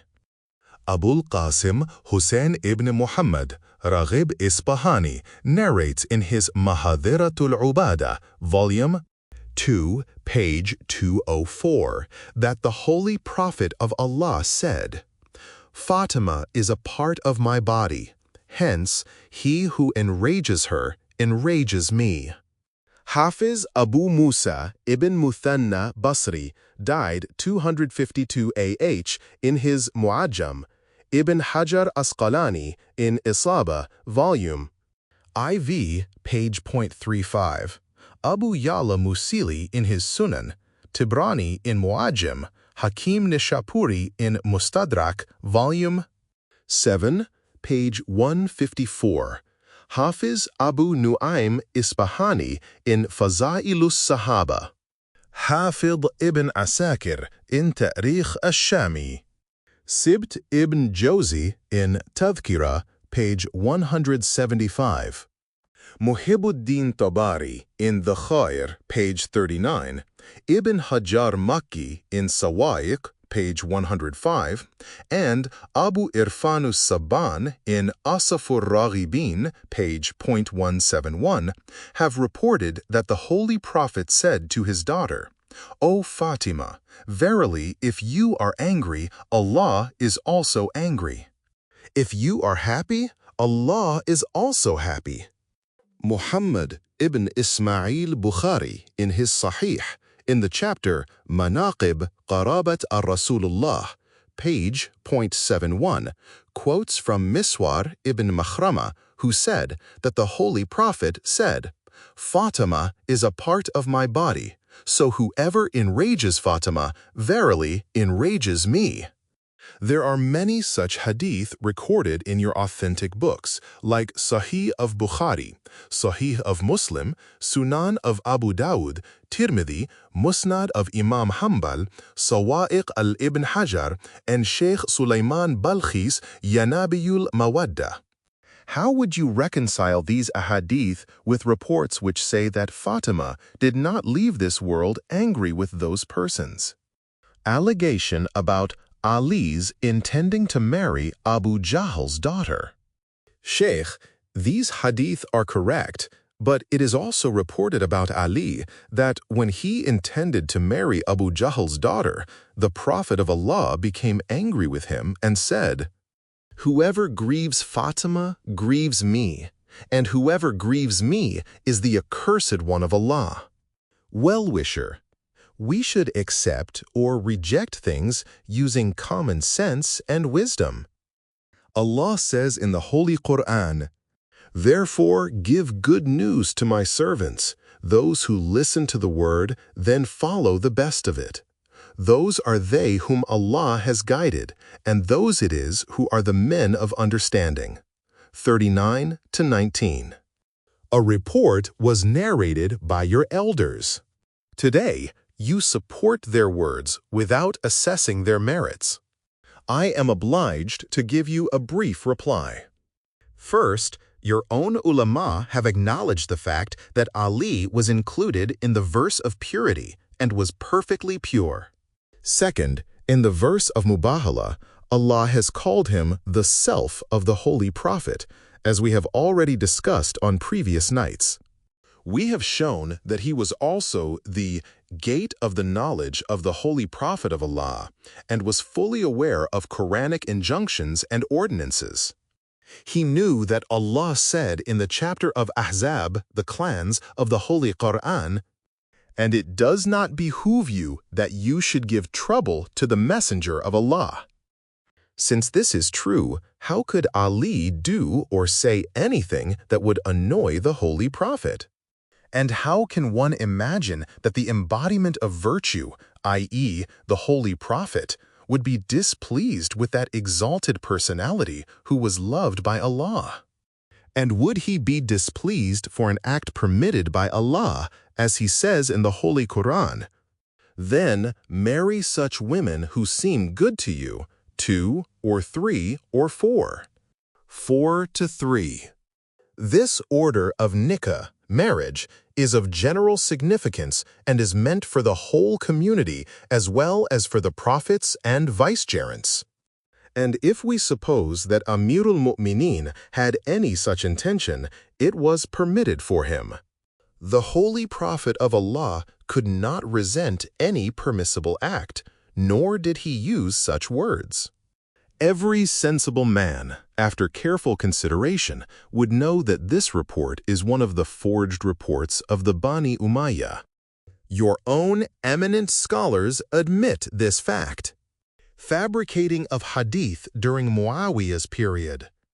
Ibn Abil Hadid Mu'tazili quotes a report from his leader and teacher, Abu Ja'far Iskafi Baghdadi, in his Sharh al-Nahj al-Balagha, volume I, page .358, that Muawiyah ibn Abu Sufyan had formed a group of companions and the Tabi'in, the second generation, which immediately followed the Prophet, for the purpose of forging hadith in condemnation of Ali. Their purpose was to make him a target of reproach so that the people would keep aloof from him. Among them were Abu Huraira, Amr ibn As, Mughira ibn Shayba, Urwa ibn Zubair. One of the Tabi'in was also with them. Abu Ja'far Iskaf has also referred to some of their fabricated hadith. Speaking about Abu Huraira, he says that he was the man who narrated a hadith purporting to show that Ali sought to take Abu Jahl's daughter in marriage during the time of the Holy Prophet. This made the Holy Prophet angry, and he said from the pulpit, "A friend of Allah and an enemy of Allah cannot be together. Fatima is a part of my body. He who grieves her grieves me. He who wants to marry Abu Jahl's daughter should seek separation from my daughter." After this, Abu Ja'far says that this hadith is known as the Hadith of Karabisi, since every baseless hadith is called Karabisi, literally a clothes seller. Ibn Abil Hadid says that this hadith is reported in the 2 Sahihs of Bukhari and Muslim from Miswar ibn Makhrama az-Zakh.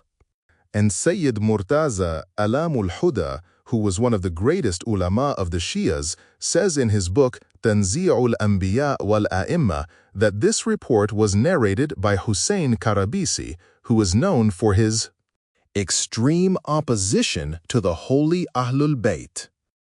He belonged to the Nawasib and was one of the bitterest enemies of this exalted family.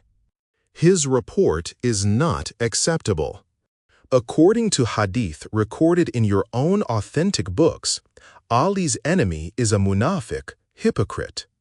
The munafiq, according to the Holy Quran, is an infernal being.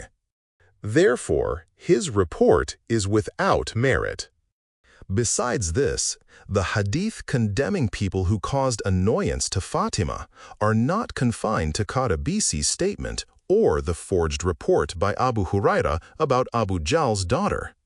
There are many other hadith on this topic. Among them is one reported by Parsa of Bukhara in his Faslul Khitab, one by Imam Ahmad ibn Hanbal in Musnad, and by Mir Sayyid Ali Hamadani Shafi'i in Mawadda 13 of Mawaddatul Qurba, on the authority of Salman Muhammadi, that the Holy Prophet said, "Fatima's love is useful to us in 100 places, the easiest of them being death, the grave, the mizan, the balance, sirat, the bridge, and the questioning." So, if my daughter, Fatima, is pleased with somebody, I am also pleased with him. If I am pleased with somebody, Allah is also pleased with him. If my daughter, Fatima, is displeased with somebody, I am also displeased with him. If I am displeased with him, Allah is also displeased with him. Woe be to him who oppresses Fatima and her husband. Woe be to him who oppresses Ali and Fatima and their Shias. Quote, I ask you what conclusion you draw in light of these authentic hadith and the hadith recorded by Bukhari and Muslim that Fatima remained indignant with Abu Bakr and Omar until she died. Misunderstanding about Fatima's indignation being non-religious.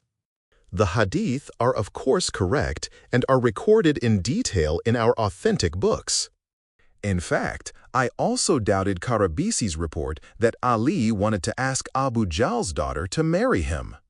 I did not believe it, and now I am indeed thankful that you have solved this problem for me. Second, in these hadith, indignation means religious indignation and not ordinary worldly indignation.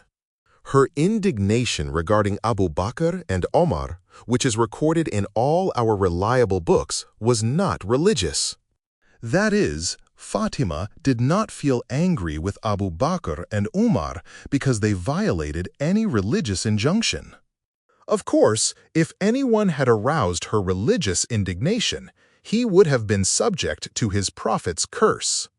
But in fact, Fatima's anger resulted from a change in her condition, which every sensitive person feels, when he fails to achieve his object. Since Fatima had made a request for Fadek and the Caliph did not accept her claim, she was naturally affected by it and felt indignant at that time. But later, this slight displeasure disappeared from her mind, and she was satisfied with the decision of the Caliph. The proof of her satisfaction was her silence. And when Ali took the reins of the caliphate, he did not, for all his supreme authority, take back Fadak under his control. This too is proof that he was satisfied with the decision of the previous caliphs. Fatima was free from worldly attachment. Well-wisher. First, you said that Fatima's anger was not religious but worldly. You have expressed this view without careful study.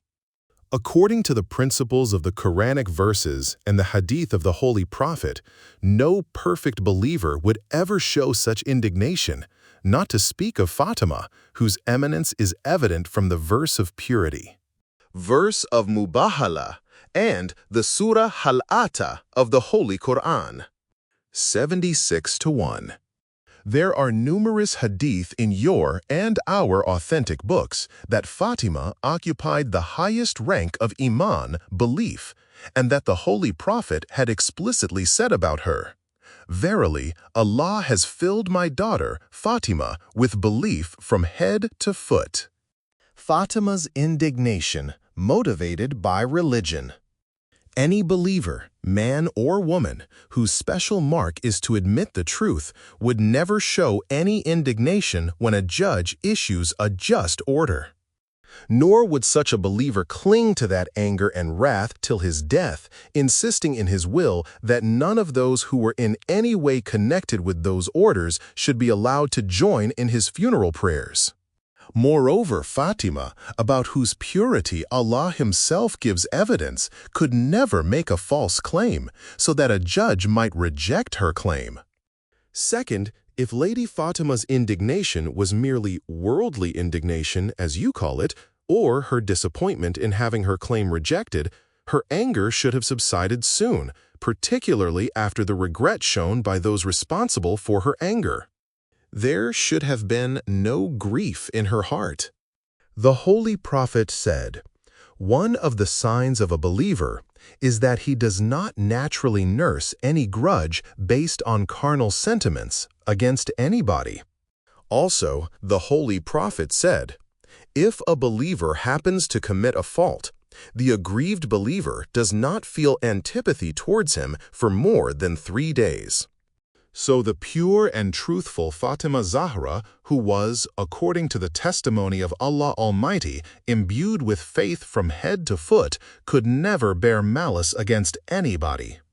And it is acknowledged by both sects that Fatima left this world angry with Abu Bakr and Omar. So it follows from this that Fatima's indignation was purely religious. When she saw that the order was passed against her in violation of the commands of Allah and her Holy Father, she felt furious with religious displeasure, and this was that anger which incurred Allah's and His Prophet's wrath. Fatima's silence did not indicate her acquiescence. Third, you have said that since Fatima's silence meant that she acquiesced in the decision. Here again you are mistaken. Silence does not necessarily mean concurrence. Sometimes the oppressor's rigidity forces acquiescence. Fatima was not only grieved, but she left this world indignant. Both Bukhari and Muslim wrote, Fatima was indignant with Abu Bakr. She kept aloof from him and did not talk with him for the rest of her life. Ali was not free to act during his caliphate. Fourth, you said that because Ali did not, during the period of his caliphate, take possession of Fadak and return it to the descendants of Fatima, this indicated his acquiescence in the decision of the previous caliphs. Even here, you are mistaken. The Holy Imam was not free to act during the period of his caliphate so as to have stopped any innovation or restore any right. Whenever he intended to take such a step, there was immediate opposition. If he had returned Fadak to the descendants of Fatima, his opponents, particularly Muawiyah and his followers, would have claimed that Ali acted against the practices adopted by Abu Bakr and Umar. Besides this, in order to pass such orders, authority and independence were necessary. But people had not allowed him such power. He could not introduce anything which would have violated the precepts and practices of the previous caliphs. Ali's powerlessness is evident from the following 2 examples. Since the previous caliphs had removed the pulpit from its place where the Prophet had placed it, the Holy Imam intended to return it to its original place. But the people opposed him and would not tolerate anything contrary to the practice of Abu Bakr and Omar, even though it might be compatible with the practice of the Holy Prophet. Similarly, when the Holy Imam forbade the people to offer congregational Taraweeh prayers, they rose against him and claimed that Ali wanted to change the way of Caliph Omar.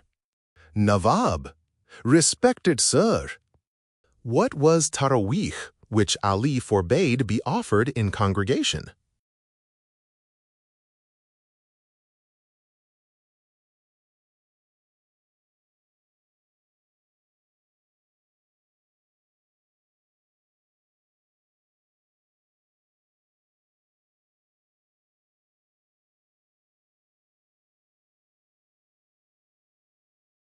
Well-wisher.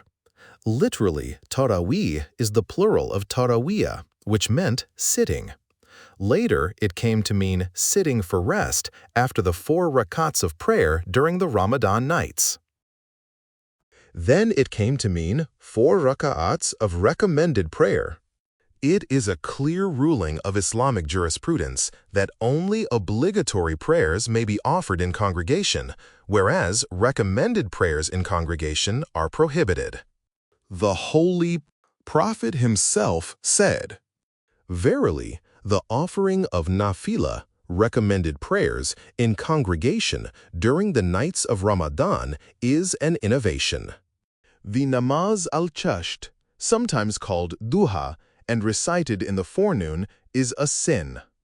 O people, do not say nafila prayers of Ramadan in congregation, and do not offer namaz al-chasht.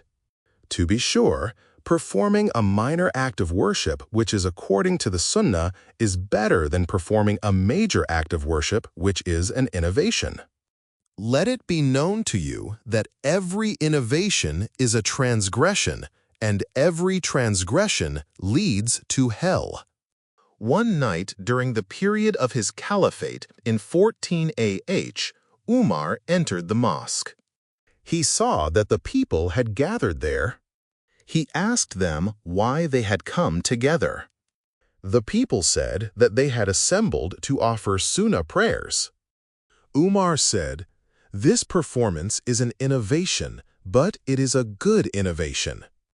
Bukhari quotes in his Sahih from Abdurrahman ibn Abdul Qari that when the caliph saw the people offering prayers individually, he told them that congregational prayer was preferable.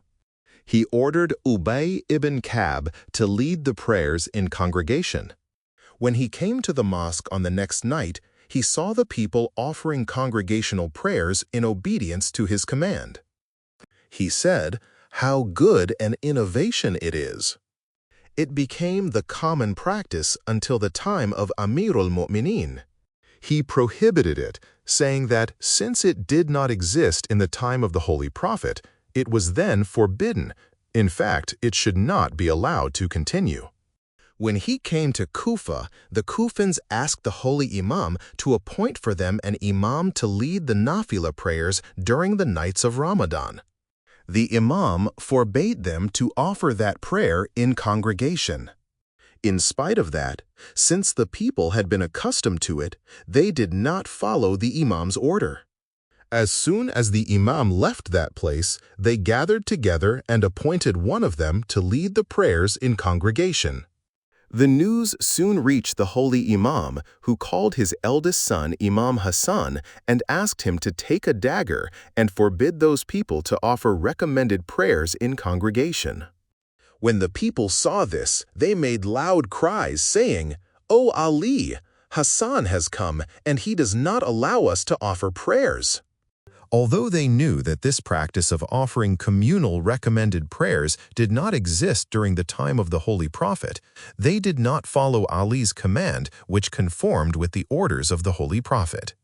So how could Ali restore Fadak to the descendants of Fatima?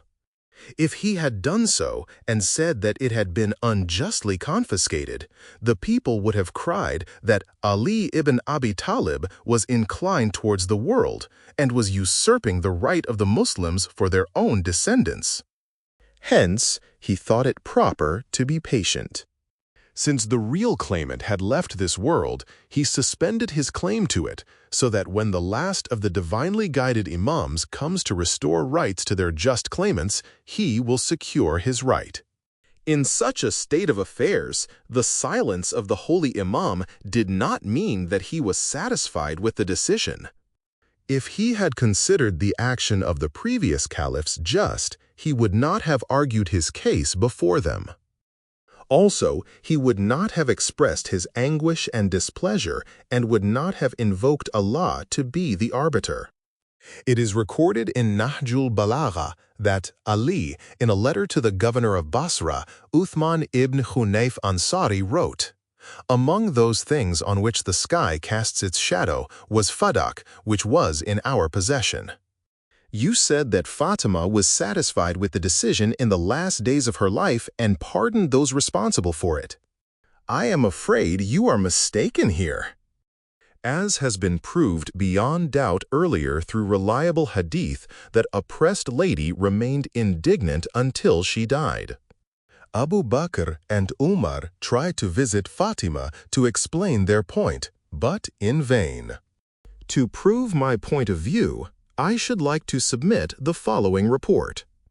Abu Muhammad Abdullah ibn Muslim ibn Qutayba Dinawari died 276 AH in his Tarikh al-Khilafa ir-Rashidin, known as Al-Imama wa Siyasa, Volume I, page 14, and others of your ulama, like Ibn Abil Hadid, write in their authentic books.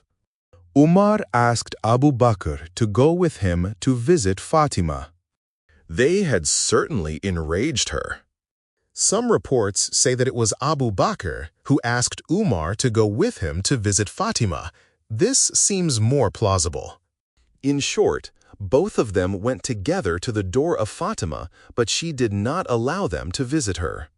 When they asked Ali to intervene, he remained silent, but he allowed them to go in.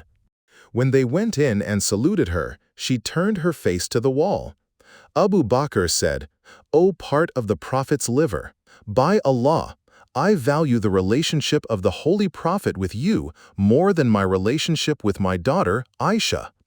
Would that I had died soon after the Holy Prophet of Allah.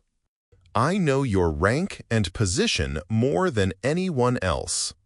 If I have deprived you of your right of heritage, it was really because of the Holy Prophet, whom I myself heard saying, 'We prophets do not leave any heritage. What we leave is charity for the Muslims.'" Fatima then said to Amirul Mu'mineen that she would remind them of a hadith of the Holy Prophet and ask them to say in the name of Allah if they had not heard the Holy Prophet saying it. Fatima's pleasure is my pleasure. Fatima's indignation is my indignation.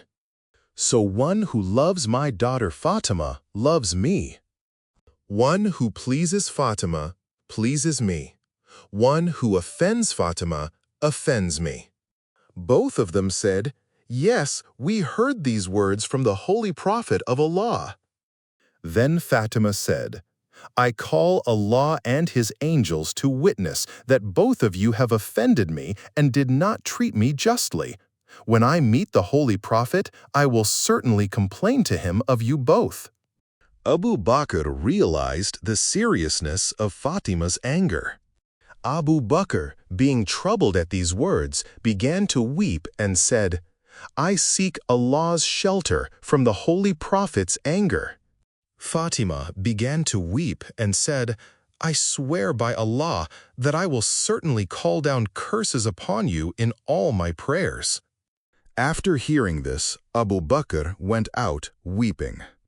People gathered round him and consoled him. To them he said, "Woe be to you! You are all happy, sitting with your wives comfortably, but I am in this wretched state. I do not need your allegiance. Rid me of it. By Allah, after what I have seen and heard from Fatima, I do not want any Muslim to suffer the burden of allegiance to me." These reports, related by your own notable ulama, show that the oppressed Fatima remained indignant with Abu Bakr and Umar until the last hour of her life.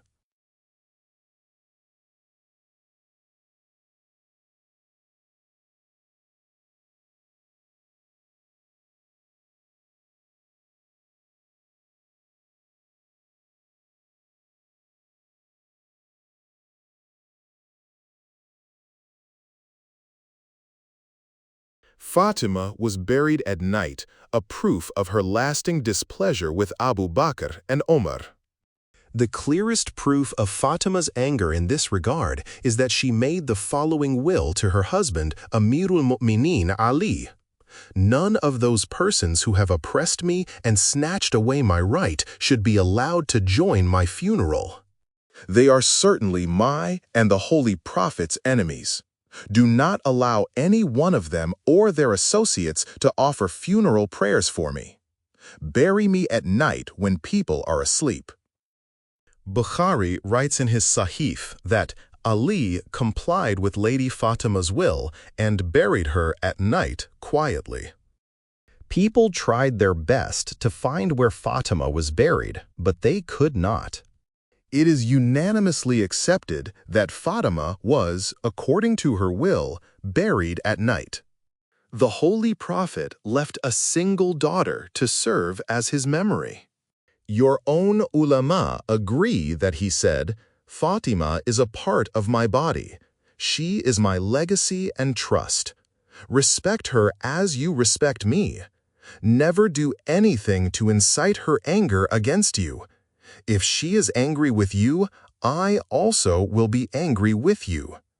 Mir Sayyid Ali Hamadani, Faqih Shafi'i, writes in his Mawaddatul Qurba that the Holy Prophet said, "Those who grieve Fatima will be strictly dealt with by me on the day of judgment. Fatima's pleasure is my pleasure, and Fatima's anger is my anger. Woe be to him with whom Fatima is indignant." How tragic is it that for all these declarations, the community not only ignored her, but also snatched away her right and caused her so intense torment. Even while still a young woman, she declared, "I was subjected to so many troubles that if days had been subjected to such troubles, they would have turned into nights." Ninth session, Friday night, 2nd Shaban, 1345 AH. Sheikh, you always fault the actions of the Sunnis, but do not care about the ways of the Shias. You unjustly defend them, although their actions are depraved. I am accustomed to defending the truth. If I have found fault with the opponents or defended the Shias, I have done so in support of the truth. What I complained of was based on logical reasoning. I will listen to your charges concerning wrongdoing of the Shias. Shias accusing Aisha of adultery and its reply. Sheikh, the worst thing that the Shias are guilty of is that they accuse al-Mu'mineen Aisha of adultery. It is an acknowledged fact that she had the honor of sexual intercourse with the Holy Prophet of Allah and that she was his loving wife. They do not realize what this slanderous accusation leads to. Have they not read Surah An-Nur, Light of the Holy Quran? Allah says, "Bad women are for bad men, and bad men are for bad women. Good women are for good men, and good men are for good women." Well-wisher. First, the charge that the Shias accuse al-Mu'mineen Aisha of immoral actions and adultery is absolutely false. Never has such a thing been said by Shias. This assertion is a blatant calumny circulated centuries ago by the Nawasib and Khawarij in order to instigate confusion. They attributed to the Shias what they themselves said. Subsequently, others, without making inquiries, attacked the Shias as you are now doing. If you would study Shias' books, you would not find anywhere that al-Mu'mineen Aisha has been accused of adultery. Aisha's exoneration from the charge of adultery. If you read the Shias' histories and commentaries, you will see how they have defended al-Mu'mineen Aisha from the charges of adultery. The fact is that such reports were made by a group of hypocrites during the time of the Holy Prophet. Some of those involved were Mista ibn Uthatha, Hassan ibn Thabit, and Abdullah ibn Ubay. Concerning Aisha's exoneration from the false charges of the hypocrites, 7 verses were revealed in the Holy Quran. Shias believe that to make a false charge of adultery or immoral action against any Muslim is unlawful, not to mention a wife of the Holy Prophet, whether she is Aisha or Hafsa. A husband and wife do not necessarily share the same level of attainment. Second, the holy verse you have recited does not mean what you have said. It is not necessarily so that if a husband is a virtuous believer and worthy of paradise, that his wife will be the same. There are many instances which prove that spouses may attain different levels of virtue. Allah says in the Surah Tahrim, the prohibition, Allah sets forth an example to those who disbelieve, the wife of Noah and the wife of Lot. They were both under two of our righteous servants, but they were unfaithful to them, so they availed them nothing against Allah, and it was said, "Enter the fire with those who enter." And Allah sets forth an example to those who believe, the wife of Pharaoh when she said, "My Lord, build for me a house with thee in the garden, and deliver me from Pharaoh and his doing, and deliver me from the unjust people."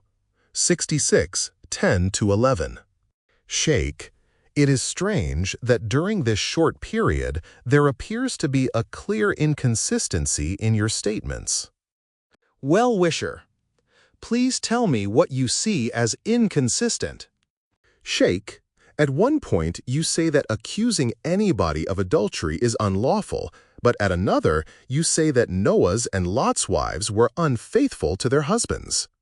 Are these two sentences not inconsistent with each other?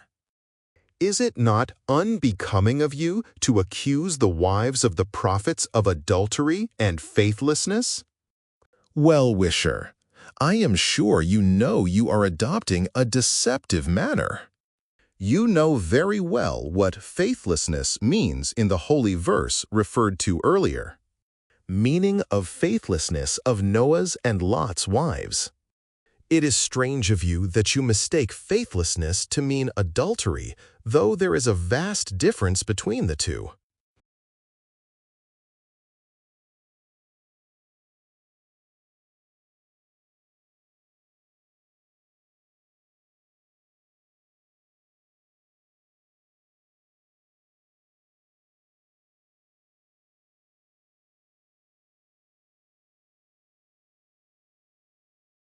The wives of the prophets were absolutely free from adultery. Here, the discussion is about their faithlessness. First, if a wife of a prophet acts against the instructions of her husband, she is certainly faithless. Second, I am not the one who says that they proved faithless. The Quran itself states it. They were unfaithful to their husbands, and unfaithfulness was not adultery. As I have said earlier, the wives of the prophets were free from this kind of unfaithfulness. So the meaning of their unfaithfulness was disobedience. The prophet Noah's wife was opposed to her husband and used to insult him in public. She said, "My husband is mad.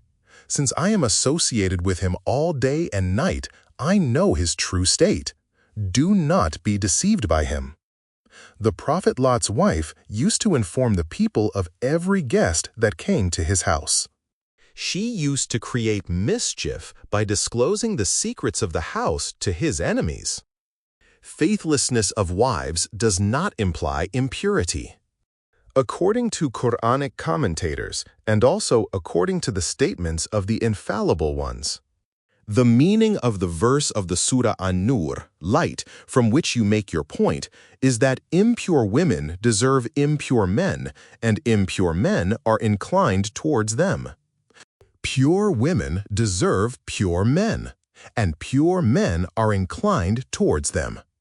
In the same chapter in the preceding verse, Allah says, "The fornicator shall not marry any but a fornicatress or idolatress. And as for the fornicatress, none shall marry her but a fornicator or an idolater." 24:3. In short, the holy verse, "Impure women are for impure men," in no way proves your point. Reference to Aisha's conduct. The criticism of Aisha is not due to prejudice. It is because of her wrong conduct. She committed misdeeds which no other wife of the Holy Prophet, including Hafsa, daughter of Omar, did.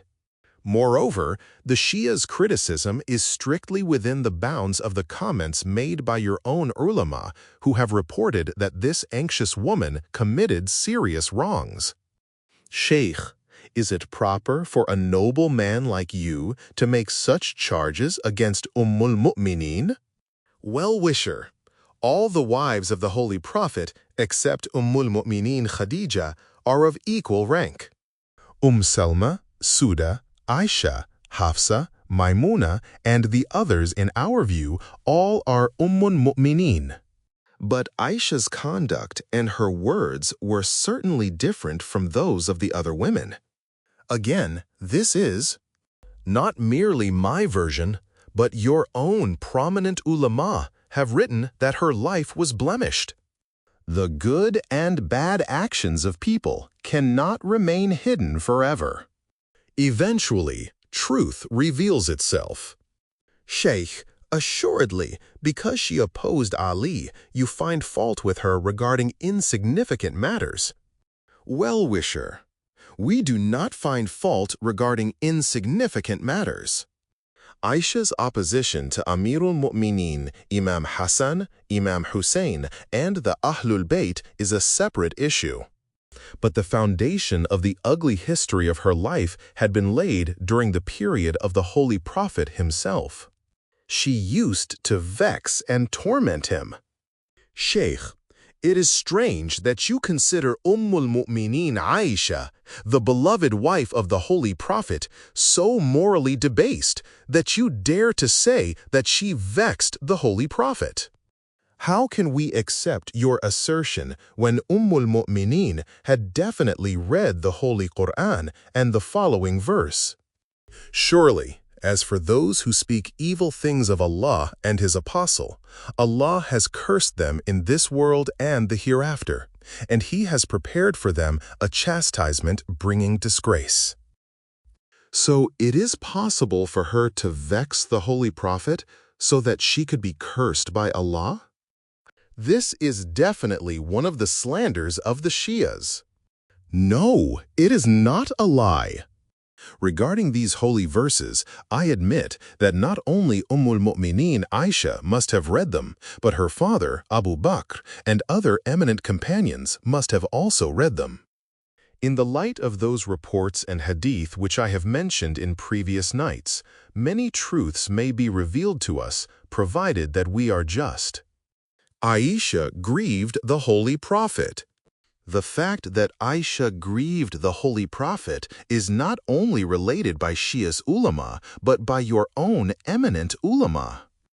Imam Ghazali, in his Ihya'ul Ulum, Volume 2, ch. 3, Kitab al-Adabun Nikah, page 135, has reported many hadith condemning Aisha's conduct.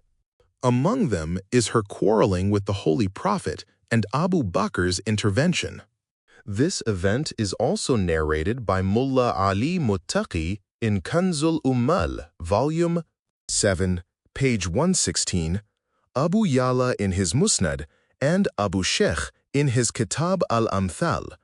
They write that when Abu Bakr went to see his daughter, he found that there was a grievance between Aisha and the Holy Prophet. The decision was left in Abu Bakr's hands. Aisha used insulting language in her remarks. In the course of her conversation, she asked the Holy Prophet to be fair in his attitude. This insolent remark made Abu Bakr so indignant that he slapped her so severely in her face that blood flowed down her clothes.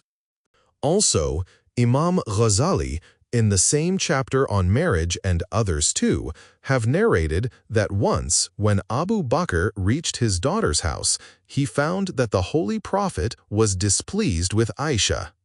He asked them to tell him what the cause of their grievance was so that he might bring about reconciliation. The Holy Prophet asked Aisha if she should begin telling it. She replied, "You may begin, but you should speak the truth." In her next sentence, she added, "You are a man who really thinks himself to be a prophet." These remarks show that Aisha did not believe that the Holy Prophet was the divinely appointed prophet. Such degrading remarks are reported in your books in large numbers. They were the cause of great anguish to the Holy Prophet. No such reports about other wives of the Holy Prophet. You will note that the ulama and historians of both the sects have not recorded such things about the other wives of the Holy Prophet. They have not attributed such things even to Hafsa, daughter of Omar. It was only Aisha's behavior which led to her indignity. We related only as much as your prominent ulama have said about her. Have you not studied Imam Ghazali's books, the histories by Tabari, Mas'udi, and Ibn Atham Kufi, etc., which report that all your eminent ulama have described her as disobedient to the Holy Prophet? Still, you complain because I have criticized Mu'mineen's conduct.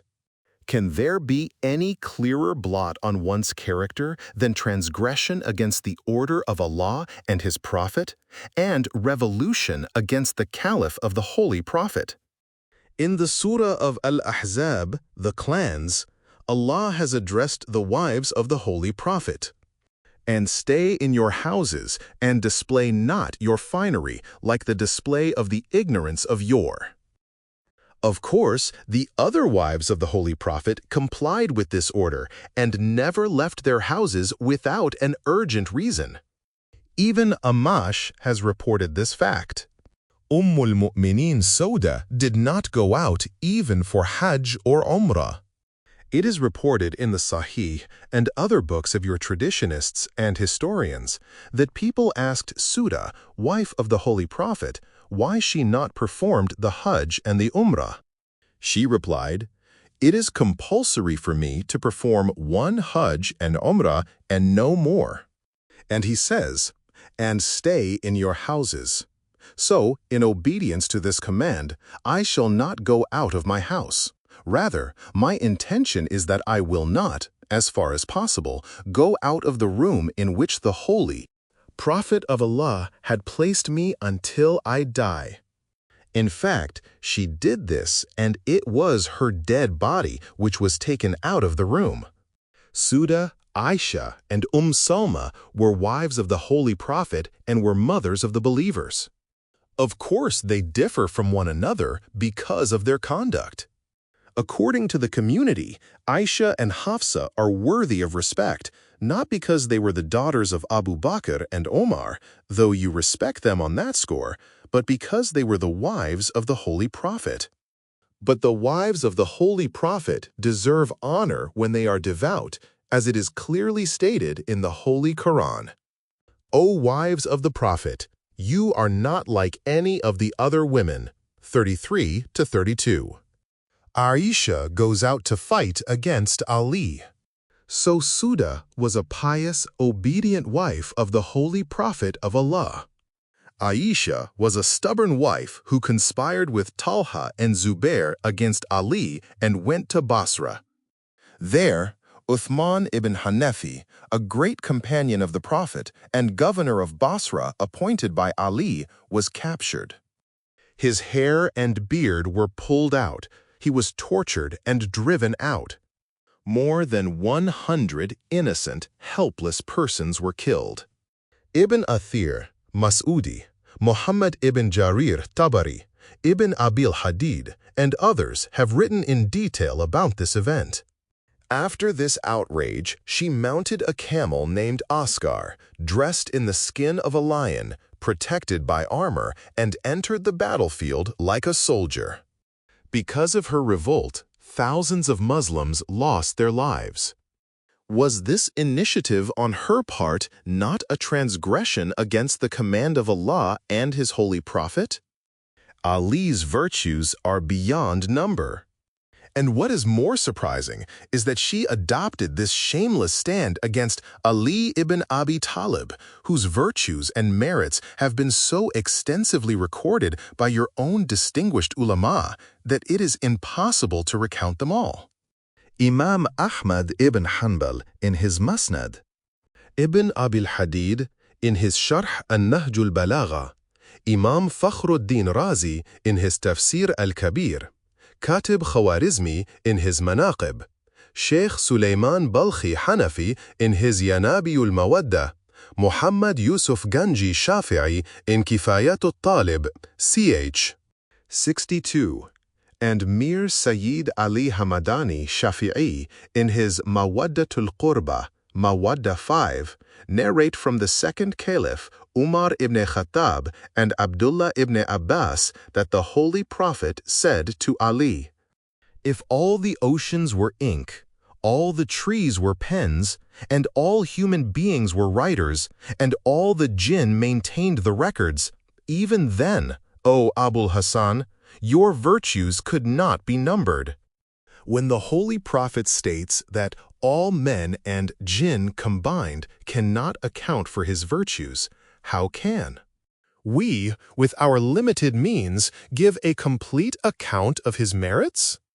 Apart from the Shia's ulama, your own ulama, for all their fanaticism, have filled their books with only part of his innumerable virtues.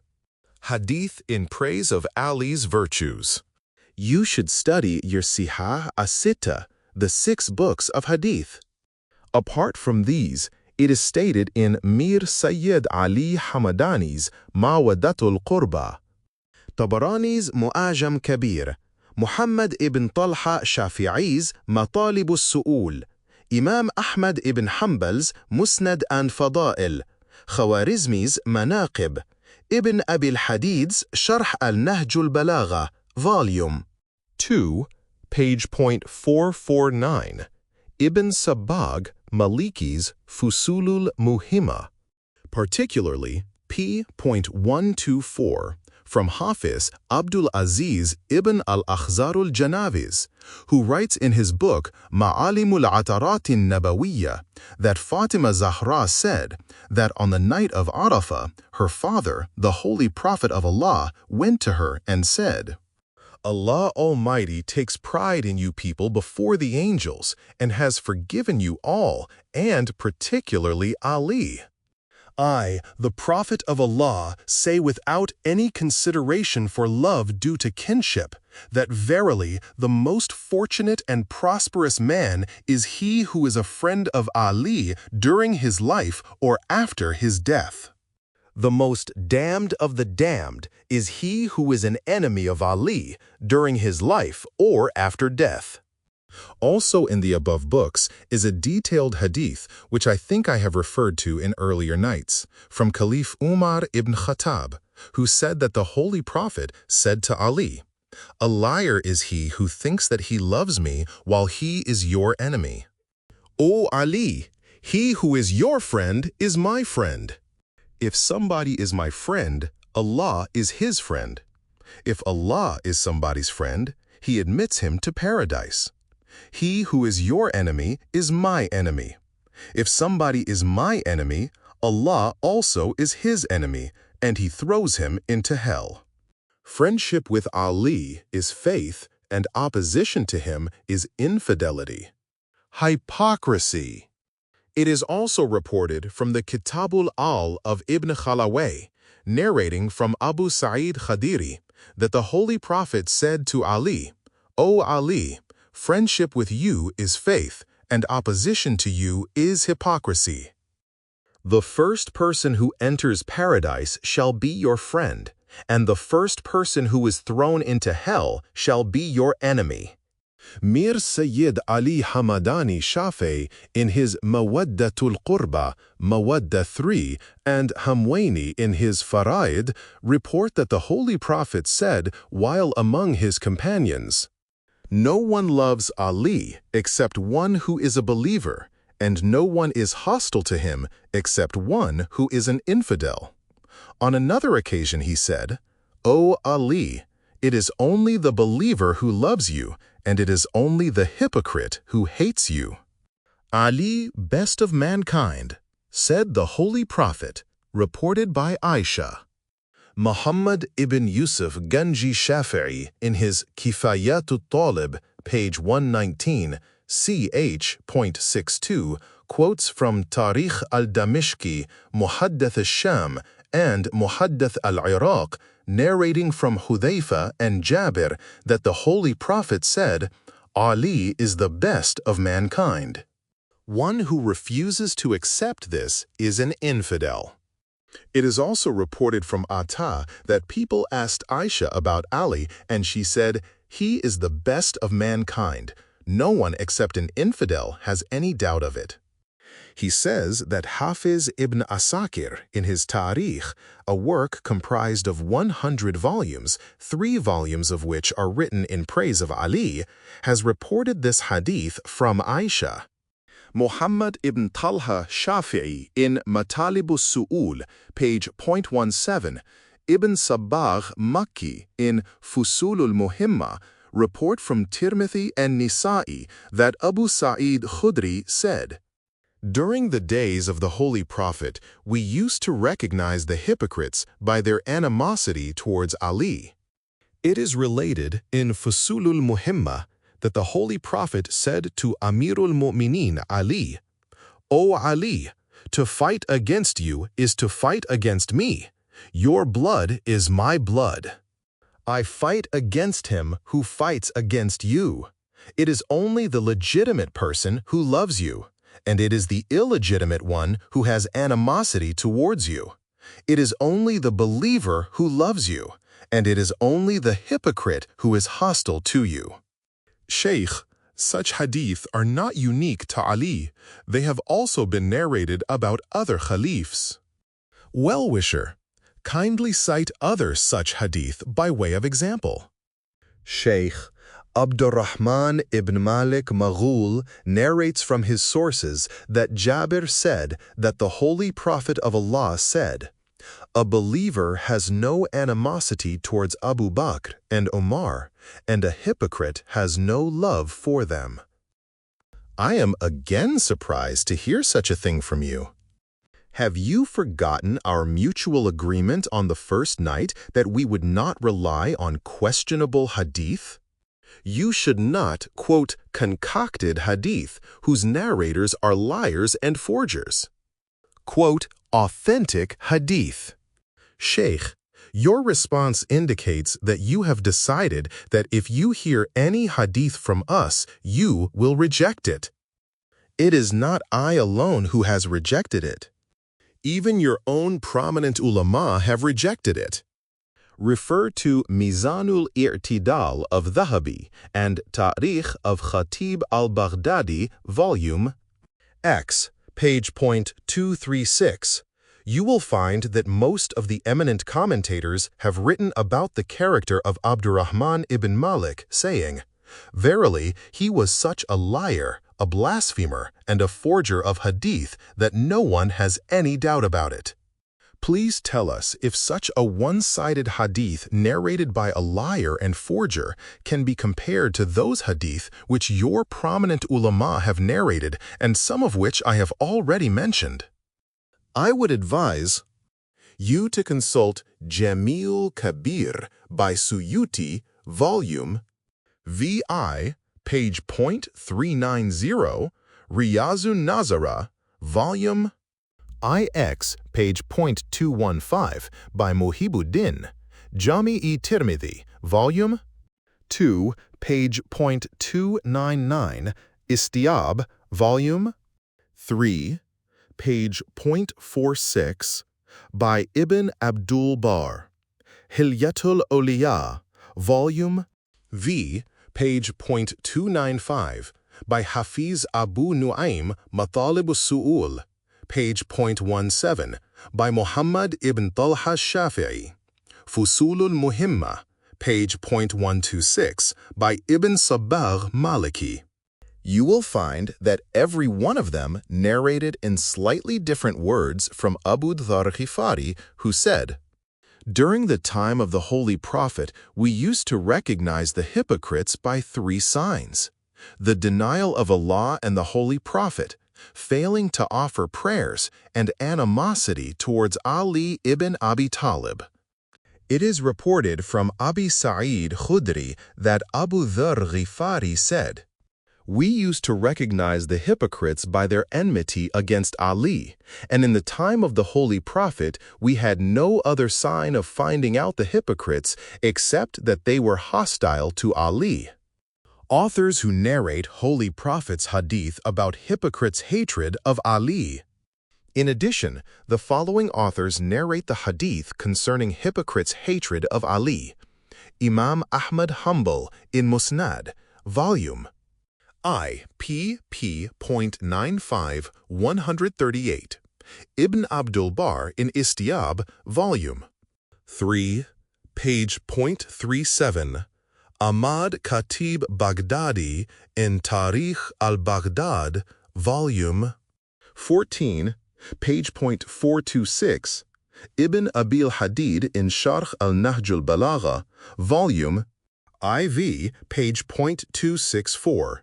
Imam Nisai in Sunan, Volume 8, page .117, and Khasa'is al-Alawi, page 27. Hamwaini in Fara'id, ch. .22, Ibn Hajar in Isaba, Volume 2, page .509, Hafiz Abu Nu'aym in Hilyatul Awliya, Volume IV, page .185, Sibt ibn Jawzi in Tadhkira, page .15, Suyuti in Jami'ul Kabir, pp. 152, 408.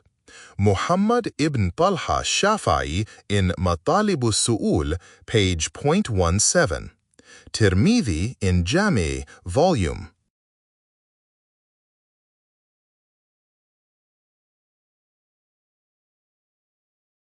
O Ali, a hypocrite is not your friend, and a believer is not your enemy.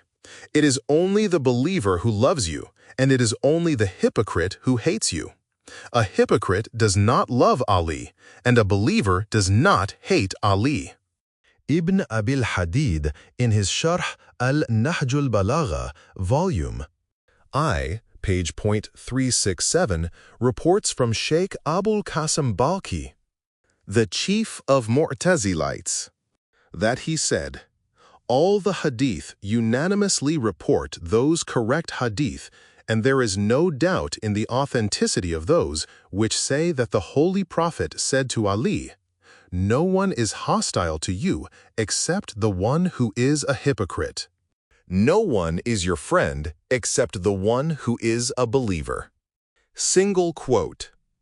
Also, in Volume 4 of his book, on page 264, he quotes the sermon of Amirul Mu'mineen, in which the Holy Imam says, "If I strike a believer with this sword in his face so that he might be hostile to me, he will never be hostile to me. But if I give the whole world to a hypocrite so that he might love me, he will never love me." And this is in accordance with the utterance of the Holy Prophet who said, "Only believers love you, only hypocrites are hostile to you." There are many hadith of this kind in your reliable books. I have cited only a few of them. Wasn't Aisha's revolt against Ali's authority a revolt against the Prophet himself? Was this fighting, or her urging the people to fight against Ali, due to her friendship, or was it due to enmity? Obviously, it was due to hostility. In all the hadith which I have just related, the Holy Prophet said that one of the signs of infidelity is fighting against Ali. How would you reconcile the stand taken by Mu'mineen Aisha in fighting Ali with these hadith? It has just come to my mind that Mir Sayyid Ali Hamadani Shafi'i, in his Mawaddatul Qurba, Mawadda 3, has reported from Aisha herself that the Holy Prophet said, "Allah has pledged his word to me that whoever revolts against Ali is an infidel and his place is in hell." It is strange that when people asked her why she revolted against Ali, having heard such a hadith from the Holy Prophet, she merely replied, "I forgot this hadith on the day of the Battle of the Camel. I did not remember it until I came to Basra." Sheikh, but how can you find fault with al-Mu'mineen when it is obvious that to forget is but human? Even if I admit that she forgot that hadith on the day of the Battle of the Camel, didn't she remember it when she was returning from Mecca and all her friends, including the pious wives of the Holy Prophet, warned her that she should not perpetrate such an action, since opposition to Ali was opposition to the Holy Prophet? Your own historians who have recorded the Battle of the Camel have drawn attention to the fact that the Holy Prophet said, "O Aisha, fear that path on which the dogs of Hawab may bark at you." When, however, on her way to Basra, she reached the brook of the Bani Kilab, dogs surrounded her litter and began barking. She asked the people what place it was. She was told that it was Hawab.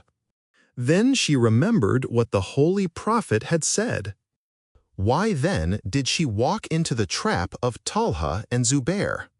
Why did she proceed until she reached Basra, where she created such a tumultuous uproar? Would you say that she had forgotten this also, or that she trod that path deliberately? She deliberately transgressed the order of Allah and the Holy Prophet, and, having conspired with Talha and Zubair, went to fight against the Caliph and vicegerent of the Holy Prophet, although she had herself reported that the Holy Prophet said, "One who fights against Ali is an infidel." Was it not a cause of distress to the Holy Prophet that as soon as the commander of the faithful assumed the reins of the caliphate, disturbances were created and conspirators prepared for battle against him? I have told you earlier with authentic sources that the Holy Prophet said, "He who distresses Ali verily distresses me. He who distresses me verily distresses Allah." O people, he who distresses Ali shall be raised as a Jew or Christian on the day of resurrection. Slaughter of Sahaba, companions, and innocent believers in Basra by order of Aisha. These reports can be found in your authentic books. Why then should you find fault with the Shi'as? Responsibility for the blood of innocent believers, the torture and expulsion of Uthman ibn Hunayf, and the murder of more than 100, including the unarmed keepers of the treasury who had no concern with the battle, 40 of whom were killed in the mosque, lay squarely on the instigator of the battle. Allama Mas'udi, in his Murujuz Dhahab, Volume 2, page .7, has written about this in these words. Besides those who were injured, 70 of the unarmed guards of Bayt al-Mal, treasury, were put to death. Of these 70, 50 were beheaded in prison. These people were the first among the Muslims to have been tortured to death. Among your ulama and historians, Ibn Jarir and Ibn Athir have given detailed accounts of these events. Shias say about Aisha exactly what history shows. Perhaps you should expunge these reports from your authentic books. In fact, in the reprints of these books, some of your ulama have changed some of this disagreeable information and, in some cases, have omitted it altogether. You should either refuse to accept what your notable ulama and historians have written, or you should give up censuring the Shias. They say only what is recorded in your own reliable books. No evidence that Aisha repented. Sheikh, what you say is of course true, but al-Mu'mineen Aisha was only a human being. She was not infallible.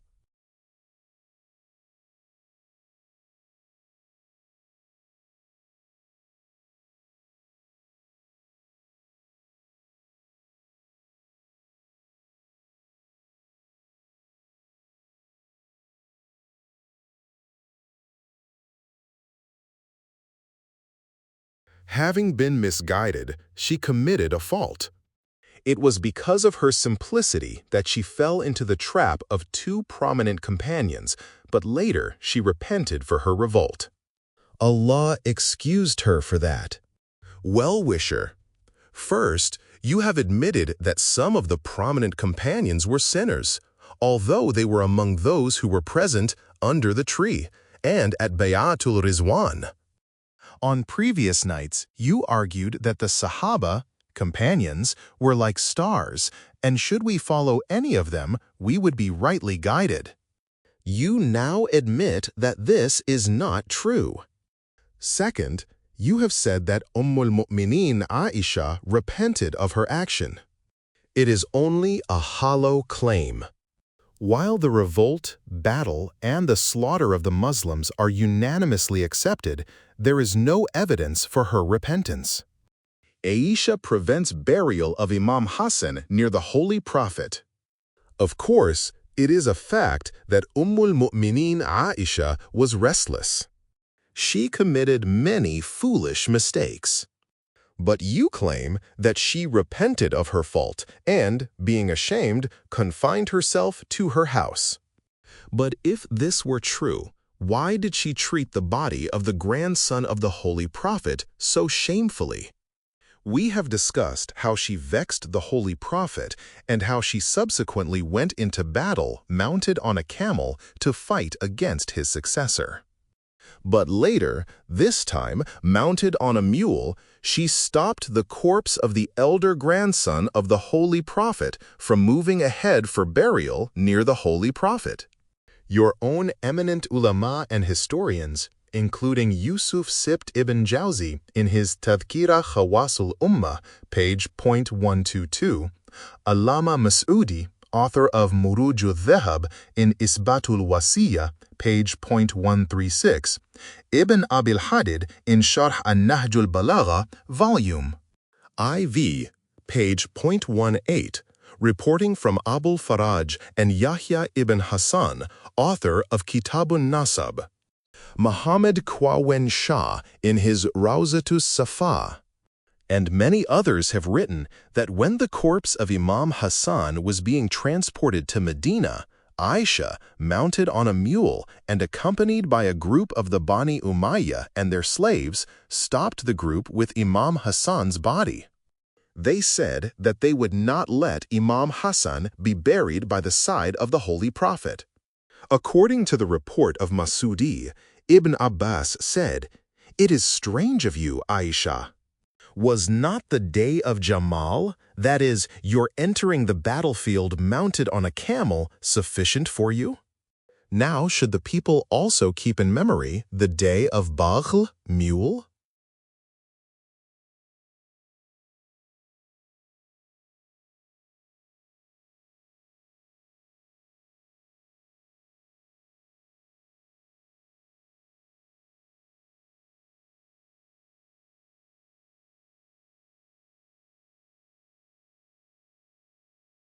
Mounted on a mule, you have stopped the bier of the son of the Holy Prophet.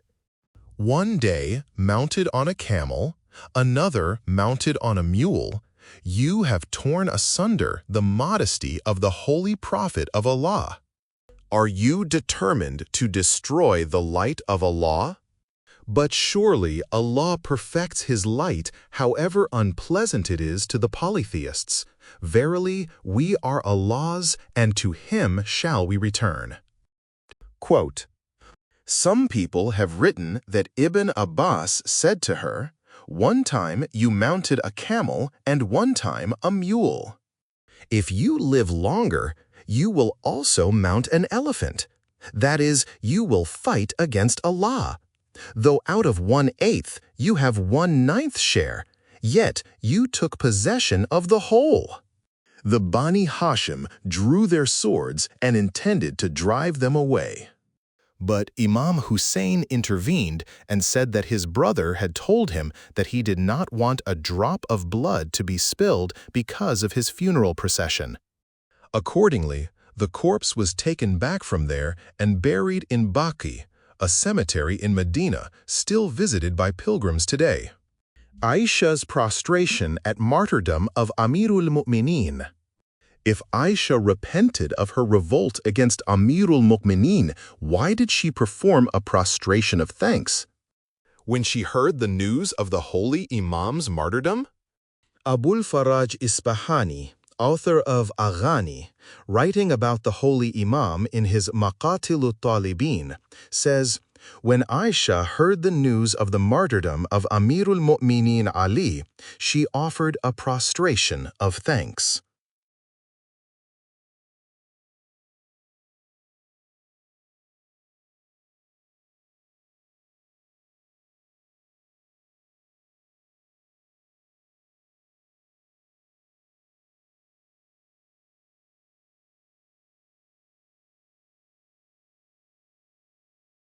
Later, however, she asked the informant who had killed Ali. She was told that it was Abdurrahman ibn Muljim of the Bani Murad clan. Instantly, she recited the following couplet. If Ali is away from me, the news of his death was brought by a slave, who may not have dust in his mouth. Zainab, daughter of Salma, was present at that time. She asked Aisha if it was proper for her to express her jubilation and utter such words about Ali. It was a bad thing. Aisha replied that she was not in her senses and that she uttered those words through forgetfulness.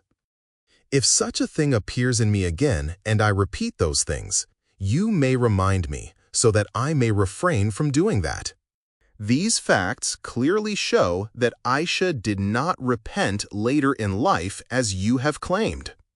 Contradictory statements of Aisha about Uthman. At this time, I recall another thing. You people object to the Shi'as because they criticize Caliph Uthman for his faults which your own ulama have recorded in their books. Accordingly, you should not look with favor on Mu'mineen Aisha either, because ulama and historians like Ibn Abi al-Hadid in his Sharh al-Najw al-Balagha, Volume 2, page .77, Masudi in his Kitab al-Akhiru Zaman and Awsat, Sibt ibn Jawzi in Tadhkira Khawas al-Ummah, page .36, Ibn Jarir, Ibn Asakir, and others have written that Mu'mineen Aisha always spoke ill of Uthman, so much so that she called out, "Kill Nathal, the old dotard. May Allah kill him, as he has become an infidel." But as soon as Uthman was killed, she, because of her opposition to Ali, began to say, "Uthman has been killed as an oppressed one. By Allah, I will avenge his death, so rise up and help me." Ibn Abi al-Hadid writes, certainly Aisha was the greatest enemy of Uthman. So much so that she hung the garment of the Holy Prophet in her house and used to tell the people who came there, "This is the garment of the Holy Prophet of Allah." It has not yet become old, but Uthman has made the Holy Prophet's sunnah old and worn out. Ibn Abil Hadid writes that when Aisha heard in Mecca the news of Uthman's murder, she said, "May Allah reject him from his mercy. He committed bad actions, and Allah does not oppress his subjects. That is, if he chastises anyone, it is because of his sinful actions." You hear these remarks from Aisha about Uthman without any proof, and yet you take no notice of it. But if the same words are used by Shias, you immediately call them infidels. We should take an impartial view of things.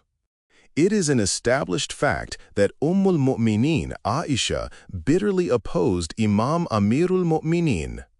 When she heard that the Muslims had sworn allegiance to the holy Imam, she said, "The falling of the skies on the earth is better than the establishment of Ali's caliphate. Uthman has been slain as an oppressed one." Certainly, these inconsistent statements indicate an unstable mind. Allah is merciful, but the blood of innocent Muslims cannot go unquestioned.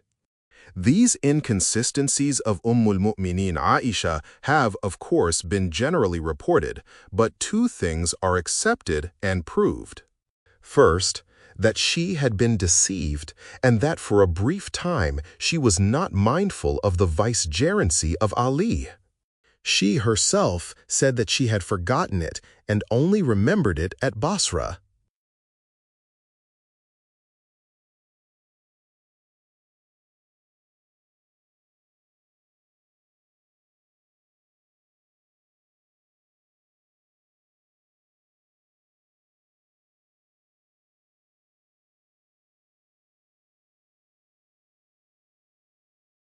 Second, she repented for her action. Certainly Allah, having forgiven her, will give her a high place in paradise. Well-wisher, I will not repeat what I have already said on the question of repentance. The blood of those Muslims who were killed for no fault, the disgrace and insults they were subjected to, and the plundering of their property will not go unquestioned. It is true that at the place of forgiveness, Allah is most merciful, but at the place of chastisement, He is most strict. Apart from this, she herself admitted until her death that she was responsible for all those odious events. As your own ulama have reported, she stipulated in her will that she could not be buried by the side of the Holy Prophet. She knew that she had sponsored many of the disturbances after him. Hakim in his Mustabrak, Ibn Qutayba in his Ma'arif, Muhammad ibn Yusuf Zarandi in his Kitab al-A'lam bi Sirat al-Nabi, and Ibn al-Bayyah Nishapuri and others have reported that Aisha exhorted Abdullah ibn Zubayr in these words, "Bury me beside my sisters in Baqi." I brought about innovations and novelties after the Holy Prophet of Allah. Aisha cannot plead loss of memory because she was reminded by Salma. You said she recollected the virtues of Ali at Basra and had forgotten what the Holy Prophet had forbidden her to do. This is not true. You should consult the authentic books of your own prominent ulama. For example, refer to Sharh al-Najul Balagha, Volume 2, page .77, by Ibn Abil Hadid. Ibn Abil Hadid reports from the Tarikh al-Abi Makhnaf, Lut ibn Yahya Azadi, that Salma also was present in Mecca when she heard that Aisha intended to take vengeance for the murder of Uthman and was going to Basra. She was shocked at this and began proclaiming the merits of Ali in all congregations. Aisha went to Salma in order to win her over to her point of view before leaving. For Basra, Salma said to her, "Until yesterday you were abusing Uthman and calling him a stupid dotard, and now you have turned against Ali to avenge Uthman's murder? Are you not aware of Ali's virtues? If you have forgotten them, I would recall them to you. Remember the day when I came to your room along with the Holy Prophet of Allah? Then Ali came in and began talking privately with the Holy Prophet. When the private talk continued for some time, you got up to scold the Holy Prophet. I dissuaded you from doing that, but you did not pay any attention to my advice. You said to Ali in anger, 'Of every 9 days, one is for me, and on that day too you come in and keep him engaged in talking.' At this, the Holy Prophet became so indignant with you that his face became red, and he said, 'Get back.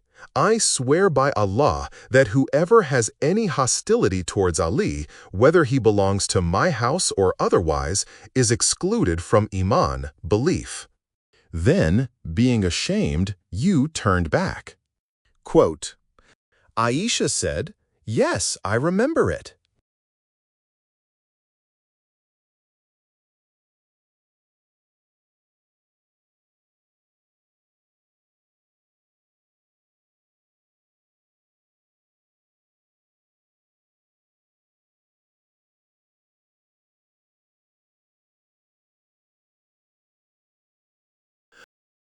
Salma said, "You may remember that one day you were washing the head of the Holy Prophet, and I was preparing hais, a kind of food." The Holy Prophet raised his head and said, "Who among you is that sinner who will mount the camel, and at whom the dogs of Hawab bark, and who will fall headlong from the bridge of Sirat?" I then left the hais and said, "O Holy Prophet of Allah, I seek refuge of Allah and His Holy Prophet from such an action." After this, the Holy Prophet, striking you in your back, said, "Eschew this. It is you who will do these deeds." Aisha said, "Yes, I remember it." Salma further said, "I remind you that on one of the journeys, you and I were with the Holy Prophet. One day, Ali was mending the shoes of the Holy Prophet, and we too were sitting in the shade of a tree. It so happened that your father Abu Bakr and Omar came and sought permission. You and I went behind the screen. They sat down and after talking for a while said, 'O Holy Prophet of Allah, we do not know the value of your companionship. So we ask you to let us know who will be your successor and caliph, so that after you he may be our guide.' The Holy Prophet said to them, 'I know his place, rank, and position, but if I introduce him directly, you will reject him as the Bani Israel rejected Aaron.' They both were silent and soon left. After they left, we came out. I said to the Holy Prophet, 'Who will be your caliph for them?' The Holy Prophet said, 'He is mending my shoes.' We saw that there was no one except Ali. Then I said, 'O Holy Prophet of Allah, I did not find anybody except Ali.' He said, 'The same Ali is my caliph.' Aisha said, 'Yes, I remember it.'